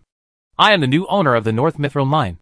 I will be responsible for managing this mithril mine for a period of time, Roy said to the half-blood elf miners in a calm tone. Then he said, now I want to announce a decision made by the North Mithril mine. All half-blood elf mines will be restored to freedom from now on. You can pack some luggage, and then pick up a travel bag in the warehouse. I will allow you to collect red berries outside the castle. You can collect some to eat on the road. A group of half-elf miners stood in the audience, staring at Roy on the stage with wide eyes. At first, the half-elf miners didn't even react, and then someone asked loudly, Mine owner Roy, are you serious? Of course, these half-elf warriors around me can prove that I have released the half-elf miners in 4 mines, and the Sadasso North Mithril mine is the 5th, Roy said confidently. Boss is right. We are here to rescue you. From now on you are free. A group of half-blood elf warriors shouted to the half-blood elf miners in the open field. The half-blood elf miners immediately cheered, and the sudden joy made the scene boil instantly. At this time, Roy asked 2 half-blood elf warriors to bring out an oil painting, which clearly painted the whole picture of the Sadasso Mountains. Roy pointed to the top of the Sadasso Mountains and introduced to everyone. This is located at the northernmost end of the Sadasso Mountains. It takes at least 15 days to walk from here to the southernmost end of the Sadasso Mountains. It will take another few days to reach the grassland in the southern part of the plateau after leaving the Sadasso Mountains and continuing to walk south. Roy used charcoal to draw a winding route on the oil painting. He continued, but this road is not easy to walk. Along the way, you may encounter plateau headhunters and some primary magic beasts, such as wind wolves, stone-toothed wild boars, and green-clawed leopard cats. You may still have the strength to fight against magic beasts, but if you encounter those plateau headhunters, they will not send you to this mithril mine. So my advice to you is that if you don't want to take the risk of leaving, you can stay here temporarily and wait for our logistics transport team. When the transport team leaves the northern mithril mine, you can follow it all the way. It should be much safer at that time. The half-blood elf miners stood there, discussing the matter among themselves. They finally gained their freedom, so naturally they were unwilling to stay in the mithril mine. Many of these half-blood elf miners were captured by the elf headhunters and brought to the mine. They naturally knew how powerful the plateau headhunters were. The half-blood elves were all hesitating whether to stay and wait for the logistics caravan to arrive before following them to leave the Sadasso Mountains.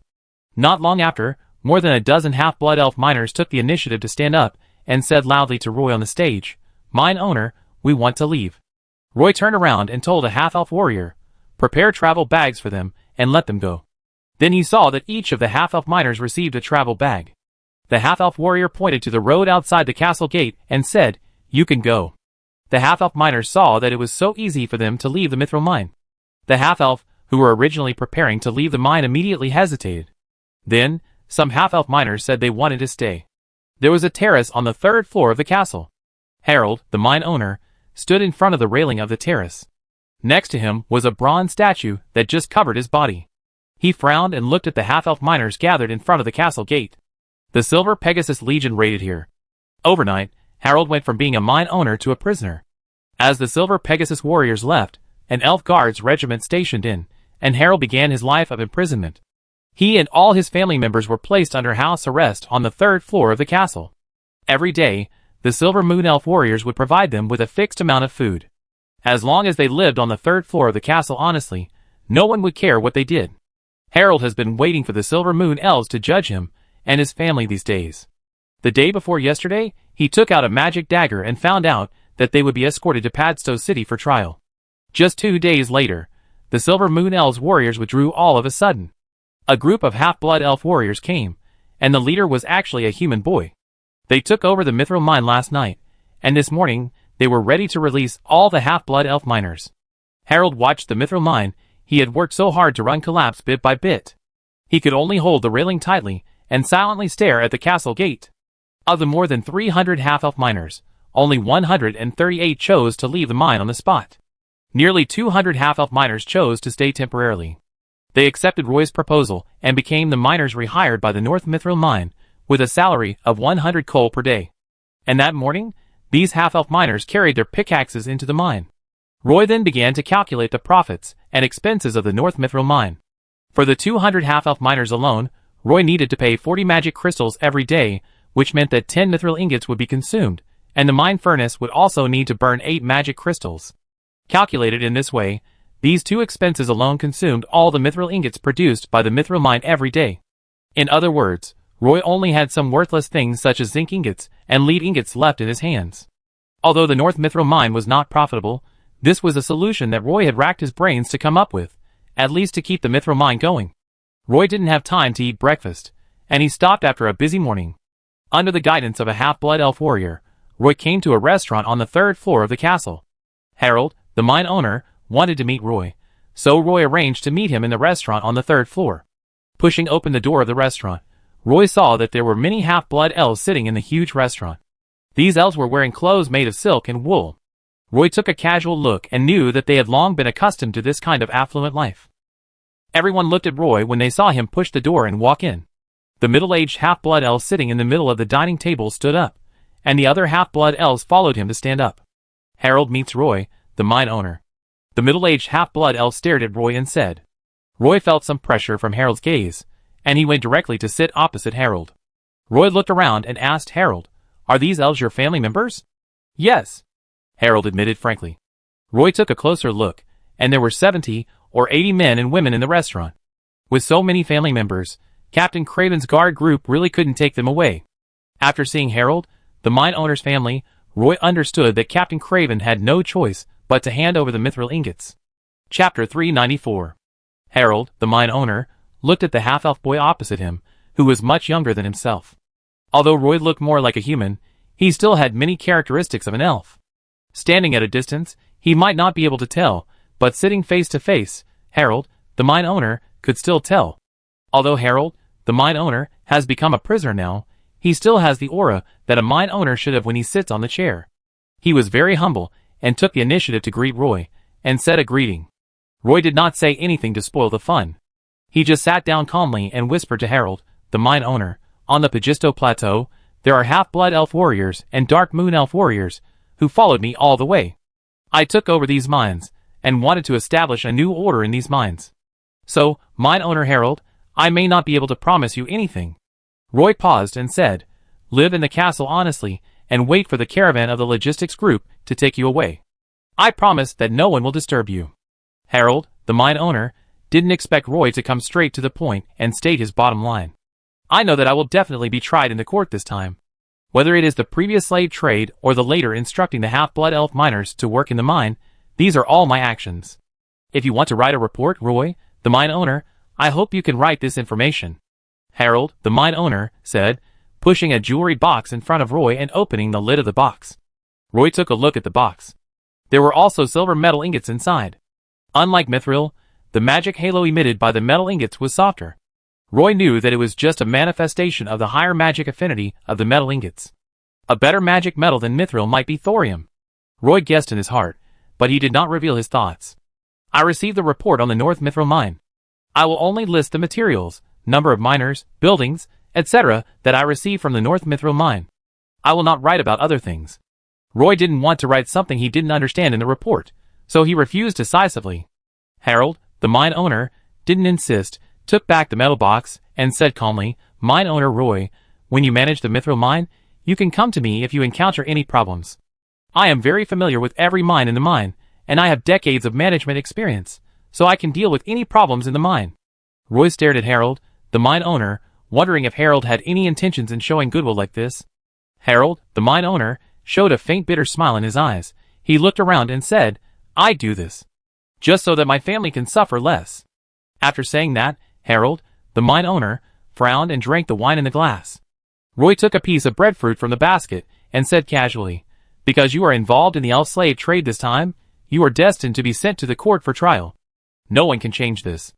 Knowing the consequences he was about to bear, Harold, the mine owner's eyes became extremely calm. He smiled self-deprecatingly, poured himself another glass of fruit wine, and then drank it all.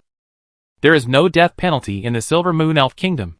The worst situation is to serve a sentence in the most difficult prison.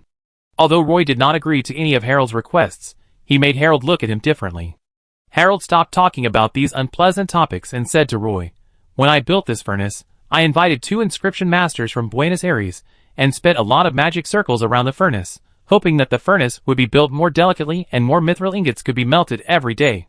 Although the furnace structure has not changed much, this furnace was originally designed to smelt 20 mithril ingots per day. Currently, this furnace has not reached its peak production capacity. The mithril vein in Sadasso Sam is not bad. Although it is not a rich mithril vein, this vein is located under the rock crust of the Sadasso Mountains. If you dig in from both sides, as long as you are careful, you will never collapse the mine. The reserves of mithril ore are also extremely rich. At the current mining speed, it can be mined for at least a few hundred years." Harold, the mine owner, continued, "The biggest problem you have with managing this mine right now is that if you release the half-elf miners, the mine will be short of ore, which will then cause a series of reactions, and finally affect the speed of smelting mithril ingots." Harold, the mine owner, looked at Roy and said gently, "Then, how can we keep this mine profitable?" Roy suddenly became interested and asked Harold, the mine owner. The elves in the restaurant had lunch and left one after another. At the table where Harold mine owner was, there was no one else except Roy and Harold mine owner. Roy looked at Harold mine owner, a little confused. Harold mine owner showed some pride and said to Roy, "Expand production capacity. Of course, the greater the production capacity of this kind of mithril mine, the more money it makes. This way, other costs can be shared." After listening to Harold mine owner's words, Roy gained a lot. Then the two talked about the private army in the North Mithril Mine. Harold mine owner was a little embarrassed and said, on the first day that the Silver Pegasus warriors arrived at the North Mithril Mine, they announced their official disbandment. Harold, the mine owner, said a lot, and these words were also very useful to Roy. "Where did you recruit these private soldiers? As far as I know, your private soldiers here are not half-blood elves on the plateau." Harold, the mine owner, wiped his face with a handkerchief, and then said, "These private soldiers almost all escaped from Padstow City.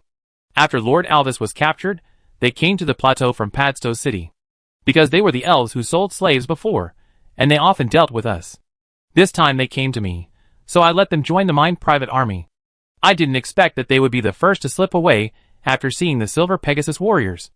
It turns out that there are many slave traders in these private armies of the mines." Roy continued to chat with Harold, the mine owner, for a while. From the chat, Roy found that he was an elf mine owner with a good business sense and was very familiar with the North Mithril Mine. The efficiency of the furnace in the North Mithril Mine is obviously better than that of the South Mithril Mine. In addition to these, Harold, the mine owner, also paid great attention to the mining efficiency of the half-blood elf miners. After a conversation, Roy benefited a lot. Perhaps it was intentional by Harold, the mine owner, that Roy had a deeper understanding of how to manage the Mithril Mine. Harold, the mine owner, told Roy that the biggest expenses of his Mithril Mine were the maintenance of the furnace and the cost of hiring private soldiers. Because he spent money to buy the half-elves and grey dwarves, there was almost no extra expenditure for mining mithril ore and smelting ingots. So the mithril mine was profitable every day, but the Partington Plain had been blocked in recent years, and the mithril ingots smelted in the mine were piled up and had no chance to be sold. When talking about this, Roy was clear about one thing. These mine owners on the Padstow Plateau originally had backers behind them. They were not just rootless duckweed floating casually on the Padstow Plateau. All along, Roy didn't know who was secretly supporting these mine owners, allowing them to open mines on the Padstow Plateau. Now Roy finally figured it out. These mine owners should be from Padstow City. And the construction of these mines should be secretly supported by the nobles in Padstow City. The backers behind these elf mine owners are actually the elf nobles in Padstow. If this is the case, the slave trade in Padstow should be related to this. Lord Alvis risked selling half-blood elf slaves to the Padstow Plateau, because these mine owners were his people. Thinking of this, Roy understood that Lord Alvis accumulated a fortune. In addition to selling elf slaves, the Padstow Plateau mine also had a large amount of grey income. It was the mines on the Pagisto Plateau that continuously brought huge wealth to Lord Alvis, so that the little baron was a little arrogant in the Partington Plain. He spent a huge amount of money to buy a large piece of land in the south of Padstow City. The southern end of the land almost reached the foot of the northern slope of the Barrier Mountains, and the east was close to the Blackwater Swamp. Such a large piece of forest land suddenly occupied the living space of all the half-blood elves. A large number of half-blood elves were displaced, and many half-blood elves didn't even know where to escape. Lord Alvis also took this opportunity to capture a large number of half-blood elves on the Pagisto Plateau, and threw them into various mines on the plateau. However, the mine owners on the plateau never expected that Lord Alvis would suddenly have a problem, and all the captains would have to go to the court to attend the trial. As for most of Lord Alvis's industries, they were all taken over by Earl Swinburne. I didn't expect that the mine owners on the Pagisto Plateau still had the shadow of Lord Alvis. When Roy completely figured out these things, looking at Roy's flustered look when handling the mine work, the smile on Harold's face always had a sense of gloating. Chapter 395. Not many elves can understand the evil taste in Harold's heart. Even if he is about to be judged by the Silver Moon elves, he can't stop the secret joy in his heart. Harold seems to have gotten used to the young half-elf mine owner's busyness in the backyard. Every morning, he would hold a cup of vanilla tea, stand on the balcony on the third floor, and watch Roy arrange the half-elf miners and grey dwarves to work in the backyard mine. The half-blood elves carried pickaxes, brought water and dry food, pushed the mine cart into the mine, and started a day's work. Their mood now is completely different from when they were miners. When they were miners, they were forced to work for Harold, the mine owner. At that time, they didn't think too much about whether they did a good job or not. They just hoped to get their share of food when they came out of the mine. Now they can get a salary for mining, and they are still free. As long as they don't want to work anymore, they can leave at any time. The half-elf miners just wanted to make some money before the logistics group arrived at the North Mithril mine, so that they could at least find a place to stay after arriving in Padstow City, so that they would not have to sleep on the streets or steal apples from the orchards in the suburbs. As Harold, the mine owner, said, this mine was dug just under a layer of rock crust, and this mithril vein was under the rock crust, so even if there was no support frame in the mine, there would be no landslide accident here. In addition, the owner of the Harold mine had laid a light rail in the mine. This light rail went nearly 1 kilometer deep into the vein along the main mine tunnel. Roy walked into the mine tunnel along the light rail this time. The mithril ore at the entrance of the mine tunnel had been dug out. The mine tunnel was very spacious, and some silver lights could be seen on the walls on both sides. The half-blood elf miners pushed the mine carts forward. Every time they reached a fork in the road, there would always be a few half-blood elf miners who left the team and entered the mine tunnel at the fork. At the end of the mine tunnel is a huge mine pit, which is a rich mining area of mithril veins. The half-blood elf miners had dug out a space as big as a basketball court. After more than 100 half-blood elf miners arrived here, they immediately dispersed. Everyone was used to working in groups. The half-blood elf miners used chisels and sledgehammers to chisel cracks in the mithril or on the cave wall, and then the half-blood elf miners holding pickaxes dug out the mithril or piece by piece. After the mine cart is full, a half-blood elf miner will pull the hemp rope in front of the mine and pull the mine cart out. Usually, the furnace workshop can smelt about 100 carts of mithril ore every day, and a cart of ore will be transported out every 6 minutes or so from the mine. Of course, that is the result of the cooperation of 350 half-blood elf miners. In this way, digging in the mine for 10 hours a day can just meet the smelting needs of the furnace for a whole day. Now, although the number of half-blood elf miners in the mine has been reduced to 200, the amount of mithril or mine may be reduced. But in fact, this is not the case. The half-blood elf miners have become more motivated to work, and the output of ore has increased slightly. When they rest in the mine, they will discuss what to eat for dinner, make an appointment to collect some cranberries outside the mine on their days off, discuss how to spend the money they earn, and discuss their families, who have not been in touch for a long time. Many half-blood elves plan to write a letter to their families to report their safety, because the half-blood elf warriors in the mine told them that the mine owner Roy had the ability to send these letters to the elf continent. This was too amazing. The half-blood elf miners, who originally wanted to make a fortune and leave, now planned to write letters to their families, and then write the mailing address as Sadasso North Mithril Mine. In this way, they would have to work in the mine for a longer period of time, because they still had to wait for their families' replies. The half-elf miners, who had gained freedom, began to cautiously contact the outside world. Roy's hard work in the past few days finally paid off.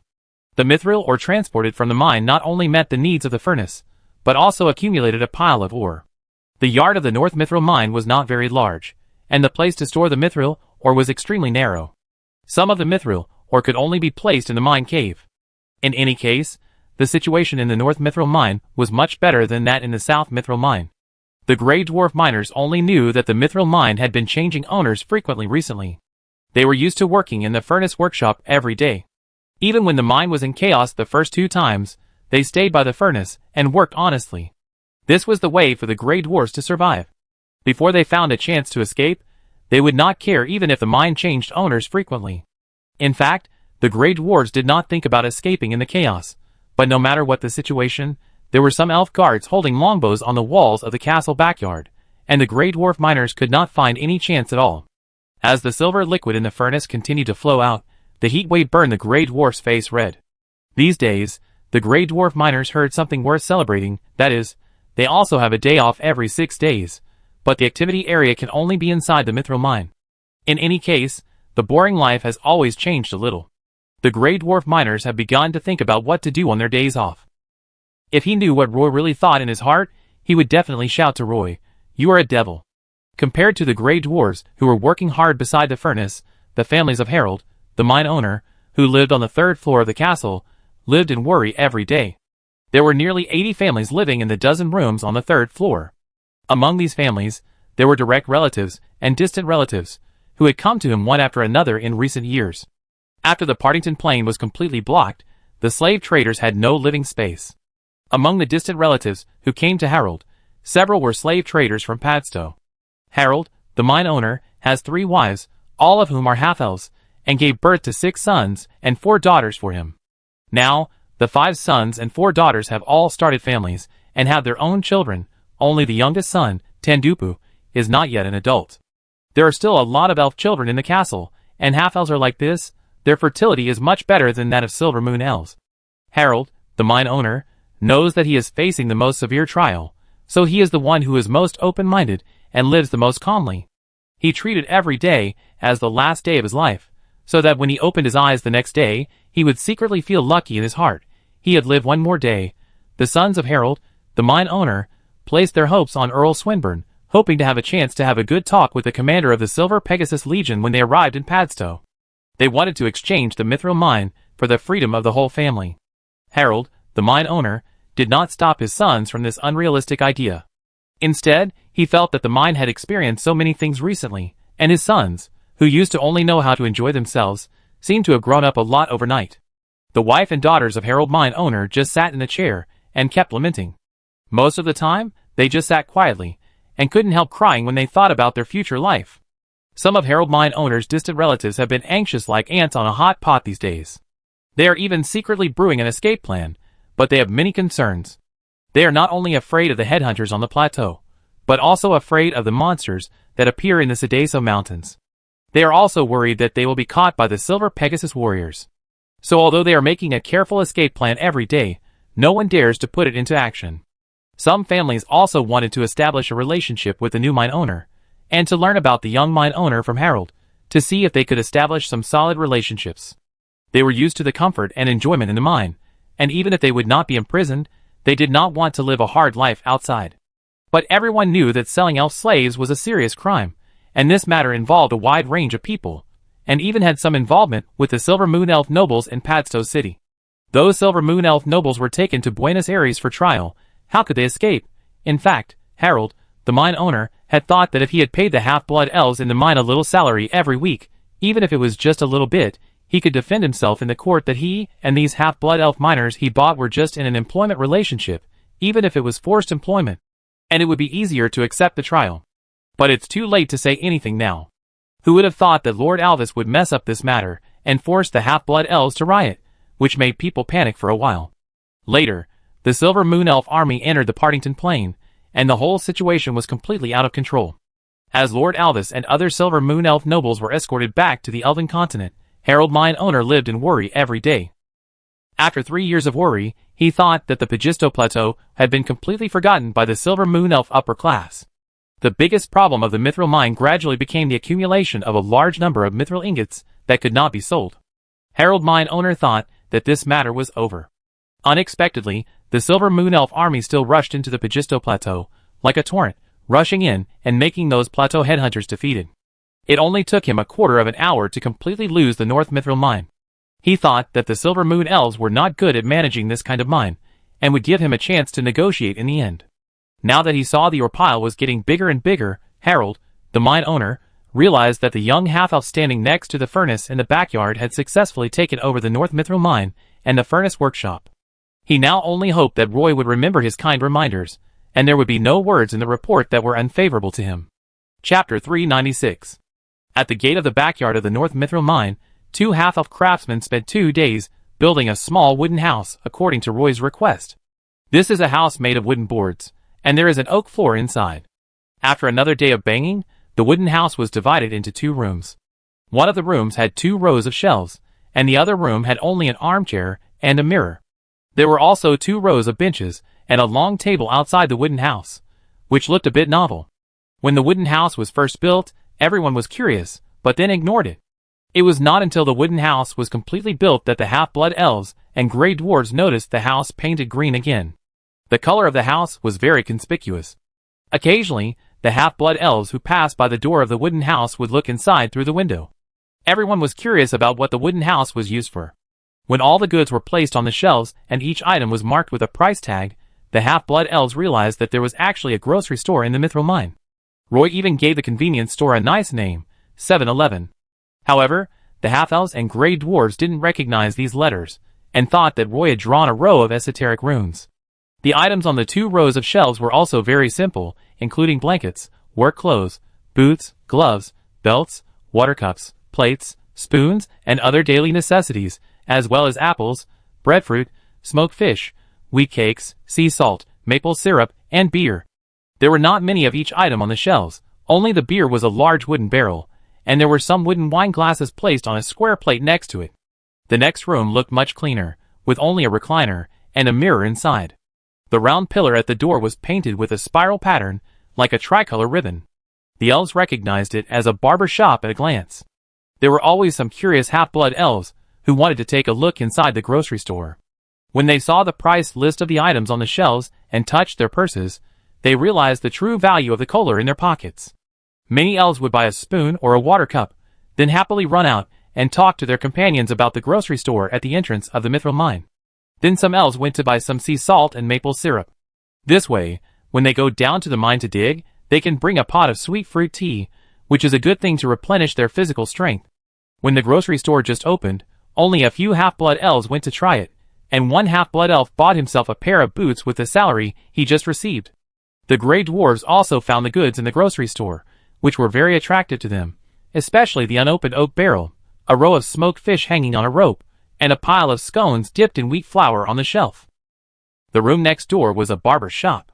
The gray dwarves finally couldn't hold back their curiosity, and gathered around to ask how to buy food in the grocery store. The half-blood elves guarding the grocery store told the gray dwarves, "These products can only be bought with kohler." The gray dwarves were a little confused. They had worked hard in the Mithril mine for decades, and had never seen what kohler looked like. They were asked to use kohler to buy things in the grocery store. So a group of gray dwarves could only stand at the door of the grocery store, and watch the half-blood elves run to the grocery store to buy those daily necessities. It seems that buying things in the grocery store has become a trend. Many half-elves have bought boots in the grocery store. The gray dwarves finally figured out one thing. These half-elves miners can get a salary of 100 kolar every day. In addition, the Grey Dwarves also found out another crucial thing. According to the regulations of the new mine owner, the total amount of mithril, or mined by 200 half-elves miners every day, is 120 mine carts. After reaching this number, the mine will give 20 kolar rewards for each additional cart of ore mined. In order to earn more kolar, some half-blood elf miners would dig a little longer in the mine after completing their daily mining. That's how the pile of mithril, or in the mine, was accumulated little by little. Seeing that the half-blood elves could buy the goods in the grocery store at will, the Grey Dwarves were very envious. Especially when there was a barrel of unopened beer in the store, many Grey Dwarves would run outside the grocery store every day and take a look inside. In fact, the Grey Dwarves also need kolar if they want to trim their beards, buy beer, smoke fish and wheat cakes. So how to get some kolar became the biggest problem for the Grey Dwarves in these mithril mines. The Grey Dwarves miners work every day without being paid. The Grey Dwarves are eager to get some kolar, so they came up with a good idea, which is to discuss with the half-blood elves. The Grey Dwarves hope to go to the mine to dig, and if they dig out a cart of ore and give it to the half-blood elves, they will earn 15 kolar. The half-blood elves do not object to the Grey Dwarves doing this, but there are a few requirements. The mining area in the mine is determined in advance by the half-blood elves. In addition, the mines were not allowed to be dirty, otherwise the Grey Dwarves would be deprived of their mining qualifications.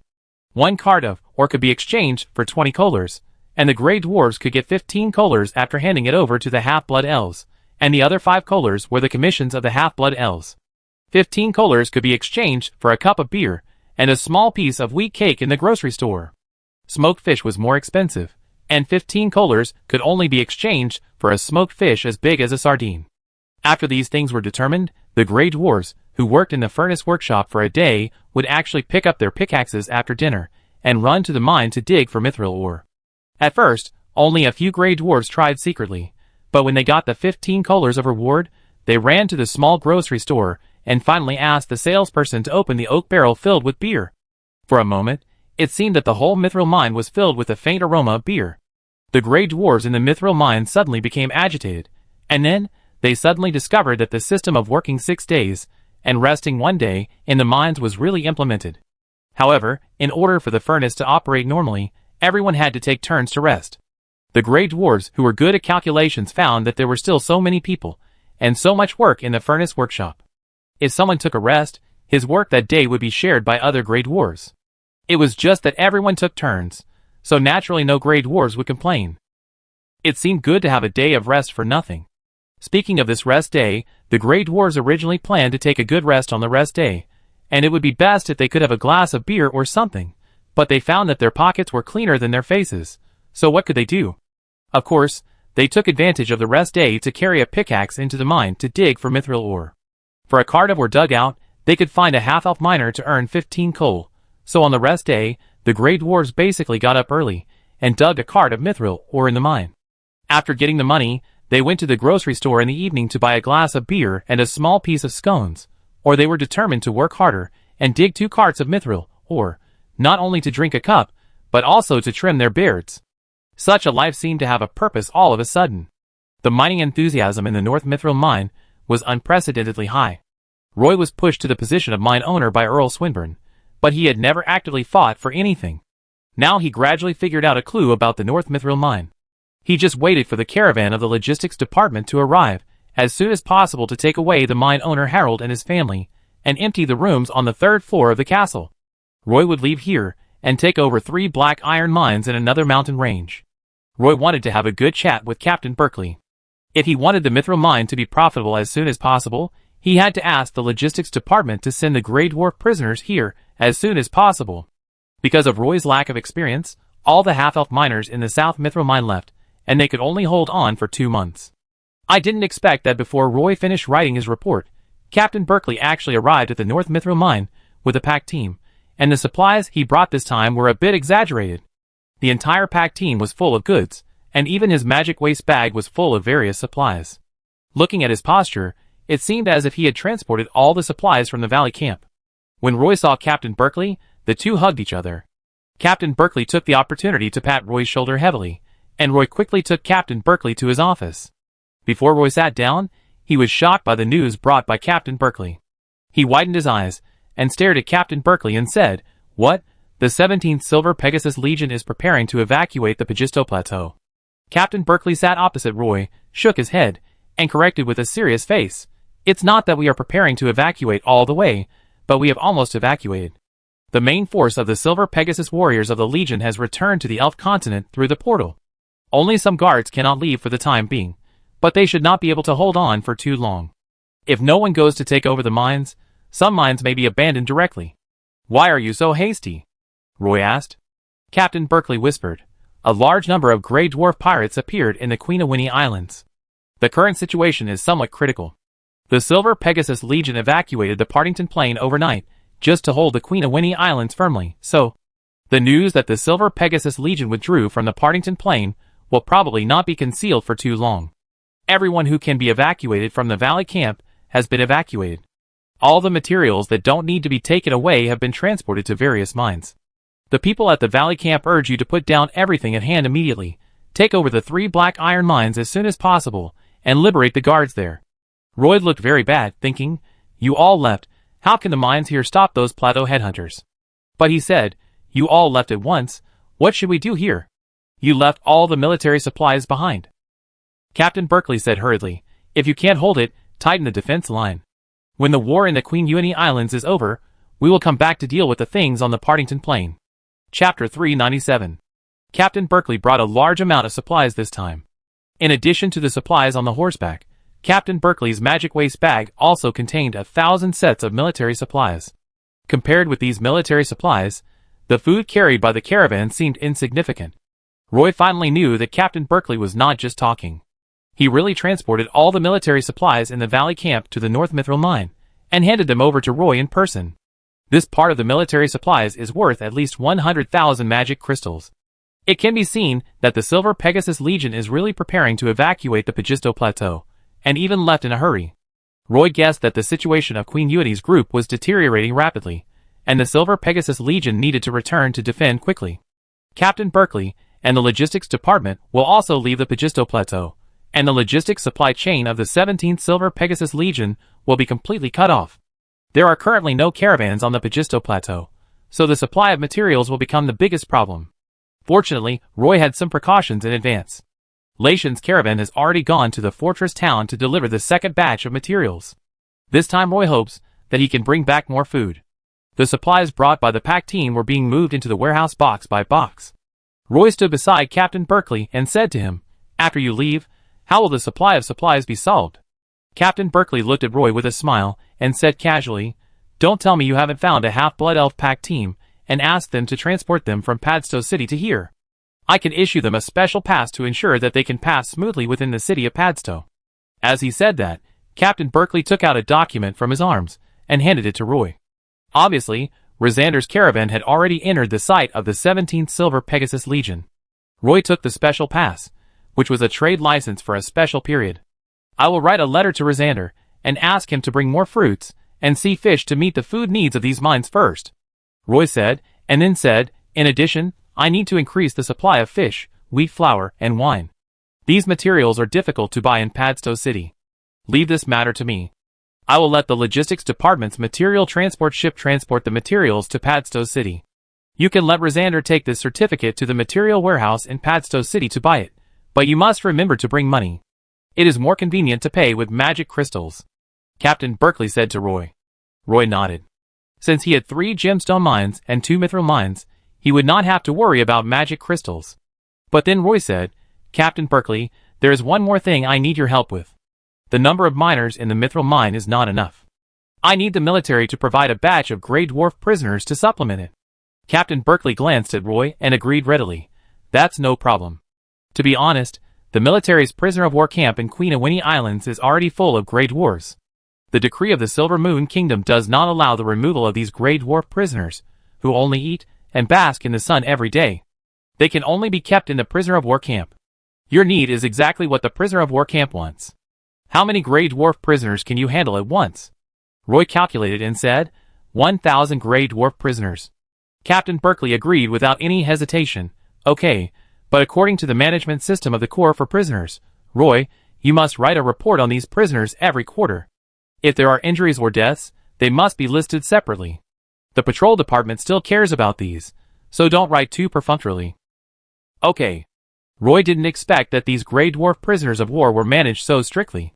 Captain Berkeley stood at the door of the warehouse, patted Roy on the shoulder, and said to him seriously, "Roy, the withdrawal came a little suddenly. The Plateau headhunters should not have reacted yet. Once they realize that the main force of the Silver Pegasus Legion has all evacuated Pagisto, these headhunters should soon come back, so we need to form a guard team as soon as possible. In addition, what I am most worried about is that the half-blood elf warriors of the guard team have not received formal training. They have not even been on the battlefield. They are no match for the Plateau headhunters. After forming the guard team, it is also urgent to strengthen daily military training. Don't underestimate the keen sense of smell of those Plateau headhunters. This time, I brought almost all the military supplies stored in the valley camp. Of course, some of the supplies will be distributed to other mines. Roy, I suggest you contact other mine owners appropriately." Roy nodded and agreed. "I will find time to contact." The Legion's hasty departure this time may leave a big hidden danger. The higher-ups realize that the Partington Plain also needs to establish a certain defense force, so the military has given a very lenient policy. Considering that most of the residents of the Partington Plain are half-blood elves, you can easily get the military's official number by forming a half-blood elf guard team now. Captain Berkeley lowered his voice and said, if it was in the past, this would have been impossible. Roy didn't feel any difference from now. He now had nearly 1,000 half-elf warriors in several mines, and they were fully equipped with weapons and armor. This time, Captain Berkeley brought another 1,000 sets of military supplies, obviously encouraging him to expand the military strength of the guard team. Fortunately, the guard team was able to get an official number, and the several mines in his hands could fully afford this huge expense. "Can we recruit all the half-blood elves in the Partington Plain?" Roy asked casually. "Yes. But they can't be slave traders. Once they are caught, they will definitely be sent to the Court of Justice." Captain Berkeley sat down on the railing of the corridor at the door of the warehouse. Roy thought that Captain Berkeley must have obtained the documents from the military, so he asked him, "It's easy to form a half-blood elf guard, but it's difficult to get recognition from the military.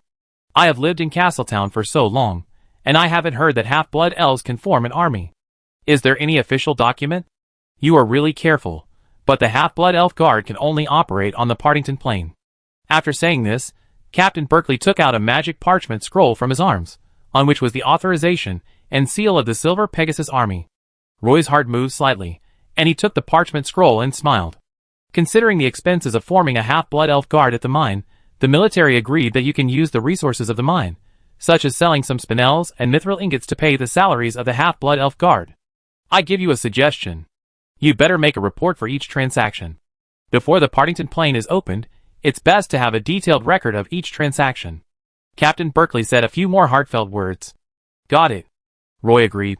Captain Berkeley's caravan only stayed in the mithril mine for one night, and the next morning, they led the caravan to the Doroji wasteland. Roy got up from bed early, and saw off Captain Berkeley's logistics team. Accompanying them were Harold the mine owner and his family. They would follow the caravan around the Doroji wasteland, and then return to Padstow. Harold the mine owner would be tried in Padstow. His family would also be examined in Padstow, but not all of them would be sentenced. First of all, Harold the mine owner gave Roy some good advice. In addition, although he traded elf slaves, he learned from some half-blood elves that Harold the mine owner was actually quite good to these half-blood elf miners. As long as they worked hard, they would have food to eat. So when Harold the mine owner was leaving, Roy allowed them to take some personal belongings, such as jewelry, oil paintings, artworks, magic pattern structures, and excellent magic weapons, but not magic crystals and magic metal ingots. This at least allows them to maintain some dignity as a mine owner in Padstow. Harold, the mine owner, rode a horse with the help of his two sons. Before leaving, he turned around and looked at Roy. Although the two did not communicate, Harold's eyes were full of gratitude. Captain Berkeley hugged Roy. "Don't underestimate those Highland headhunters. Hercules' cavalry vanguard group couldn't defeat them. Once the opponent is fierce, you must know how to make choices." Captain Berkeley whispered to Roy. He was afraid that Roy would defend several mines and be eaten by the headhunters on the plateau. "You should be careful too," Roy said to Captain Berkeley. Captain Berkeley jumped on the horse, pulled the reins, turned around and waved to Roy, and then followed the pack team in front. Roy also began to prepare for the trip. If the 3 black iron mines could not be taken over within 5 days, the Silver Moon Elf Guard stationed at the black iron mines might abandon the black iron mines and forcibly evacuate from the heart of the Pagisto Plateau. At that time, Roy might have to clean up the mess in the mines over there. In early April 1407 in the Silver Moon Kingdom, the main force of the 17th Silver Pegasus Legion, the Silver Pegasus Regiment, suddenly rushed into the Pagisto Plateau in the Partington Plain and swept across the entire Pagisto Plateau in a month. In late April 1407 in the Silver Moon Kingdom, all the mines on the Pagisto Plateau were occupied by the 17th Silver Pegasus Legion, and the headhunters on the plateau took refuge in the ancestral land of Gazan, in the deep valleys of the northern mountains. Afterwards, the main force of the 17th Silver Pegasus Legion quickly evacuated the Pagisto Plateau. The infantry regiment gradually withdrew from the battlefield of the Pagisto Plateau in the following week. At this time, Earl Swinburne had left the Partington Plain and went to the Queen Euny Islands to take charge of the overall situation. Chapter 398. Roy was in a hurry to go to the Black Iron Mine this time. He led a team of 100 Half-Blood Elf warriors and 100 Dark Moon Elf warriors along the northern section of the Sadaso Mountains. After only half a day of walking, they entered the edge of the Doroji wasteland. This was a barren grassland with thorny vines everywhere. These vines were thin and tough. If a running warhorse stumbled on such vines, it would easily fall down. Only the one-horned bison with tough armor plates on its calves could tear off this thorny vine without hurting its legs. The team walked northward for more than 20 kilometers along the edge of the Doroji wasteland and arrived at the southern part of the Jiashi Mountains. This mountain area was covered with purple moss and bushes.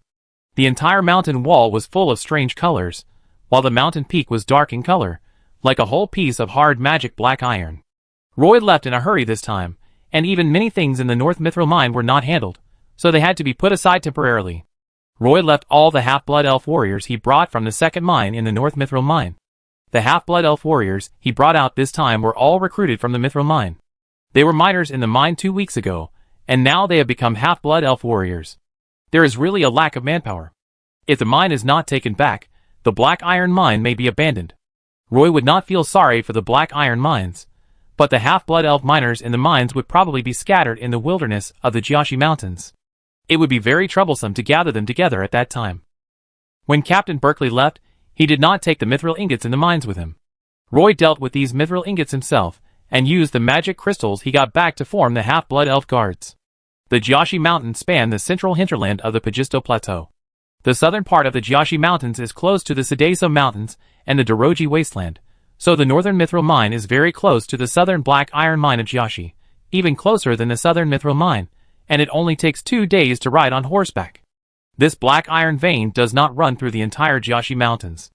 Only the 3 snow-capped peaks at the southern end of the mountains contain some black iron ore, or in other words, these 3 dark snow-capped mountains are made of black iron ore, and the mountains are full of black iron ore. The 3 main peaks are Mount Shavana, Mount Aurelian, and Mount Idesh. Arranged from south to north, Mount Shavana is the southernmost one, and Mount Idesh is the northernmost one of the 3 snow-capped peaks. The Jiashi South Black Iron Mine is located in a col on the sunny slope of Mount Shavana. The central Black Iron Mine of Jiashi is located in the southeast of Mount Aurelian. The northern Black Iron Mine of Jiashi is between Mount Idas and Mount Aurelian. The first place Roy arrived at this time was the southern Black Iron Mine of Jiashi. The Half-Blood Elf warriors formed a long line on the mountain road, and Roy rode a horse at the front of the team. A castle was also built in the southern Black Iron Mine of Jiashi. This castle was smaller than the castle in the southern mithril mine. The entire castle was built with black iron ore, and it looked like it was integrated with the snowy peak in front of it. Seeing Roy riding a horse approaching the mine, the castle gate of the Black Iron Mine opened at once, and a team of Silver Moon Elf warriors rushed out. The officer in the lead was the captain of this guard. After seeing Roy, he only said, "This is up to you. I will take the mine owner and his family back to Padstow City."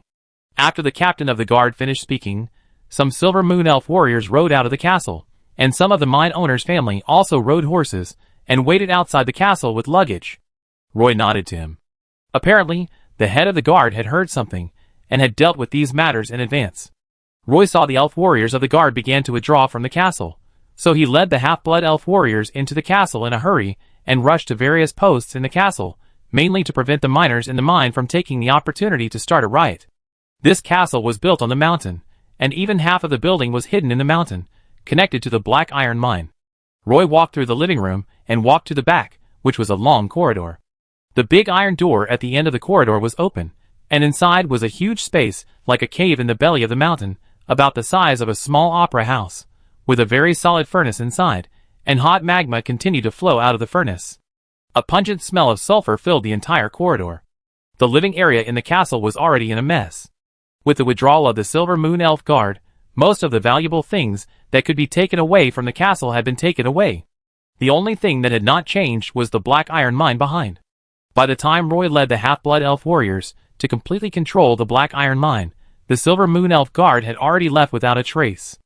Afterwards, Roy announced publicly that he would take over the mine, and then urgently recruited the half-blood elf miners in the black iron mine. Although the half-blood elf miners were free, due to the special period, all half-blood elf miners had to join the half-blood elf guard. The half-blood elf miners were used to obeying, and had no objection to Roy's requests. Some half-blood elf miners even continued to dig black iron ore in the mine. They heard that they could regain their freedom as long as they could survive this period, so the half-blood elf miners became more obedient. In this way, Roy quickly took over the Jiashi South Black Iron Mine, and then he led the half-blood elf warriors to the Jiashi Central Black Iron Mine without stopping, and quickly took over the Jiashi Central Black Iron Mine. Under the night, Roy led 100 Dark Moon Elf warriors to quickly cross a mountain area, and in front of them was the Jiashi North Black Iron Mine. He had already taken over 2 black iron mines without stopping. This one was the last one. The warhorse under his crotch was already sweating all over, and kept spitting out hot air while running. It could be seen that the warhorse had reached its physical limit.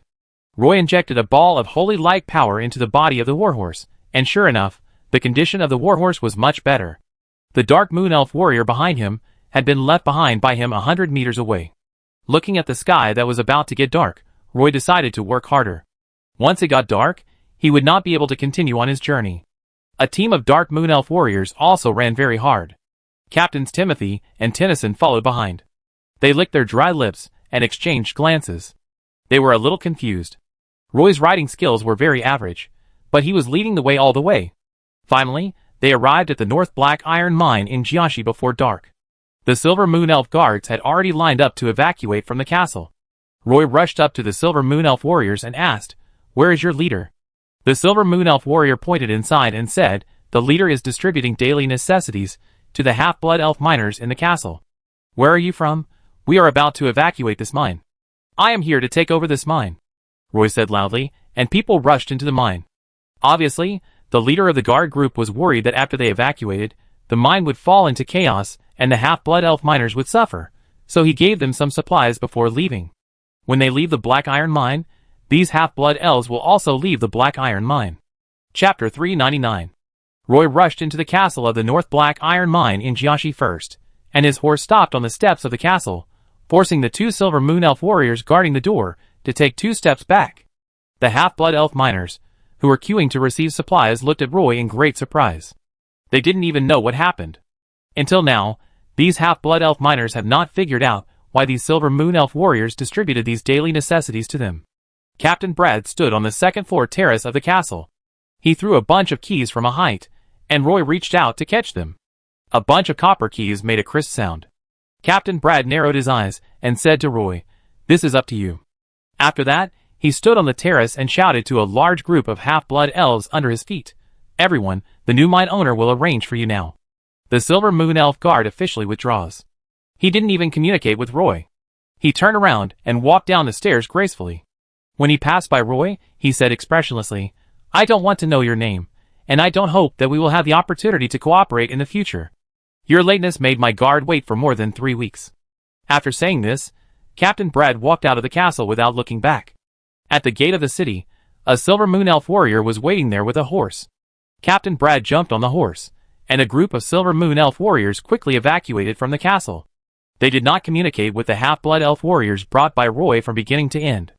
They just left the castle silently, and the half-blood elf warriors brought by Roy also quickly occupied the various sentries in the castle. Everyone completed the handover in silence, and Captain Brad and the Silver Moon Elf warriors had already prepared their departure bags.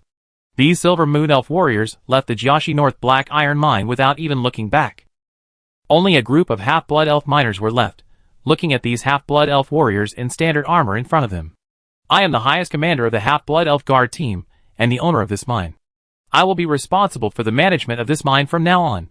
Roy stood on the steps, and said loudly to the half-blood elf miners in the yard, The sudden appearance of several half-blood elf warriors made the half-blood elf miners in the yard feel more friendly. They asked about the origins of these half-blood elf warriors. Hearing the half-blood elf warriors say that they were originally miners in a nearby mine, and later boss Roy took over their mine, and they became the mine guards. These half-blood elf miners breathed a sigh of relief. Everyone thought that after the Black Iron Mine had a new mine owner, they would have to go back to the mine to mine, but now it seems that this is not the case. Roy looked at the half of the supplies that were distributed and hesitated for a moment. All the half-blood elf warriors stood in the yard, regardless of whether they were allocated supplies or not. Roy looked at the half-blood elves in the yard, raised his head and said sincerely, "I know, after you are free, you must want to leave here immediately. This is the most urgent wish of every half-blood elf miner. In this dark black iron mine, everyone has been suffering for countless days and nights.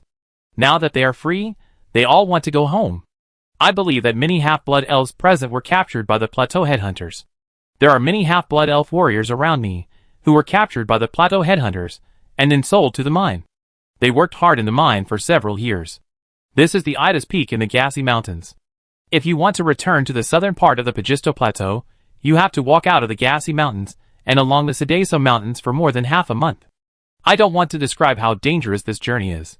I just want to tell you about the danger we are facing right now. For some reasons, the main force of the Silver Pegasus Legion has gradually withdrawn from the Partington Plain.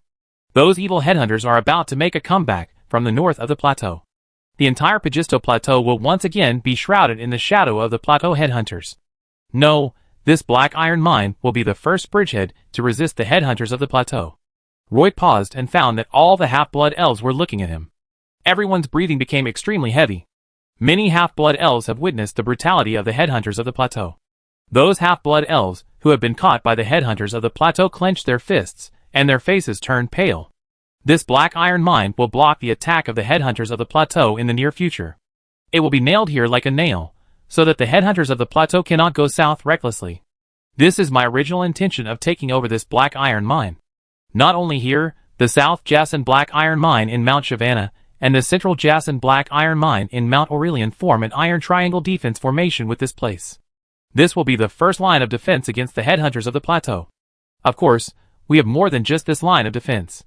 There is also a second line of defense in the Sedaso Mountains. Moreover, our Mine Guard team is a unit recognized by the Silver Moon Elf military. We will continuously obtain the supplies from the city of Padstow, and the food and armaments will be continuously transported from the rear. As long as we can stop the plateau headhunters, we have a chance to keep the Pagisto Plateau. Now, I hope the half-blood elf warriors on the Pagisto Plateau can stay, and we can fight against the plateau headhunters together. I come from Castleton City in the Elf Continent. I came here to help the half-blood elves here. I hope to fight against the plateau headhunters with everyone. We must use our fists to tell these headhunters who is the master of Pagisto. Half-blood elves who are willing to stay, we will fight side by side in this castle. Pagisto Plateau needs you. Of course, half-blood elves who don't want to stay. I won't force you, but the war will soon be reignited on Pagisto Plateau. If you don't want to be involved in this war, remember to leave as soon as possible. The last few words were shouted out by Roy with all his strength, and only the last sentence was spoken softly. The scene suddenly fell silent. Some half-blood elves, who got the supplies, found that the supplies were really a bit hot. Everyone has seen the bloodthirsty nature of the headhunters on the plateau. On the Pagisto Plateau, these plateau headhunters have always been rampant. The half-blood elf warriors began to distribute the supplies piled up in the yard.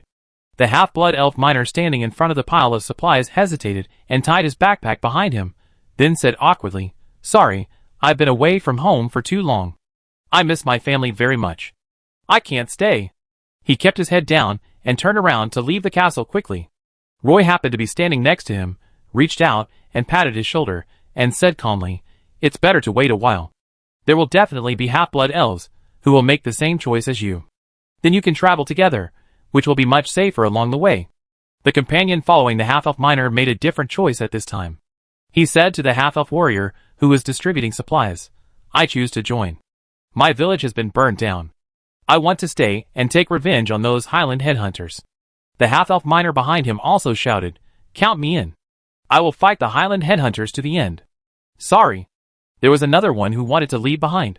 Seeing his guilty look, Roy comforted him, "No need to apologize. You don't owe us anything." Then he turned around and walked to a notice board, and took out a parchment map from his arms, on which were hand-drawn images of the Sidarso Mountains and the southern section of the Casic Mountains. Roy said to all the half-blood elves who were about to leave the mine, "This parchment map shows the southern section of the Casic Mountains and the Sidarso Mountains. Although you can't take it with you, you can take this opportunity to remember the direction of this mountain range firmly in your mind. The black areas are where the mines are located. If you encounter any trouble, you can go to the mine for help."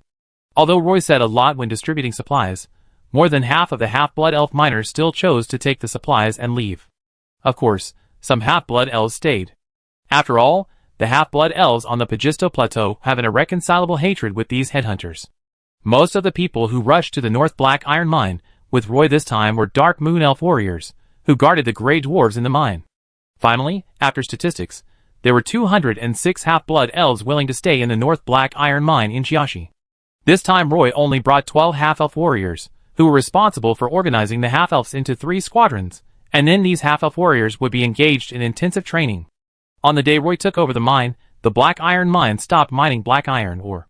The Grey Dwarf miners were still pushing the last bit of ore into the furnace to condense the last bit of black iron ingots, and the entire furnace was about to stop operating. The Grey Dwarves needed to clean the crucible and the diversion trough before the furnace completely cooled down, so that there would be no more losses when the furnace was restarted. Under Roy's coordination, only the Jiaxanan Black Iron Mine was still operating normally among the 3 black iron mines. The other 2 black iron mines suspended or mining and smelting, leaving half of the Grey Dwarves to reinforce the outer wall of the castle, and the remaining Grey Dwarf miners were sent to the Jiaxanan Black Iron Mine to work as miners to mine iron ore. After more than a week of reorganization and training, the 3 black iron mines had nearly 800 half-blood elf warriors as mine guards. Although most of the half-blood elves had no combat experience, they wore exquisite standard armor and looked majestic standing on the city wall. Among the 1,000 sets of military supplies that Captain Berkeley brought to Roy, there were 1,000 exquisite forest bows. Elves are naturally excellent archers. Because they were worried that the plateau headhunters would emerge from the northern part of the Jiashi Mountains at any time, Roy asked the elf warriors to practice archery. He didn't even need to shoot arrows accurately, as long as he could fire them in unison. In addition, the half-blood elf warriors of the guard team only needed to guard the top of the city, usually holding spears and stabbing the highland headhunters who climbed up the city, and no combat skills were needed. Although the daily training was a bit boring, the half-blood elf warriors were very serious because they knew very well what kind of enemies were standing in front of them. A week later, Roy rushed back to the Sidasanan Mithril mine without stopping. When Roy came back from outside, Miss Channing Sidney was wearing brown leather armor and had her long hair tied up. She was checking the situation in the Mithril mine with 2 half-elf assistants. The South Mithril mine was still smelting mithril ingots, but half of the material pile in the backyard had disappeared. According to Miss Channing Sidney's estimate, if no mithril ore was mined, the reserve mithril ore in the mine would be consumed in a month. Channing officially became the manager of the mithril mine, managing the mine in an orderly manner and keeping a very detailed account book. Although she looked a little thin, her eyes were very sharp. Perhaps because they left in a hurry, Captain Berkeley did not bring the family of the owner of the Sidney mine back to Padstow. So the Sidney family temporarily avoided being tried in the court, and Captain Berkeley's logistics team did not know when they would be able to return to the Padstow Plateau again. Miss Channing Sidney escaped as she wished. Seeing Roy rushing back to the mithril mine, Miss Channing Sidney quickly picked up a thick stack of account books and ran to Roy's office. "How are you feeling lately?" Roy looked up and asked Channing with a smile. Channing put a thick stack of account books on the table and answered crisply, "It's okay, I can handle it." There was more confidence in his tone. Roy flipped through a few pages casually. The handwriting was neat, and the accounts were clear. "The accounts are very clear, well done," Roy said, and then introduced some of the conditions of the North Mithril Mine. When Roy talked about the magic furnace of the North Mithril Mine and some management systems for the Grey Dwarves, Miss Channing Sidney immediately prepared to use them on the Grey Dwarves in the South Mithril Mine. At this time, there was a knock at the door. Kaka pushed the door open from outside and walked in, and asked Roy, "Roy, you looking for me?" Roy nodded and said to Channing, "The management of the South Mithril Mine is not bad, and you will continue to watch over this. In addition, I will take Kaka away, and there may be new people to take over the guard team." Miss Channing Sidney understood that Roy and Kaka had something to discuss, and immediately said very sensibly, "I know, if there is nothing else, I will take my leave first." "Well, thank you for your hard work, Miss Channing Sidney," Roy said very politely. When Miss Channing Sidney turned around and left, Roy closed the door, asked Kaka to sit down opposite him, and then said, "Kaka, I need your help." Chapter 400. "What do you need me to do, Roy?" Kaka said excitedly with his eyes wide open. Roy leaned close to his ear and whispered to him, "I need you to bring your griffin to the Pagisto Plateau, so that you can monitor the movements of the Plateau headhunters from the air. You know, since the Silver Pegasus Corps withdrew from the Pagisto Plateau, it is still in a window period where it is unable to fight against the Plateau headhunters. The half-blood elf guards will need at least some training before they can confront the Plateau headhunters head-on." The room suddenly became quiet, with only Roy's voice. "From my guess, the Plateau headhunters will rush into the heart of the Pagisto Plateau before that time. The 8 mines I control are scattered all over the plateau. Each mine currently has only 200 or 300 half-blood elves guarding it. With such a force, it is difficult to stop the raid of the Plateau headhunters." Roy felt that even with well-equipped half-blood elf warriors, he still couldn't defeat those brutal and cruel Plateau headhunters. "I'm going back to the village now. This time I bring little Eugene with me. Roy, you must wait for me to come back." Kaka stood up and walked out while talking to Roy. Roy was going to tell Kaka about the battle plan here. "I will use the Jiashi Mountains as the first line of defense to deal with those Plateau headhunters." But looking at Kaka's hurried look, he knew that he couldn't listen to what he said at all. Roy hurriedly followed Kaka and told him, "Kaka, when you pass by the first mine, you must let Rambo go with you. Only he knows how to get over the mountain south of the Pagisto Plateau." "Okay." Kaka's voice came from the corridor. Kaka left the South Mithril mine overnight. He knew how urgent this matter was. Roy stayed in the South Mithril mine for one night. The furnace in the backyard was constantly emitting thick smoke. When the furnace was melting the mithril ore, there would always be bursts of explosions in the furnace because of some water vapor. This kind of explosion was extremely dangerous because the furnace was full of lava. Once the exploded lava splashed out, it would be like a volcanic eruption. The hot lava could easily burn the surrounding workers. Fortunately, the Grey Dwarves were very experienced in this. They wore suspenders and leather pants and coated their bodies with a layer of anti-scalding grease. Even if they stood next to the furnace, the flying sparks would not fall on them. Every morning, Miss Channing Sidney would get up early and patrol the mithril mine in the backyard. Channing wore a white shirt with lace edges on the collar and cuffs, a light brown leather vest, a pair of tight leather breeches, a pair of long boots with spikes, and her chestnut hair was combed meticulously. Although she was a half-elf with the blood of the Dark Moon Elf, she seemed to have a unique aristocratic temperament. Her eyes were full of intelligence, and none of the Grey Dwarves in the backyard dared to look her in the eye. She saw the neatly stacked mithril ingots, and the corners of her diamond-shaped mouth slightly raised. She always liked to smile when she was not talking. When she turned around, she saw Roy walking in from the front yard. Xian Ning stopped and asked, "Boss, what do you want to talk to me about?" Roy was a little surprised by Xian Ning's intuition, and then said, "You may have to work harder recently. Please help me take care of the North Mithril mine. I will stay in the Black Iron mine in the Jiashi Mountains during this period." Xian Ning twisted her slender waist, walked in front of Roy, and responded, "I was just about to take a look at the furnace over there. My father wanted to change to a better magic furnace before he died. The owner of the Sidney mine died at the hands of the Silver Moon Elf warrior while fleeing." Roy was worried that Xian Ning would be upset about this, so he comforted her. "Xian Ning, I can only say that I am very sorry for the death of the owner of the Sidney mine." Xian Ning smiled lightly, and it was obvious that there was a hint of sadness between his eyebrows. "In fact, my father had long thought that such a day would come. He had always kept us from interfering in the mines, because he didn't want us to get stuck in this quagmire. He knew that the secrets on the Padstow Plateau could not be concealed forever. Once discovered, the Silver Moon Elf army would rush in. 3 years ago, he heard that the half-blood elf rebels had captured the city of Padstow, and later the rebels withdrew from the city of Padstow to the Barrier Mountains. During that period, he often suffered from insomnia all night long, and was worried every day, fearing that one day, the half-elf rebels would come to the Pagisto Plateau and wipe out all the mines here. Trading slaves is a serious crime no matter where, but if the mithril mine wants to continue, it cannot avoid trading and buying slaves. In fact, while he was actively buying slaves, he was still constantly blaming himself. Isn't it ridiculous? Xian Ning asked Roy with a smile, but there were tears in his eyes. Perhaps in the eyes of other half-blood elves, the owner of the Sidney mine is just a black-hearted mine owner, but in the eyes of Miss Channing Sidney, he is definitely a good father. Roy sighed and said, "I can imagine the helplessness in his heart." Channing wiped away the tears from the corners of her eyes stubbornly and whispered, "Thank you for your comfort." After leaving the South Mithril mine, Roy went to the 3 Spinel mines again. The third mine was managed by Vitas. Because of Mulin's care, he could handle most of the things well, but his shortcomings were also obvious.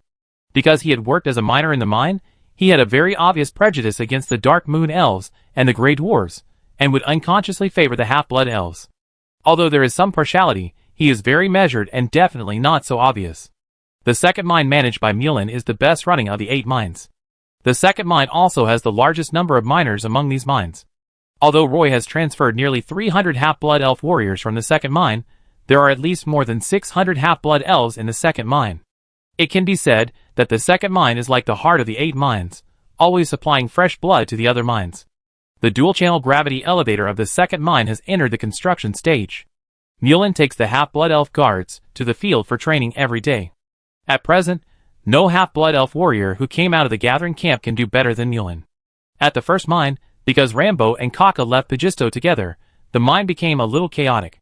However, Mulin sent Walker to the first mine and asked him to temporarily take charge of various affairs of the first mine. Because Mulin would always keep an eye on this place, Roy was not very worried. After Roy took a tour of the Spinel mine, he returned to the Black Iron mine in the Jiashi Mountains and began to conduct some basic training for the Half-Blood Elf guards here. The bad news brought by Roy made Mulin more strict with the Half-Blood Elf warriors in the second mine during training. The original training plan she made was very harsh. The current training almost squeezed out the last bit of physical strength of the Half-Blood Elf warriors before stopping. When the Half-Blood Elf warriors lay on the bed, they didn't even want to move a finger. But Mulin still felt that the Half-Blood Elves were not trained enough. Whenever she thought of those burned villages, those innocent villagers who fell in the flames, those elf hunters who fell under the butcher knife of the headhunters, and those poor elf children who fell on the migration road, Mulin's heart seemed to have a whip full of thorns, constantly whipping her body, making her not want to stop for a moment. The sky-high flames burning in Mulin's heart were like a giant beast, swallowing her bit by bit. She wore silver armor, held a long sword, and always rushed to the front of the training team. This time, she suddenly raised her long sword while running wildly and jumped high. In the dazzling sunlight, he raised the big sword in his hand above his head, and stretched his body, like a crescent moon. The 2 Half-Blood Elf warriors standing in front of her were shocked. I thought, "Big sister, you are too desperate. How can we resist this?" The 2 Half-Blood Elf warriors looked at each other, made a quick decision, and jumped to both sides. Mulin slashed the air with a sword, but left a broken sword mark on the mountain. This was an attack and defense battle rehearsed on the hillside outside the second mine fortress. The Half-Blood Elf warriors of the second mine guard team were divided into 2 groups, one led by Mulin, who killed the Half-Blood Elf warriors on the opposite side. At this time, a small team appeared in Mulin's field of vision. Mulin stopped chasing, inserted the sharp sword in his hand into the crack of the stone, turned his head, and squinted at the elf female swordsman with a heavy sword on her back in the distance. She was a Half-Blood Elf with a pair of long legs. Her skin was a little dazzling white, and her long golden hair was flying in the wind. She looked like a famous sword dancer. As the best hunter in the gathering camp, Mulin could smell a breath of danger from her. Mulin recognized the female elf at a glance. She was Sabrina. "Mulin, do you still remember us?" Moira bravely rode over under the encouragement of everyone. Her hands tightly grasped the reins, her face flushed, but her voice was particularly soft.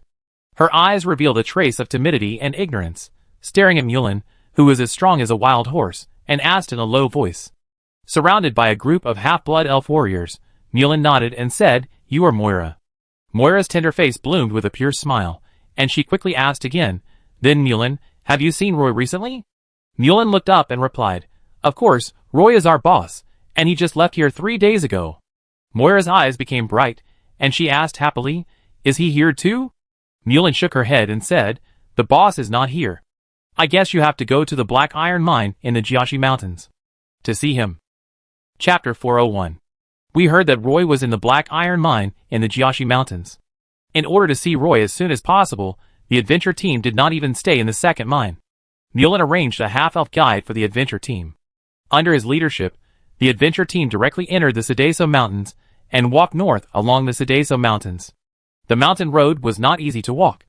There were always some monsters on the top of the cliffs. They wandered between the cliffs and occasionally let out a low roar, swearing that this mountain was its territory. This is already the hinterland of the Pagisto Plateau, with a large area of wasteland between several mountain ranges. Looking around, There is no forest between the mountains and the wilderness. On the mountains covered with thick moss, there are occasionally some dense bushes, and sometimes some sparse short trees can be seen. The wasteland is full of some iron thorns. These vines are covered with poisonous thorns, and it is difficult to cut the tough vines with sharp blades. Many times, adventure groups that are not familiar with the terrain here will find it extremely difficult to get out once they mistakenly enter this kind of vine-covered grassland. Sabrina rode a gray horse and walked at the front of the team. She was followed by the half-elf guide, who was very talkative and introduced the characteristics of the Sadaso Mountains along the way. Perhaps attracted by Sabrina's appearance, the young half-elf guide was particularly attentive along the way. Under his leadership, the adventure team had an easy journey. At least they didn't have to try and make mistakes everywhere, nor did they need to climb high and look far to identify the road ahead every time they arrived at a place. The Sadaso Mountains are rugged and vast, and the valleys seem to have been traversed by the Titans. A vast wilderness atmosphere permeates the valleys. Herds of one-horned bison and demon antelopes can be seen everywhere in the wilderness. Some wind wolves follow the herds of cattle in groups. They are the herders in the wilderness. The half-blood elf guide turned the topic to Roy, and talked about Roy's deeds of rescuing half-blood elf miners on the plateau. This made Moira's eyes bright. She followed her sister Sabrina silently, with her pointed ears slightly exposed from her hair, her big eyes full of smart brilliance, and every time she pouted her pink lips, the pure beauty that only elves have was revealed on her. What kind of person is he? Moira couldn't help asking. The boss rescued thousands of half-elf miners. If the boss hadn't come to the second mine, we would still be mining underground. When talking about Roy, the half-elf guide was always full of gratitude, and then said, "He pulled us out of your abyss, and now he leads us to fight against the headhunters of the plateau. He is the hero of Pagisto. As a druid, Wood's clothes are always loose, so that when he turns into a giant bear, his clothes will not be torn to pieces." He said with some envy, "I haven't seen you for a few months. I didn't expect Roy to make such a big name in the Pagisto Plateau." Miss Tiffany was always wet. When the wind blew in the wilderness, the elves could not enjoy the coolness, but the Naga-Si clan could. The group walked along the Sadaso Mountains. This time, in addition to Moira, Sabrina, Woods, and Tiffany, Claire also gave up the holiday party and followed a few half-blood elves into the Pagisto Plateau. In recent years, Claire has become the youngest and most talented musician in Castletown, and a well-known sword poet. This feminine and handsome Silver Moon Elf noble is very popular in Castleton City. Every holiday, invitations to various dances come in like snowflakes. This time, Claire also made a great determination to run to the Partington Plain. "Roy, we are here." Claire was riding on the horse, suddenly grabbed the reins, and shouted loudly to the valley stream. Sabrina's tall figure has surpassed most half-blood elves. Especially when she carries a broad-bladed sword, she will exude a sharp aura. It was like a giant sword stuck in a rock, and people would naturally avoid its edge. Her blue eyes were like the bluest sea. Although the guide was carefully courting her along the way, he didn't dare to look her in the eye. After the Silver Pegasus Corps evacuated the Pagisto Plateau, the headhunters will surely come back. If the mine guards can't stop these headhunters, what are your plans? Sabrina's eyes fell on the blue-gray wilderness in the distance. The guide's chest was hot, and he said without hesitation, "Of course, we will fight them to the end. What else can we do?" Sabrina turned her head, her fair face as white as pearls in the sun. She pursed her lips and said, "Have you ever thought about settling somewhere else?" The guide paused for a moment, and said subconsciously, "Leaving Pagisto? Where else can we go?" Sabrina smiled, and under the sun, she was like a seraph hiding her wings in the light. In the Partington Plain, in addition to the Pagisto Plateau, there are actually many places suitable for elves to live, and the conditions here are the worst," Sabrina said. The guide shook his head vigorously. "If we retreat this time, will the headhunters really stop hunting?" The guide sneered and narrowed his eyes. There was self-mockery and bitterness in his eyes. The team slept in the open air all the way, and finally arrived at the South Black Iron Mine in the Jiashi Mountains. 3 snow-capped peaks stood between heaven and earth. The top of the peak was covered with white snow, the middle was black rock, and below the peak was rolling grass and bushes covered with large patches of moss. A castle built of black rocks is located on the south side of the mountain. The guide pointed to the castle in front, exhaled, and said loudly to everyone, "The front is the Jiaxanan Black Iron Mine. We can get the boss's news there." There were 2 half-blood elf warriors standing on the castle watchtower. They were also watching this side carefully. Then, they shouted a few times into the castle, and half-blood elf warriors holding bows and arrows immediately appeared behind the city wall. The guide rode his horse to the front, raised one hand high, and came to the bottom of the city wall. He looked up and explained loudly to the elf warriors on the city wall, "We came from the second mine." Following the guide's explanation, the castle gate finally opened slowly, and a team of half-blood elf warriors came out. The leading warrior captain did not invite everyone to rest in the castle. He explained to everyone, and everyone knew that Roy was actually training with a half-blood elf guard team in the northernmost black iron mine. Standing under the castle, everyone found that many grey dwarves were reinforcing the walls around the castle. They were tied with ropes and hung from the top of the wall, stuffing some broken stones into some cracks in the wall, and pouring mortar. After walking for so long on the Pagisto Plateau, Moira didn't see Roy, and she couldn't help feeling a little disappointed. Sabrina saw the half-elf captain looking at them with a wary look on his face, so she turned around and said to the guide, "Let's go, take us to find Roy." At night, the guide set up camp under a sheltered rock. In a tent, Moira, Sabrina, and Miss Tiffany were crowded together, and Moira lay on Sabrina's legs. She had suffered a lot along the way, and the last bit of persistence in her heart was completely consumed in front of the 3 snow-capped mountains. Sabrina stroked Moira's soft hair and whispered to her, "When we entered the Partington Plain, we just happened to catch up with the large-scale evacuation of the Silver Pegasus cavalry from Padstow City. Those Silver Moon elves did not belong here, so even if they left under the current circumstances, they would not worry about the current situation in the Padstow Plateau. This is where the half-blood elves live together, and only the half-blood elves care about this place." For a long time, the Silver Moon elves have severely suppressed the half-blood elves, and the half-blood elves have no way to form an army in the Silver Moon Kingdom. He formed a half-blood elf guard team here, breaking this precedent and easing the relationship between the half-blood elves and the Silver Moon elves. The riot in Padstow was caused by the Silver Moon elf nobles constantly exploiting the half-blood elves. Now, although Lord Alvis is in prison, it is hard to say that the next Lord of Padstow will not exploit the half-blood elves.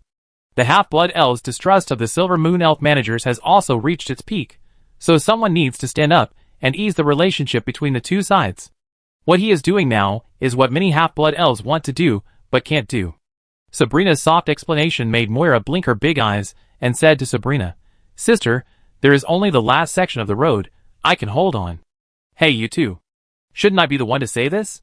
As a Naga Sea tribe, I actually ran from the Endless Sea to the Pagisto Plateau in the Partington Plain. What kind of perseverance is supporting me?" Miss Tiffany lifted the magic, let the tricolor fish tail lay flat on the blanket in the tent, and kept wiping the scales with a wet towel. The cold wind howled outside the tent, but it was extra warm inside. Woods and Claire lived in the same tent, and Claire always asked the young druid some inexplicable questions, such as how to listen to the sounds of nature. As a son of nature, Woods really didn't know how to listen to the sounds of nature. "Your question really stumped me. When I have a chance, I will ask my uncle. Maybe I should ask the wise ancient tree in our village. It is an old tree spirit that has lived for more than 8,000 years, and must know how to communicate with nature," Woods said naively. Claire was also convinced of this. He felt that he couldn't hear those natural sounds, which must be caused by insufficient affinity. Chapter 402. The adventure team walked north for 2 more days before they found the North Black Iron Mine in Chiashi. The half-blood elf warrior guarding the watchtower saw the adventure team again, and immediately called on the half-blood elf warriors of the guard team to be on alert. The guide came to the city, and after repeated inquiries, he learned that it was the boss's friend who found this place. The half-blood elf warrior hurried down the stairs, and reported the matter to Roy. Roy was training a team of half-blood elf warriors in the yard. Roy required the half-elf warriors to be fully armed every day, and all the armor must be worn on the body. The metal armor can only be taken off when sleeping, so that they can quickly adapt to the heavy metal armor on their bodies. Otherwise, once on the battlefield, they will be exhausted after just 2 steps. Even the best armor will be a burden to wear. Hearing that Moira, Sabrina, Woods, Tiffany, Blair and others came directly from Castletown, Roy quickly asked people to open the gate of the castle, and he personally came out from the castle to greet them. More than a month ago, Roy received a letter from Moira, and knew that everyone would probably come to the Pagisto Plateau at this time. "I have been too busy recently, so I can't wait at the first mine." Roy hurried out of the castle gate, and saw several friends riding horses, coming from the mountain road. He ran down the steps, came to Moira's side, reached out, and pulled the reins of her horse, then held her hand, and helped her down from the horse. Moira looked well-behaved and quiet. Her little face was as red as a red apple. She hid behind Sabrina in a somewhat embarrassed manner. Roy walked up to Sabrina and hugged her, smelling the faint scent of lavender on her body, and then hugged Woods, Blair, Miss Tiffany, and then said to everyone, "You came at the right time. Since you are here, stay here to help for a few days." After that, he led his friends into the castle hall, arranged rooms for them, and asked everyone to rest for a while, eat something, and then reminisce about the past. Woods obviously did not receive such treatment. Roy directly pulled Woods to a mountainous area, which was covered with fish-scale terraces. Each terrace was built with stones. There were no crops planted on these terraces, only some low shrubs. Roy took Woods and walked quickly to the hillside outside the castle. Pointing at the red berries, Roy said to Woods, "Woods, I want to plant some fruit trees here. You have to help me think of a way." Woods looked at the surrounding environment, took a breath, and whispered to Roy, "I give it a try. The environment here is not suitable for growing fruit trees, so it may not be successful. This kind of red berries is not only cold resistant, but also tastes good. Woods, you can cultivate a few shorter fruit trees. Not only should they be wind resistant and cold resistant, but they should also be able to grow delicious apples. You can't bring all the apples in from outside," Roy said. He had great confidence in Woods. "Roy, I am a druid, but I am not a tree spirit, and I am not used to carrying saplings with me when traveling." Woods frowned and protested to Roy. "It takes at least 20 days to reach the Gaxi Mountains on the Partington-Pagisto Plateau from Castletown. Each semester at the Elf Academy is only 2 months, which means that Sabrina and her friends can only stay here for a week if they want to go back to school after arriving at the Black Iron Mine in the Gaxi Mountains." Along the way, in order to see Roy as soon as possible, everyone almost slept in the open air. Arriving at the castle of the North Black Iron Mine, they could finally take a good bath. Moira stood in front of the floor-length bronze mirror, surrounded by water vapor, looking at herself in the mirror, which was a little blurry.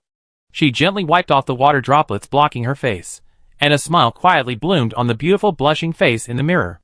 Sabrina stood behind Moira, with a bath towel around her, drying her hair. Miss Tiffany was still soaking in the bathtub, and refused to come out. It was said that she would sleep in this big bathtub tonight. Wearing a white long dress, Moira couldn't wait to run out of the room. Roy was sitting in the living room on the first floor, chatting with Claire. Woods was nowhere to be seen. Moira walked to the staircase landing, immediately slowed down her pace, put one hand on her chest, tried to slow down her breathing, and walked down the stairs step by step. When Roy looked up at Moira, a glimmer flashed in his eyes. Moira pursed her lips slightly, feeling a little proud in her heart. Roy took the initiative to stand up, asked Moira to sit on the sofa opposite, and then asked with a smile, "Is it quite hard on this journey?" "Fortunately, I arrived here just when I was about to give up." Moira's voice was very soft. "Thank you for coming to see me. It makes me feel that there is still hope for life here," Roy said with a smile. At this time, Sabrina also came downstairs in a corn-colored dress. "Roy, what can we do?" Sabrina asked. Roy thought about it seriously and smiled bitterly. "Sabrina, you can teach these half-blood elf warriors some basic martial arts. Some of them can't even hold a long sword steadily." "Yes," Sabrina agreed.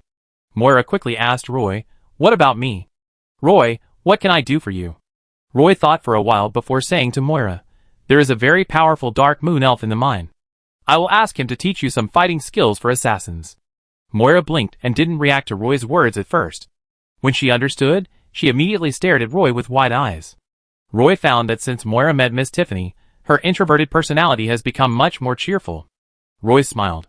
Timothy and Tennyson, 2 Dark Moon Elf captains, just happened to be returning from the mine with a team of Dark Moon Elves, passing through the corridor next to the castle.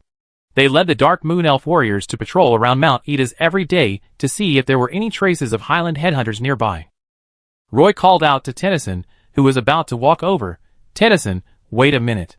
Timothy waved to Tennyson, motioning him to go over by himself, and then led the other Dark Moon Elves through the corridor and left. "Boss, what do you want to talk to me about?" When Tennyson spoke, his face was expressionless, like a stone statue hidden in the shadows. Roy had long been accustomed to Tennyson's look, and said to him, "I have a favor to ask of you. Please take some time to teach Moira the real assassin's fighting techniques." Roy pointed at the angry half-blood elf opposite. Tennyson looked up at Moira and nodded to Roy. "Then starting tomorrow morning, she can go out on duty with our Dark Moon Elf team." After saying that, he turned around and left without even looking at whether Moira was willing. He was such a Dark Moon Elf, usually very dull, but he was the best among the Dark Moon Elves. When Moira first arrived at the mine, she saw Roy looking for a teacher for her. Although she was a little dissatisfied, she did not refuse. She knew that Roy had good intentions, but compared to learning those boring martial arts, she hoped to follow Roy and see his daily life. Claire asked Roy curiously, "Roy, how many mines do you run now?" Roy replied, "There are 8 mines in total, 3 spinel mines, 2 mithril mines, and 3 black iron mines. The gem mines and mithril mines are running smoothly, but the 3 black iron mines have stopped working. 1 mithril mine is currently short of miners. I am preparing to send the Grey Dwarves to the southern mithril mine to mine after they finish their work here." "So your studies will be suspended for a while?" Claire asked Roy. Roy nodded helplessly and said, "The Silver Pegasus Legion suddenly withdrew from the Partington Plain, and many of the mines left behind have no managers. I am tied here firmly this time. Since this is Earl Swinburne's commission, we have to do this well. I heard that there might be a war here. Well, those Highland headhunters were driven into the mountains in the north by the Silver Pegasus warriors. No one knows when they will come out." Woods followed from behind and said to Roy, "Roy, I will stay and help you." "Okay." Roy agreed without hesitation. "We will stay too," Moira said hurriedly. She looked at her sister Sabrina a little embarrassedly. She made a decision for her sister without authorization, and she didn't know if she would be unhappy. Roy shook his head firmly. "No, you have to go to school." "Hey." Roy stood up, leaned over the wall and picked up a thick woolen cloak, put it on Moira, put the hood on her head, and said to her, "Let's go. While there is still some time, I will take you around here." With a few friends coming to the Black Iron Mine to help, Roy is much more relaxed every day. Recently, he has been busy surveying the terrain, reinforcing the castle of the Black Iron Mine, training these half-blood elf warriors, who are not even rookies, and finally making some basic war reserves. He simply can't stop. Now that the training of half-blood elf warriors has been handed over to Sabrina, Woods and Claire help survey the surrounding terrain, life has become much easier. During the break, Roy sat with a few friends and chatted about Castletown City and the Elf Academy. Chapter 403. Claire, wearing a thick velvet cloak, stood on a black rock on a mountain opposite the castle. His face was facing the north wind. He closed his eyes and listened to the sound of the strong wind whistling past the rocks. He felt that after studying for so long, he should be able to listen to the whispers of nature like Roy. He had not been able to do it before, maybe because he was not lucky. The adventure team could only stay in the Black Iron Mine for about a week. Claire really wanted to have a good discussion with Roy about the topic of the sounds in nature. But Roy has been too busy recently, and there is no chance to talk to him about these things. A gust of wind blew, and Claire raised his arms to cover his face. When he put his arms down, he saw Roy standing on a black boulder, also facing the wind, squinting his eyes, looking at the wilderness in the distance. The clear blue sky reflected 3 towering snow-capped mountains, and a golden-eyed giant eagle circled in the sky, occasionally making bursts of high-pitched calls. "Claire, you have been here for almost a week, and I haven't been able to entertain you well. Have you gained anything in these days?" Roy put his hand on Claire's shoulder and asked him with a smile. Roy knew what his good friend was thinking. He was the kind of elf noble who could spend his whole life pursuing art. Claire came all the way here to exchange some musical experiences with him. Claire shook her head vigorously and said to Roy in frustration, "Roy, I think the natural medium doesn't recognize me enough." Roy had no way to explain this. Seeing his pitiful look, Roy made a gesture to silence him, and then said, "Shh, don't say that. In fact, they are right next to us. Look at that golden eagle." Roy pointed to the sky, and the golden-eyed giant eagle was gliding against the wind. Then, Roy hummed a melody. Claire's eyes became brighter and brighter, and he quickly took out a sheepskin booklet and a charcoal pencil, and meticulously recorded the melody Roy hummed. In the past few years, he has been constantly trying to compose music. Although he has not made any name for himself, his ability to listen to music and write music is very proficient. Moreover, he must record it as accurately as possible. Because when Roy hums the second time, the melody he hums will generally not be completely consistent with the first time. It turns out that the first song Roy hums is often the best. A gust of wind crackled the parchment booklet Claire was holding. Claire turned her back and wrote down the melody with her almost frozen hands. Roy didn't want to continue to blow the cold wind with Claire, so he put his arm around her shoulders. They jumped off the rock together and walked along a path towards the Black Iron Mine castle. As they walked, he said, "Let's call this song Eagle Song. It might be more suitable to play it with a pan flute."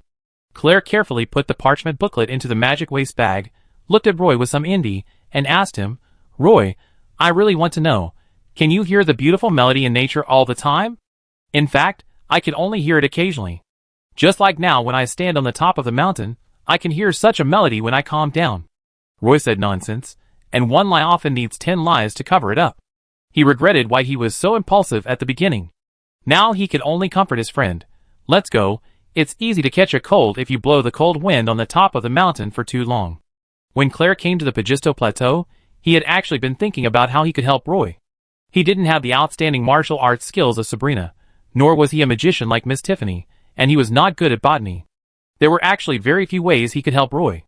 In fact, he had thought about it for a long time, and now he asked tentatively, Roy, what should we do with the Spinel's mine from the gem mines, and the mithril ingots smelted from the mithril mines? Should we hand them all over to the Silver Pegasus Legion? Roy recalled the conversation between Earl Swinburne and himself, and said frankly, pay half, and I will take care of the rest myself, mainly for the military expenses of the Half-Blood Elf Guard. Have you ever thought about transporting these magic metals and gems to the Elf continent for sale? Claire asked curiously. There is no decent business in the Partington Plain now, so I can only find a way to transport them back to Castletown. Fortunately, I have a trade license for the Partington Plain, so it is not too troublesome to transport them out. Roy said. Claire said to Roy, if you want to open up the market for these spinels and mithril ingots in Castletown, it's best to join the Mining Association. My uncle is a member of the Mining Association, and I can get you a letter of recommendation. Roy blinked and said to his friend with a smile, then you'd better help me find a warehouse. Leave it to me. Claire immediately cheered up and asked Roy, are you going to continue to take a leave of absence? Well, I can't just throw away the mess here just to go to school. Roy sighed and said. The two walked down the path on the hillside and returned to the castle. Claire went into the room and didn't come out. Several half-blood elf warriors surrounded Roy and climbed up the city wall. A group of gray dwarves tied hemp ropes around their waists and hung outside the city wall. They were filling the cracks outside the city wall with stones and mortar. This week, Moira followed Deputy Captain Tennyson to the wilderness every day to scout the movements of the Highland headhunters. However, Moira had never met those headhunters. According to the Dark Moon Elf warriors in the team, those headhunters had black paint on their faces and could throw hunting unicorns from 100 meters away. In the past few days, Moira has walked all over the wasteland at the foot of the snowy mountain of Edis. She wore tight light leather armor and rode a horse to follow the Dark Moon Elf warriors around. In the afternoon, Vice Captain Tennyson would take some time to do some individual training for Moira. Vice Captain Tennyson spoke very straightforwardly. He told Moira that the elementary martial arts she learned in the Elf Academy were not very practical for a real assassin. An excellent assassin should use stealth to the extreme. Moira called Tennyson teacher, but Tennyson insisted that she call him by his name. Moira led the horse and leaned against a pillar of arched rock and asked Vice Captain Tennyson, what will the assassin become after the promotion? Abyss Walker, then you will truly enter the ranks of the strong. Vice Captain Tennyson answered without hesitation. Moira listened very seriously, pursed her lips, and looked curious, with a layer of light fluff on her pointed ears. The afternoon sun shone through the black rock arch and shone behind her head, making a circle of light appear around her body. Vice Captain Tennyson continued to say to Moira, after you learn backstab and concealment, you must also comprehend the power and break through the bottleneck of the 10th level warrior before you can become an assassin. For Moira, she has actually felt the existence of the power in her body, but that wonderful feeling is not very stable and only appears occasionally. According to Sabrina, maybe one day, Moira will seize an opportunity and become a real assassin. Deputy Captain Tennyson continued, however, it is not easy to transform from an assassin to an Abyss Walker. At least 99 out of 100 assassins may spend their entire lives seeking breakthroughs. In the process of seeking breakthroughs, these assassins have produced many schools. The school I pursue is a more extreme one. In fact, you'd better not learn from me. Just know a little about these things. What I pursue is armor removal, because wearing leather armor will affect the speed of assassination. For me, as long as I have a sharp dagger. Vice Captain Tennyson usually doesn't talk much. He is the kind of taciturn Dark Moon Elf. Only when he talks about these things will he seem to talk a lot. Moira stood beside the stone pillar and could only nod stupidly. Let's go! I take you to try a new exercise. Vice Captain Tennyson said as he looked at a convex platform in the distance that appeared in the sun. He didn't walk over directly, but hid behind the stone pillar, letting his body blur in the shadows. His body faded into a phantom, and then he crouched and touched the convex platform. A brown dog rat was standing tall, looking around constantly. Its eyes were extremely alert, and it would make a sharp hiss at the slightest movement. Tennyson hid in the shadows, slowly approaching the dog rat from the rocky hillside until he could grab the dog rat by the neck and then retreated quietly. Then Deputy Captain Tennyson asked Moira to try to do this. Moira also hid in the shadows skillfully, hiding herself, and she slowly approached the silly dog rat along the route that Deputy Captain Tennyson had just walked. Moira held her breath and took every step forward carefully, trying to hide her body in the blind spot of the dog rat. But when Moira had just walked halfway, the brown dog rat suddenly turned its head, looked at her blankly with its black bean-like eyes, let out a shrill cry in its throat, and then suddenly drilled into the hole behind the ledge. Moira was stunned and stood there. Tennyson walked out from behind the black rock, stood beside Moira, and asked her, "Do you know why it found you?" Moira shook her head. She had tried to lighten her steps and hide her blurry body in the shadows, but she was still discovered by the dog rat. "You did successfully avoid the dog rat's vision and hearing, but you did not escape its sense of smell. It sensed your scent," Deputy Captain Tennyson said. He paused for a moment and then said more seriously, "Moira, the enemy you are facing will not be as stupid as the dog rat. In fact, for Tennyson, the best way to teach Moira is to assign assassination missions to her. Most assassination techniques can only be deeply understood in battle. Of course, Tennyson couldn't take Moira to do assassination missions. He could only do some targeted training after the field reconnaissance to let Moira understand what to pay attention to as an assassin. Unexpectedly, in just a few days, Moira made rapid progress. When resting in the castle, she always approached Roy barefoot, wearing a white nightgown, quietly, sometimes giving him a little scare, sometimes handing him a peeled apple. Moira always enjoyed it. Roy sat on the chair, his eyes swept over the beautiful elf in front of him. In fact, the parts that should be puffed were already very full, and there was always a happy smile in his smart big eyes. Roy hugged Moira's slender waist and tasted her tempting red lips like cherries.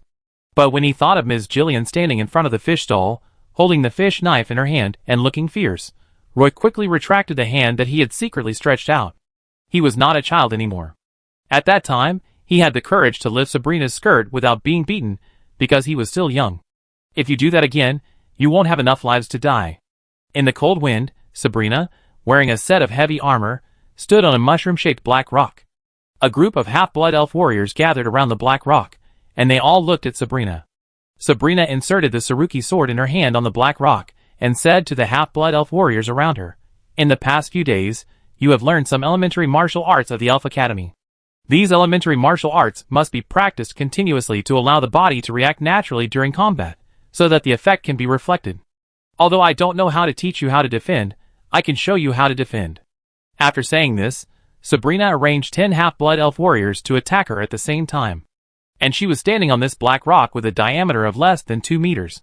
The half-blood elf warriors have been practicing coordinated combat these days.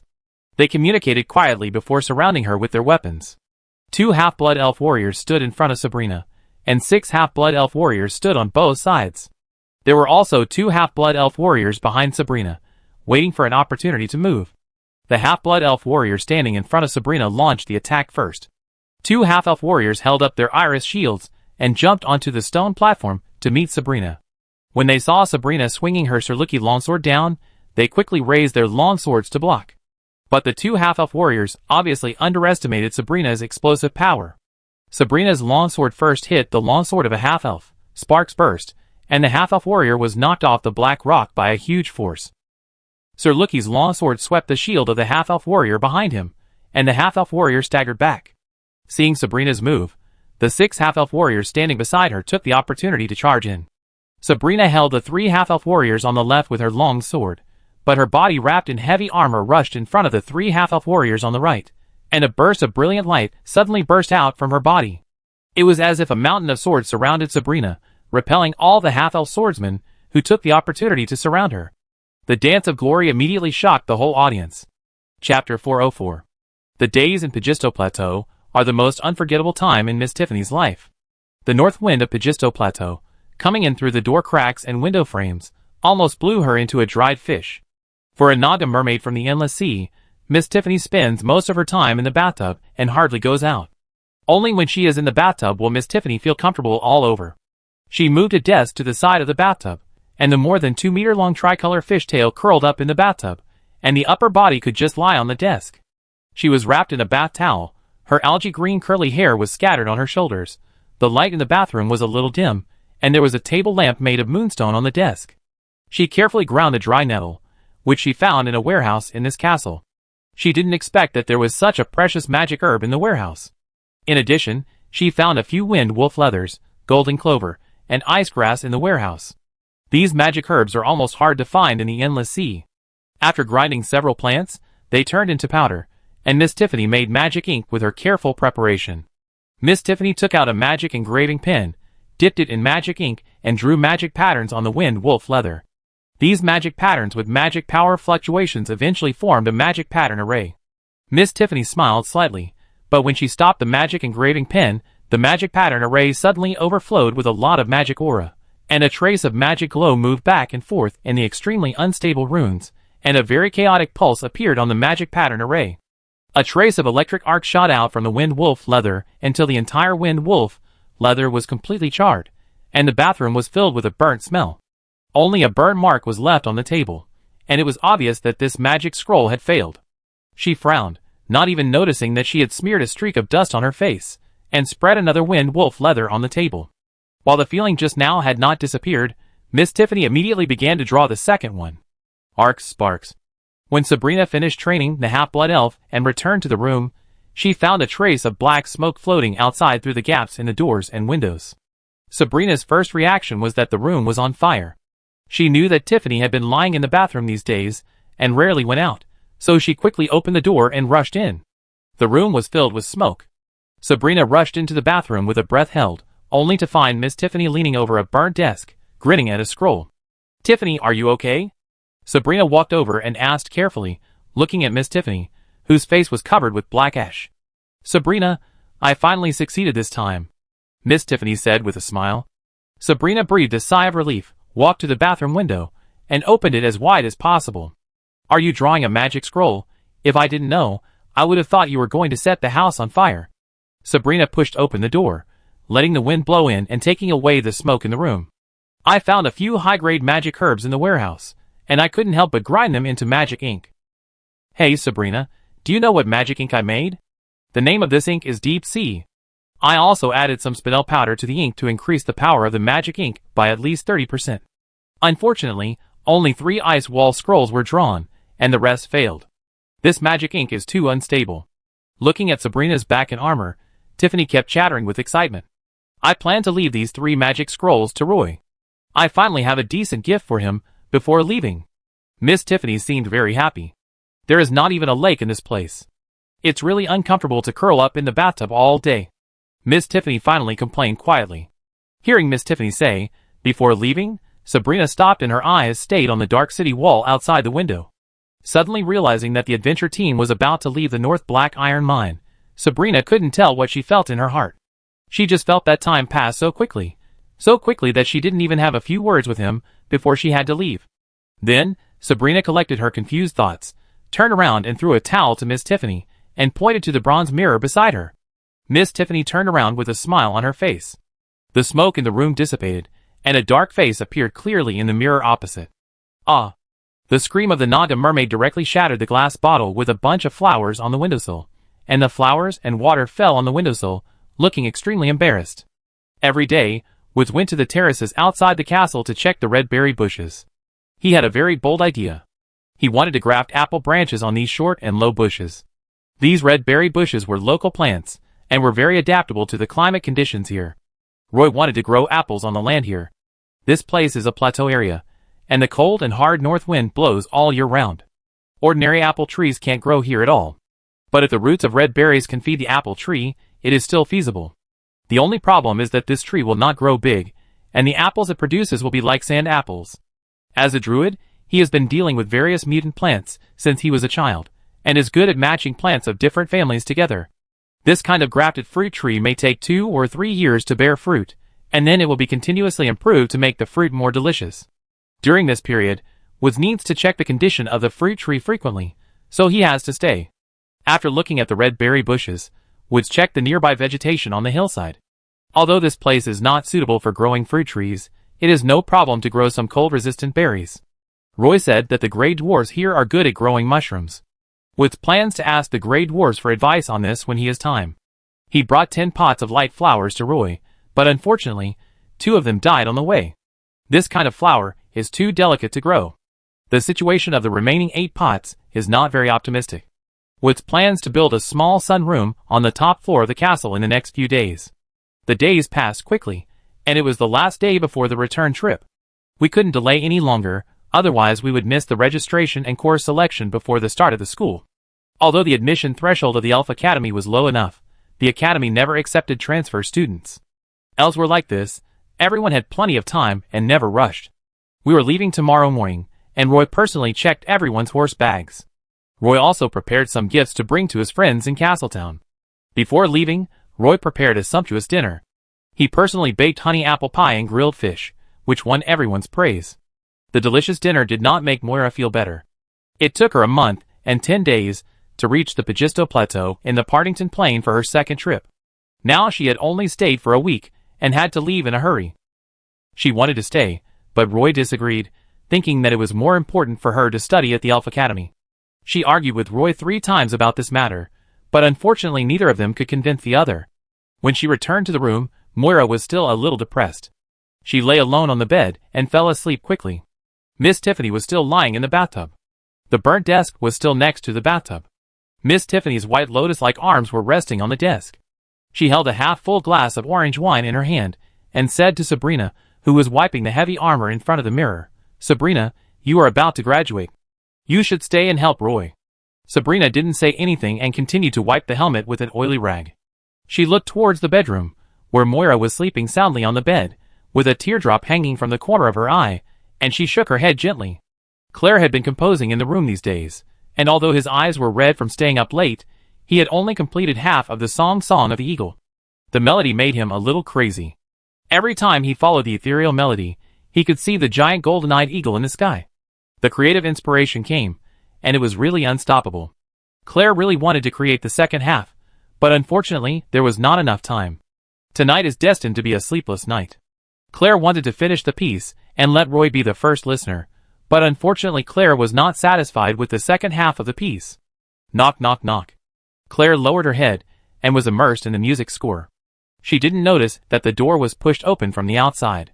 Roy came in with a bottle of orange wine. He took out 2 glasses from the cabinet, then walked to Claire's table, put the glasses on the table, opened the cork of the orange wine, and poured the sweet orange wine into the glasses. The sound of orange wine flowing into the glass sobered Claire up. "You? Roy, why are you here? Before I leave, I'm going to have a drink with you." Roy pushed the glass filled with orange wine in front of Claire. He smiled and took a sip of the wine and said, "How is the creation of the Eagle song going?" "This is not called creation at all. I just used the melody you gave me to make it more perfect." Claire picked up the glass with red eyes and drank the sweet wine in the glass in one gulp. This idea has been lingering in Claire's mind. He had talked to Roy about it before. Later, he also wanted to compose some songs with his own ability, but unfortunately he failed after writing more than a dozen songs. Now he has come all the way to the Pagisto Plateau to ask Roy for a melody, also to prepare for the annual music festival. "I just told you some melodies I heard, and I can't repeat them completely. Many times you need to polish them again. Do you think I am composing?" Roy spread his hands, his expression somewhat innocent. Claire was also somewhat stunned. This was not the first time Roy said this, but every time she heard Roy say this, Claire always felt more at ease. In the night, the north wind was fierce. The whistling wind blew through the cracks in the rocks, making a humming sound. There were no high mountains to the north of the Adas Snow Mountain. The 3 snow peaks in the southern part of the Jiashi Mountains were like a barrier, blocking most of the cold wind from the north of the Pagisto Plateau. The headhunters from the plateau came over from a mountain pass. They were covered with furry animal skins, tied up with leather ropes, carrying spears on their backs, swords on their waists, and holding Argali sheep in their other hands. At night, they dared not ride Argali sheep when crossing the mountains, otherwise they would be easily carried to some cliffs by the Argali, and it would be very troublesome to climb down. These headhunters were driven to the ancestral land by the Silver Pegasus warriors, and they were beaten so hard that they could only hide in caves. This time they came out of the mountains again, ready to launch a revenge operation against the elves on the Pagisto Plateau. In front of them was the southern end of the Jiashi Mountains. The headhunters knew that there were several black iron mines here. They were very familiar with the mines on the Pagisto Plateau. Usually, they would sell the half-blood elves they caught to the mines in exchange for some metal ingots to forge weapons. Now these mines were occupied by the Silver Moon Elves, so this group of headhunters prepared to take them back. Crack! A headhunter fell off the Argali and rolled several times on the hillside before he stabilized his body. One of the Argali's legs was caught in the trap, and it lay on the ground and wailed continuously. The headhunter who followed behind drew out the sword from his waist, cut off the head of the Argali with one stroke, and then took out the water bag from his waist, and collected the blood gushing from the neck of the Argali into the water bag. The headhunter behind led the Argali, and continued to move forward. The headhunter who fell to the ground also turned over with a grunt, and returned to the team cursing. A team of headhunters walked towards the Ida's Snow Mountain in the south against the wind among the Black Mountains. The castle at the foot of the snowy mountain became clearer and clearer in the eyes of these headhunters. The headhunters began to get agitated. They did not make any sound, and even tied the Argali sheep together, not wanting them to move forward. The headhunters began to gather in a rocky area. Until the rocky area was full of headhunters, these headhunters rushed out of the rocky area and moved towards the Black Iron Mine Castle in the dark. When the headhunters came to the fish-scale terraces built with stones in front of the castle, they quickly climbed up in the way they were most familiar with. There were many ropes hanging on the stone walls, with iron rods hanging on one end. The headhunters tripped on the ropes, and the iron rods made a clanging sound in the dark night. In the howling north wind, the sound of the iron rods hitting each other was extremely harsh. The half-blood elf warriors on the castle heard the alarm bells below the castle, and immediately woke up their companions, who were napping in the shelter. Then they picked up torches from behind the city wall, and lit the rockets in their hands. The companions shot the rockets out, and the rockets drew beautiful trajectories in the night sky, and fell on the hillside one after another. The headhunters who were climbing the terraces were exposed under the illumination of dozens of rockets. It's the headhunters. The half-blood elf warriors on the city wall shouted at the top of their lungs. Chapter 405. Rockets were fired from the city wall. When the rockets flew through the night sky, they actually didn't shine much. But when they landed on the rocky ground, the linen on the arrowheads was burned to a crisp by the kerosene, and they burst with a bang under the huge shock. The rocky ground suddenly lit up, and then the half-blood elf warriors on the city wall saw some Highland headhunters wearing fur, and tied with leather ropes, scattered around the terraces. In the sudden firelight, their faces were hideous, and black oil paint formed strange lines on their faces. Since they were discovered by the half-blood elf warriors on the city wall, the headhunters howled and rushed to the bottom of the city wall. These headhunters had calluses on their hands and feet, and they climbed up the city wall with their hands and feet. More and more headhunters gathered under the city. The half-blood elf warriors on the top of the city hid behind the parapets, and kept shooting sharp arrows at these headhunters. Several half-blood elf warriors took out a stone ball with a diameter of half a meter from the wooden rack behind. This stone ball made of waste, or was wrapped with a layer of linen resin, and the surface of the stone ball could be easily ignited with a torch. Two half-blood elf warriors pulled the chain bag of the chain, and threw the burning stone under the city. The stone ball rolled down from the top of the city with flames, and there was a wailing sound from below the city. The headhunters were very agile. They could hunt Argali, wind wolves, and magic eye mountain cats in the mountains. They were very good at rock climbing. The nails at the end of their knuckles were like eagle claws, which could easily pierce into the cracks of the rocks. The headhunters had well-developed limbs and muscles, and could easily jump between the rocks. The headhunters at the top saw the rolling stones falling and quickly jumped away, but the headhunters behind them, who were blocked from view, suffered. They were smashed by the rolling stones, and their bones were broken, and their wailing continued. The castle wall was originally only 20 meters high, and recently the gray dwarf miners built some more with stones, but at most it was only 22 meters high. The headhunters were agile, and they climbed from the bottom of the wall to the top of the city. The distance of more than 20 meters was just a matter of moments for them. Soon, headhunters emerged from the parapets. At this time, the half-blood elf archers standing behind the parapets would immediately turn sideways, and the half-blood elf warriors waiting behind would thrust their spears out. Blood burst out, and the headhunters were pierced through the chest on the top of the city, and fell down one after another. Some extremely agile headhunters dodged the stab. They rushed directly into the half-blood elf warriors, drew the swords from their waists, and tangled with the half-blood elf warriors on the top of the city. The top of the city was immediately in chaos. These half-blood elf warriors wore fine armor, but had no combat experience. Seeing the ferocious headhunters rushing at them desperately, the fear in their hearts made them hesitate, which gave the headhunters some opportunities. The elven archers were blocked by more and more headhunters, and decisively gave up their hunting bows, and drew their long swords from their waists, and stabbed the headhunters, who rushed to the top of the city. A series of low horn sounds rang out in the dark night, waking up all the elves in the castle from their dreams. There were faint shouts and screams outside the window, followed by a series of horn sounds. Sabrina, Tiffany, and Moira woke up from their dreams almost at the same time. Sabrina walked barefoot to the window, opened it, and a cold breeze blew in, taking away Sabrina's last bit of sleepiness. Sabrina hugged her shoulders with both hands and looked out the window. Half-blood elf warriors kept running through the corridor. Some of them were holding armor that they hadn't put on, and some half-blood elf warriors put on boots while running. Then I heard a half-blood elf on the wall shouting, "Come to help. The headhunters are coming. Come!" Sabrina turned and walked to the wooden rack next to the wall, and took off her pajamas, took the soft armor from the rack, and quickly put it on. As a heavy-armored sword dancer, the armor on her body was the most complicated. Moira rubbed her sleepy eyes, and almost reflexively ran behind her sister, helped her tie the sheepskin lining armor, and then helped her put on the heavy armor. Moira quickly put on the thorn-tailed crystal lion leather armor, and followed Sabrina, rushing out the door. Miss Tiffany ran out of the bathroom dripping with water, already wearing a wizard robe. "Moira, you and Tiffany wait here for my news. I go outside to check what happened." Sabrina stopped her sister with her hand, and said to her, "I want to go with you to see." Moira didn't want to stay in the room. She just felt her whole body trembling, her teeth were even trembling. "Be obedient, wait for me here." Sabrina stopped arguing with Moira, and gave the order directly. After speaking, she glanced at Miss Tiffany, then turned and rushed into the corridor, running towards the city wall with the half-blood elf warriors. Miss Tiffany yawned, ran to Moira's side, leaned on the window with both hands and looked out. The castle was already in chaos, with a large number of half-blood elf warriors running towards the city wall. The sound of fighting from the city wall was extremely clear, and from time to time 1 or 2 short flying spears fell into the yard, and some even stuck into the stone wall. The eyes of the Naga Sea tribe showed an emerald color in the dark night. She said to Moira with a smile, "It's really cold here at night. Why are you looking at me? Whatever you want to do, just do it, just be careful."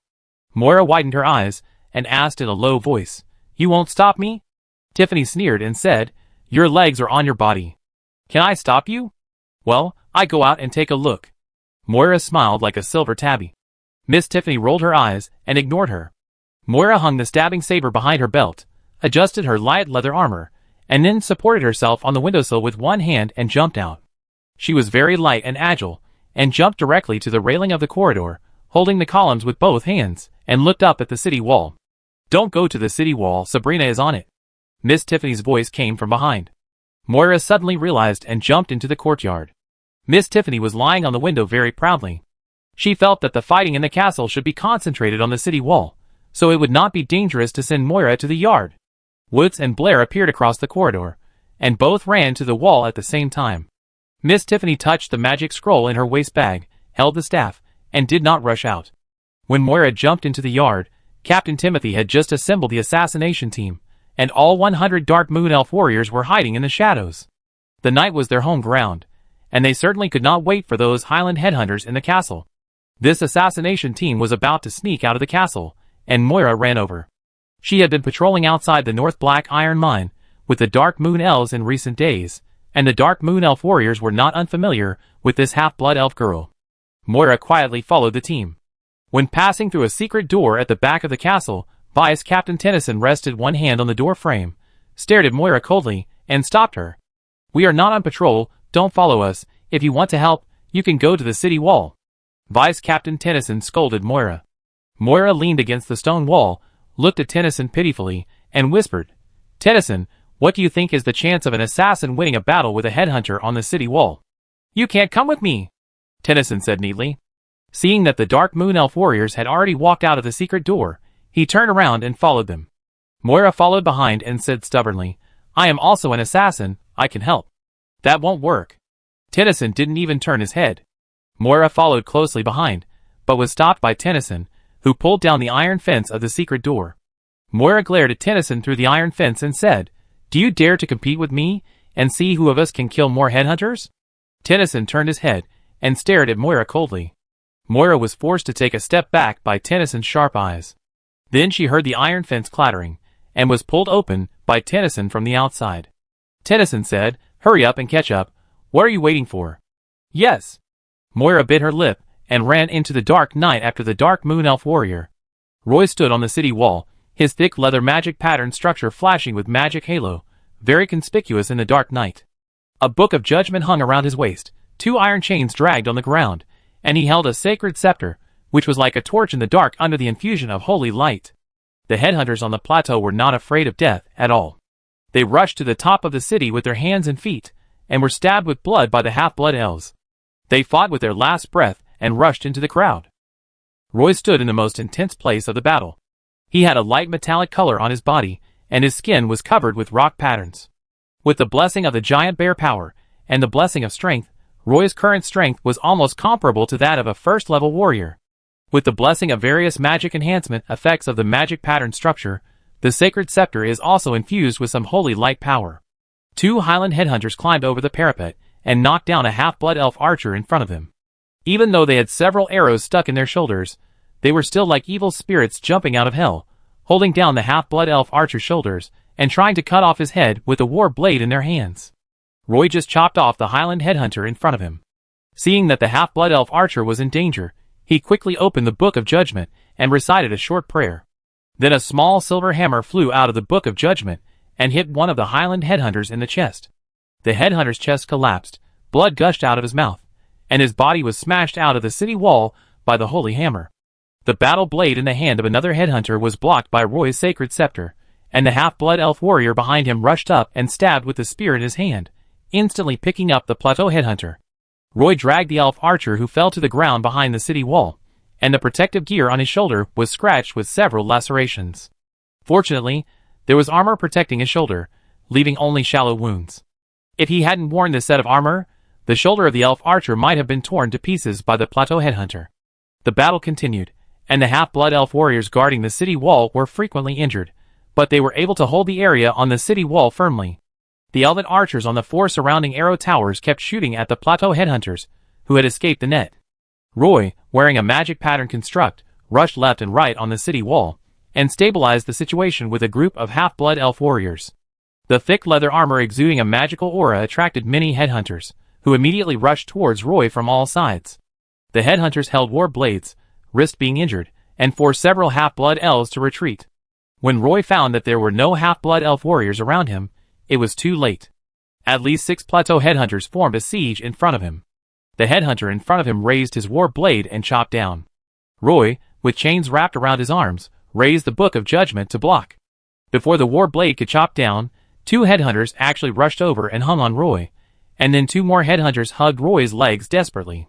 Roy couldn't move at all, but the war blade in front of him chopped down with a sharp wind.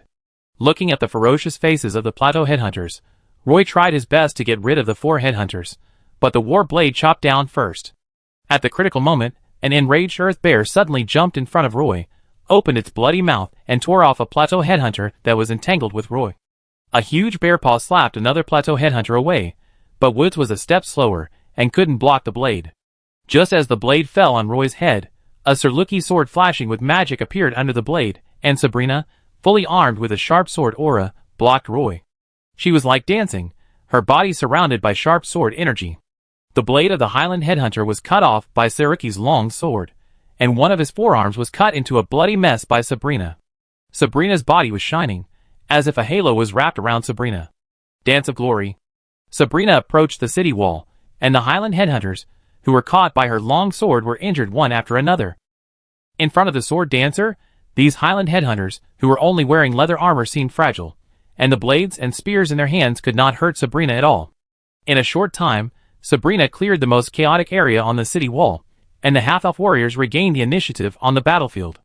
Woods' incarnation, the Earth Bear, rushed to the other side of the city wall. Roy held the sacred scepter in one hand, and the Book of Judgment in the other, following Sabrina closely. A Highland headhunter just showed his head outside the city wall, and was knocked down by Woods' claws. When Sabrina performed the Dance of Radiance, the area around Sabrina became particularly bright. When those headhunters looked at Sabrina, they even felt that her body was a little dazzling. The sword lights were also extremely dazzling. Sabrina was like a dazzling halo. Roy had seen sword dancers before, but no sword dancer could perform such gorgeous sword skills. Especially in the dark night, the characteristics of the Dance of Light were infinitely magnified. Even when Woods transformed into a violent earth bear, he was not as dazzling as Sabrina. The offensive of the Plateau Headhunters weakened again. As long as those headhunters showed their heads outside the city wall, they would be ruthlessly attacked by the half-blood elf warriors. Chapter 406. A team of Dark Moon Elf warriors had infinite shadows, and when they moved through the night, it was like a slight distortion after the space collapsed. There was a secret door in the corner of the northern wall of the Black Iron Mine Castle, and 100 Dark Moon Elf warriors came out of this secret door. Captain Timothy stood behind a black rock, and a few dozen meters away was a group of Highland headhunters surrounded by the wall. Their main attack direction was the front of the castle. The walls on both sides of the northern Black Iron Mine Castle were relatively high, and the two arrow towers in front and behind completely covered this wall within the range. In addition, when the city wall was built, there was an auxiliary wall protruding outwards at a height of more than 10 meters, which made it difficult to climb the left and right sides of the castle. A team of Highland headhunters was under the city wall, dodging the sporadic arrows shot from the arrow tower. Because there were no headhunters climbing the city wall, the half-blood elf archers on the arrow tower focused all their attention on the section of the city wall in front. There were also battles on the city walls on both sides, but the city walls were still occupied by half-blood elf warriors, and a steady stream of half-blood elf warriors rushed into the main battlefield in front to replace the injured half-blood elf warriors. The Dark Moon Elf warriors hid in the darkness, and all the warriors remained silent. Deputy Captain Tennyson raised his hand and made two quick gestures, and immediately two teams of Dark Moon Elf warriors followed behind Deputy Captain Tennyson. When he led two teams of Dark Moon Elf warriors around to the back of the Plateau Headhunters, Moira also wanted to follow, but Captain Timothy, who came out from the side, held her shoulders and gestured for her to stay here. Captain Timothy had 6 teams of Dark Moon Elf warriors, and Moira was assigned to the 6th group. Led by Captain Timothy, they moved towards the Plateau Headhunters under the side wall. This was the first time Moira saw these Plateau Headhunters up close. They were slightly taller than the Silver Moon Elves by half a head, with slender limbs, thick knuckles on their hands and feet, and sharp nails, like eagle claws. They wore headbands on their heads, dark totem patterns on their faces, carried several short flying spears on their backs, and had a war blade polished from black iron hanging on their waists. They had long legs and took big steps. They could jump directly to the 4-meter-high rock wall. The female headhunters were also very strong. In addition to the 2 buns on their chests, they also wore accessories such as nose rings. The headhunters wore some monster furs. Instead of sewing leather armor, they cut the furs into pieces and tied them to their bodies with leather strips. There were about 20 headhunters in this team, hiding in a dead corner under the city wall. This place was not within the range of the arrow tower, and was a dead corner. A dozen Plateau headhunters climbed up the stone wall and stopped on the 10-meter-high wall. They did not dare to show their heads. 2 half-blood elf archers on the northernmost arrow tower were staring at this side. The captain of the Plateau headhunters stood in a blind spot by the city wall, holding a sharp short flying spear in his hand. The spear tip was forged from black iron, and the spear handle was a piece of hard locust wood. His eyes were fixed on the tall arrow tower more than 60 meters away. 2 half-blood elf archers stood at the window, shooting cold arrows all around. The captain of the headhunters spit some smear on his palm, tightly holding the short flying spear. His body was like a resilient spring. He took a step to run, 1 step, 2 steps, 3 steps, and his body's forward momentum stopped abruptly. A circle of clearly visible power ring appeared on the wrist of the captain of the headhunters. The short flying spear flew out with a whoosh. The first short flying spear was thrown out by feeling, so it was impossible for it to hit the elf archer on the arrow tower at once. As expected, it was deeply inserted into the window frame of the arrow tower, and the spear tip was almost completely immersed in the window frame. The tail of the spear was buzzing in the trimmer. The short flying spear that suddenly flew over in the darkness scared the half-blood elf archer and shrank his head back. The headhunter captain stood under the city wall, feeling the force of the short flying spear just thrown. He flicked his wrist and grabbed the second short flying spear. His attention was completely focused on the short flying spear in his hand. The other Highland headhunters were also watching the captain throwing the short flying spear seriously. Taking this opportunity, Captain Timothy waved his hand, and a group of Dark Moon Elf warriors quickly surrounded him. Moira also followed the team, but her position was relatively backward. 2 Dark Moon Elf warriors went around the captain of the Plateau Headhunter, both holding sharp daggers in their hands. Other Dark Moon Elf warriors also touched the back of the Headhunter. The 2 Dark Moon Elf warriors attacked at the same time. One of them went around the neck of the Headhunter captain and used the dagger in his hand to cut the throat of the Headhunter captain, and the other Dark Moon Elf warrior stabbed the kidney of the Headhunter captain's lower back from the side. The moment the two Dark Moon Elf warriors attacked, the headhunter captain suddenly opened his eyes. As a hunter, the headhunter captain had an extremely accurate prediction of danger. He elbowed back with his right hand, just hitting the ribs of the Dark Moon Elf warrior who was behind him, then turned his head to avoid cutting his throat, instantly grabbed the Dark Moon Elf warrior's wrist, twisted his body forcibly, and used the Dark Moon Elf warrior's body as a shield to avoid the kidney shot of another Dark Moon Elf warrior. The sharp nails grabbed the Dark Moon Elf warrior's throat. This set of movements was not only as fast as lightning, but also done in one go. The two Dark Moon Elf warriors were unprepared. At this time, Captain Timothy suddenly disappeared and then appeared behind the headhunter captain. He hid in the blind spot of the headhunter captain's sight, and the dagger in his hand was like a viper's tongue spitting out lightning. Even before the headhunter captain could react, he had already put the dagger back and even grabbed the headhunter captain's wrist with his other hand. The headhunter captain widened his eyes and took a deep breath. The blood from his carotid artery immediately poured into his throat. He covered his throat with his other hand. Before he could see Captain Timothy clearly, two Dark Moon Elf warriors stabbed their daggers into his heart.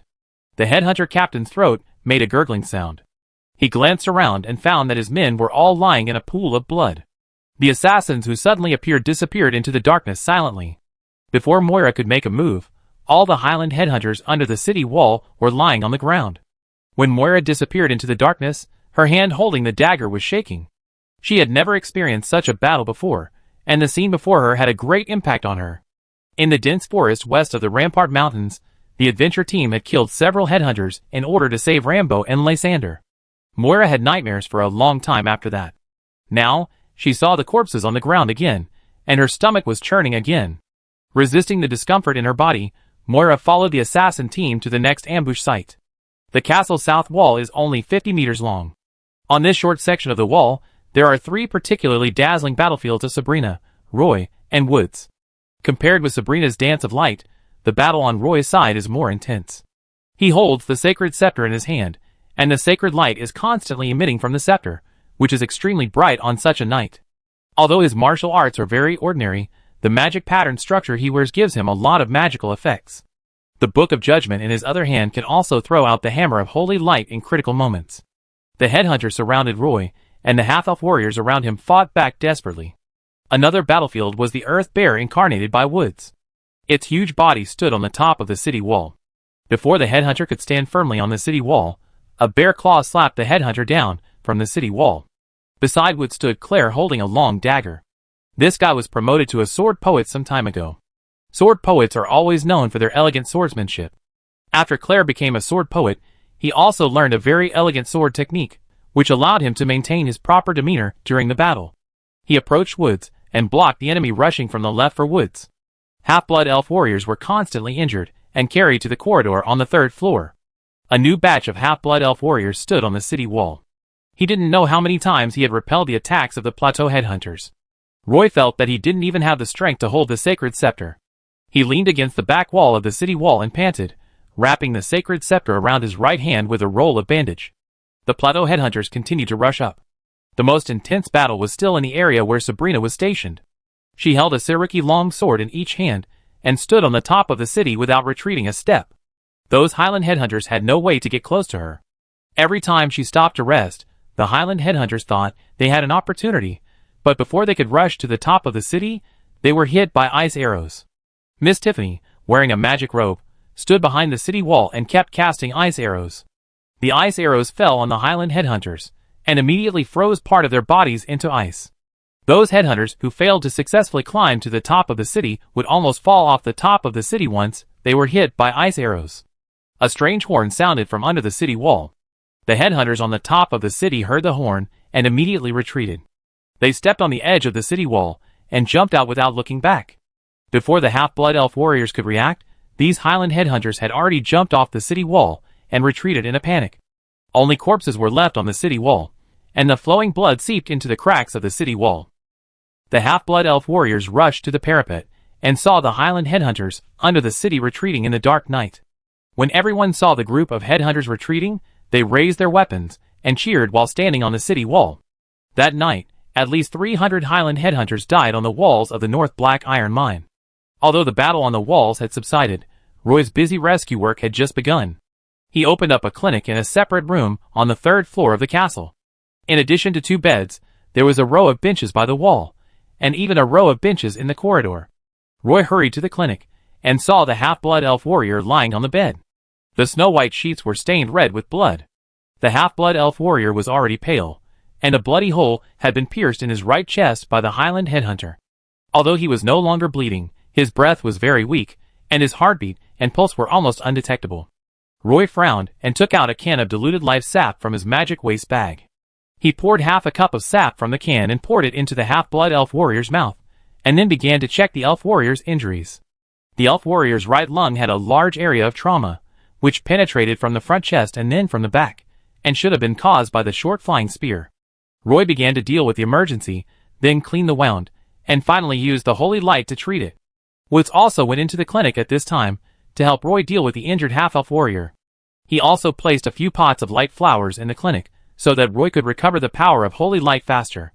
The warriors of the assassination team cleared out 4 headhunter teams outside the castle in succession, and the number of plateau headhunters eliminated was at least more than 100. It was the assassination team hiding in the dark that killed the plateau headhunters wantonly, which made the plateau headhunters under the city feel scared. So, several leaders of the plateau headhunters made a decisive decision to quickly evacuate from the North Black Iron Mine Castle. Moira was already somewhat numb to the bloody scene. After 4 consecutive raids, Moira failed to find a chance to escape. Now the plateau headhunters quickly evacuated, and Moira followed Captain Timothy back to the castle in the North Black Iron Mine. The battle on the wall was over. Moira was worried that her sister Sabrina would blame her for running around, so she ran back to the bedroom quickly. She didn't even have time to take off her thorntail crystal lion leather armor, and ran to the window to look out. Sabrina dragged her tired body in from outside, and saw Moira standing obediently by the window, so she didn't continue to question her. Sabrina was covered in blood, and the Sirluki sword in her hand seemed to have been fished out of a pool of blood, and blood kept dripping onto the floor. The whole room was filled with a strong smell of blood. Sabrina threw the blood-stained armor on the floor, then took off the sheepskin soft armor, and walked into the bathroom. Miss Tiffany did not come back with Sabrina. As a water magician, she was also helping in the clinic at this time. Moira followed Sabrina, and took the blood-stained armor she had thrown on the ground to the bathroom to wash it. The 2 heavy swords needed Sabrina to maintain them personally. The group of Highland headhunters arrived at the Kasir Mountains. We fought them tonight. Fortunately, they didn't hold on for long before retreating. Sabrina said to Moira, "Sister, are you injured? Why are there so much blood on your body?" Moira asked after her. Sabrina had already stepped into the bathtub. She immersed her whole body in the cold water, shivered, and then sat up from the bathtub. Seeing that Sabrina was not injured, Moira was relieved. Chapter 407. Sabrina put her blonde hair up and washed off the blood clots on her arms, which were splashed on her by the headhunters of the plateau. "Have you been in the room?" Sabrina looked at Moira carefully. Although Moira was wearing a thorn-tailed crystal lion leather armor, there was not even a bit of blood on her body. "Yeah." Seeing that Sabrina didn't seem to know that she had sneaked out, she responded in a low voice. Moira stepped barefoot on the floor, and a pair of blood-stained boots were placed on the shelf at the door. If Sabrina had seen the blood stains, she would definitely not ask like this. Moira whispered, "Is Roy injured?" "He's in the clinic now. You can go see him." Sabrina looked at her well-behaved sister and said with a smile. The clean water in the bathtub turned bloody. Sabrina stood up, wiped the water stains on her body with a bath towel, and stepped out of the bathtub. Moira was still squatting at the door of the bathroom, wiping the blood stains on Sabrina's metal armor with a wet rag.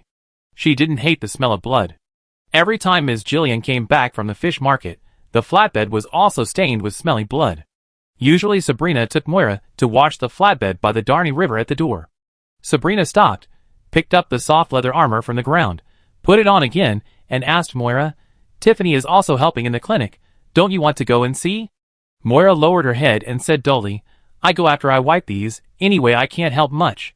Sabrina put on the soft leather armor, walked to the window, supported her hands on the windowsill, and looked up at the night sky. The color of the night sky was fading. At this moment, a bright line appeared on the horizon of the wasteland. It was almost dawn. She was going to go to the city wall again. The temporary clinic was set up on the 3rd floor of the castle. Although the clinic and Moira's room were on the same floor, they were in 2 different courtyards. Moira walked along the inner corridor for a while, passed through an arch, and past a small reception room before coming to the inner corridor of the courtyard. The corridor was full of injured half-elf warriors. So when Moira walked, she had to be careful to avoid some injured half-elf warriors. Moira looked around and saw a long line outside a room, so she walked over. Through the window, she saw Roy standing in front of a bed in the clinic, treating a half-elf warrior with a cut on his forearm.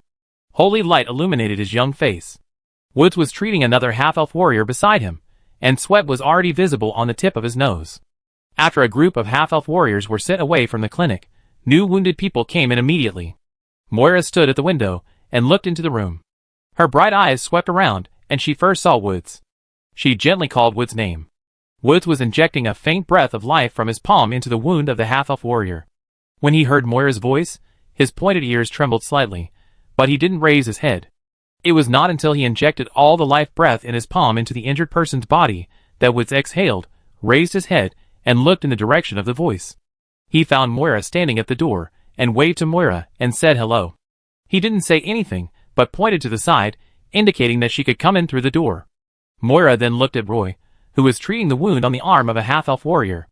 Moira walked lightly from the door into the clinic, and walked to Roy step by step. Roy was bandaging the wound of the half-elf, and glanced at Moira. "Why are you standing there? Come and help me hold it up." Roy didn't even raise his head, but lifted the arm of the injured half-elf warrior and handed it to Moira. Moira opened her diamond-shaped lips, and hurried forward to hold the arm that had stopped bleeding steadily. Roy then skillfully wrapped the hemostatic bandage around the injured area, and soon used the bandage to make a live knot on it. Try not to do strenuous exercise within 6 hours to prevent the wound from opening again, he instructed the half-blood elf warrior sitting on the bed. "Oh, I see, boss," the half-blood elf warrior answered innocently. After bandaging, Roy patted his back, motioned him to leave quickly, and turned to the door and shouted, "Next." Roy did not suture the wound, but used the holy light to promote the wound to heal quickly, so that the wound would be less susceptible to infection. When treating the half-blood elf warriors, Roy's expression was very focused. Moira squatted beside to help. Every time she treated a wounded person, she habitually squinted her eyes, with a faint smile on her rosy lips. Moira quickly became familiar with this set of procedures, and she could even take care of Miss Tiffany on the other side. Compared with Roy's holy light, Miss Tiffany's hydrotherapy was not so popular in front of these injured half-blood elf warriors. Mainly because the treatment process of hydrotherapy is somewhat painful, and the pain is doubled. Elves are notoriously intolerant of pain. So only half-blood elf warriors with minor injuries will be assigned to Miss Tiffany. A dark moon elf warrior ran into the clinic quickly and whispered in Roy's ear, "Boss, the Plateau headhunters are currently retreating to the north slope of Mount Edas. We found 2 teams of headhunters trying to bypass the North Black Iron Mine, and Deputy Captain Tennyson is intercepting them along the way." Roy frowned and looked at the sky. It was almost dawn, so he should go to the top of the city to see the situation outside. However, the corridor outside the clinic was crowded with injured half-blood elf warriors. Roy decided to wait a while before going to the city wall, and told the Dark Moon Elf warrior, "Let Timothy find a way to tell them to be careful and not to rush." "Got it." The Dark Moon Elf warrior agreed, and then left the clinic. Roy continued to treat the injured half-blood elf warriors here, while Deputy Captain Tennyson led 2 assassination teams to continue hunting those Highland headhunters outside the city before dawn. It was not until dawn that the Dark Moon Elf warriors dragged their exhausted bodies back to the castle one after another. That night, at least 300 bodies of Highland headhunters were left outside the castle. Apart from the group of Silver Pegasus warriors, no other army could cause such great damage to these Highland headhunters. The headhunter leader led a group of men, with a face full of resentment, and retreated to the north slope of Mount Idas. There were crisscrossing valleys and various caves everywhere, which was an excellent hiding place for the headhunters. The headhunters on the plateau did not expect that the half-blood elf warriors in the North Black Iron Mine were so strong. The night raid organized by nearly 1,000 headhunters failed to break through the city, which made many headhunters somewhat discouraged. They had been scared by the Silver Pegasus warriors, and were no longer as arrogant as before. Seeing the half-blood elf warriors resisting tenaciously, they did not feel surprised. Some headhunters even wanted to return to the northern mountainous area of the Pagisto Plateau immediately. The headhunter leader was also a ruthless character. Seeing that the morale of these headhunters in front of him was shaken, and there were still headhunters coming from behind, in order to prevent this decadent mood from infecting other headhunters, the headhunter leader ordered that all the headhunters with wavering wills be executed. In the headhunter gathering place on the northern slope of Mount Idas, more than 30 headhunters were killed by the headhunter leader. The remaining headhunters surrounded the headhunter leader, and everyone shouted together, "Kill all those pointed ears! Kill all those pointed ears!" In fact, it's not only the elves who have pointed ears, goblins also have furry green pointed ears. At present, the Black Iron Mine Castle in Mount Edas is obviously a hard bone, and it will not be attacked in a short time. As more and more headhunters appeared on the northern slope of Edas, thousands of plateau headhunters gathered here. They came from different headhunter tribes, led by different chiefs. This time, the Silver Pegasus Legion attacked almost all the headhunter tribes in the northern part of the Pagisto Plateau, so the headhunters who went south for revenge were not from the same tribe. A group of headhunter leaders gathered together to discuss and immediately formulated a new attack plan. Under the instruction of the headhunter leader, some plateau headhunters crossed the North Black Iron Mine Castle and continued to move south. Roy stood on the city wall with a grim look on his face. Looking down the hillside from the castle's watchtower, a team of nearly 1,000 headhunters bypassed the North Black Iron Mine Castle. They were heading towards the Aurelian Snow Mountain, which was the middle of the 3 snow mountains. Now, the half-blood elf warriors in the North Black Iron Mine were trapped in the castle. A large group of plateau headhunters stood on the hillside in the distance. They all rode Argali and looked at this place with a covetous look. Roy wanted to lead a team of Dark Moon elf warriors to break through the blockade of the plateau headhunters and go to see the situation of the other 2 mines. This situation was impossible at all. There were only 300 half-blood elf warriors in the North Black Iron Mine. Even if he took all of them out, he might not be able to break through the defense line of the plateau headhunters. After last night's tentative siege, the plateau headhunters also became cautious and unwilling to act rashly. Moreover, at night, these headhunters would take the initiative to retreat to avoid being attacked by the assassination team. Although the Dark Moon Elf warriors sneaked out several times at night, only one raid was successful. The rest were discovered by the headhunters in advance, and had to retreat in advance, and the operation ended in failure. The assassination team's several sneak attacks only made the plateau headhunters more cautious. For 3 consecutive days, the plateau headhunters coming from the north gathered more and more. They tied some furs to keep warm, and they could find a sheltered cliff or mountain crevice to lie down and take a nap. Their food was also very simple. There were large groups of one-horned bison and demon antelopes on the wasteland on the east side of the Jiashi Mountains. A few plateau headhunters could carry back a whole one-horned bison. They peeled the hides of the bison, cut the beef into finger-thick strips, hung the strips on tree branches, and then lit the cow dung, and smoked the strips with thick smoke until they were charred. These smoked meat strips are the food for the headhunters. On the hillside, cow dung bonfires like this can be seen everywhere, and each bonfire can emit thick smoke. The headhunters also gathered in groups of 30 or 50, and everyone sat on the hillside. A few days ago, they knew to restrain themselves, and at first they would run to the cave on the north slope of Mount Idas to hide. Now they simply sit on the hillside opposite the castle. They rush down the hillside, cross the terrace field in front of the castle, and run at full speed in just a quarter of an hour to reach the city wall. More and more headhunters gathered on the opposite hillside, bringing more and more pressure to the North Black Iron Mine Castle. The half-blood elf warriors kept an eye on the movements of those headhunters every day. But those headhunters were all excellent hunters. They had enough patience when hunting, and they sat on the opposite hillside without any intention of taking action. It was just that a large group of Highland headhunters gathered on the opposite hillside, which brought great psychological pressure to the half-blood elf warriors on the castle side. Roy found that in the past few days, many half-blood elf warriors had dark circles under their eyes. They were obviously under great psychological pressure, and might have suffered from insomnia all night. The adventure group that was originally preparing to leave the North Black Iron Mine had to stay in the castle for now. If they didn't leave, they would miss the start of the Elf Academy, but there was no other way. Sabrina had been on duty on the wall for at least half of the time these days. She and Woods had become the spiritual pillars of the half-blood elf warriors in the castle, except for Roy. With their appearance on the city wall, the half-blood elf warriors will relax a little. Sabrina, Moira, Claire, Woods, and Miss Tiffany were sitting in a reception room. From the window of this reception room, they could just see the northern slope of Mount Edas. Some Highland headhunters were still coming from the north. Sabrina frowned and said, "These headhunters suddenly appeared. We may not be able to return to Castletown as scheduled." Miss Tiffany immediately added, "It is definitely too late to register at the Elf Academy." Woods also nodded and agreed. "There are headhunters everywhere outside now, and we can't leave the castle at all. There is nothing we can do about it. I thought that if this is the case, we can stay and help Roy. He needs some help here." Although Claire wanted to return to Castletown, she could only bite the bullet and say, "No problem for me.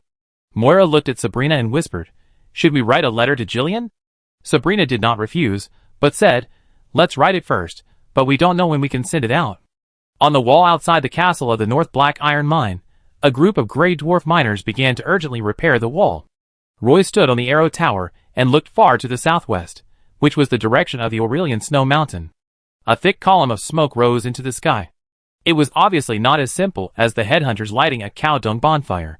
What Roy was most worried about was that the castle of the Black Iron Mine in Jiashi could not withstand the attack of the headhunters. Chapter 408. Roy's worries came true the next afternoon. The Dark Moon Elf warriors, who were sent out to investigate the situation outside a few days ago, came back to report to Roy that the two Black Iron Mines in the south and the middle were breached by the headhunters. The Plateau headhunters besieged the two Black Iron Mines for 3 days and 2 nights. Just yesterday evening, the two castles were almost captured by the headhunters at the same time. All the half-blood elf warriors guarding the city were killed. The headhunters cut off their heads, put them in wooden cages, and hung them on the city wall. After the headhunters occupied the two mines, the fleeing mine owner returned to the Black Iron Mine and took over the management of the mine. Of course, the headhunters would not give away the Black Iron Mine for nothing. The headhunters helped the mine owners to take back the Black Iron Mine, and the mine owners had to make weapons and armor for these headhunters. Of course, the existing labor force in the castle is actually the Grey Dwarves, who are not only good at metallurgy, but also know how to forge. The Plateau headhunters did not continue to go south. For a week in a row, the headhunters from the north continued to gather in the castle of the Snowy Mountains, and hundreds of headhunters passed through the mountain road under the slope of the northern Black Iron Mine almost every day. The half-elf archers on the Arrow Tower count these Highland headhunters coming from the north every day. Roy is sure that there are at least 5,000 headhunters gathered in the two Black Iron Mines. I didn't expect so many headhunters to go south, and there are at least 1,000 Highland headhunters outside the castle of the North Black Iron Mine. Maybe the headhunters failed in their last siege, which made them seem a little timid in their next action against the North Black Iron Mine. Recently, the headhunters have only surrounded the castle of the North Black Iron Mine, but not attacked it. In fact, in the eyes of the Plateau headhunters, Roy's North Black Iron Mine castle was like a nail stuck in their eyes. If they didn't pull it out, the Plateau headhunters would have no way to continue moving south. So when the headhunters captured the two Black Iron Mines in the south and middle, the pressure instantly shifted to Roy's North Black Iron Mine castle. The Plateau headhunters stationed on the hillside opposite the castle also increased exponentially. Almost overnight, more than 2,000 Plateau headhunters gathered on the opposite hillside, a large black mass. The second siege of the North Black Iron Mine broke out on the third day after the fall of the South and Central Black Iron Mine. A large number of headhunters crossed the terraces and besieged the castle from 3 directions. Although the city walls were carefully repaired, they still couldn't stop the agile headhunters. They held the war blades in their mouths and rushed to the top of the city with their hands and feet. Then the headhunters discovered another thing, that is, those assassins rarely appeared during the day. On the contrary, at night, the headhunters would become cautious, and even go out in groups. If they are not careful, they will be slashed in the throat by the assassins hiding in the dark. The battle in the castle of the North Black Iron Mine is getting more and more intense, and the city wall is about to be broken. Roy transferred all the injured half-blood elf warriors to the mine cave in the backyard. The shouting and killing above their heads no longer affect the half-blood elf warriors. Except for the elite warriors on duty on the city wall, the others in the castle basically eat, sleep, and recover their strength. Some white ash falls from the roof of the restaurant from time to time, and Roy is in the queue. A piece of soil fell in front of him. Roy looked up at the cracked vaulted ceiling, wondering how long the castle could last. Days of fighting had left the castle scarred. Roy took a cup of fruit tea from the cook and walked to a dining table with scones. Moira, Claire and Miss Tiffany were sitting around the dining table. The 3 of them looked a little listless. It was obvious that they had no appetite and their eye sockets were blue. They were already very tired, but they still had things to do. Roy carried the plate and walked to the middle of the 3 people. He sat down on the bench and drank a sip of fruit tea before saying, "The situation here has been getting worse recently, but as long as we wait until night, the assassination team will be able to find a breakthrough. I want to send you out first. Just keep going south and find the Sedeso Mountains. You can return to the south of the Pagisto Plateau along the edge of the mountains. I hope you can leave here as soon as possible. What about you? Will you go with us?" Miss Tiffany stared at Roy. "How is that possible? There are a lot of messes here that I need to clean up," Roy whispered.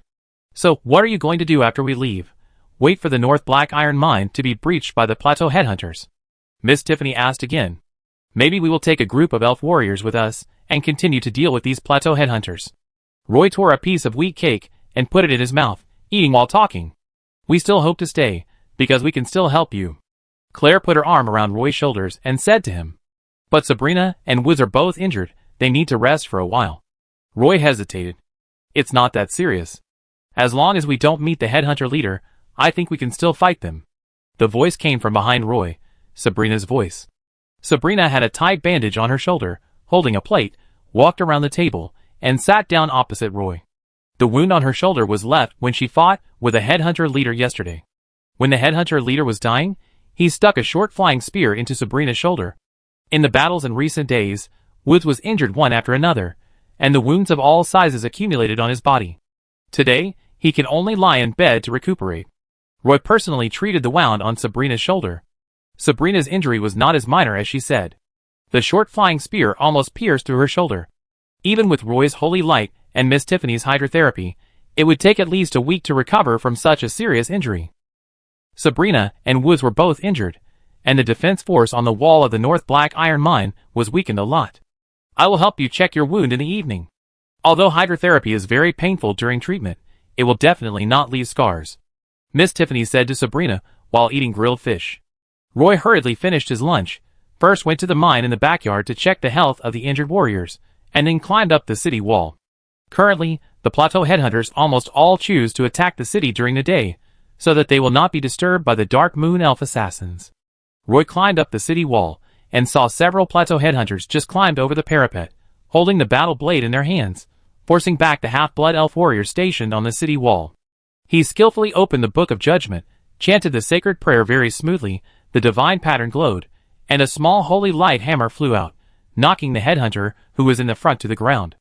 Roy's movements were very skillful, but unfortunately the holy light power in his body was drained, and he felt a little uncomfortable.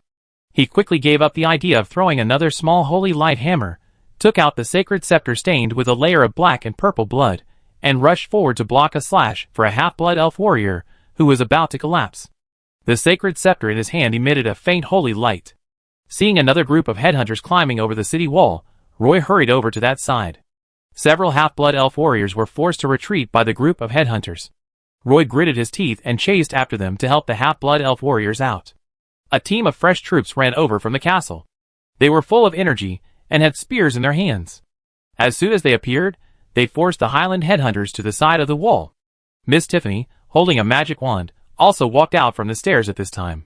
Seeing the melee on the top of the city wall, Miss Tiffany took out a magic scroll without hesitation. As the magic scroll unfolded, a piece of white frost appeared under Miss Tiffany's feet.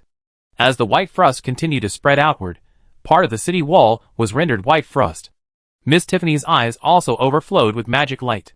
These white frosts continued to condense into leaf-shaped ice crystals, and these leaf-shaped ice crystals were as sharp as knives. The half-blood elf warriors wore armor and leather boots, so these ice blades naturally could not hurt them, but those Highland headhunters were not so lucky. They climbed to the top of the city wall barefoot. Although their soles were covered with calluses, they still bled when they stepped on these ice blades. The headhunters on the plateau immediately shouted and called for help. Before the headhunters' companions could climb up, the half-blood elf warriors holding spears had already knocked them down to the city. It can be seen that these half-blood elf warriors guarding the city wall are growing rapidly in the battle. Many half-blood elf warriors were injured. After a little treatment, as long as the injuries were not particularly serious, they continued to hold on to the city wall. Although the castle could still hold on for a while, it was completely powerless to rush out. There were too many headhunters outside the castle, and the headhunter leader planned to attack the castle. The military supplies stored in the Black Iron Mine were not much, and after guarding the North Black Iron Mine for nearly a week, the supplies in the warehouse were also rapidly consumed. Roy knew that if he couldn't find a solution, the food here would soon be consumed. Due to the lack of supplies, this castle was destined to not be defended for too long. Every day, the half-blood elf warriors on the city wall hoped that it would get dark earlier. After it got completely dark, the assassin team could enter and leave the castle freely. The Plateau headhunters would retreat to the opposite hillside. Now these headhunters have learned to be smart, and they rarely attack the city at night. But even so, every night, some of the Plateau headhunters would have their necks cut inexplicably, and then die quietly. Captain Timothy and Deputy Captain Tennyson led a group of assassins to sneak attack the headhunters everywhere under the cover of night. The assassins and headhunters frequently fought around the Addisea Snow Mountain. The fierce counterattacks of the Dark Moon Elf warriors at night always made the plateau headhunters unable to cope. Since the castle of the North Black Iron Mine had not been captured, the plateau headhunters did not dare to continue to move south. The battle to siege the castle of the North Black Iron Mine lasted for 9 days. More and more plateau headhunters stayed in the Ida Snow Mountain. Roy also found that the important parts of the plateau headhunters, who climbed to the top of the city recently, were actually tied with some armor metal plates. These metal plates are basically made of black iron and are very strong. Seeing the growing team of plateau headhunters on the opposite side, they also added some simple armor and armor plates. Every time they attacked the city, both sides suffered casualties. But there were only 300 half-blood elf warriors in the castle, and the half-blood elf warriors were frequently injured. There were fewer and fewer elf warriors who could stand on the city wall to resist the plateau headhunters. The outer wall of the castle was riddled with holes by the headhunters, and headhunters kept climbing up the city wall until the headhunters captured all 4 arrow towers of the castle. The headhunters stood on the arrow towers with short flying spears in their hands, and the city wall immediately fell into the hands of the plateau headhunters. Roy could only take the half-blood elf warriors and Dark Moon elf warriors, who could still fight, and retreat to the rooms in the castle. The headhunters were not familiar with the interior of the castle. Nearly 100 headhunters rushed into the castle, and were defeated one by the Dark Moon elf assassins. Unexpectedly, none of them could walk out alive. The headhunters did not dare to enter the castle easily, and could only break through the rooms of the castle one by one. Roy led the elf warriors to guard some corridors and doors. The two sides fought fiercely in the North Black Iron Mine castle for 2 days. The headhunters captured the castle gate, and a large number of headhunters poured into the castle. As a last resort, Roy could only lead the remaining elf warriors to retreat to the Black Iron Mine in the backyard. There was little food left, and the mine was full of injured elf warriors. Roy was thinking about how to stop the fierce headhunters outside. Captain Timothy strode in from outside the mine, with more than 20 Dark Moon elf warriors. He came directly to Roy and said to him, "Boss, we can't continue to waste time here. Once the headhunters occupy the mine entrance, we will be blocked inside. Come with us to evacuate the North Black Iron Mine at night. Even if we fight in the mountains outside, we can fight the headhunters. As long as we can retreat to the Sadasa Mountains, we can reorganize a battle group to fight against the headhunters." Roy turned his head and looked at Woods, who was sleeping soundly on the blanket. After being injured, he forced himself to turn into a giant bear and fought for most of the night, and then fell into a coma. It was useless to drink some life tree juice. Roy looked at Sabrina, Moira, Miss Tiffany, and Claire, who were also sitting next to the stone wall. He was a little shaken. Roy pointed at Moira and Sabrina and said, "Timothy, help me take them out." Before Roy could finish his words, a huge earthquake suddenly occurred outside the mine, and the entire Black Iron Mine was shaking. A half-blood elf warrior ran in quickly and shouted to Roy, "Boss, go out and take a look. There are many griffins outside the mine, and there are half-blood elf warriors sitting on those griffins." Chapter 409. The afternoon sun was not warm, and a dry and cold north wind blew on the plateau. The green grass on the distant plain had begun to wither and turn yellow, and gusts of wind blew, raising dust all over the sky. Roy crawled out of the Black Iron Mine. The half-blood elf warriors occupied the wellhead and the furnace, and the backyard had not completely fallen into the hands of the headhunters. The glaring sunlight made Roy a little uncomfortable. He squinted his eyes and walked to a pile of ore. Behind him, for half-blood elf warriors followed him, holding iris shields a little nervously. The headhunters currently occupied the castle. The headhunters guarded the city walls and arrow towers, and always threw some highly destructive short-flying spears from high above to the backyard. Recently, more than a dozen half-blood elf warriors had been killed by short-flying spears. Roy stepped on the loose iron or pile, and was immediately noticed by the plateau headhunters. Roy's face was very different from that of the elves, so he was noticed by the plateau headhunters as soon as he appeared. Then a short-flying spear fell, and one of the short-flying spears hit a bluestone statue next to Roy. The huge force immediately shattered the head of the bluestone statue. The 4 half-blood elf warriors quickly raised their shields and tried to protect Roy's whole body. But Roy stood up straight, staring at the griffin circling in the sky. 1, 2, 3. Too many to count, circling in the sky like a flock of crows. Roy thought Kaka would only bring little Eugene with him this time. With Kaka and little Eugene, an information network can be built between the 8 mines. But plans are not as fast as changes. The headhunters suddenly rushed out from the north, and captured 2 black iron mines in an instant. At present, the North Black Iron Mine where Roy is located has also become an isolated island in danger.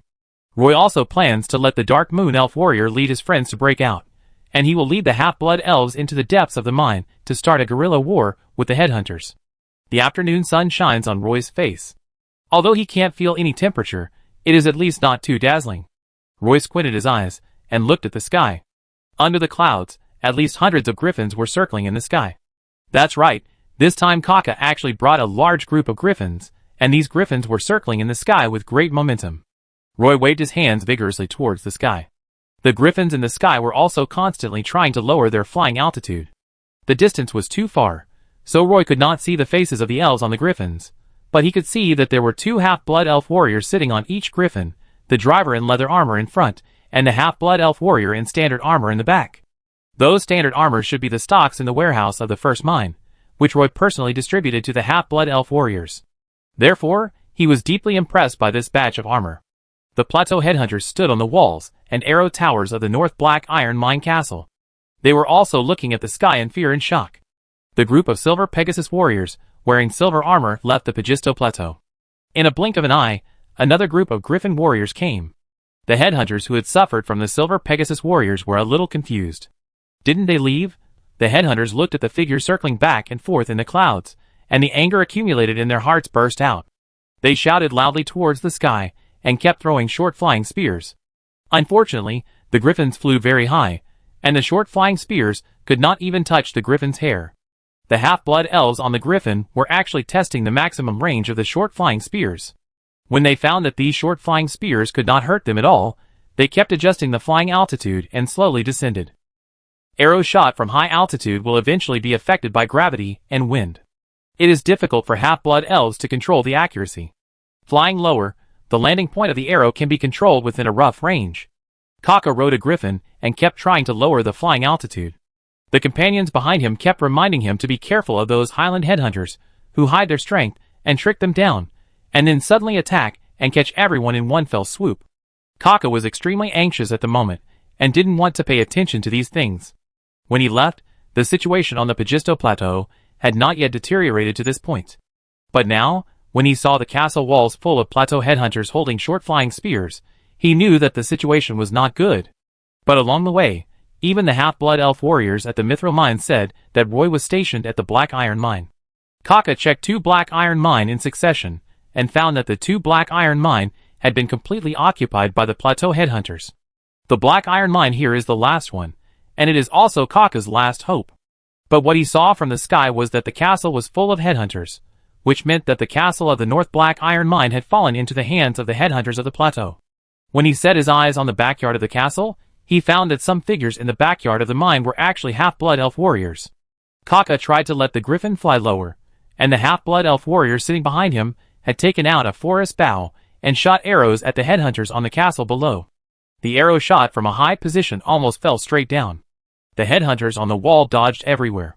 Kaka suddenly saw the familiar figure on a not-too-conspicuous pile of ore. He was wearing a thick leather magic pattern structure, with a heavy copper book hanging around his waist, and was waving at the sky. "Roy, I knew you would be fine." Kaka smiled, and couldn't help shouting. The scene of their first meeting at Pass number 3 appeared in Kaka's mind.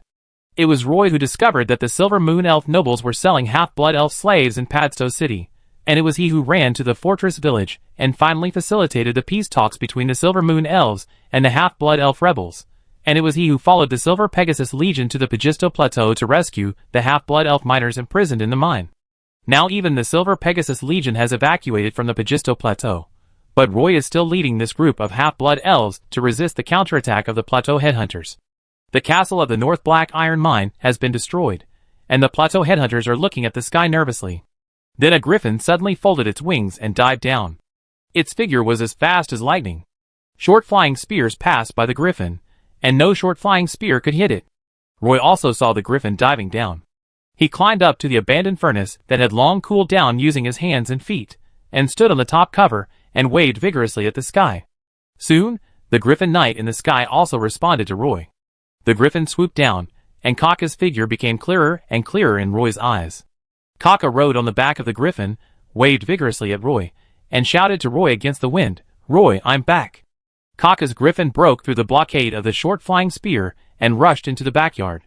The headhunters on the city wall were still thinking of taking the opportunity to rush into the backyard, but they were blocked by a group of half-blood elf warriors. Seeing that it was almost dusk, the headhunters did not want to continue the attack. Because at night, the plateau headhunters had to evacuate from the castle, and they did not want to clash with the Dark Moon Elf assassins at night. At night, the group of Dark Moon Elf warriors were the most powerful. So Kaka fell into the backyard of the North Black Iron Mine, and the plateau headhunters did not want to rush in at all. Except for Kaka, the other griffins rushed to the clouds. They kept circling under the clouds, but Kaka had already hugged Roy. The half-elf warrior sitting behind Kaka took off his helmet, and it turned out to be the heroic Mulin. Roy walked up and bumped fists with Mulin, and then asked Mulin, "You came all the way from the second mine. How are the other mines?" A short flying spear fell beside Roy, and pierced deeply into a rock with great force. "This is not a place to talk.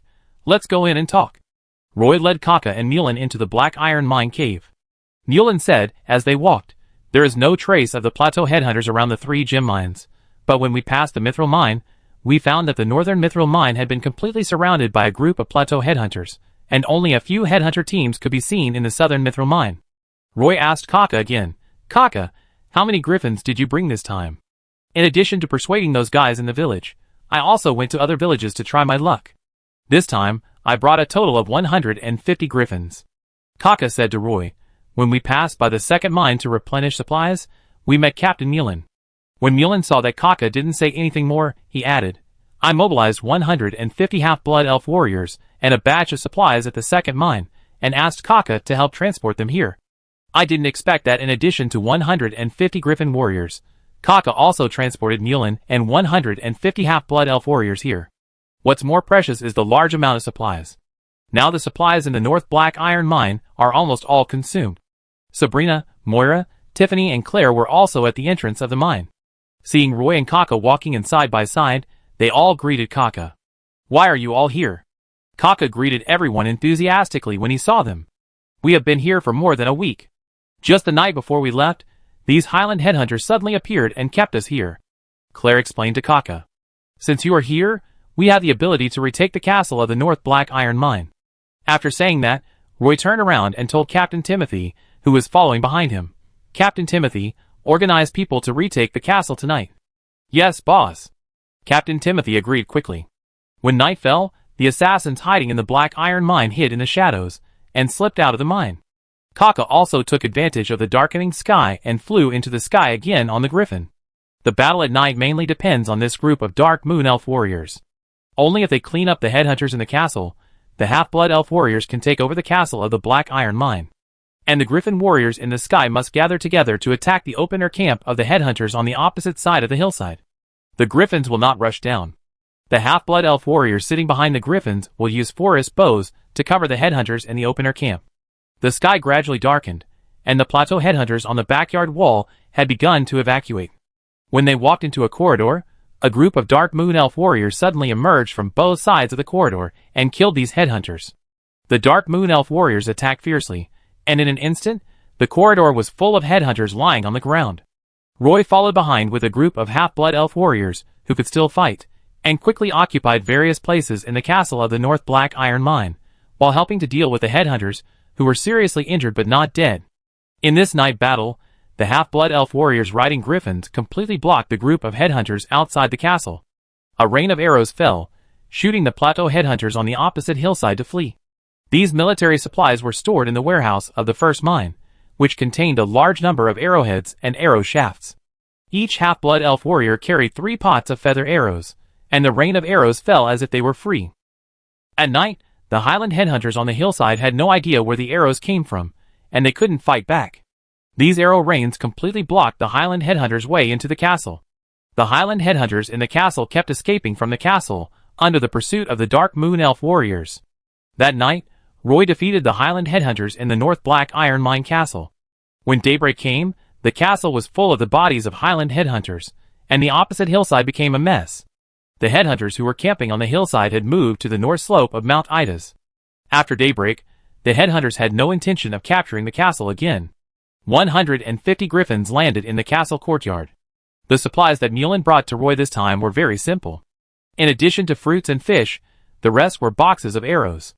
These sharp wolf-tooth arrows made by the elves could be mounted on the arrow shaft to become a sharp arrow. With the help of the griffins and the assassin team, Roy successfully recaptured the castle of the North Black Iron Mine. It must be said that the assassination team played a crucial role in this battle, but they can only exert their powerful strength at night, so if they want to defend the castle, they have to rely on the half-blood elf warriors.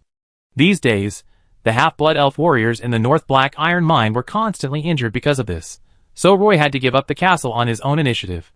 Now that Mulan brought the half-blood elf warriors to support him, Roy had the confidence to retake the castle. And with a group of griffin warriors brought by Kaka, the headhunters dared not fight back, and could only retreat to the north slope of Mount Idas in embarrassment. Chapter 410. This castle of the Northern Black Iron Mine has been shattered, and all the carved wooden doors and windows have been smashed by the plateau headhunters. The ceiling, walls, and floor of the room are covered with dried blood, and the strong smell of blood even has a stench. The wardrobes and closets in the room were turned upside down, the floor was full of debris, and even the wooden racks for armor were kicked down. After occupying the castle, the plateau headhunters smashed almost all the furniture and utensils that could not be taken away from the castle. The door of the first floor warehouse was also open. There were tens of thousands of black iron ingots stored in it, and most of them have been moved away by the plateau headhunters, making the warehouse a mess. In the past few days, the plateau headhunters would attack the castle at dawn and drive the half-blood elf warriors led by Roy into the Black Iron Mine. Of course, due to the presence of the Dark Moon Elf warriors, these plateau headhunters did not dare to rush into the mine. When night fell, Captain Timothy would lead the assassination team into the castle. At this time, the plateau headhunters would withdraw from the castle again. They did not want to entangle with the Dark Moon Elf warriors in the dark. It was not until Kaka brought the elf hunters and a large group of griffins from the village to the North Black Iron Mine, and also brought Mulan and 150 half-blood elf warriors, that Roy regained the North Black Iron Mine. These elf hunters riding griffins drove all the Highland headhunters stationed on the opposite hillside to the north slope of Mount Idas with a rain of arrows. At this point, Roy recaptured the North Black Iron Mine castle. This time, Mulan also brought a batch of supplies to cheer up the half-blood elf warriors trapped in the Black Iron Mine. The group of grey dwarves also came out from the depths of the mine in the Black Iron Mine. Under Roy's arrangement, they climbed up the city wall again and began to repair the wall that was about to collapse. In addition, they had to repair the arrow towers at the four corners of the castle as soon as possible. These grey dwarfs probably won't rest until the city walls and arrow towers are repaired. After all, those Highland headhunters may come back at any time, and Roy must be prepared. A group of griffins temporarily lie on the city walls and arrow towers, making a few calls from time to time. This makes the Black Iron Mine castle look like a huge bird's nest. The half-blood elf hunters, who came from the south of the Barrier Mountains, cut some hay from outside the castle and spread it on the top of the city wall for the group of griffins to lie on. Several half-blood elf hunters rode on griffins to the edge of the wilderness and shot 10 one-horned bison at the water source. These adult griffins were strong enough to grab the bison with their claws, like iron hooks, and fly directly back to the North Black Iron Mine castle. The half-blood elf hunters peeled off the cowhide and fed all the beef strips to the group of griffins. The Pagisto Plateau is full of grasslands and mountains, where there are herds of cattle and sheep. It is a very rare hunting ground for these griffins. Seeing the griffins swallowing the whole beef into their stomachs, a group of half-blood elf warriors watching were staring with their eyes wide open. Knock, knock, knock. Kaka stood at the door and knocked hard on the door frame. A broken door stood by the wall, with a big hole on it, which should have been kicked out by the headhunter. Roy had just returned from the clinic and was sitting on a chair to rest. There was a cup of light blue mental potion on the table. This potion had some calming effect, so you couldn't drink too much. Recently, wars had been frequent, and the half-blood elf warriors had been at a disadvantage. So many half-blood elf warriors were injured. In addition, Woods was still bedridden, so the task of treating the wounded fell on Roy. Fortunately, Miss Tiffany shared a lot of Roy's burden, but her hydrotherapy was ultimately limited in effect. Roy took off the wet towel covering his face and stood up. At this time, Kaka brought a middle-aged half-blood elf uncle to Roy. This middle-aged half-blood elf was dressed in hunter clothes, and the leather armor he wore was all fur turned outward. The leather armor was very finely made, and it was also the best Warcraft leather. The only flaw was that there was no mana fluctuation, which should be said to be a very good base material for magic pattern construction. He also carried a hunting bow on his back. There was a special handle on the back of the bow, with a line of text and marks engraved on it, which should record the glory of this hunting bow. He also had a dagger on his waist. Although all the gems inlaid on the scabbard had fallen off, Roy could still feel a hint of magic from the dagger. Kaka introduced Roy. Roy, this is Uncle Taprado. He is the village chief, and the most powerful animal trainer in our village. Without his support, little Eugene and I would not be able to gather so many animal trainers. Uncle Taprado, this is Roy. Kaka had mentioned to Roy before that it was not his and Eugene's credit that they were able to gather so many griffins from the southern part of the Barrier Mountains. Someone took the initiative to help them, so they could call so many half-elf hunters and griffins in such a short time. Roy hurriedly shook the hand of the village chief Taprado and sincerely thanked him. Uncle Taprado, thank you for your help. If you hadn't arrived in time, I don't know how long I could have stayed here. Taprado looked Roy up and down. This half-elf boy was more ordinary than he had imagined. Although the north and south sides of the Griffin Barrier Mountains were almost completely isolated, the half-blood elves living in the Sun Island Bay on the south side of the Barrier Mountains knew something about what happened in the Barrier Village. Because Roy served as the governor of the Barrier Town, mainly to ease the conflict between the half-blood elves and the Silver Moon elves, the village chief Taprado had heard of Roy's name a long time ago. Now that he saw Roy, he said, "Are you Roy? Young man is very good. I heard little Eugene talking about you all day long. You have been running around to rescue the half-blood elf slaves in the Partington Plain. In fact, these things should actually be done by us." Speaking, the head of Taprado village sighed, but the half-blood elves in the Partington Plain have been divided a long time ago. We, the half-blood elves, are scattered in various areas of Partington and rarely contact each other. I didn't expect that the situation in the Partington Plain has deteriorated to this extent now. Roy brought two relatively intact chairs and asked Kaka and the village chief Taprado to sit down and talk. Uncle Taprado, I heard from Kaka that everyone lives in the southern part of the Barrier Mountains mainly to avoid the sight of the Silver Moon Elf military, but you brought so many trainers to participate in the war on the Pagisto Plateau this time. Once these griffins are exposed, what should we do? Roy asked his worries. Village chief Taprado smiled slightly. In fact, we are just the descendants of the remnants of the Griffin Corps. The old elves are no longer here. The current Silver Moon Elf military will not care about us, and Partington has become like this. If we keep hiding in the southern part of the Barrier Mountains, who will stand up to help us when the Plateau headhunters come to the Sun Island Bay in the future? After that, he introduced the origins of this group of mixed-blood elves to Roy.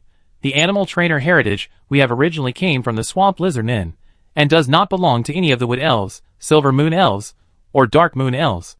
As early as 1,400 years ago, there was chaos in the Elven continent. The entire Elven dynasty that had lasted for thousands of years was completely destroyed, and the Elven continent was divided into 3 kingdoms.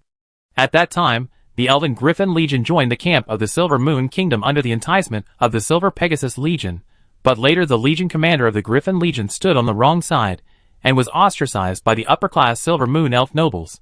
In the end, he could only hide in the Partington Plain and live in seclusion. Actually, the Griffin Corps no longer exists. The village chief Taprado said frankly, now, there is only a group of half-elf hunters who can tame griffins in the Partington Plain. Roy put the quill pen in his hand on the table, hesitated for a moment, and then said to the village chief Taprado, Uncle Taprado, we have formed a guard team on the Pagisto Plateau to resist the Plateau headhunters. If you are willing to join the ranks of resisting the Plateau headhunters, I solemnly invite you to join. Seeing that the village chief of Taprado looked a little hesitant, Roy quickly said, don't rush to agree or refuse, first listen to what benefits you will get from joining the guard team. First of all, our guard team is a local army officially recognized and organized by the military, and its duty is to guard the half-blood elves of the Pagisto Plateau.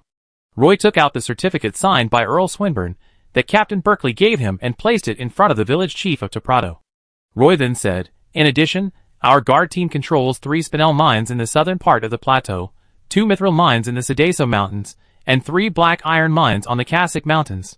However, the black iron mines have been completely destroyed by the headhunters of the plateau and need to be rebuilt later. Therefore, our guard team currently has extremely abundant financial support. Third, the military equipment we need will be provided by the Silver Moon Elf military. I don't think I need to introduce how excellent the military equipment of the Silver Moon Elf Corps is, right? Roy said with a smile. The village chief of Taprado was a little surprised and asked Roy, how could they possibly support the half-blood elves to form an army? Roy said, currently, A group of gray dwarf bandits are on the Queen Islands. The Silver Pegasus Corps needs to stabilize the situation in the Queen Islands, and cannot take care of the Partington Plain at present. Other Silver Moon Elf armies will not enter the Partington Plain, so they can only establish a half-blood elf guard team here to effectively resist the Plateau Headhunters. Prado was obviously moved by what Roy said. The captain of this half-blood elf guard team is Roy, not the Silver Moon Elves who look down on half-blood elves. Moreover, this guard team has completely independent finances and military supplies provided by the Silver Moon Elf military. What made Prado village chief a little incomprehensible was that the Silver Pegasus Legion gave Roy so many benefits. What did they want from Roy? Seemingly understanding the hesitation in Prado village chief's eyes, Roy said directly, "What I need to do now is to give half of the income from the 8 mines to the Silver Pegasus Legion." Hearing Roy's words, the last bit of worry of the village chief Prado was eliminated. He took the initiative to extend his fist to Roy, and then said, "Okay, we are willing to join the Pagisto Plateau Guard." In the restaurant, Roy, Mullen, Prado, Captain Timothy, Tennyson, Sabrina, Claire, Kaka, Little Eugene and others sat around a long table. This place had just been cleaned up by the half-blood elf warriors, and some of the tables still had residual blood stains left by the headhunters. These Plateau headhunters are very different from the elves. Their diet does not exclude the wild beasts on the wilderness. Whether it is a one-horned bison or a blue antelope, they are all foods they like to eat. There are several baskets on the table, with some fruits piled in them. These foods were brought by Mullen from the second mine. A large part of the supplies that Latian brought from Padstow City last time were food for the elves. Roy took out a map, which clearly depicted the topography of the southern part of the Pagisto Plateau. In the middle part, there are only the Sedeso Mountains and the southern part of the Jiashi Mountains, as well as a part of the wilderness. Roy knocked on the table and said to Mullen beside him, "Okay, Mullen, tell me what you think." This time, Mullen followed Kaka to the North Black Iron Mine, showing her keen judgment of the plateau battlefield. Mullen glanced at Roy, not expecting that she would be called. But she was not at all nervous. She looked at the map and said casually, "This time at the southern end of the Jiashi Mountains, in order to find you, Kaka took me around these 3 snow-capped mountains. I found this valley behind the Adasi Mountain. Yes, it is here." As she spoke, Mullen used a charcoal pencil to add 2 lines to the blank space in the north of the map, making a valley here. She continued, "It is the only main road leading to the north of the plateau. As long as we guard this valley north of Jiashi Mountain, we can cut off the road of the Plateau headhunters in the north to the south." Roy's eyes widened. Mullen was too bold. They had just taken back the North Black Iron Mine. The current force here was only more than 400 half-blood elf warriors, less than 100 Dark Moon elf warriors, and 150 griffins and half-blood elf hunters. The total force would not exceed 700. There are less than 100 gray dwarf miners. They can only stay in the mine to repair the walls and arrow towers. They can't be counted on to fight. There are at least thousands of plateau headhunters entrenched outside the castle. The difference in military strength between the two sides is huge. Roy doesn't think that the half-blood elf warriors can defend the valley exit on the northern slope of Mount Idas. However, Mullen did not stop. She drew a circle on the North Black Iron Mine castle with her charcoal pencil and said, "At present, we only need to take the North Black Iron Mine castle as the center. The half-blood elf warriors defend the castle, and we can deter the plateau headhunters in the north of Mount Idas. At the same time, we can't sit and wait for death. During the day, we can let the Griffin cavalry shoot those headhunters living in the wild in the air. At night, we can let the assassination team sneak attack the temporary camp of the headhunters. At the same time, we can't focus on the headhunter camps near the North Black Iron Mine. They are most wary of the assassination team. The Griffin cavalry may have a harder time recently. We can send the assassination team to the headhunter camps near the other 2 snow-capped mountains. I guess the headhunters there should not have suffered from the assassination team." As he said this, Mullen focused his attention on Prado. Prado agreed without any hesitation. "That's no problem. We will be responsible for transporting the assassination team. In addition, we can also transport some supplies back from the south. A day's mountain road only takes 2 hours for the Griffin to fly to the second mine and then fly back. Our Griffin cavalry only needs 1 day and 1 night. As long as we fly to the clouds, the wind above will push us forward.